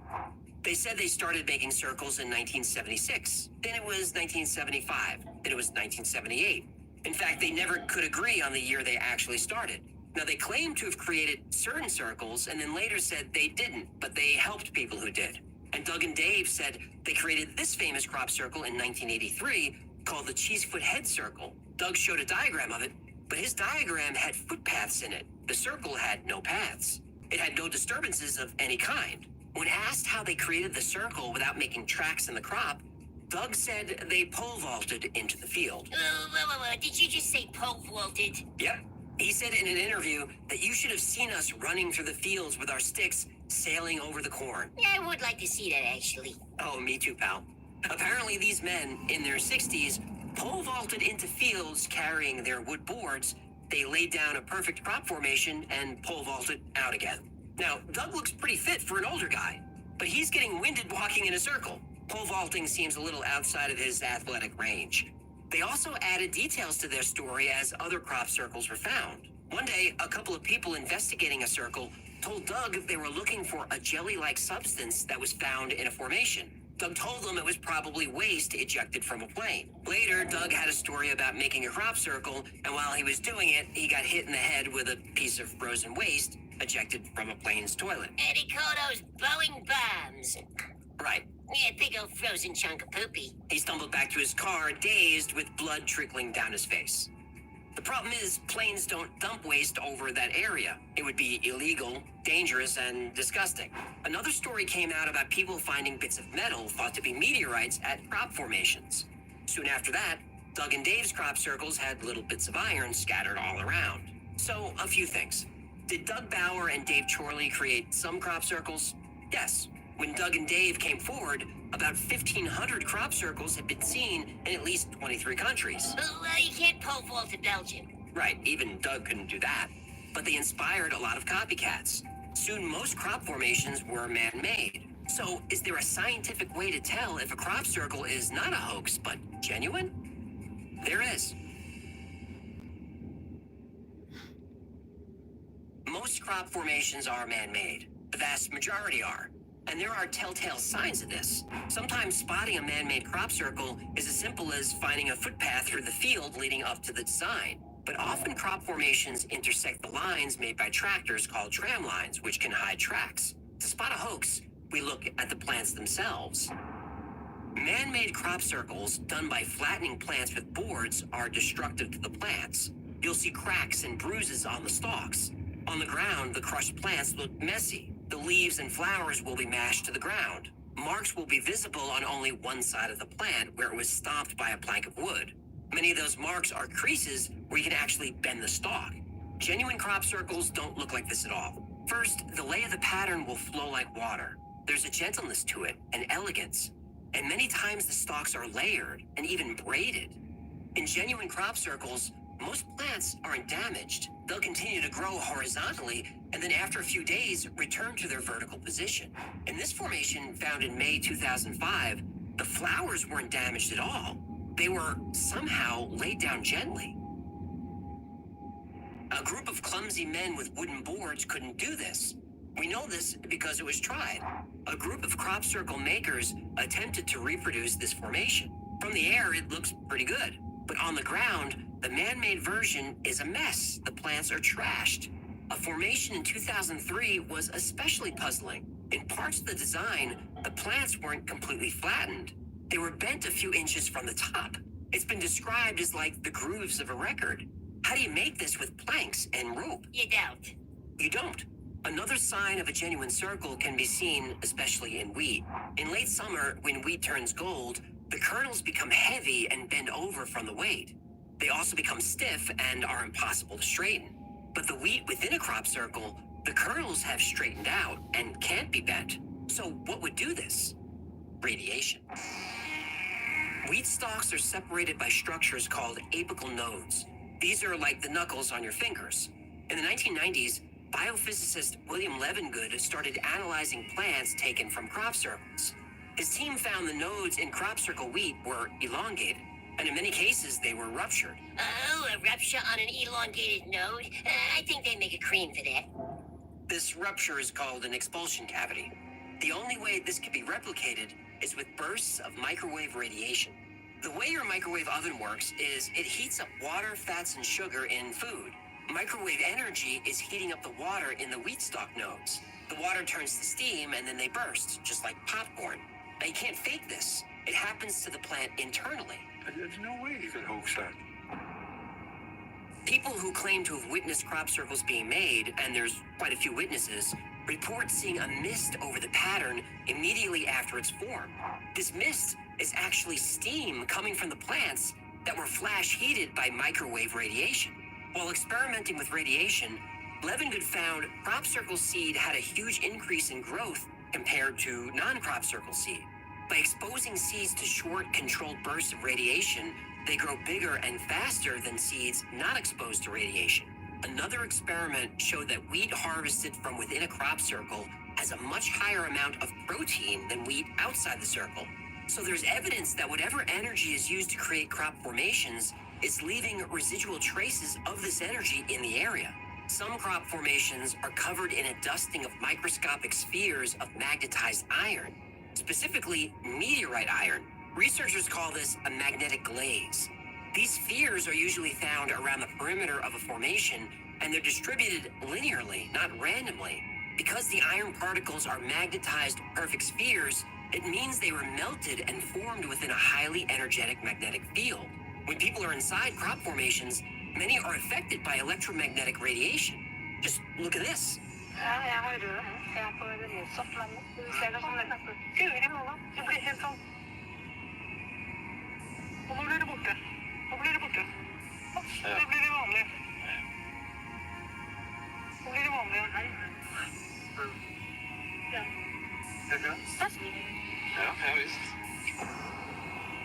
As part of an experiment, a woman with an enlarged thyroid sat in a crop formation for 2.5 hours.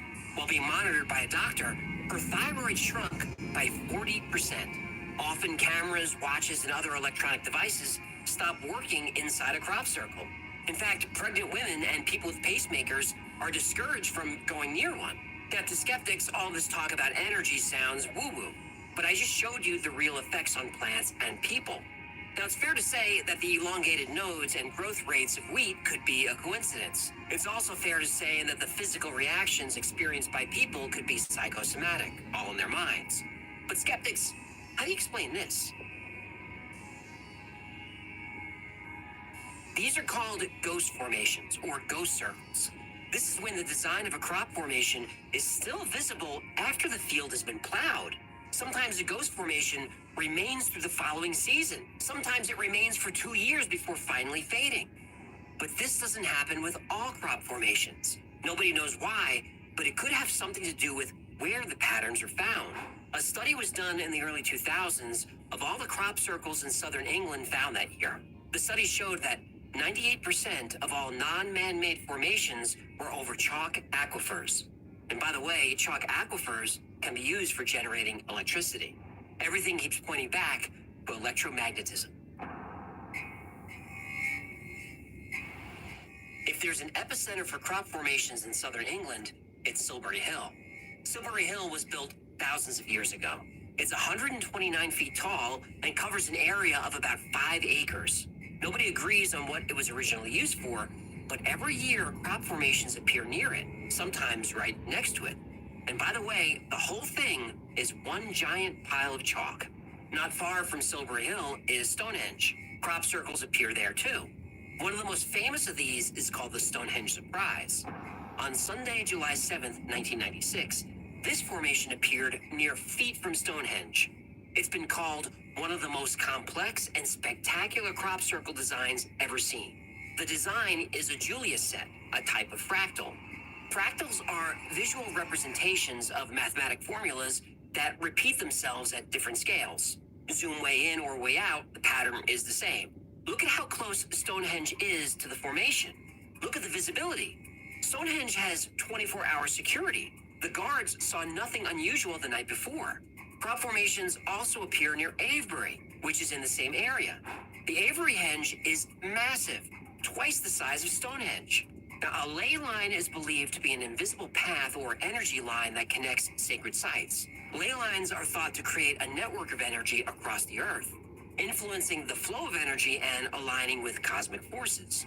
The area around Stonehenge is on one of those ley lines. If crop formations are an attempt at communication, they're clearly using mathematic concepts, and this would make sense. Math is a universal language. But what do the messages mean? What story do they tell? Are crop formations proof of space travel? Do they offer an explanation for space travel? Are crop formations a map? Are they blueprints for a machine? Well, the answer to all those questions is yes. Over the years, crop formations got more and more complex. What started out as simple circles became patterns like this. This is the famous Milk Hill Galaxy Spiral found in 2001. The spiral consists of 409 perfect circles, 1,000 feet across, spread over 700,000 square feet. And look at how clean the design is. That's not even flat ground. This formation is a hard one for skeptics to deal with. Remember, England is pretty far north. In the summer, the days are very, very long. The night the spiral was made, there was only about 4 hours of darkness. It would take a huge crew of people to lay down this pattern in 4 hours. And by the way, it was raining the night it appeared. You'd think the field would be full of muddy footprints by the army of hoaxers it would take to make this. But nope, the Milk Hill Spiral is pristine. Fractals are a common theme with crop formations. Geometric shapes and other expressions of mathematic functions are also quite common. Even complex math problems are expressed. Squaring the circle is a problem in geometry first proposed in Greek mathematics. Squaring the circle involves using a compass and a ruler to create a square and circle with the same area. Now, this has been proven impossible, since calculating the area of a circle requires using pi. And if you remember your math lessons, pi is an irrational number, meaning it can never be exact. So you can never get the area of a circle to equal the area of a square. But there are methods that allow you to get close. And these methods have been seen in crop formations for years. Crop formations often use other mathematic concepts, like the golden ratio and Fibonacci numbers. Here's a formation that, when it appeared, people found very confusing. Then a mathematician solved it. It's a representation of pi out to 10 decimal places. The lengths of the arcs represent each digit. There's even a decimal point and an indication that the number continues forever. But there are also designs that, at first glance, look like geometry, but not exactly right. That's when some researchers had the idea to stop looking and start listening. This particular circle resembles what's called a cymatic pattern. A cymatic pattern is a shape that forms when sound waves vibrate a material like water or sand. Ernst Chladni was a German physicist and musician who documented cymatic patterns. He proved that different sound frequencies create different patterns, and these patterns could be predicted and repeated. Could the builder of this crop circle be telling us that this sound frequency has special meaning? If it does, how do we apply it? Well, let's look for more clues. In 2011, this double spiral formation appeared on Windmill Hill, the location of another ancient site. The same day, another double spiral appeared near Stonehenge, just a few miles away. Dr. Jerry Croft thought these formations could represent neutron stars. And although it's very rare, sometimes neutron stars collide and form a magnetar. What makes magnetars unique is their incredibly strong magnetic fields, which are among the strongest known in the universe. These magnetic fields are thousands to billions of times stronger than those of neutron stars. A magnetar's gravity is so strong that it dramatically warps space-time around it. In theory, this warping of space-time could lead to an Einstein-Rosen bridge, better known as a wormhole. A wormhole, again in theory, can connect two very distant points in space, essentially creating a shortcut that allows you to travel to a location faster than light could get there in a straight line. Now, I'm aware this is a lot of in theory and possibly and maybe regarding these crop formations. After all, magnetars are so rare that in the entire galaxy, only 10 have ever been found. Well, 11. Because the following day, literally the day after these crop formations appeared, a new magnetar appeared. I don't mean it was always there and was just discovered. I mean it wasn't there yesterday and it's there today. Then in 2022, this crop formation appears. Two sections of concentric rings connected by a line. It's been theorized that this represents a wormhole. It shows 2 points in space surrounded by warped space-time and then a portal between. The outer ring represents the bending of space-time. Now maybe this crop formation is just a design with no special meaning, but that would be rare. Almost all crop formations have a message or purpose. So let's assume, for fun, that all these messages are puzzle pieces. That when the pieces are fit together, they show proof of a wormhole and a map of how to get to it. But how? How do we do that? Well, that's the question that electrical engineer Nikola Romansky asked. Nikola saw this image of a crop circle that seemed to be meaningless. It didn't have a recognizable geometry. It wasn't symmetrical. But Nikola had an idea. He brought the shape into his 3D software and extruded it around the center axis, meaning he spun it around to make a shape. So Nikola found more crop formations and did the same thing. He rotated the designs around a central axis to create their shapes in 3D. And after a while, he had a collection of what appeared to be blueprints, instructions on how to create some kind of machine. So what did he do? What do you think he did? He built it. Nikola Romansky reached out to filmmaker Charles Maxwell and asked for help. Maxwell was working on a documentary about crop circles. Nikola needed help and funding to build his machine. This machine, he thought, was a vehicle that ran on zero-point energy, could alter gravity, and reach light speed. How can you not build it? So they enlisted 3D designers and machinists. They hired electricians and fabricators. It took over 3 years and they finally had their prototype. No! It didn't work. No. Well, they got some plasma to ignite, but they ran out of money. No. The entire process is in the documentary, which I linked below. The truth is, whatever they were building probably wasn't going to work. But it's possible that Nikola was onto something. That the secret to zero-point energy, gravity, and space-time all comes down to one thing. Spin. Whenever government whistleblowers describe reverse engineering UFOs, spin is always a core piece of the technology. According to Mark McCandlish, a former aerospace designer, UFO anti-gravity and propulsion are achieved by rotating liquid mercury. The infamous Nazi bell-shaped UFO Die Glocke was said to use similar technology. Bob Lazar talked about studying element 115 when he worked at Area 51. E-115 is said to power alien spacecraft.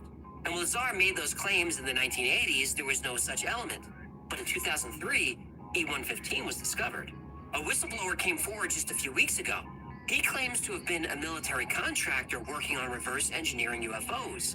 He said their engines use counter-rotating cylinders with element 115 as the power source.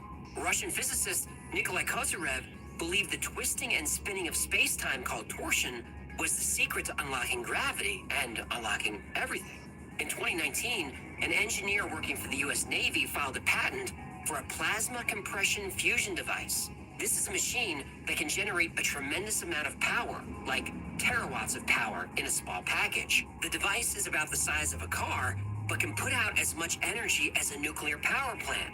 If it's real, the energy is clean and unlimited. His invention is based on spin. The scientist is Salvatore Pais, and he currently works for the US Space Force. He's filed quite a few interesting patents on behalf of the United States government.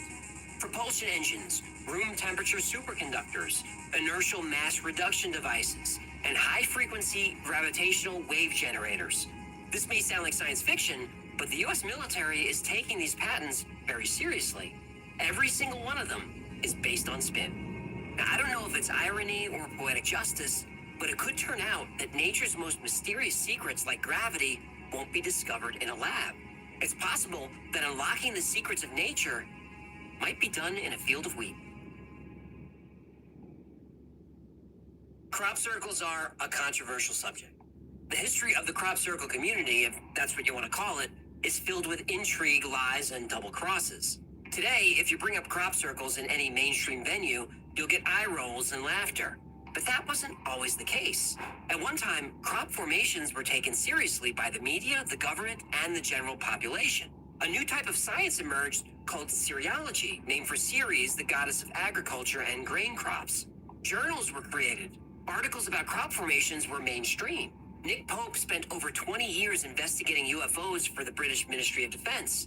He said the Army started investigating crop circles in 1985. Then glyphs started to appear in southern England in 1989, and crop formations were becoming complex.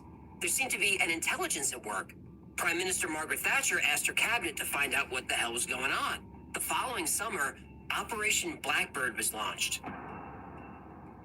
Blackbird was a 3-week surveillance operation with the goal of filming a crop circle forming in real time. The project was planned by prominent crop circle researchers Colin Andrews and Pat Delgado. It was sponsored by the BBC and Japanese national television. Not only did the project have the blessing of the British government, but the crops to be filmed were on land owned by the Ministry of Defense. By working with the MOD, acres of farmland could be cordoned off to keep out hoaxers and prevent any genuine crop circles from being trampled by a curious and excited public. The military had every inch of the field covered with cameras. They had night vision and even infrared cameras to detect body heat. If a circle was going to form, it would definitely be seen. This was a huge event. Millions of people around the world watched, and every day Colin Andrews would appear on TV and describe the day's events. On day 2, a crop circle appeared, and Colin Andrews went on television and spoke very enthusiastically about the discovery. And then everything came crashing down. The formation was a hoax. Not just a hoax, but an embarrassing one. The design was crude, and placed in the center of the circle was an astrology board game. Colin Andrews, a serious investigator and the face of the crop circle phenomenon, was humiliated. Somebody's had a laugh, they've had a joke, they've actually done none of us any good. That sets these sort of things, only set the research back. In the span of an afternoon, the field of crop circle research went from mainstream science to fringe theory, and it's been there ever since. Hang on. What? If the Army had the whole thing blocked off and covered with cameras, how come they didn't see nothing? It was a setup. It was a setup. Well, allegedly. Totally a setup. Colin Andrews believes, and I think there's plenty of evidence to support his theory, that the Army intentionally wanted to discredit him and the entire crop circle phenomenon. That doesn't mean the military didn't believe in crop formations. Quite the opposite. At the same exact time the highly public Operation Blackbird was going on, the Army was running a secret surveillance operation a few miles away on Silbury Hill. In fact, they allegedly had film of bright orbs flying over the fields just to the south of the hill. But this operation only became known later. It appears that Blackbird was sleight of hand. Get the public focused on Blackbird, while the real operation took place a few miles away. Even now, when crop circles or glowing orbs appear, it's not uncommon for military helicopters to show up. Not only do the helicopters patrol the area, but they'll also chase the orbs around the countryside. Clearly, the military believes that crop formations are something more than simple hoaxes. But after the Blackbird fiasco, none of this mattered. Crop circles were debunked, and Colin Andrews became a fringe character. Colin's partner, Pat Delgado, was so disheartened by the Blackbird hoax that he retired and gave up his research. Sounds like Deep State wins again, huh? But that's not the end of the story. Go on. Colin Andrews may have become fringe in the public's eye, but he was a serious investigator, and crop circles were a real phenomenon. Even without mainstream support, he continued his work, and plenty of people supported him. Believers in crop circles were now fringe believers, but they still believed. This could be a problem for the government. They couldn't allow crop circles back into the mainstream, so British intelligence began a disinformation campaign. And to help them spread disinformation, they brought in the best. CIA. In his 1999 book, Cosmic Top Secret, The Unseen Agenda, author John King got Colin Andrews to sit for an interview. Colin knew that the only way hoaxers could get onto that field during Blackbird was if it was an inside job. When Colin made the announcement that a crop circle appeared, he hadn't even seen it yet. It was pitch black. He was pressured to make the announcement, so he did. He didn't report what he had seen with his own eyes. He reported what was described to him by the Army. As soon as the sun came up, he knew it was a hoax, but there was nothing he could do. He had a deal with the military that they would provide people, equipment, and land, but he had to cooperate with them. A big mistake. You shake hands with the military-industrial complex, you're making a deal with the devil. Yep. According to Colin, phase 1 of the disinformation campaign was to debunk crop circles with Operation Blackbird. Phase 2 was Doug and Dave, who showed up a year later. Doug Bauer and Dave Chorley admitted to being the makers of crop circles, and to this day, that's the official explanation. Colin doesn't think they're part of the intelligence community, but he believes they were used by and compensated by people in the IC. They were paid? Oh yeah, they were paid thousands of dollars for their story. We know this for a fact because they were only paid half up front. They had to sue for the other half. Deal with the devil. Next came phase 3. A freelance journalist named Jim Schnabel arrived on the scene. According to Colin Andrews, Schnabel was CIA. Now, James Schnabel was not an official CIA officer, but he certainly could have been an agent. If you search his name in the CIA database, you'll get plenty of hits. And Schnabel's name is always connected to paranormal cases like crop circles and remote viewing. Anyway, Schnabel was conducting private interviews with everyone involved with Blackbird and with other crop circle researchers. He was driving wedges between people, misquoting them, and pushing the narrative that crop circles were debunked. Colin Andrews became convinced of Schnabel's CIA involvement during a spooky conversation. Schnabel had recorded and read to Colin the details of private conversations Colin had one evening while sitting in his car, alone. And Colin Andrews has other evidence that he was being bugged and surveilled. It has to do a lot with invoices and stuff, and I'll link below if you want the specifics. He literally has the receipts. He has the receipts. And look, it's very, very common for the CIA to use journalists as assets. More common than people think. People talk to journalists, so they're useful at collecting intel. And people listen to journalists, so they're great at spreading disinformation. You may have heard about Operation Mockingbird. This was a project where over 400 American journalists were working as direct assets for the CIA. Carl Bernstein exposed how at least 10 journalists and editors at the New York Times were CIA operatives for years. And this is still happening right now, and I can prove it. But covering that and Operation Mockingbird is a full episode. And if you'd like to hear the whole story, let me know in the comments. Now, whatever your favorite newspaper is or your favorite news channel is, assume 10% of editors, reporters, and media personalities are working for the CIA or FBI in some capacity. Yes, it's that many. JFK warned us this would happen. He certainly did. Colin Andrews remembers a direct approach from a CIA operative. He met a man who claimed to have seen a crop circle being formed while he was out one night studying foxes. Oh, sexy broads? No, actual foxes. Ah. The man used this story as a way of being accepted in the crop circle scene. People got used to seeing him around. Well, a few weeks later, this man knocks on Colin's door.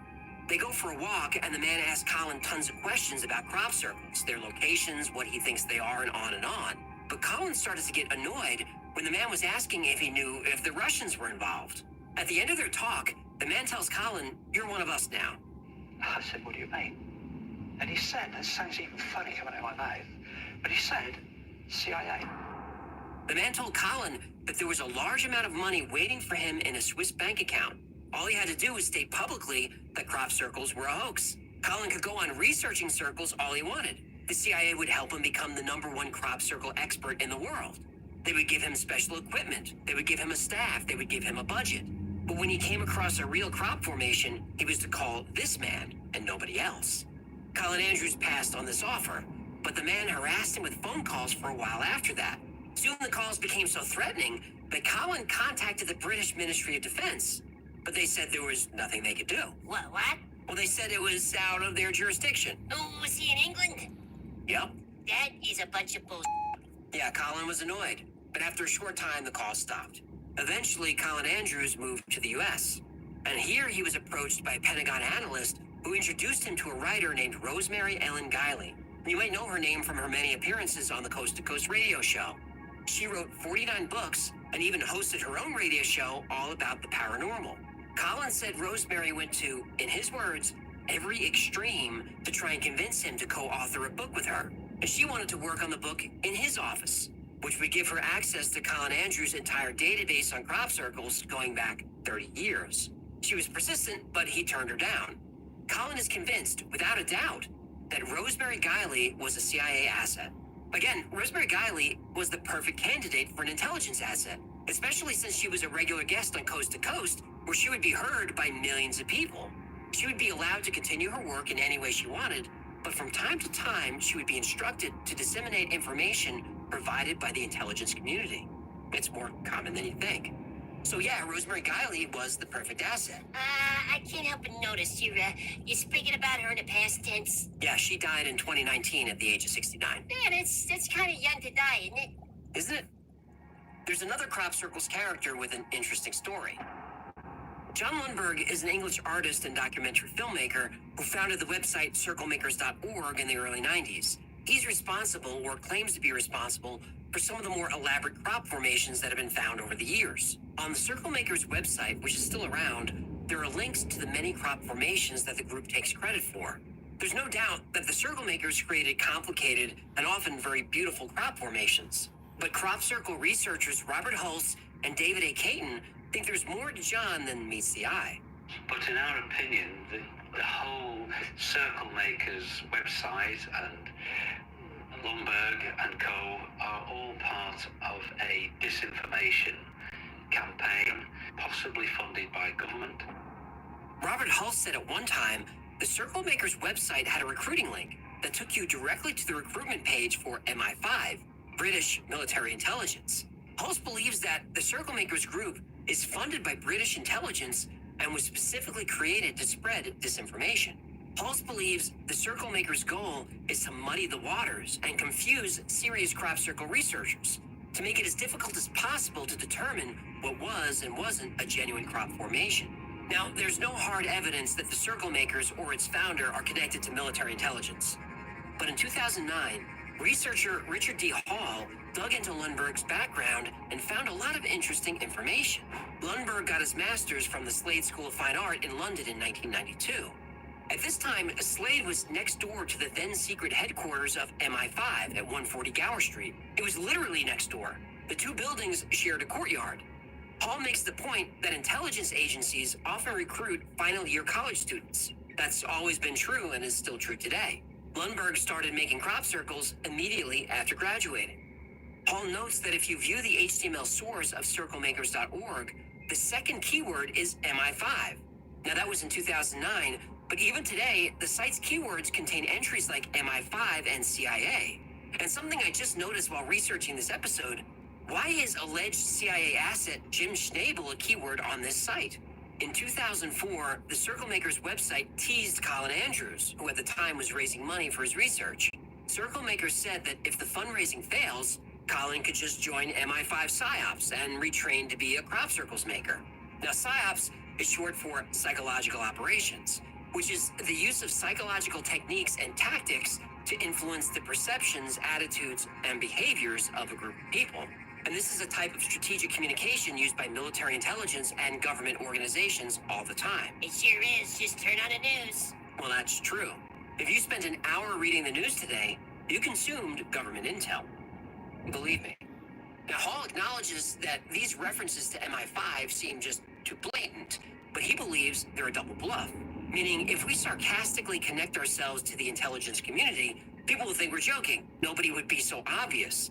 But this is absolutely a real and effective PSYOPs technique. Hall found that the website was hosted in Pittsburgh. Now, at the time, and even today, to some degree, it's uncommon for British organizations to host their sites in the US. And Hall found that the administrative contact for the domain in the US. Now, it could be a coincidence, but the man has an unusual name. Now, I'm not going to name him here, but I'll link to Hall's research down below.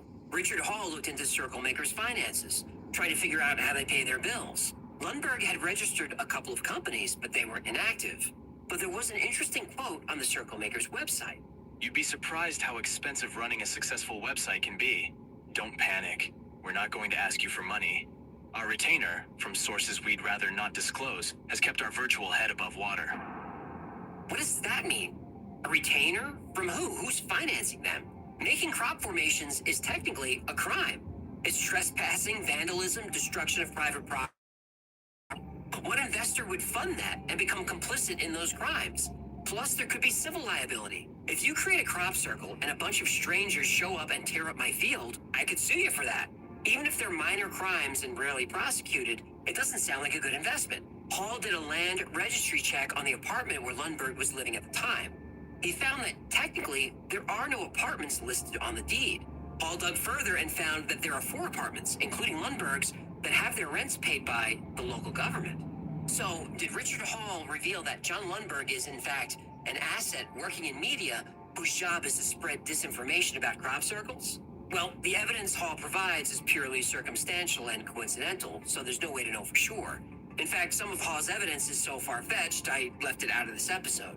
But a few years after Richard Hall conducted his research, Lundberg directed a documentary that I've referred to multiple times on this channel. It's called Mirage Men. Mirage Men covers Richard Doty, a retired special agent who worked for OSI, the United States Air Force Office of Special Investigation, Air Force Intelligence. Richard Doty is, according to Mirage Men, one of the chief architects of the military's campaign to disseminate lies to the UFO community. In other words, to spread disinformation. Doty's job was to muddy the waters, so UFO researchers wouldn't know what sightings were real and what were hoaxes. Now this is, according to Hall, Hulse, Caton, and many others, exactly what the Circle Makers have done and have been doing to the crop circles community for years. There's a reason why John Lundberg would make a great intelligence asset, and Rosemary Guiley, and James Schnabel, and countless other writers, journalists, and media figures. They already work in the paranormal community. They're trusted by that community. They continue to do their work, but every so often they spread a little bit of disinformation to that community. A little nugget to steer people away from the truth. This is why you shouldn't trust anyone in the media. Whether it's your favorite news anchor, TV show host, podcaster, blogger, or writer, be wary of anyone with influence. These media personalities may seem trustworthy. They may seem like they have your best interests in mind, but some of that is just a performance. Not all of it, but some of it is a performance designed to sway your opinion or even alter your entire belief system. The intelligence community does not want you to know the truth about crop circles, UFOs, secret space programs, or alien technology. That's a fact. Millions, perhaps billions of dollars are put into black budget programs designed to distract and confuse you from the truth. When CIA needs to spread disinformation, they look for trustworthy people with large audiences to deliver their message. So keep your eye out for clues. An intelligence operative, an agent, an asset could be anyone.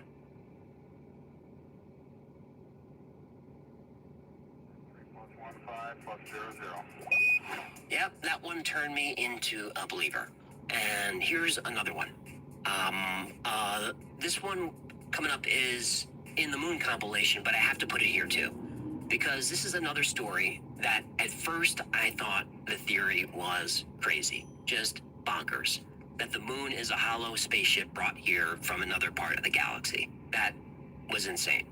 So I started researching it, and about halfway through the episode, I was thinking, something's up with the moon.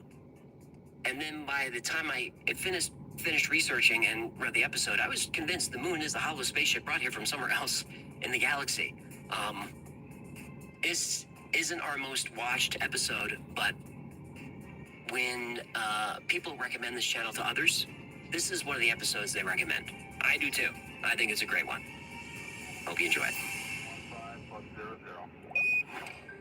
Despite it being humanity's constant companion through all of recorded time, the moon is still a mystery.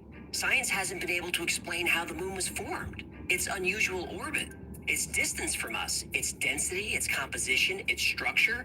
These are all still questions. Now, there are theories about the moon that solve some of these puzzles, but they don't solve all of them.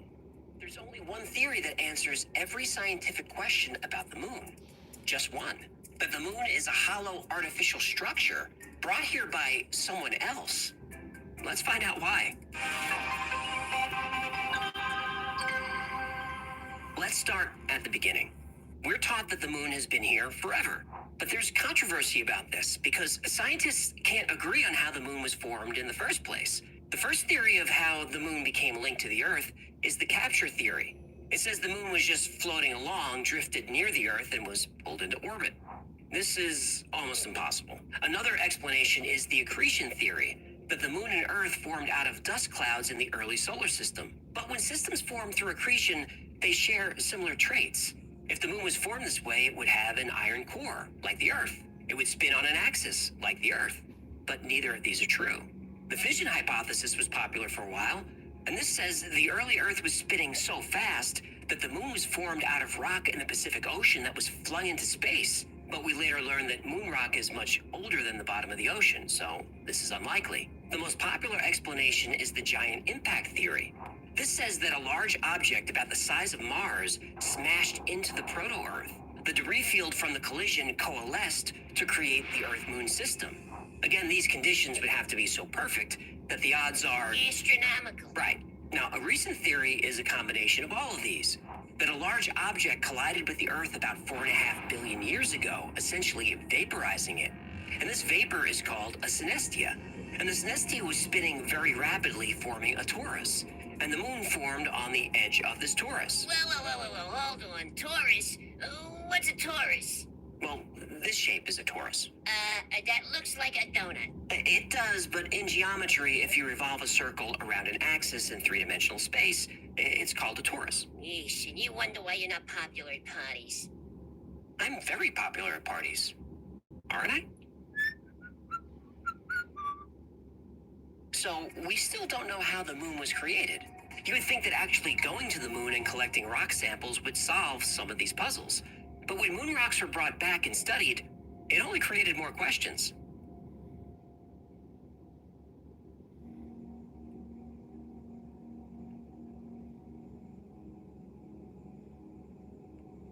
Since landing on the moon in 1969, The moon landing was as fake as a teenager's Instagram. I knew you were going to do this. Look, do you like the idea that the moon is a hollow spaceship? Well, yeah, I gotta admit, I do kind of like this idea. Okay, so for us to explore this theory, you need to concede that we went to the moon. Fine, I will concede we went to the moon. Thank you. But those were unmanned missions. The landings were actually filmed in a studio in Burbank, California. Fine, I'll take what I can get.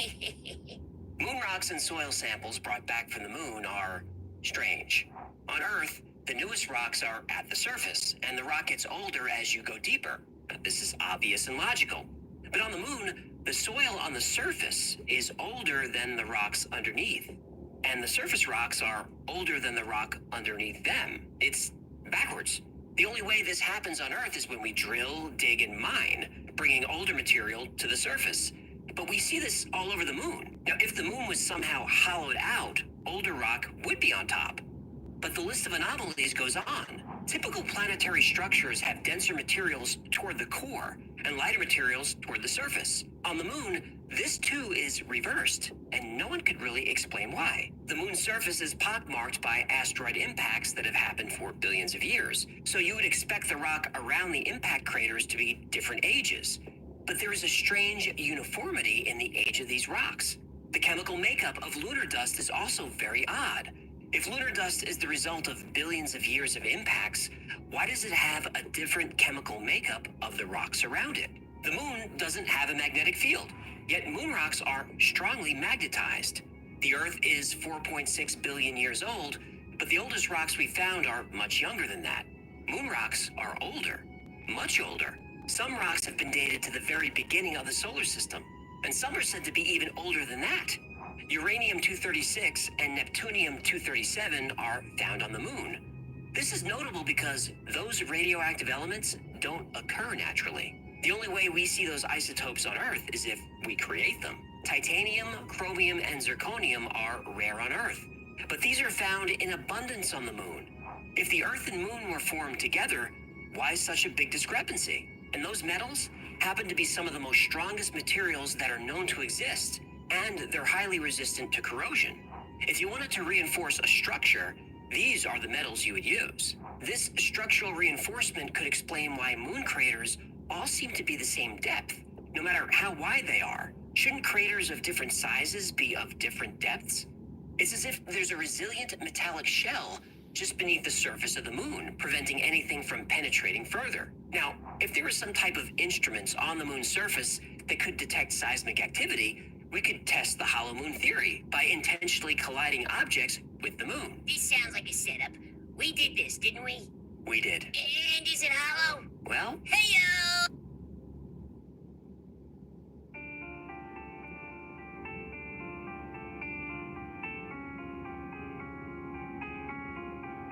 after returning to the command module, the Apollo 12 crew intentionally released the lunar lander, crashing it into the moon's surface.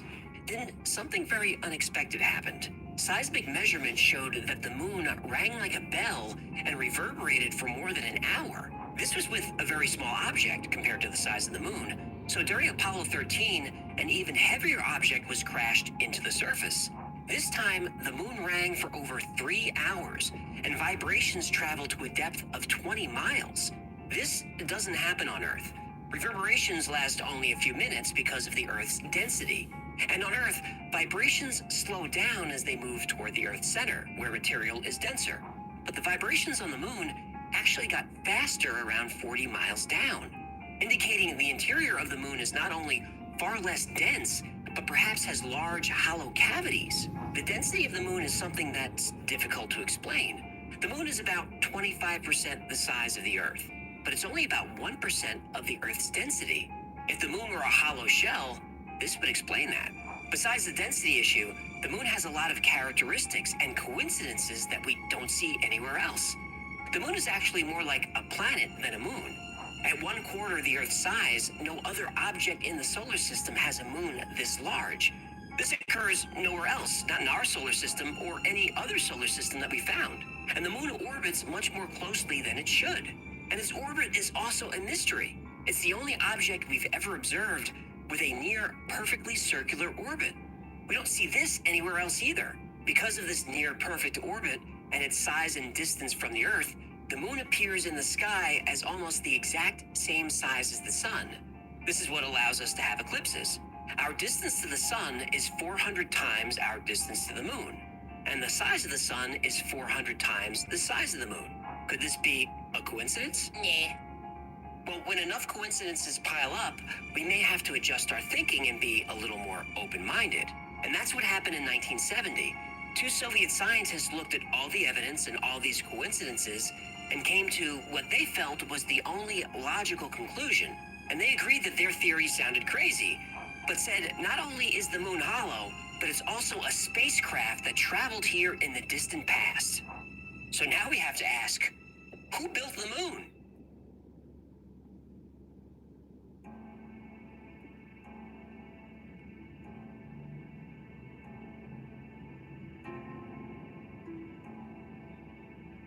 Every ancient culture on Earth has stories about the moon, but it's interesting that the further back you go, the fewer stories there are. And if you go back far enough, there are stories that talk about a sky before the moon arrived. Roman and Greek authors in the 5th century BC have stories about the Proselynes, and they lived in an area called Arcadia. And they said they've been here since before there was a moon in the heavens. Now, on the other side of the world, the ancient culture of Tiwanaku in Bolivia also refers to a time when there was no moon. The Tiwanaku claim the moon arrived between 11,500 and 13,000 years ago. If you're into ancient theories as much as I am, you'll recognize that this time coincides perfectly with a period called the Younger Dryas. And all kinds of myths and mysteries are said to have happened during the Younger Dryas, and we'll cover them on this channel. Now, going back to Africa, there are Zulu legends that specifically say the moon is hollow, and living inside is an intelligent race of reptilian extraterrestrials. Lizard people? Yup, Lizard people built the moon! that's what they believe. Lizard people are very industrious. They seem to be. Zulu believe the moon was put into orbit by two brothers who were gods, and this legend is similar to what the Sumerians believed. The Sumerians also had a legend of two brothers, Enki and Enlil, who were called Anunnaki. Yup, Anunnaki, the extraterrestrial gods who created mankind. Everything is falling into place with this one. Oh, you ain't seen nothing yet. How about this? The Zulu also believed that before the moon arrived, the climate of the Earth was very different. There were no seasons, and a blanket of thick water vapor covered the entire planet. And we now know that the moon does stabilize our climate. Without the moon's gravity, the Earth's axis would wobble. There would be no consistent seasons, no tides, extreme weather. The presence of the moon is what allows life on Earth to thrive. So, back to the Zulu. The Earth was covered by a thick layer of water vapor, and you could only see the sun through this hazy mist. When the moon was finally placed into orbit, all this water vapor fell at once, and it created a cataclysmic global flood. Always a flood. Always, every time. Every ancient culture has a flood myth, and there's mounting evidence that this did indeed happen during the Younger Dryas. Cultures around the world have myths that are in perfect sync with each other. The coincidences keep piling up. The Zulu legend talks about how the arrival of the moon changed the tides and stabilized the climate. And this is something that wasn't understood by science until the past 100 years. Yet somehow the ancient Zulu were able to make the connection between the moon and the tides and the seasons. All of these myths and legends, plus strange coincidences and anomalies about the moon, start to add up to a compelling theory that the moon is hollow, is artificial, and was placed here by intelligent beings long ago. But coincidences aren't proof, and myths aren't proof. We need to know what's been happening on the moon lately to see if we can make our case with hard evidence. Lucky for us, the evidence is there.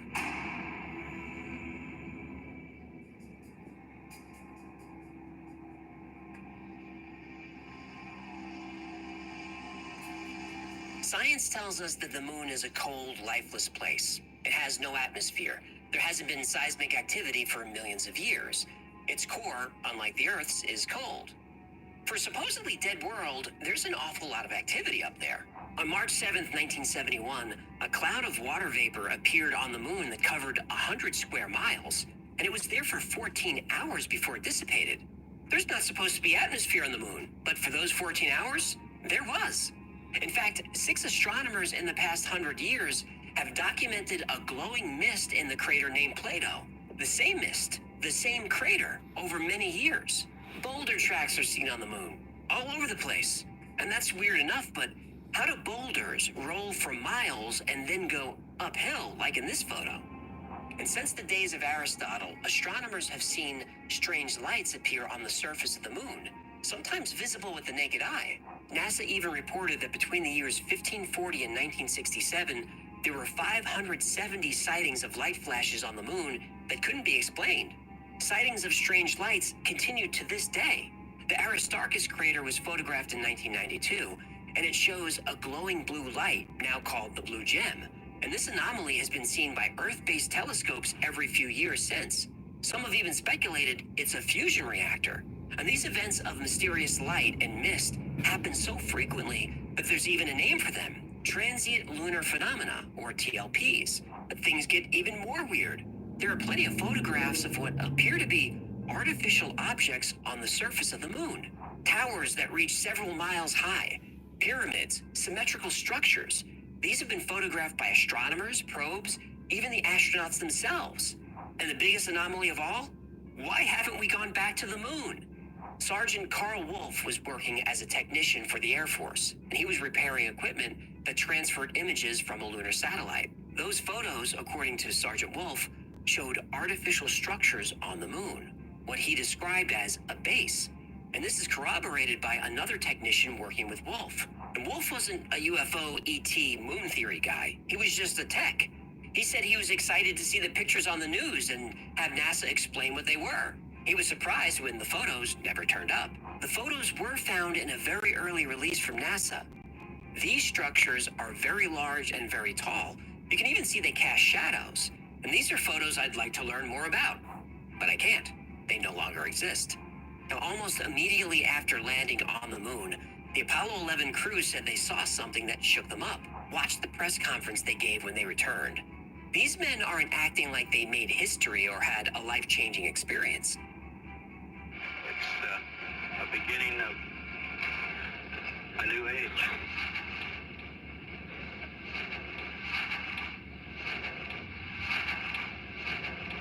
They look sad, frightened, uncomfortable, even depressed. Why? Is there a reason we haven't returned to the moon? And could it be that the Apollo missions discovered something that ancient cultures knew centuries ago? Something that reputable scientists believe is the only answer to this list of mysteries. That the moon is not what it seems or what we've been told. The moon is hollow, artificially constructed, and appeared in Earth's orbit from somewhere else, far away. Makes sense to me. Does it make sense to you? So what can science explain about the hollow moon spaceship theory? Well, the formation of the moon is still unknown, so score theory 1, science 0. The density problem is said to be because after the giant impact, the Earth's upper mantle formed the moon. The mantle is much less dense than the core. Okay, the problem with this is the giant impact theory probably isn't what happened. And the theory about the Earth and the moon forming out of that big donut shape? In geometry, that's called a torus. Torus?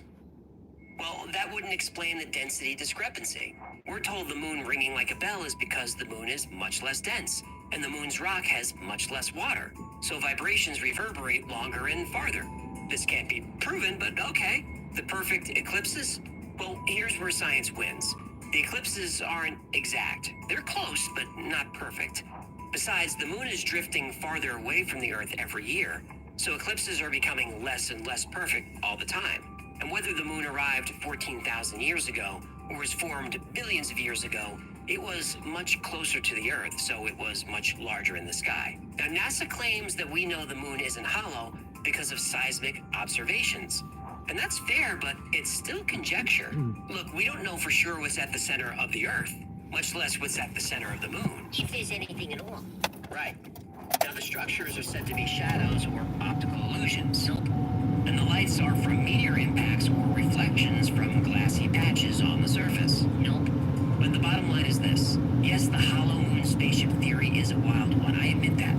And many of the anomalies found on the moon can be explained. The explanations aren't perfect, but they're enough to satisfy skeptics. And I consider myself a skeptic, but I'm open-minded. I just want to know the truth. When I started researching this story, I thought it would be a fun ride, a pure tinfoil hat experience that we could button up with science. That's not what happened. There's just so much unknown and unexplainable that something doesn't feel right about what we've been told about the moon. But, as always, the space agencies and the governments they serve are very selective about the images and information they release. So, I have a message for them. For NASA, the European Space Agency, Russia, China, Elon Musk, Richard Branson, Jeff Bezos, and anyone with the resources to put people back on the moon. The message is this. If you want us to believe your explanations, you're gonna have to prove it. I told you, the moon is weird. And now that more countries are going there, things are gonna get interesting. Next up is a change of pace. True crime. This is a true crime story. I'm looking at my notes. But it fits the channel. So, imagine this. Small town in Ohio. You start receiving letters, crazy handwritten letters in the mail. And these letters, written in like the scrawlings of a madman, know all your intimate secrets. Things that nobody knows. Not your spouse, nobody. And the thing is, these letters start going to everybody. Everyone in the neighborhood is getting these crazy letters with all their secrets. And then the letters start revealing secrets to the other neighbors. It's dramatic. And people's lives were destroyed over this. And a couple of lives were lost because of this. This story is the Circleville letters. This is a mystery that's gone on for decades, and it's still unsolved. We all keep secrets. For most of us, these are nothing more than minor embarrassing details about ourselves. But some of us have dark secrets, which, if discovered, could destroy lives. For years, the residents of Circleville, Ohio, received bizarre, threatening letters from someone who somehow knew every salacious detail of their personal lives. The letters cost people their jobs, their marriages, their freedom, and sometimes their lives. Over 1,000 letters were sent over 20 years, yet somehow whoever wrote them got away with it. Let's find out why.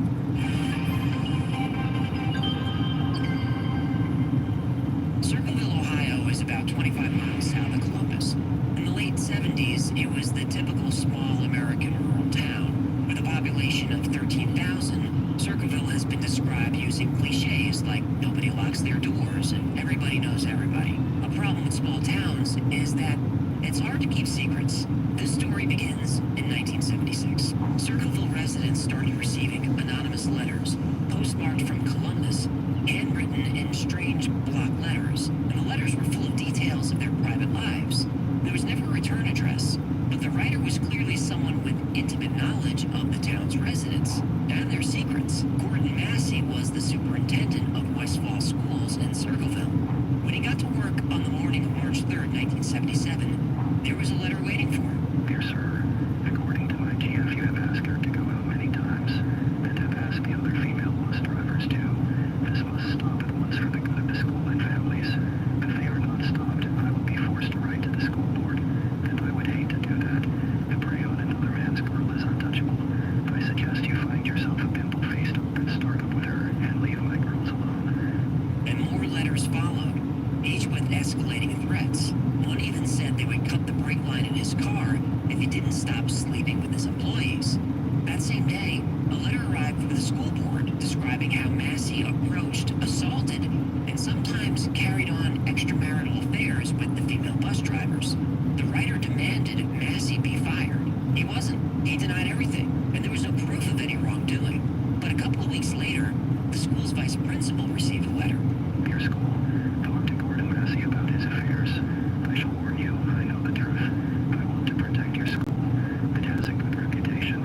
You should keep it like that. I shall send you proof about driver number 62917. She has a child in school there now.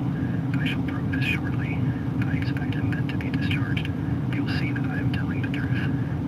That letter was oddly specific. Though he didn't name anyone, he used an employee number. Only someone with intimate knowledge of the school and its employees would have that information. They looked up the number 62917. It belonged to bus driver Mary Gillespie.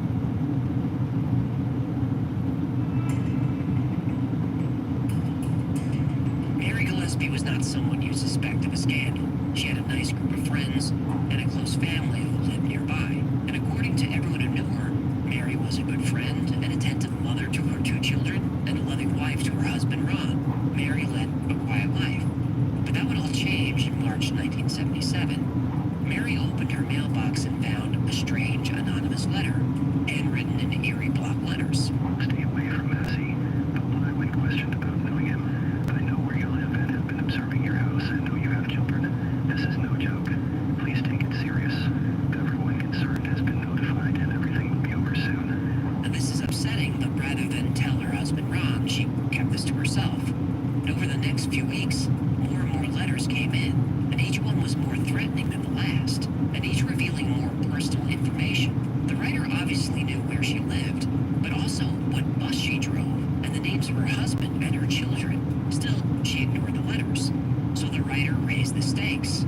He wrote directly to Mary's husband, Ron Gillespie. The Circleville letter was gaining confidence. The letter to Ron described his wife's affair with Massey and threatened to kill him if he did nothing about it. The writer claimed to know where Ron worked and described his vehicle, a red and white pickup truck. Ron and Mary were definitely being watched. And when Ron confronted Mary about the letter, she denied having an affair with Gordon Massey, but she admitted she'd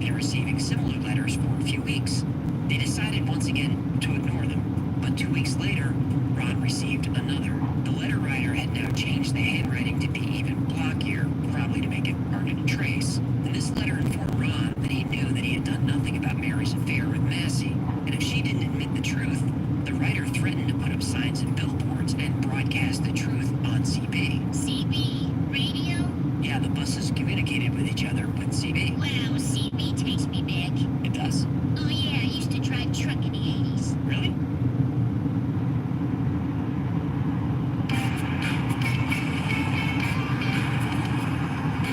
This is Echovish in the Pork Chop Express, and I'm talking to whoever's listening out there. It's like I told my last wife. I says, honey, I never tried faster than I can see. Besides that, it's all in the reflexes. Here goes classic. That was a good one. Anyway, besides the letters, Mary and Ron started getting phone calls from the person they believed was writing them. They didn't know what to do or who to tell about the threatening letters and calls, so they went to the people they trusted the most, their family. This turned out to be a huge mistake.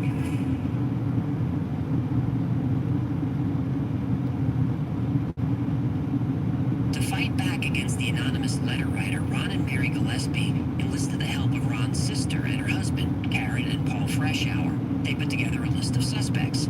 From the beginning, Mary suspected another school bus driver named David Longberry. David made a few passes at her and became resentful when she rejected him. So they decided that Paul Freshour would write to David Longberry.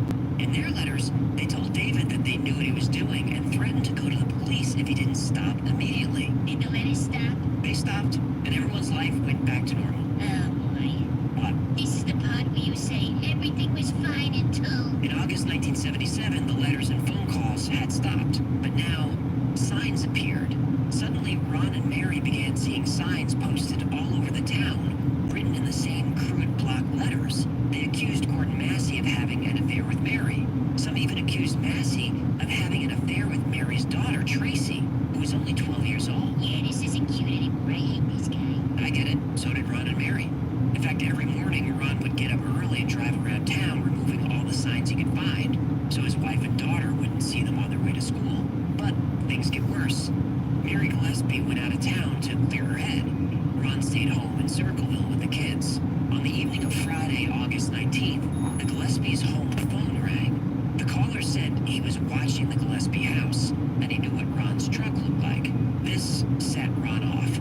He started ranting that he recognized the voice as the letter writer and was finally going to put a stop to this. So he grabbed his pistol, kissed his daughter goodbye, hopped in his red and white pickup, and tore out into the night. Did he find the guy?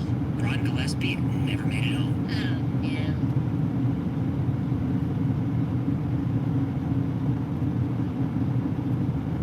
Around 10:25 p.m., just a few minutes after Ron Gillespie left his house on his way to confront the letter writer, his red and white 1971 Ford pickup crashed into a tree.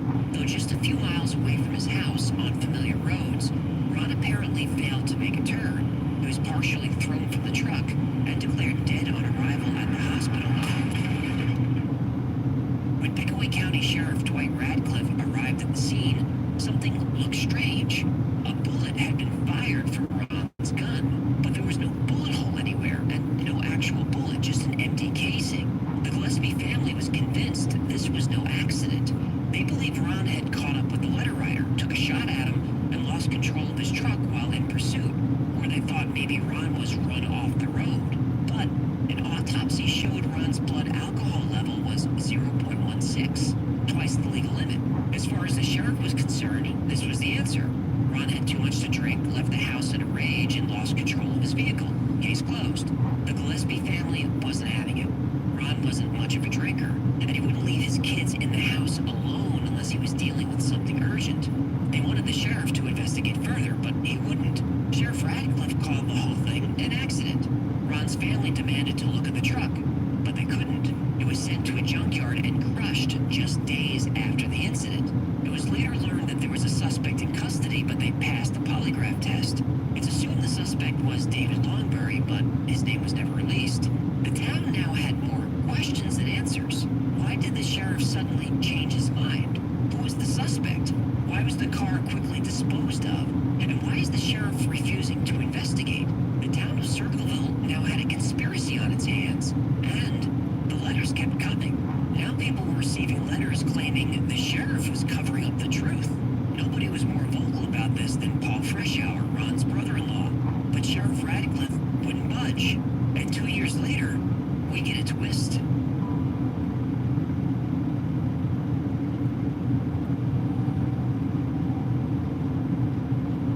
years after the death of her husband Ron, Mary Gillespie finally admitted to having a relationship with Gordon Massey. What? But she said the affair started in 1979 after receiving the letters. Oh, come on. She said the stress and the trauma brought them together. Look, I ain't buying whatever she's shoveling. Hey, that's what she said. Well, she did the time, might as well do the crime, eh? That's one way of looking at it. Mary hoped that finally being open about her relationship with Gordon Massey, the letters would stop. They didn't stop, did they? They kept coming. Over the next 7 years, Mary Gillespie received almost 40 letters. She was called a cheater, a homewrecker, a murderer. Some letters threatened the lives of her children. The signs continued too. Graphic images and vulgar language about her were posted all over town, specifically placed on her bus route so she and her children would see them. In 1983, Mary had enough. She was driving her school bus near the intersection where her husband Ron died a few years earlier. There she saw a sign posted that talked about Massey and an inappropriate relationship with Mary's daughter, using very obscene language. She stopped the bus and went to grab the sign. Then she noticed a piece of string connecting the sign to a box about the size of a shoebox. And inside the box was a handgun propped up by styrofoam blocks. The string was connected to the trigger. When the police examined it, they told her the gun was loaded and set to fire. If Mary had pulled on the sign by standing in front of it, she would have been shot in the face or chest point blank. The Circleville letter writer was no longer just a nuisance. He wanted to trade ink for blood. But whose gun was this? Don't tell me. The serial number was filed off. It was, but one of the forensics technicians was able to recover it.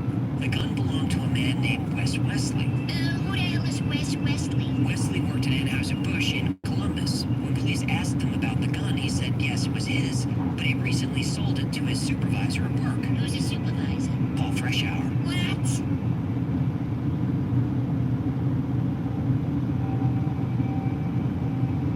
So, the gun belonged to Paul Freshour, the man who kept trying to find answers to Mary's husband's death.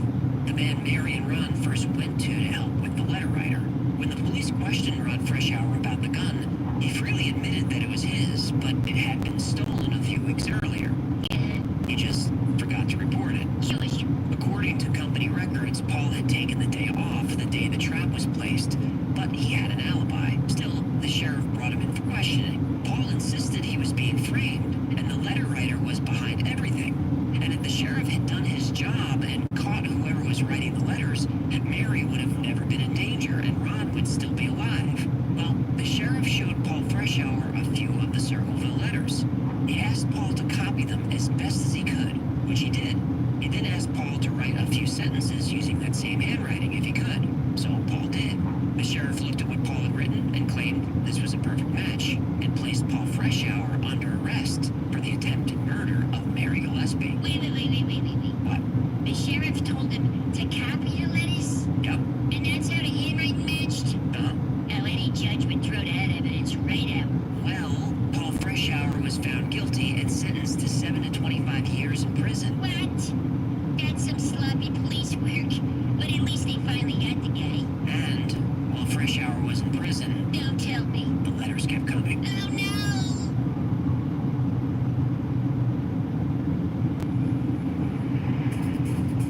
While in prison, Paul Freshour continued to claim that he was innocent. He was imprisoned in Lima, Ohio, over 100 miles from Circleville.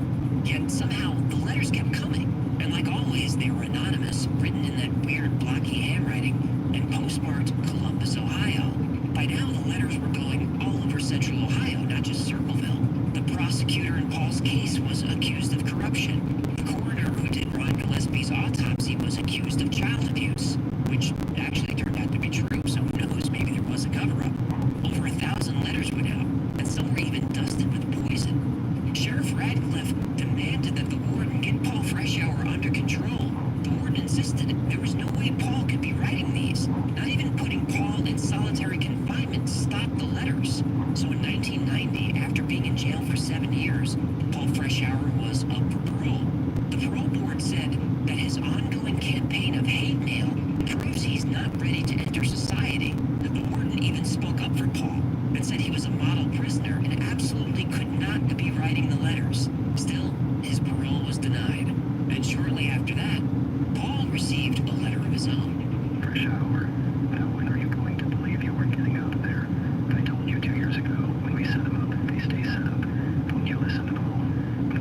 you out. No one. The joke is on you. They'll know one of this letter. I saw the paper. Great news. Great. The sheriff loved it. Do you believe it now? Do you? Wait. Did they say when we set him up? Yeah, it did. Interesting. Isn't it? They finally released Paul Freshour from prison in 1993 after 10 years. He proclaimed his innocence until his death in 2012. Around the same time Paul was released from prison, the Circleville letters stopped, and there hasn't been one since. When Paul Freshour was arrested, this case was officially closed. But there were so many unanswered questions that even after all these years, the case is still fascinating. Every major true crime TV show, blog, and podcast have covered the Circleville letters case. Even the show Unsolved Mysteries did 2 episodes on it.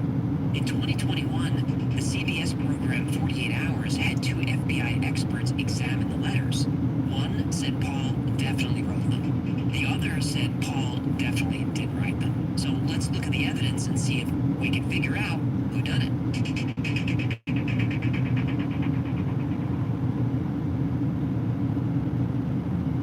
There are a few theories. Here are the primary suspects.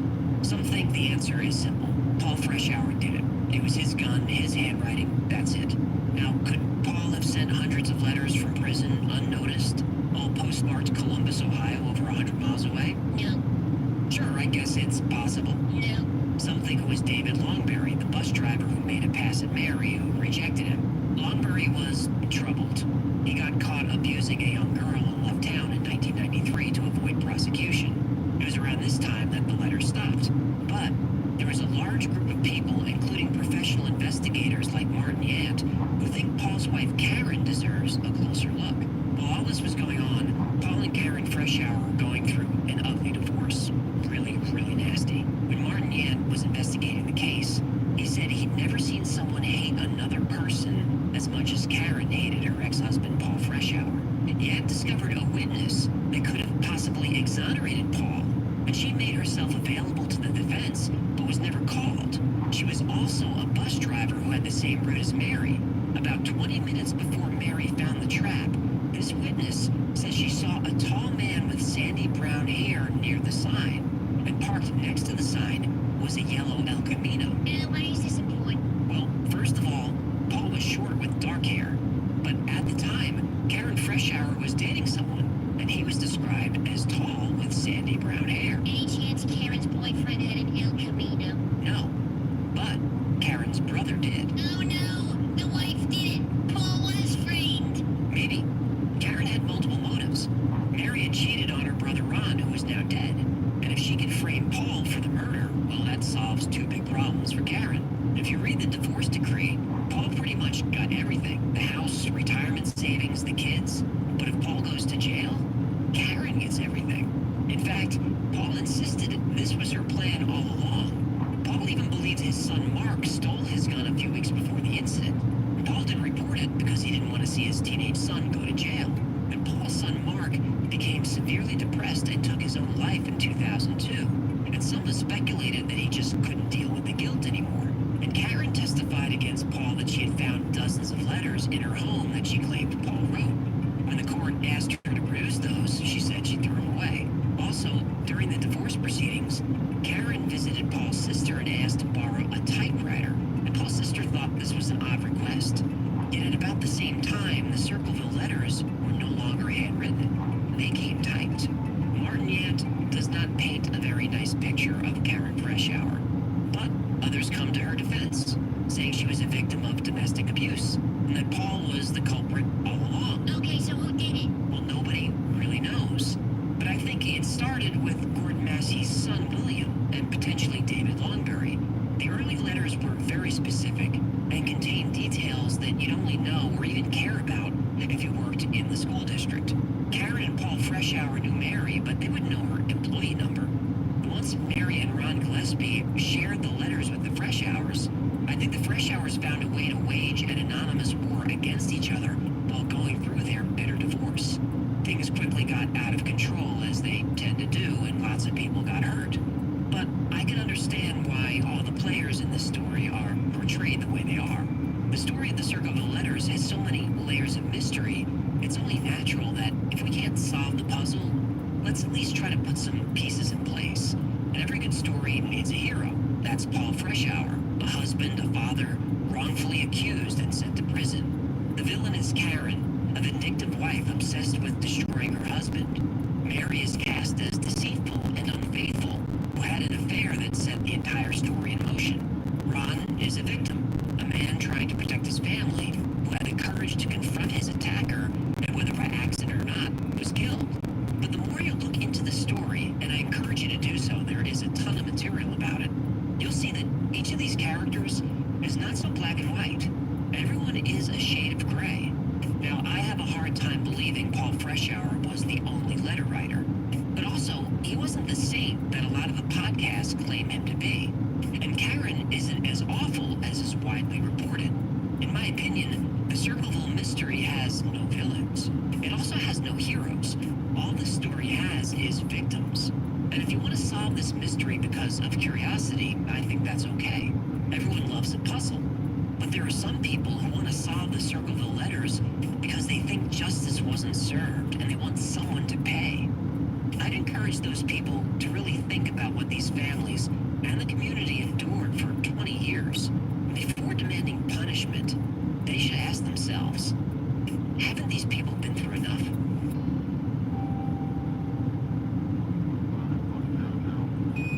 Now keep an eye out for The Watt Files. That's going to be another channel that we're launching. That's going to be all true crime. And don't worry, I'm not posting that. Ewing, great news. We got the pipe fixed. Well, good, but what does that sound? What do you think? We get rid of the water with buckets? We're not savages. We're using a diesel-powered water pump. Yeah, but where are you sending the water? Your swimming pool. I don't... The video is Operation Mincemeat. This is where a single corpse determined the fate of World War II. British intelligence, using nothing more than a dead body and a briefcase full of lies, tried to deceive Hitler.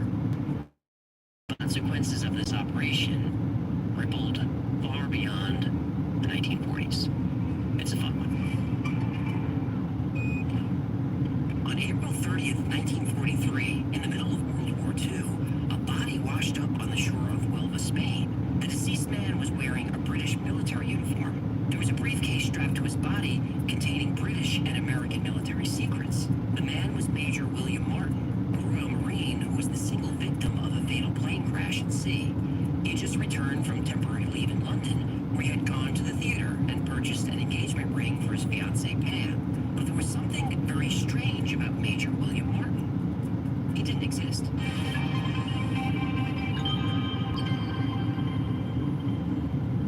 It was the winter of 1942, and the Allies needed a whip. Hitler's Nazi war machine had steamrolled all of Europe, and everybody knew England was next. The United States had just been dragged into the war by the attack on Pearl Harbor, and American bodies were piling up by the thousands. Inside job. What? Pearl Harbor was an inside job. Didn't you see that image that was going around? Show me. See, look at that. How could the planes fly this distance in 1931? You know that was meant as a joke. Yeah, maybe. And you know the Earth is round, right? Allegedly. No, it really is. Could be round, could be flat. You know, who's to say? Science is to say. Oh, right, science. I tried to make air quotes, but my fins wouldn't bend. Anyway, German forces were better trained, better equipped, and of singular purpose. But Germany did have a weakness. It's not a country rich in natural resources. To wage war in the 1940s, you need iron, oil, rubber, and food. Germany had to import all of these. If the Allies could disrupt Germany's supply lines, the Germans would no longer have the ability to fight, and the war could come to a quick close.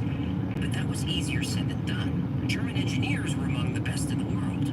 Every time the German army seized an inch of land, it was quickly fortified. Any Allied advance on mainland Europe would be repelled and would result in catastrophic losses. But the coastline of the Mediterranean was not as heavily fortified. UK Prime Minister Winston Churchill called this the soft underbelly of Europe. The key to taking back Europe was Italy, and the key to taking Italy was Sicily. Unfortunately, the Germans understood the strategic importance of Sicily as well,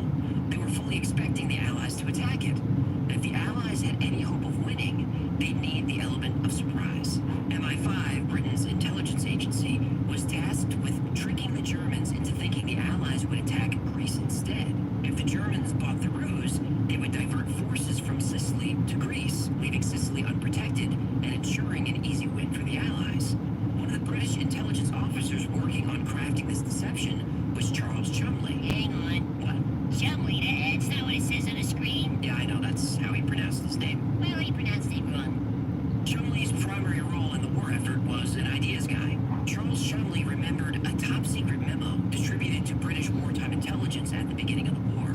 It became known as the Trout Memo because it compared intelligence to fly fishing. Well, why would anyone want to catch flies? No, fly fishermen try to catch fish. Those fishermen. The Trout Memo listed 51 specific ideas for fooling the Germans. The list was pretty wacky. It included dropping glow-in-the-dark footballs in the water to attract submarines. There was one about a fake treasure ship, and there was another about explosives being disguised as food. But the craziest idea in the Trout Memo was number 28. It involved loading up a corpse with phony documents, then dropping the corpse from a plane behind enemy lines. And when you read the entire Trout Memo, you can't help but think whoever thought of this stuff would be great at writing spy novels. The Trout Memo officially was written by Rear Admiral John Godfrey, but it was actually written by Godfrey's assistant, Lieutenant Commander Ian Fleming. The same Ian Fleming who went on to become a novelist, best known for a series featuring the character James Bond. Idea number 28 on Ian Fleming's Trout Memo was titled A Suggestion, and not a very nice one. The following suggestion is used in a book by Basil Thompson. A corpse dressed as an airman with dispatches in his pockets could be dropped on the coast, supposedly from a parachute that had failed. I understand there is no difficulty in obtaining corpses at the Naval Hospital, but of course it would have to be a fresh one. The idea was so crazy that Chumley thought it might be just the way to fool the Germans into believing the Allies were planning to attack Greece instead of Sicily. He presented it to his superiors, and they assigned a naval officer named Ewan Montague to help him develop the plan. Before the war, Ewan Montague was a lawyer. He came from an extremely wealthy family of bankers, and when the war broke out, he was too old for active service, but found himself rising through the ranks of naval intelligence. I've noticed that people from wealthy families tend to rise through the ranks rather quickly. Yeah, that does seem to be the case. As it turned out, an inclination for wartime intelligence work ran in the family. Ewan didn't know it at the time, but his own brother, Ivor Montague, was actually a spy for the Soviet Union. Well, luckily the Soviet Union and the United Kingdom were fighting this war on the same side. That's true. So did this Ivor. Did he stop spying for the Russians after the war? Nah. The Montagues were also Jewish, so Ewan's wife and children spent the war in America for safety reasons. Ewan wanted in on this unique operation, to serve his country, of course, but also to keep his mind off how much he missed his wife. Chumley and Montague fleshed out the plan for their mission. They would deliver a dead body via a submarine just off the coast of Spain. The body would be carrying information, identifying him as a Royal Marine, and most importantly, falsified documents regarding an upcoming military offensive in Greece. Spain was the ideal country to find the body because, though they were officially neutral, they were in close communication with the Germans. And if military secrets washed up on the Spanish shores, there was a good chance those secrets would end up in the hands of the Germans. Chumley and Montague had the plan. Now they just needed a dead body. But not just any dead body. It had to be male and of military age. The cause of death needed to line up with the story of a plane crash at sea. So drowning, exposure, shock, or traumatic injury. And the man shouldn't have any pesky family members who might not appreciate their loved one's corpse being dressed up as someone else and taken out of the country. Ewan Montague was friendly with a local coroner who agreed to keep an eye out for just such a body. Yeah, it's good to have a corpse guy.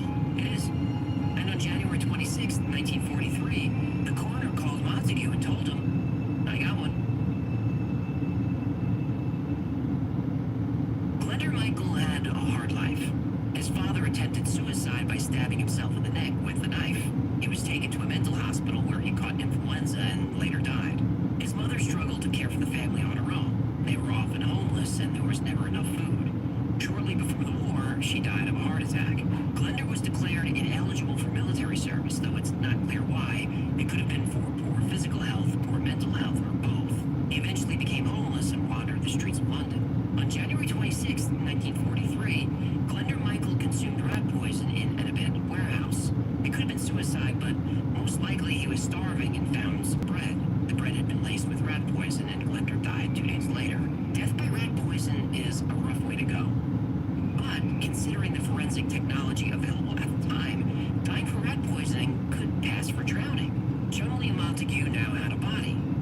up for long, though. Montague's coroner buddy is Corpse Guy stressed that Glender's body was already starting to decompose. He could keep him on ice, but he needed to be deployed within the next 3 months. At this point, Chumley and Montague's mission had also been given an official code name, Operation Mincemeat. And this was a dark joke. Mincemeat is a recipe combining chopped meat or animal fat with fruit and spices and whatever you've got lying around. And when those things you've got lying around include sugar and alcohol, it's a good way to preserve meat. At this time in the UK, people needed to preserve meat to make their rations last longer. But this time, the meat was a man. It turned out that acquiring a highly specific dead body was the easy part. It's good to have a corpse guy. Now, Montague and Chumley needed to create a new identity from thin air, and it had to stand up to German scrutiny. He needed to be a military officer if it was going to be believable that he had possession of sensitive documents. They chose the Royal Marines because it was a common uniform and easy to get. To avoid the uniform looking too new, Chumley wore it every day for the next 3 months. Now, they needed a name. Montague and Chumley looked through the list of servicemen and found several Royal Marines named William Martin who were around the rank of captain. The Germans likely had access to the same list of names, but not their postings. So Montague and Chumley borrowed the name. The fictional William Martin also needed identification. Royal Marines carried ID cards on them at all times that included a picture. Montague and Chumley attempted to photograph the dead body, but this was unsuccessful. They couldn't pull a weekend at Bernie's. Blake tried, but the body was in rough shape and getting worse. The pictures were frightening. But working in another department was a man who looked similar to Glender Michael, and he was willing to be photographed. Montague and Chumley borrowed his face. There was one more thing they needed, but this one they wouldn't be able to give back. Underwear. A British military officer at the time would have been wearing underwear. Underwear was rationed in the UK at the time, meaning you couldn't find it in a store, and no one was giving theirs up. And this is where the expression going commando comes from. I don't think that's right. Well, Montague presented this predicament to one of his superiors, and it just so happened that one of his superior's academic enemies had recently been run over by a truck. He was delighted to acquire his former colleague's underwear for Operation Mincemeat. Montague and Chumley now turned their attention from the physical to the fictional. They needed a backstory for Major William Martin. Every night they would go out with a few of their colleagues and fill in details on William Martin's backstory. He liked fishing and was bad with money. He was romantic and secretly wanted to be a writer. The team came to view Major William Martin as a friend. The backstory they created would be told to the Spanish who found the body, and hopefully the Germans they showed it to, in the form of pocket litter. Pocket litter is the term for the random stuff people carry in their pockets. For the fictional William Martin, that included his falsified military ID card, the military documents hinting at the Allied plans to invade Greece, ticket stubs from the theater, a receipt for an engagement ring, an overdraft letter from the bank, and a photograph and love letter from his fiancée Pam. Jean Leslie, a secretary working at the agency, agreed to provide a photograph. Jean now became Major Martin's fiancée Pam. And here's where things get a little awkward. Ewan and Jean began spending a lot of time together. They went dancing, they went to the movies, but not as themselves, not as Ewan and Jean, as William and Pam. They may have been playing characters, but the romance was real enough that Montague's own mother wrote to his wife suggesting she come back to the UK as soon as she could. But there was one last very important letter to be written. The military communication from a general revealed a joint American and British attack on Greece. The work on this letter took over a month, and after many drafts were written by an increasingly frustrated Ewan Montague, they just had the general write the letter himself. nobody likes getting notes. That's true. And in the letter was placed a single eyelash. Eyelash. Yeah, the British needed to know if the letter was opened. If the plan worked, they'd have the documents returned to them. If the eyelash was missing, that means someone opened the letter. But the month of rewrites was a problem, considering the 3-month window given to Operation Mincemeat by the coroner. Gloves guy. They needed to get Glender Michael, the photo of Jean, the worn uniform, the love letters, the dead academic's underwear, the all-important military document, and the pocket letter to Spain. And they needed to do it fast, because acting Major William Martin was starting to rot. At this time, MI5 employed one of the UK's most famous race car drivers. During the war, Jack Horsfall had been recruited by British intelligence to provide transportation for its agents when they needed to get somewhere and get out of somewhere fast. In this case, he needed to transport Ewan Montague, Charles Chumley, and a secret package from England to Scotland, where Ewan and Charles would meet a submarine that would deliver Major William Martin to a specific location off the coast of Spain. Glenda Michael's body had been placed in a special container that was created for this exact purpose. It was essentially a thin coffin packed with dry ice. This would help keep the body cold to slow down the decomposition process and help keep it secret. It would also save the submarine's crew from being trapped in a small space with a very bad smell. They decided to travel overnight to risk being seen.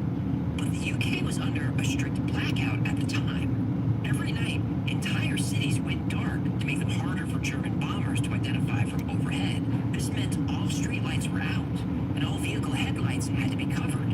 So Montague and Chumley were going to be driven at high speed by a race car driver in pitch darkness. And by the way, Jack Horsfall was legally blind and refused to wear glasses. That kind of badass.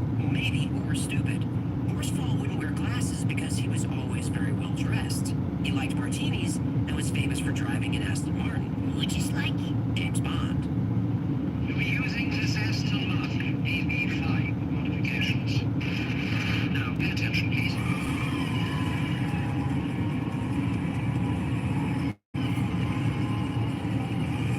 James Bond was a composite character based on real people that Ian Fleming knew, including Jack Horsfall. The overnight road trip from England to Scotland was crazy and included a couple of close calls, but they made it to Scotland on time. In Scotland, they met the crew of the submarine HMS Seraph and loaded in their suspiciously large container, which was labeled optical instruments. In the early morning hours of April 30th, 1943, the submarine reached its destination. The officers aboard the HMS Seraph performed a brief funeral service for Glenda Michael and placed his body, with the briefcase attached, into water. Then the sub was positioned in a way that the propellers could be used to propel the body toward the shore. They gunned the engine and the body was on its way. Their final task was to sink the body's container, and this turned out to be one of the biggest hurdles Operation Mincemeat faced. Part of the special container's cooling system included air pockets, and so when placed in the water, it floated. They tried shooting at it, but it still wouldn't sink. And if they couldn't sink it, this would be a big problem. Imagine a strange coffin riddled with bullet holes washing up on shore just after Major William Martin's body. The Spanish would know things were not as they seemed. So the Seraph crew decided to blow it up. The explosion was loud, but the container did finally sink. And Major Martin, he ended up on the beach.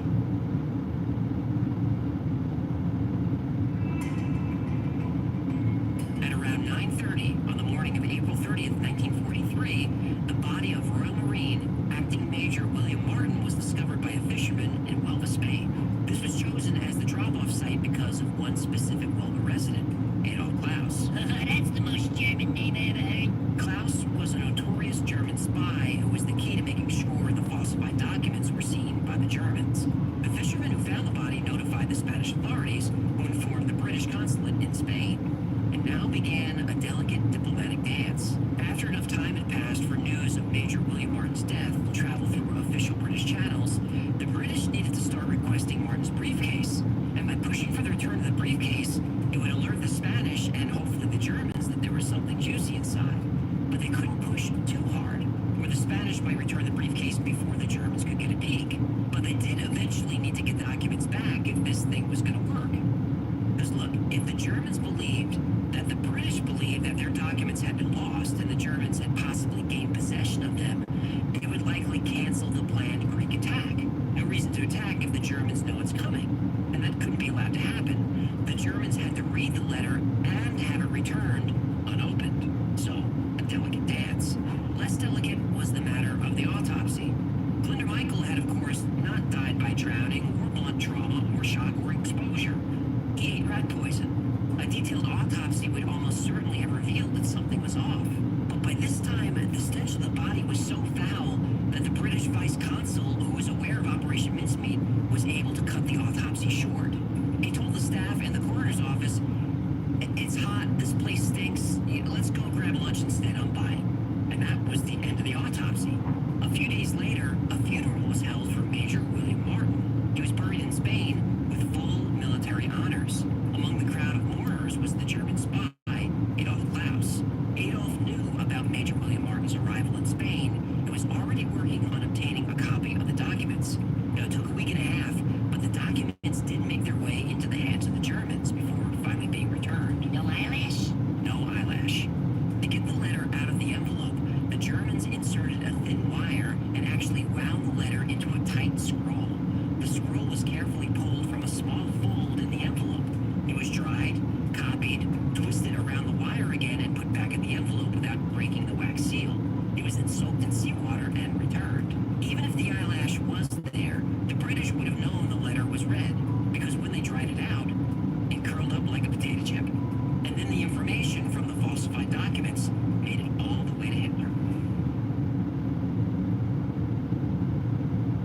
On July 9th, 1943, the joint American and British invasion of Sicily, codenamed Operation Husky, began. The Allies were met with stormy weather, but little German resistance. The enemy was too busy planning for the invasion of Greece. Hitler had bought the Operation Mincemeat deception completely. The British had expected 10,000 killed or wounded in the first week of fighting, but only suffered 1,400 losses. The Navy expected 300 ships would be sunk in the action, but they lost only 12. The predicted 90-day campaign was over in 38 days. Operation Mincemeat is now considered one of the greatest episodes of wartime deception in history, and is broadly credited with one of the turning points of World War II. But this successful operation had a dark side effect. It ushered in a new era of espionage. It opened a Pandora's box of intelligence operations focused on deception. But the targets of the deception were no longer military. The targets were now civilians.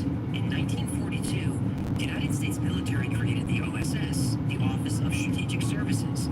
This was an intelligence agency modeled after Britain's MI6. After the war, the OSS was dissolved. But in 1947, a new intelligence agency was created, the CIA.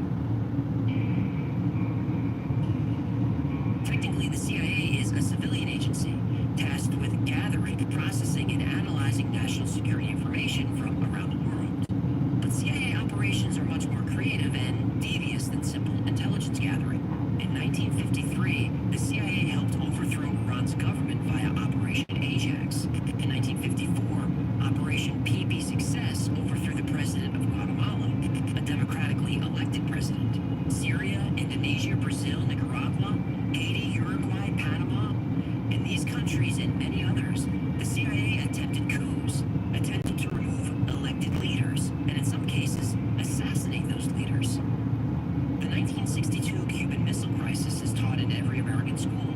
It's a story about Soviet aggression and the bravery of President JFK. What's not taught is that in the years leading up to the crisis, the CIA established a base of operations in Miami. The only place that had more CIA officers in the world was headquarters in Langley. These men belong to a terrorist organization responsible for a recent wave of bombings, kidnappings, and assassination. They are Cuban exiles waging a terrorist war against Fidel Castro, and their base of operations is an American city. From the Miami base, Operation JM Wave was launched. Cuban exiles were recruited and trained by the CIA to operate as agents. Those agents then spent years engaging in an extensive campaign of terrorism on economic and civilian targets. A lot of civilians were killed, and this was a major factor in the Soviet decision to place missiles on Cuba. These terrorist attacks continued for years. In 1976, Cubana Flight 455 was destroyed by a bomb, killing all 73 people aboard. The CIA was immediately suspected, but naturally they denied it. But in 2007, independent research connected the bombing to a CIA asset. During the Vietnam War, the CIA spun up the Phoenix program. This program was designed to identify and destroy the Viet Cong, the VC, via infiltration, assassination, terrorism, and torture. Phoenix was shut down after the abuse, torture, and murder were exposed. In the 1970s back home, the CIA's Operation Chaos targeted anti-war protesters. I thought the CIA only operates overseas and doesn't spy on Americans. Yeah, I realized how stupid I sounded when I said it. Hey, it's a good thing that the CIA, FBI, and other agencies aren't being weaponized and used against American citizens, eh? Sarcasm! Operation Condor ran for over 20 years and was a program of terrorism, assassination, and overthrow attempts of every socialist leader in South America. There's compelling evidence to show that for over 30 years, the CIA helped organize, train, and fund death squads in El Salvador. During the U.S.-inspired Civil War, at least 75,000 civilians were killed.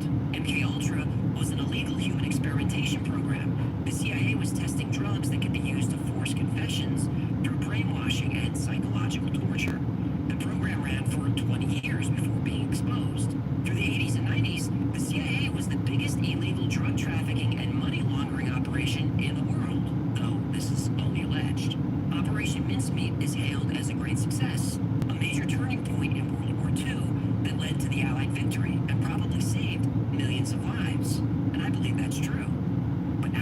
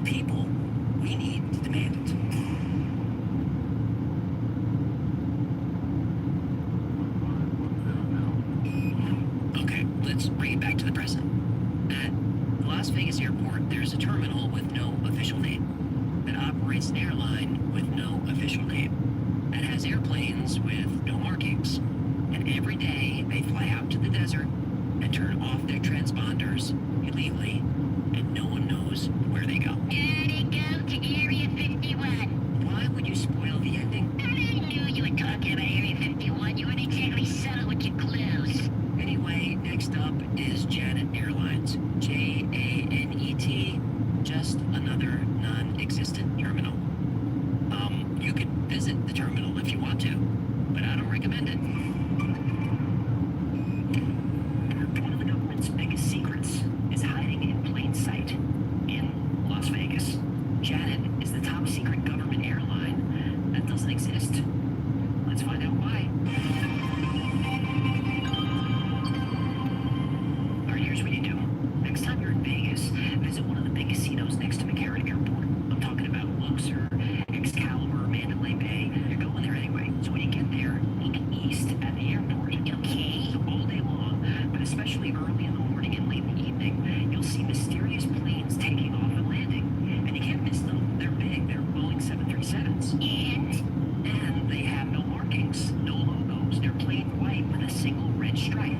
This is Janet Airlines. Where are we going with this? Well, Janet is a top secret Air Force-owned commuter airline for civilians. And Janet's mission is to fly employees, contractors, and government VIPs into and out of America's top secret installations. Okay, I'm interested. But the destination Janet goes to the most, I'm talking a few times a day, is Please say it, please say it. Area 51. Yes, grab your tinfoil hat. An airline call sign is how planes are identified on the radio, and call signs are often simple, like American 441 or Delta 54, and sometimes call signs have a little pizzazz, like British Airways uses Speedbird, and China Airlines uses the call sign Dynasty. Then there's the call sign Janet, just Janet. Janet. For years, Janet has been a mystery. It's an airline that really isn't an airline. The fleet uses no logos or special markings of any kind. But for years, Janet has been operating in plain sight, taking hundreds of people into and out of McCarran Airport in Las Vegas every day. And the only way to fly Janet is if you're a government contractor or employee with very, very high security clearance. Don't just show up at the terminal.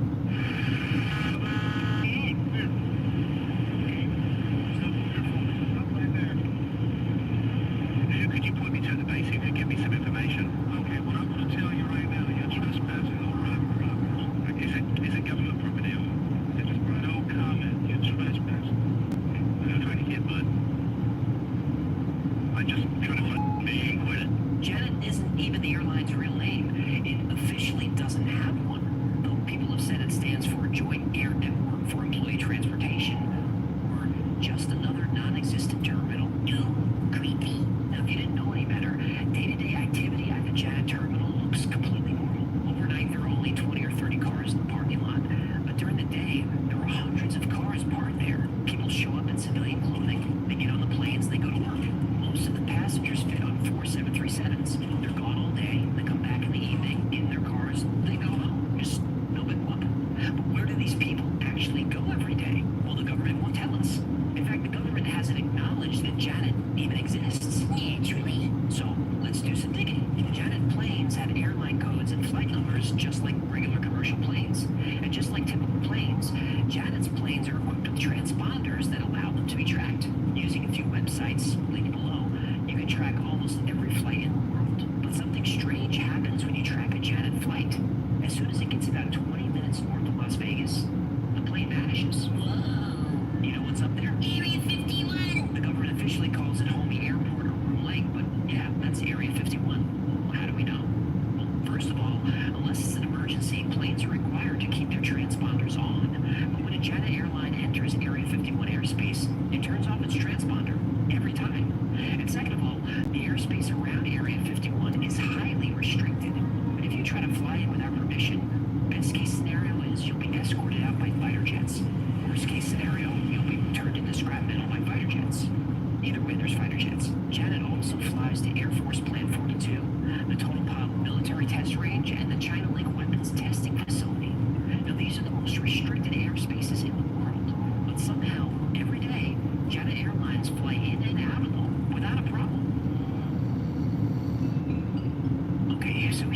current Janet fleet.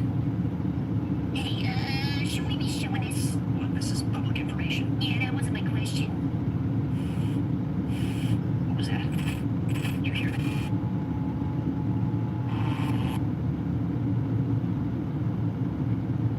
So using the fleet information, you can go to the FAA website and see who owns the plane. So let's do that. Bingo. Right. Okay. So this definitely is a U.S. government plane that is owned by the U.S. Air Force.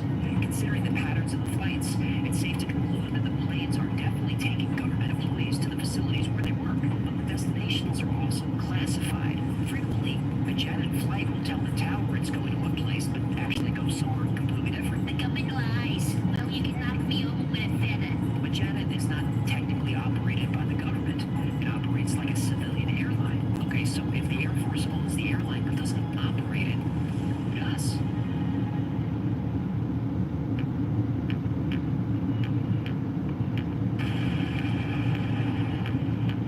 So who actually operates Janet Airlines? A little cyber sleuthing gives us more clues.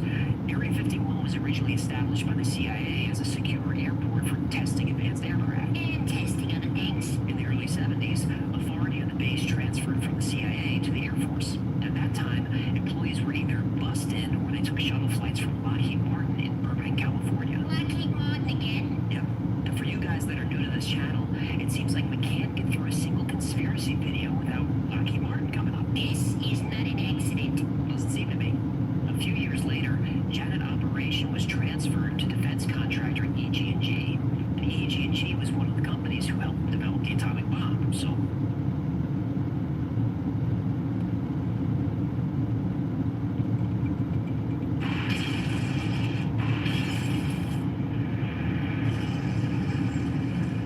they were involved in shady stuff. they were. EG&G bought a few used planes from China, transitioned the fleet to Boeing 737s, and moved the op to Gold Coast Terminal in Las Vegas. Now, if you Google the location of the Janet Airlines terminal, you get something called the AECOM hangar, which Google describes as a non-governmental organization. Suspicious. I thought so too. So let's backtrack. AECOM hangar used to be called the Gold Coast Terminal.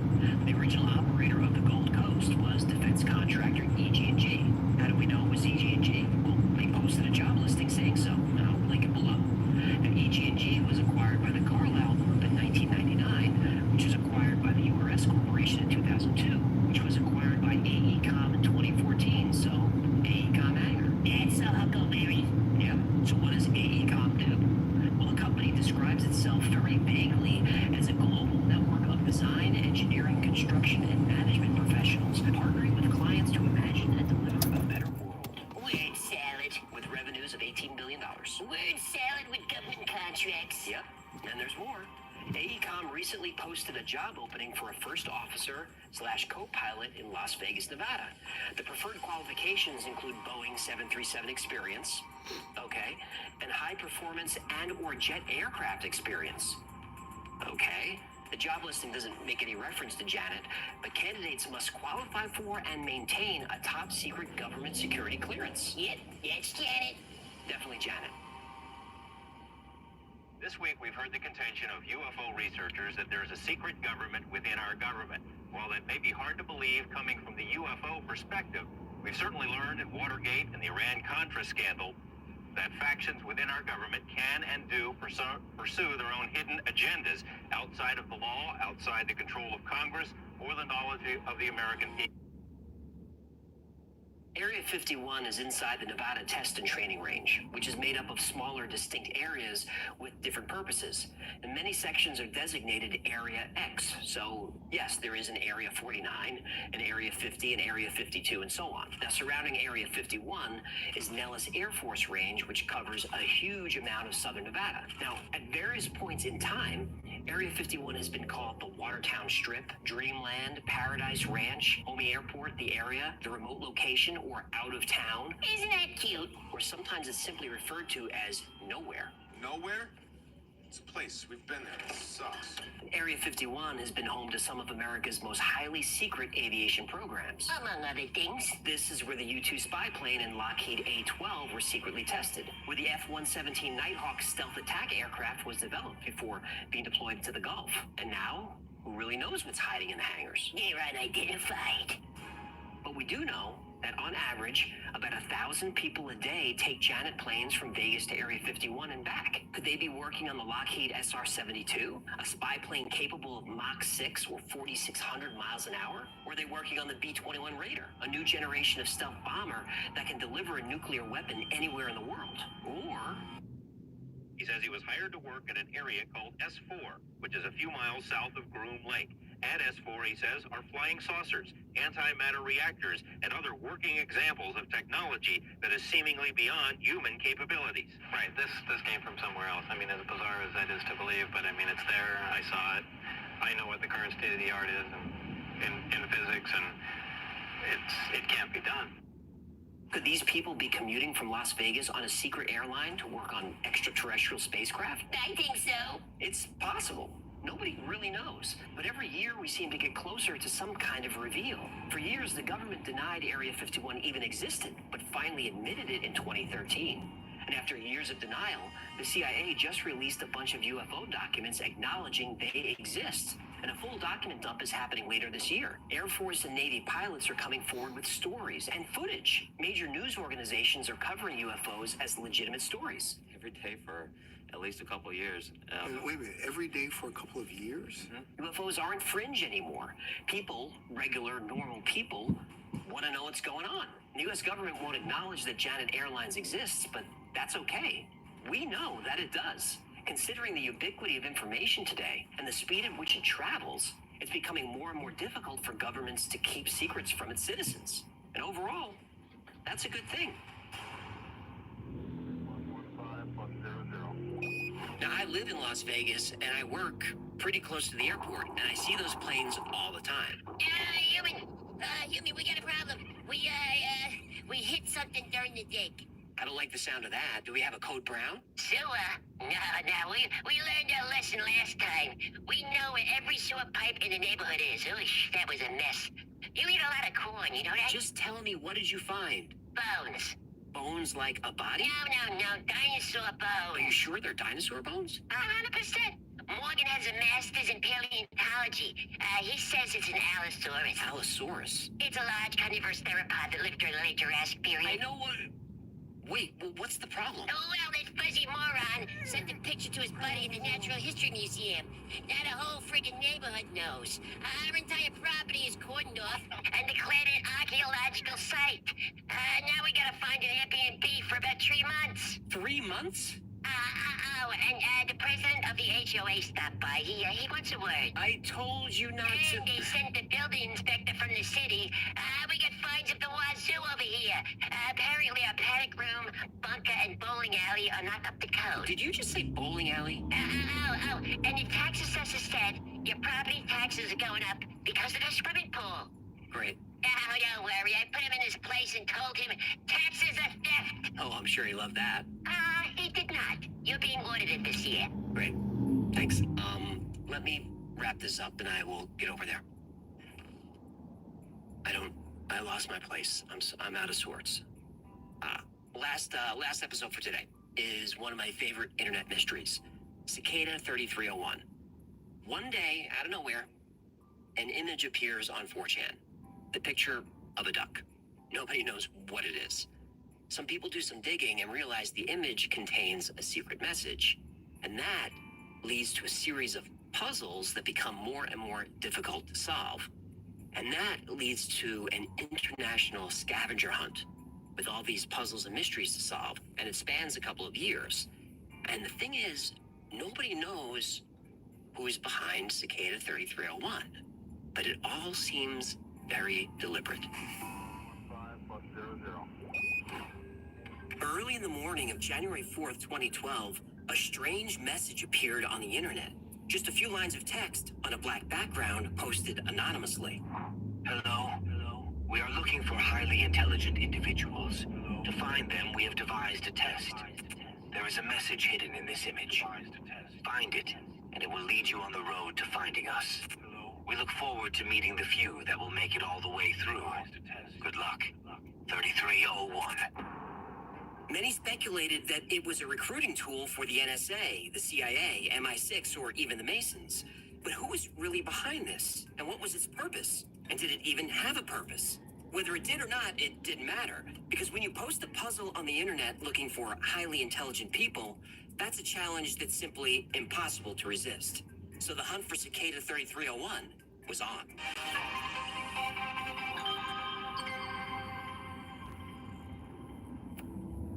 On January 4th, 2012, the first puzzle was posted on 4chan by a self-identified group called 3301. The post was simply an image with text. There is a message hidden in this image. Find it, and it will lead you on the road to finding us. The puzzle was open to anyone and everyone. As you solve each clue, you move on to the next level. The image that was posted on 4chan was the first clue. Solvers tried various methods to extract the secret message. Some used Photoshop to view the pixels. They applied different filters and techniques to see what could be hidden in the image. But the solution to the puzzle wasn't visual, it was plain text. When an image is opened in a text editor, it looks like nonsense, strings of characters and symbols. But to a computer, these symbols make sense. It's a binary format representing pixel placement, color information, metadata, and all kinds of other stuff. And when the 3301 image was opened in a text editor, there was a string of characters at the end of the file. Because of the repeating characters and the name Tiberius Claudius Caesar, people quickly and correctly guessed the message was encoded with a Caesar cipher. A Caesar cipher works by shifting the letters of the alphabet a fixed number of places down or up. You choose a shift value, for example, 3, and for each letter in the original text, replace it with the letter that's located 3 positions down. If you reach the end of the alphabet, you wrap around to the beginning. For example, using a shift value of 3, A becomes D, B becomes E, C becomes F, and so on.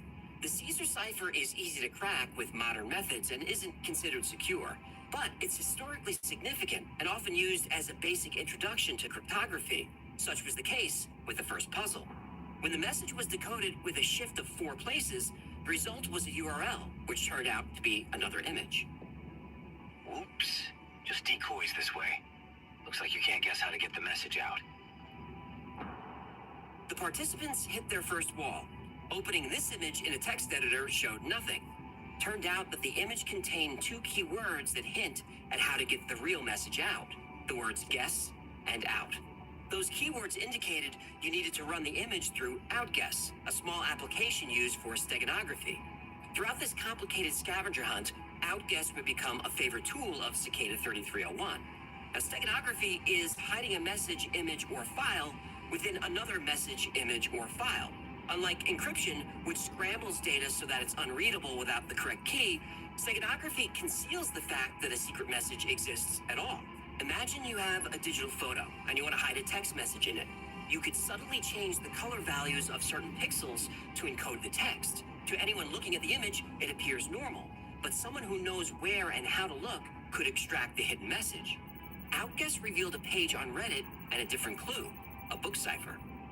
Book ciphers are almost impossible to crack without the book, but 3301 knew how to give us just enough information to keep us hooked, and people were hooked. So when solvers finally made it to Reddit, they realized that Cicada 3301 was just warming up.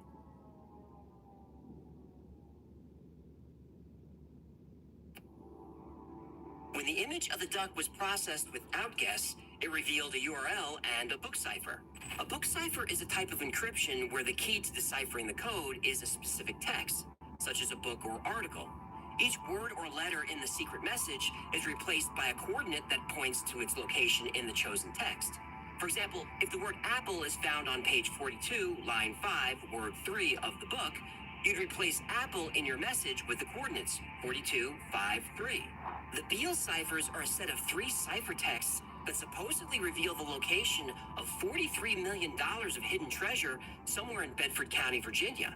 They were first published in 1885, and the second text was actually decoded using the Declaration of Independence. The other 2 texts are still a mystery, but over 100 years later, people are still looking. 43 mil keeps you motivated. It does. So to decode 3301's book cipher, we'll need the book, which could be found on Reddit. But when you got to the page on Reddit, it was full of posts with encrypted titles. There was also an odd image in the header. Even the page had a title that looked like random characters. But by now, everyone knew there was nothing random about it. There were also several lines of text and 2 additional images. Using Outguess on the welcome mat image gives us this. From here on out, we will cryptographically sign all messages with this key. It is available on the MIT key servers. Patience is a virtue. Good luck. 3301. This information was extremely important to the people following the clues. There were a lot of imposters popping up pretending to be Cicada 3301. But because 3301 implemented PGP encryption, new messages could be authenticated. PGP stands for Pretty Good Privacy, and this is an encryption system used for sending emails and sensitive files. How it works is you create 2 keys. One is public, which you share with everyone. The other is private, which only you have. So if someone wants to send you a secure message, they encrypt it with the public key that you shared, and then you use your private key to decode the message. 3301 would encrypt all their clues going forward, like the clue hidden in the second image, which was a stereogram, which is an optical illusion that creates a 3D image when viewed in a specific way. This stereogram kind of looked like the Holy Grail. Cute. And this image also contained a secret message. The key has always been right in front of your eyes. This isn't the quest for the Holy Grail. Stop making it more difficult than it is. Good luck. 3301. Holy Grail. The subreddit also contained many lines of what appeared to be encrypted text. The question that everyone faced was, which cipher method had to be used, and how do you find the key? The hidden message provided a hint. The key was literally in front of your eyes. It was the image in the header. Those symbols are actually Mayan numbers. The title translates to... Kokis Mira Thosat Nabka. What are you talking about? The clue, I'm gonna solve this one. Okay, what is it? Kokis Mira Thosat Nabka. Yeah. It's a Mayan word for something, right? A Mayan word for goat kiss? No. The letters make up a... The Mayan word for lettuce? No, they make up The Mayan word for makeup? No, it's a key. The Mayan word for key? It's not a Mayan word. It's an encryption key. Okay, don't get your panties in a wad. Key to what? Remember the subreddit was full of posts with encrypted titles? It was determined that they were encoded with a Vigenère cipher, which is another letter-shifting encryption technique. Vigenère encoded text needs a key. The string of letters made from the Mayan numbers was that key. Without the key, decoding a Vigenère encrypted message is almost impossible. Even with the key, it would take a long time. And if you miss just one letter, you end up with meaningless text. So your translation has to be perfect. But there's no reason to do it manually. It takes a lot of processing power, but computers can eventually guess most Vigenère keys. But if you already have the key, computers can easily decode the message. There are even websites to help you do this. The decoded text was from Thomas Bulfinch's Mythology. This was a classic work based on the tales of King Arthur, the Knights of the Round Table, and their hunt for the Holy Grail. So now the solvers knew the book that was needed to decode the book cipher. But this time it wasn't a message or a web page or an image. It was a phone number.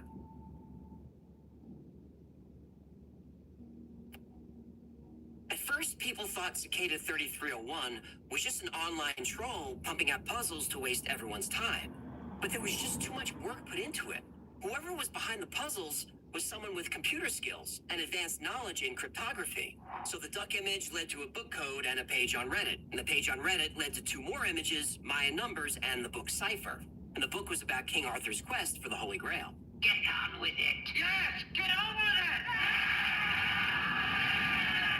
Now we can use the book code mentioned in the outguessed message from the initial image.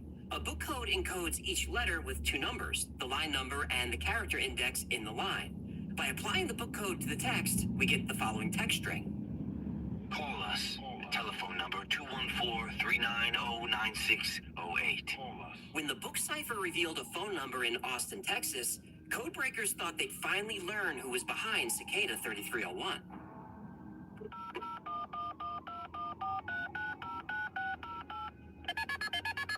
Very good. You have done well. There are 3 prime numbers associated with the original final.jpg image. 3301 is one of them. You will have to find the other 2. Multiply all 3 of these numbers together and add a .com on the end to find the next step. Good luck. Goodbye. No answers, just another clue. Cicada 3301 was a series of intricately woven puzzles. Each puzzle got progressively more complex. But future puzzles often referred back to earlier ones, indicating this entire process was thought out well in advance.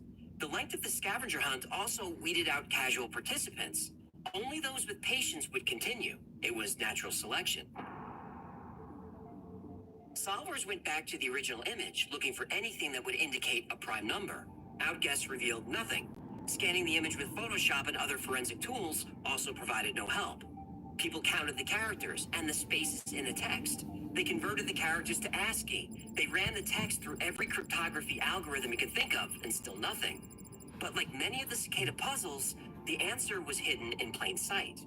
The original image looks like a square, but keen observers noticed it wasn't a perfect square. The image was actually 509 pixels wide by 503 pixels tall. 509 and 503 are prime numbers. Multiply 509 by 503 by 3301, and you get 845145127. Add a .com, just like the voicemail said, and that's where we see the infamous Cicada image for the first time. Under the image was a timer, and it was counting down. When the countdown reached 0, the timer was replaced with a list of coordinates. 14 locations in 5 countries all over the world, with an invitation to find the location nearest you. Up until now, the puzzles existed exclusively on the internet, but now Cicada 3301 was going out into the real world.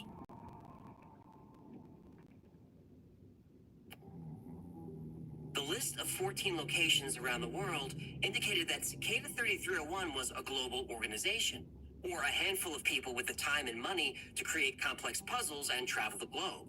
But by taking the next round of puzzles into the real world, Cicada created another filter. In order to move forward, not only did you have to be excellent at cryptography, you had to have the means to travel to one of the locations provided, and only the most committed could proceed. At each of the coordinates was a poster containing the Cicada image and a QR code. Scanning the QR code resulted in a link to another JPEG file. Like before, running the image through Outguess revealed secret text. A poem of fading death, named for a king, meant to be read only once and vanish. Alas, it could not remain unseen. The image also included a warning. You've shared too much to this point. We want the best, not the followers. Thus, the first few there will receive the prize. Good luck. 3301. Considering the difficulty of the puzzles and the mystery surrounding them, it was only natural that people were talking and sharing information and collaborating. If you didn't live near one of the Cicada locations, you almost had no choice but to ask for help. But Cicada 3301 was clearly watching, and if you got caught teaming up, you'd be out. And it didn't take long to identify the text referred to by the last clue. It was the poem Agrippa by cyberpunk novelist William Gibson.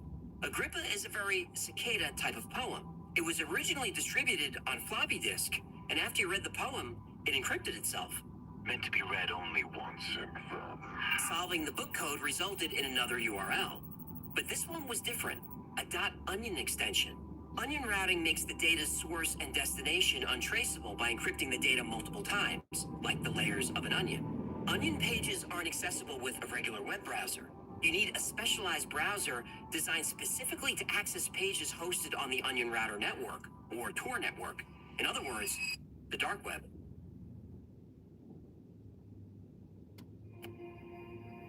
When most people think of the dark web, they imagine a place full of illegal activities, a place where people can buy and sell drugs, weapons, and worse.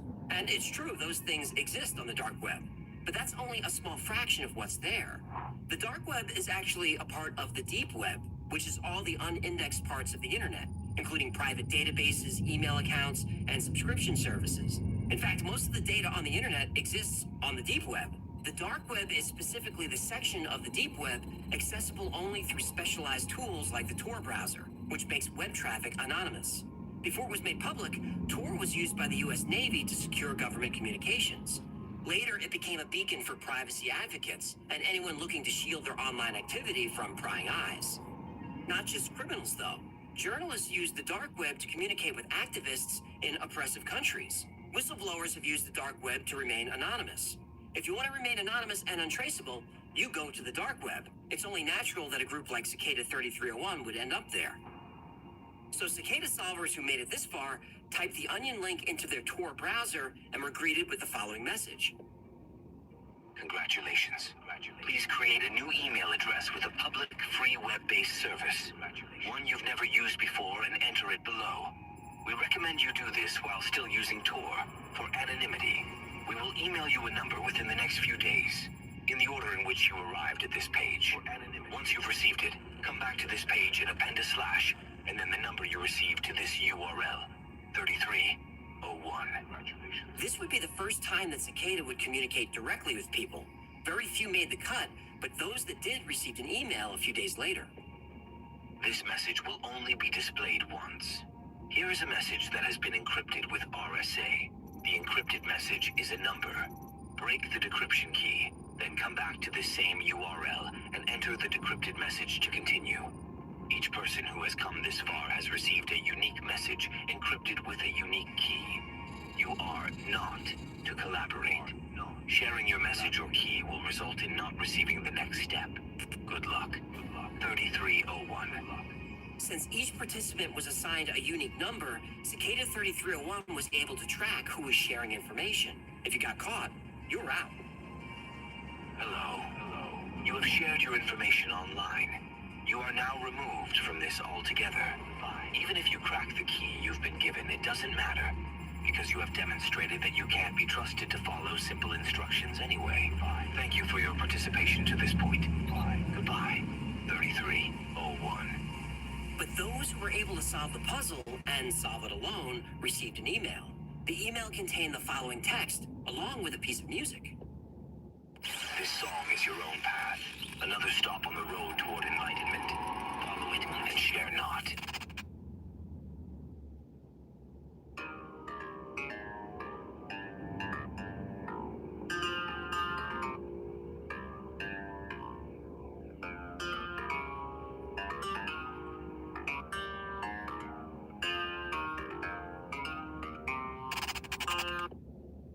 That was terrible. But still better than K-pop. Ice cream chillin', ice cream chillin', ice cream chillin' like a villain. The music was encoded as a MIDI file. MIDI is music expressed as code. It was found that there were two tracks that provided two different messages. Each message had fewer than 26 combinations of pitch and tone, which hinted that each combination could represent one letter. The music was decoded into a cryptogram, which could then be broken. Very good. You have proven to be most dedicated to come this far to attain enlightenment. Create a GPG key for your email address and upload it to the MIT key servers. Then encrypt the following word list using the Cicada 3301 public key. Sign it with your key. Send the ASCII armored ciphertext to the Gmail address from which you received your numbers. Everyone who received this email was also given a set of 50 unique words. Those words were to be encrypted and emailed back. What happened after that is unknown, but about a month later, the image on the subreddit changed. Hello. We have now found the individuals we sought. Thus, our month-long journey ends. For now, thank you for your dedication and effort. If you were unable to complete the test or did not receive an email, do not despair. There will be more opportunities like this one. Thank you all. 3301. And just as cryptically as the Cicada puzzle started, it finally ended. It was assumed that the mysterious group, whoever they were, finally found the highly intelligent individuals it needed. Cicada 3301 stopped posting messages and was largely forgotten. But a year and a day after the first puzzle was posted, Cicada 3301 was back.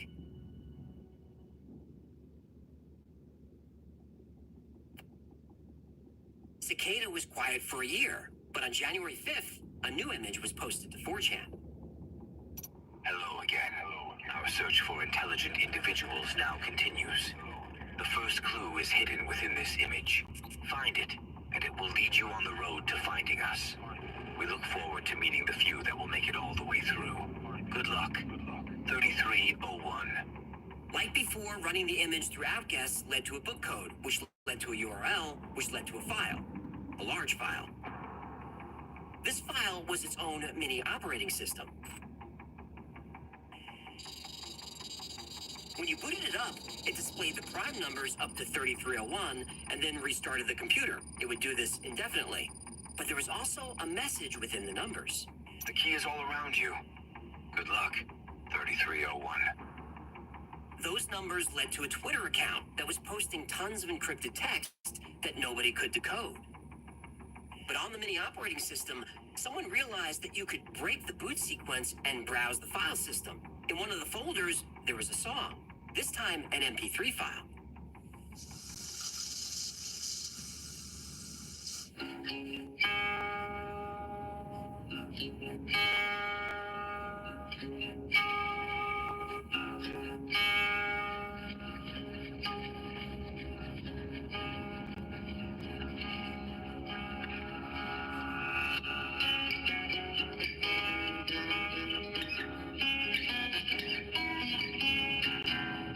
According to the ID tags, the title of the file was The Instar Emergence. Solvers tried all sorts of techniques on this file to search for hidden meanings. They played it backwards. They isolated frequencies. They even ran the sound through spectral analyzers, but they found nothing. There were hidden messages and odd mini-poems all over the place, but nothing seemed connected. Then someone determined that the messages from the Twitter feed were actually lines of binary code, which could be assembled into a file. But it was encrypted and nobody could figure out how to decode it. It turned out that the messages were encoded with the binary data from another file as the key. That file was the song.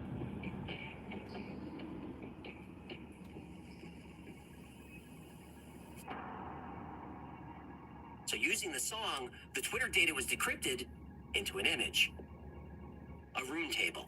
The rune table image also contained secret text, which led to more puzzles, which led to the dark web and to more posters around the world with different coordinates. In order to move forward from here, you need to have solved every puzzle so far. Now on the posters, there were phone numbers, and each phone number required an access code that you'd decipher using the rune table. Once you got past the access code, a computerized voice then read you a string of letters and numbers, which turned out to be a hex code. And then the hex code converted to a page on the dark web, which had a test for you to take. There were 19 questions in total, some mathematical, some logical, some philosophical. Very few people made it past this test, but those that did received an email. Congratulations. Your testing has finally come to an end. We hope you have enjoyed the vacation over the last few weeks.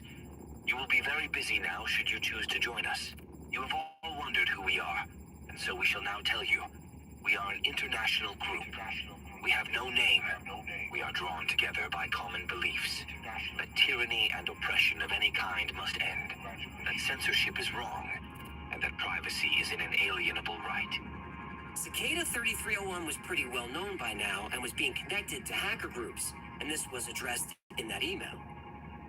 We do not engage in illegal activity, nor do our members. If you are engaged in illegal activity, we ask that you cease any and all illegal activities or decline membership at this time. We will not ask questions if you decline. However, if you lie to us, we will find out. But the big question was why? What does Cicada 3301 even do? We are much like a think tank in that our primary focus is on researching and developing techniques to aid the ideas we advocate. Liberty, privacy, security. And if you choose to accept membership, we are happy to have you on board to help with future projects. So that was it. Cicada 3301 found a few more recruits and went dark. But the following January, people eagerly waited to see if Cicada would return. And they did not disappoint.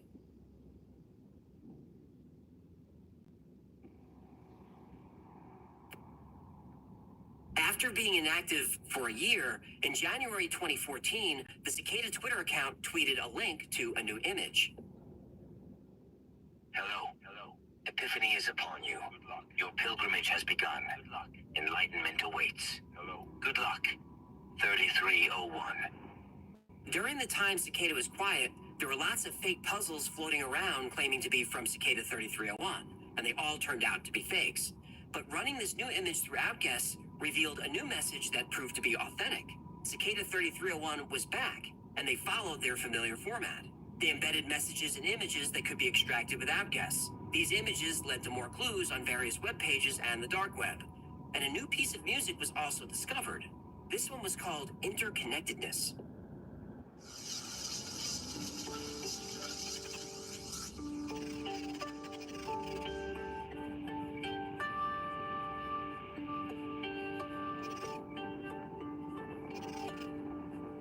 Using some familiar techniques, as well as some new ones, Cicada solvers concluded that Cicada was focusing on a single document.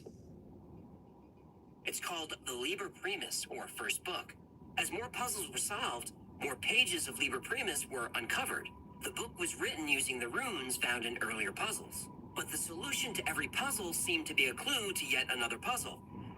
People went back to the music file. They found more clues. From image files, they extracted more codes and more puzzles like magic squares and anagrams. All of those were decoded to reveal strange poems, which were nothing more than more clues. Liber Primus is 59 pages, and only a handful have been solved. And the pages that are solved are still mysterious. January 2015 came and went with nothing from Cicada. Some people speculated that Cicada had enough recruits for whatever it was they were doing. Others thought that Cicada would stay silent until all of Liber Primus was solved, and they could be right. In January 2016, Cicada tweeted a link to a new image. Running the image through Outguess proved it was authentic. Hello? The path lies empty. Epiphany seeks the devoted. Liber Primus is the way. Its words are the map. Their meaning is the road, and their numbers are the direction. Seek, and you will be found. Good luck. 3301. Beware false paths. Many speculated that their numbers are the direction was the major clue, but still no progress was made. In 2017, a user stumbled across a message from Cicada in Google's cached pages that nobody had noticed. Beware false paths. Always verify PGP signature. 3301. And that was the last anyone heard from Cicada 3301. It's been a few years with no solution to Liber Primus and no further contact from Cicada. This was disappointing to a lot of people. After all this, over several years, we were still no closer to finding out who Cicada 3301 was or what they did. But Liber Primus was the third quest. The first two were solved. And the people who solved them, they started talking.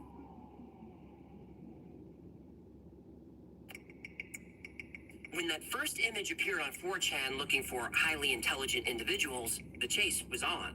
The mysterious group known as 3301 presented clues and challenges that thousands of techies and puzzle solvers found impossible to resist. Each mystery became more complex. The clues that connected Julius Caesar and King Arthur to cryptography were genius and easy enough to solve that people became hooked. The solutions that led to phone numbers and geographic coordinates made the search even more real.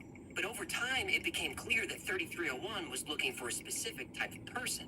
To solve Cicada, you needed knowledge of the concepts and the tools used in encryption. You had to have computer skills, understand operating systems, and be handy with programming. It also didn't hurt if you had expertise in Mayan numerology and pre-Christian literature. Yeah, who doesn't? But who was Cicada? A popular theory was that this was a recruiting effort for a government intelligence agency like CIA, NSA, or MI6. There was plenty of precedent for that. During the Second World War, the top-secret government code and cipher school used crossword puzzles printed in the Daily Telegraph to identify good candidates for Bletchley Park. Those recruits, along with Alan Turing, went on to solve the Enigma machine, which helped the Allies win the war. NSA and CIA ran similar contests over the years. Companies like Google and Microsoft have also used cryptography and puzzles to recruit. But one of the early winners said Cicada was none of these. After solving the final round of puzzles in 2013, he received an email with a username and password along with a site address on the dark web.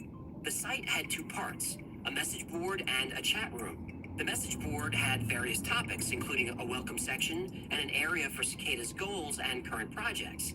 The chat room had about 20 members.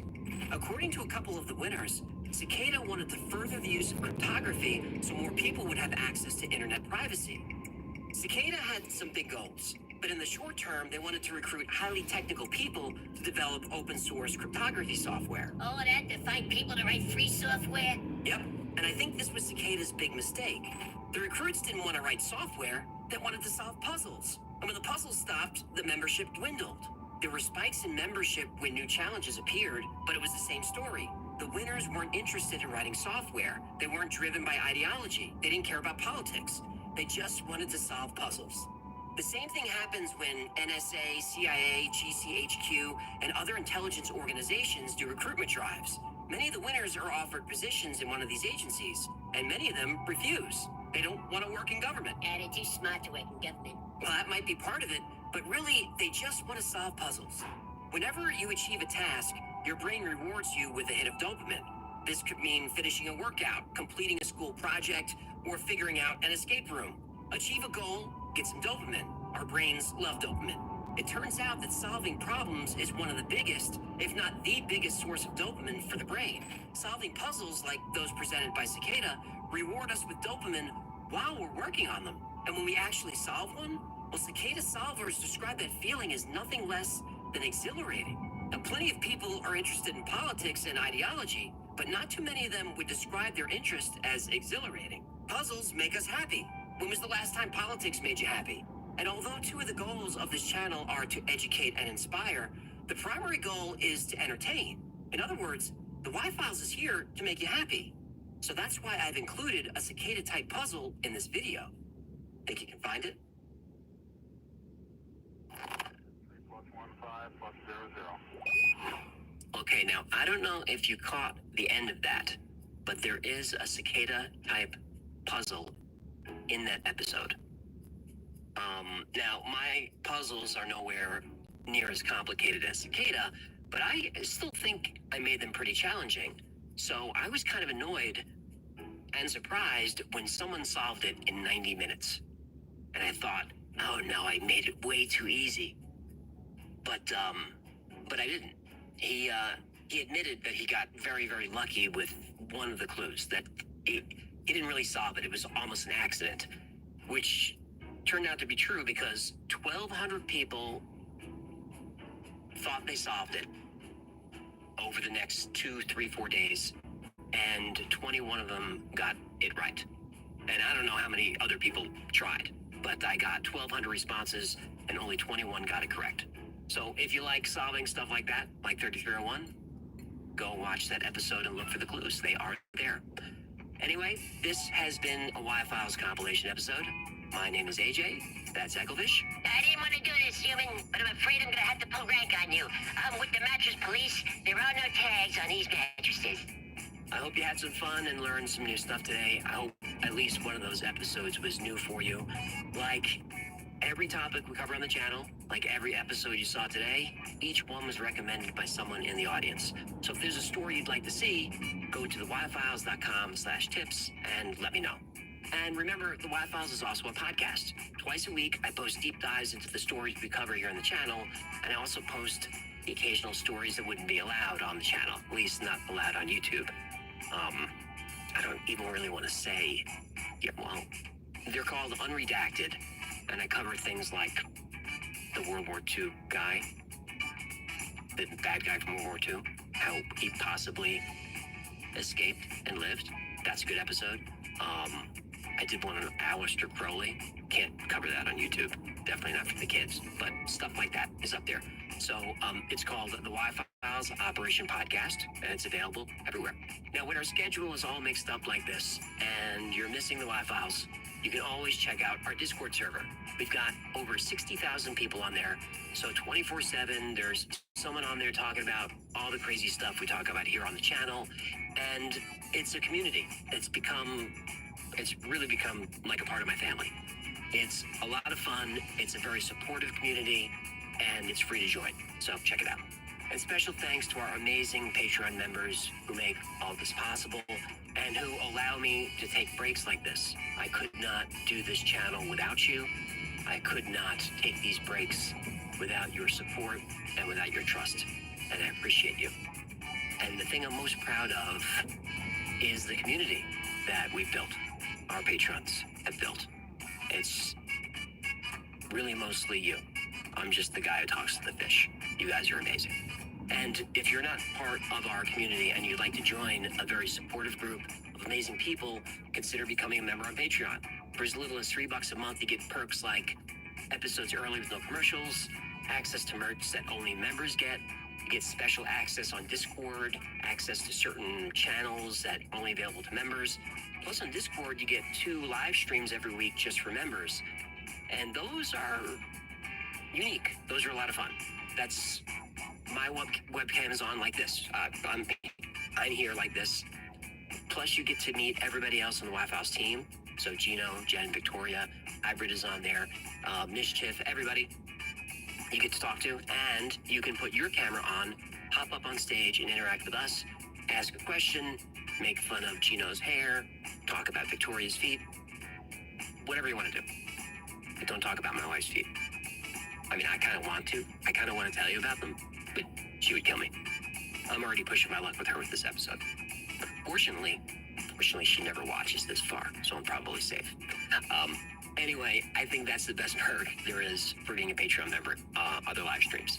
But another great way to support the channel is just grab something from the Waff House store. Grab a Heckler's t-shirt, one of these coffee mugs for fisting or drinking or whatever you like to do with your leisure time. Or grab something with my face on it, or a deck of cards, or one of these squeezy animal Hecklefish talking toy fishes. That's gonna do it. Until next time, be safe, be kind. Know that you are appreciated, because you are.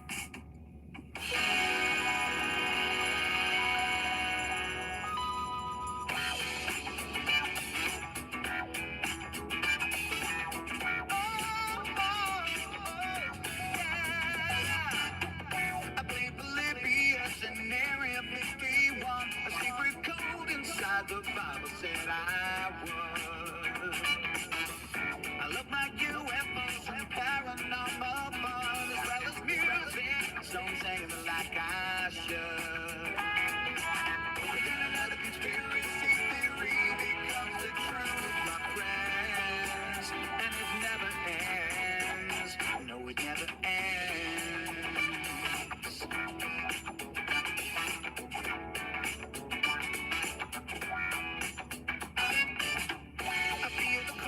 I got stuck inside Mel's home with MK Ultra, of being only too aware.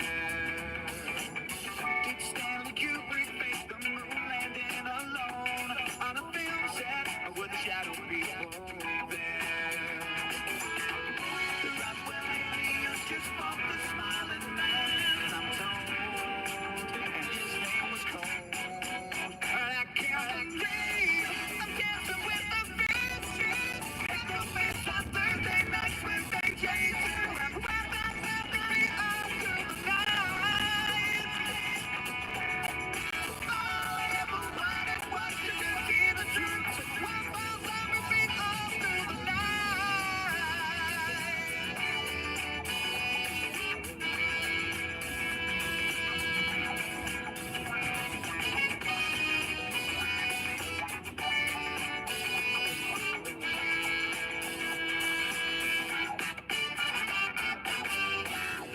Sightings and the solar storm still come to Agatha, the secret city underground.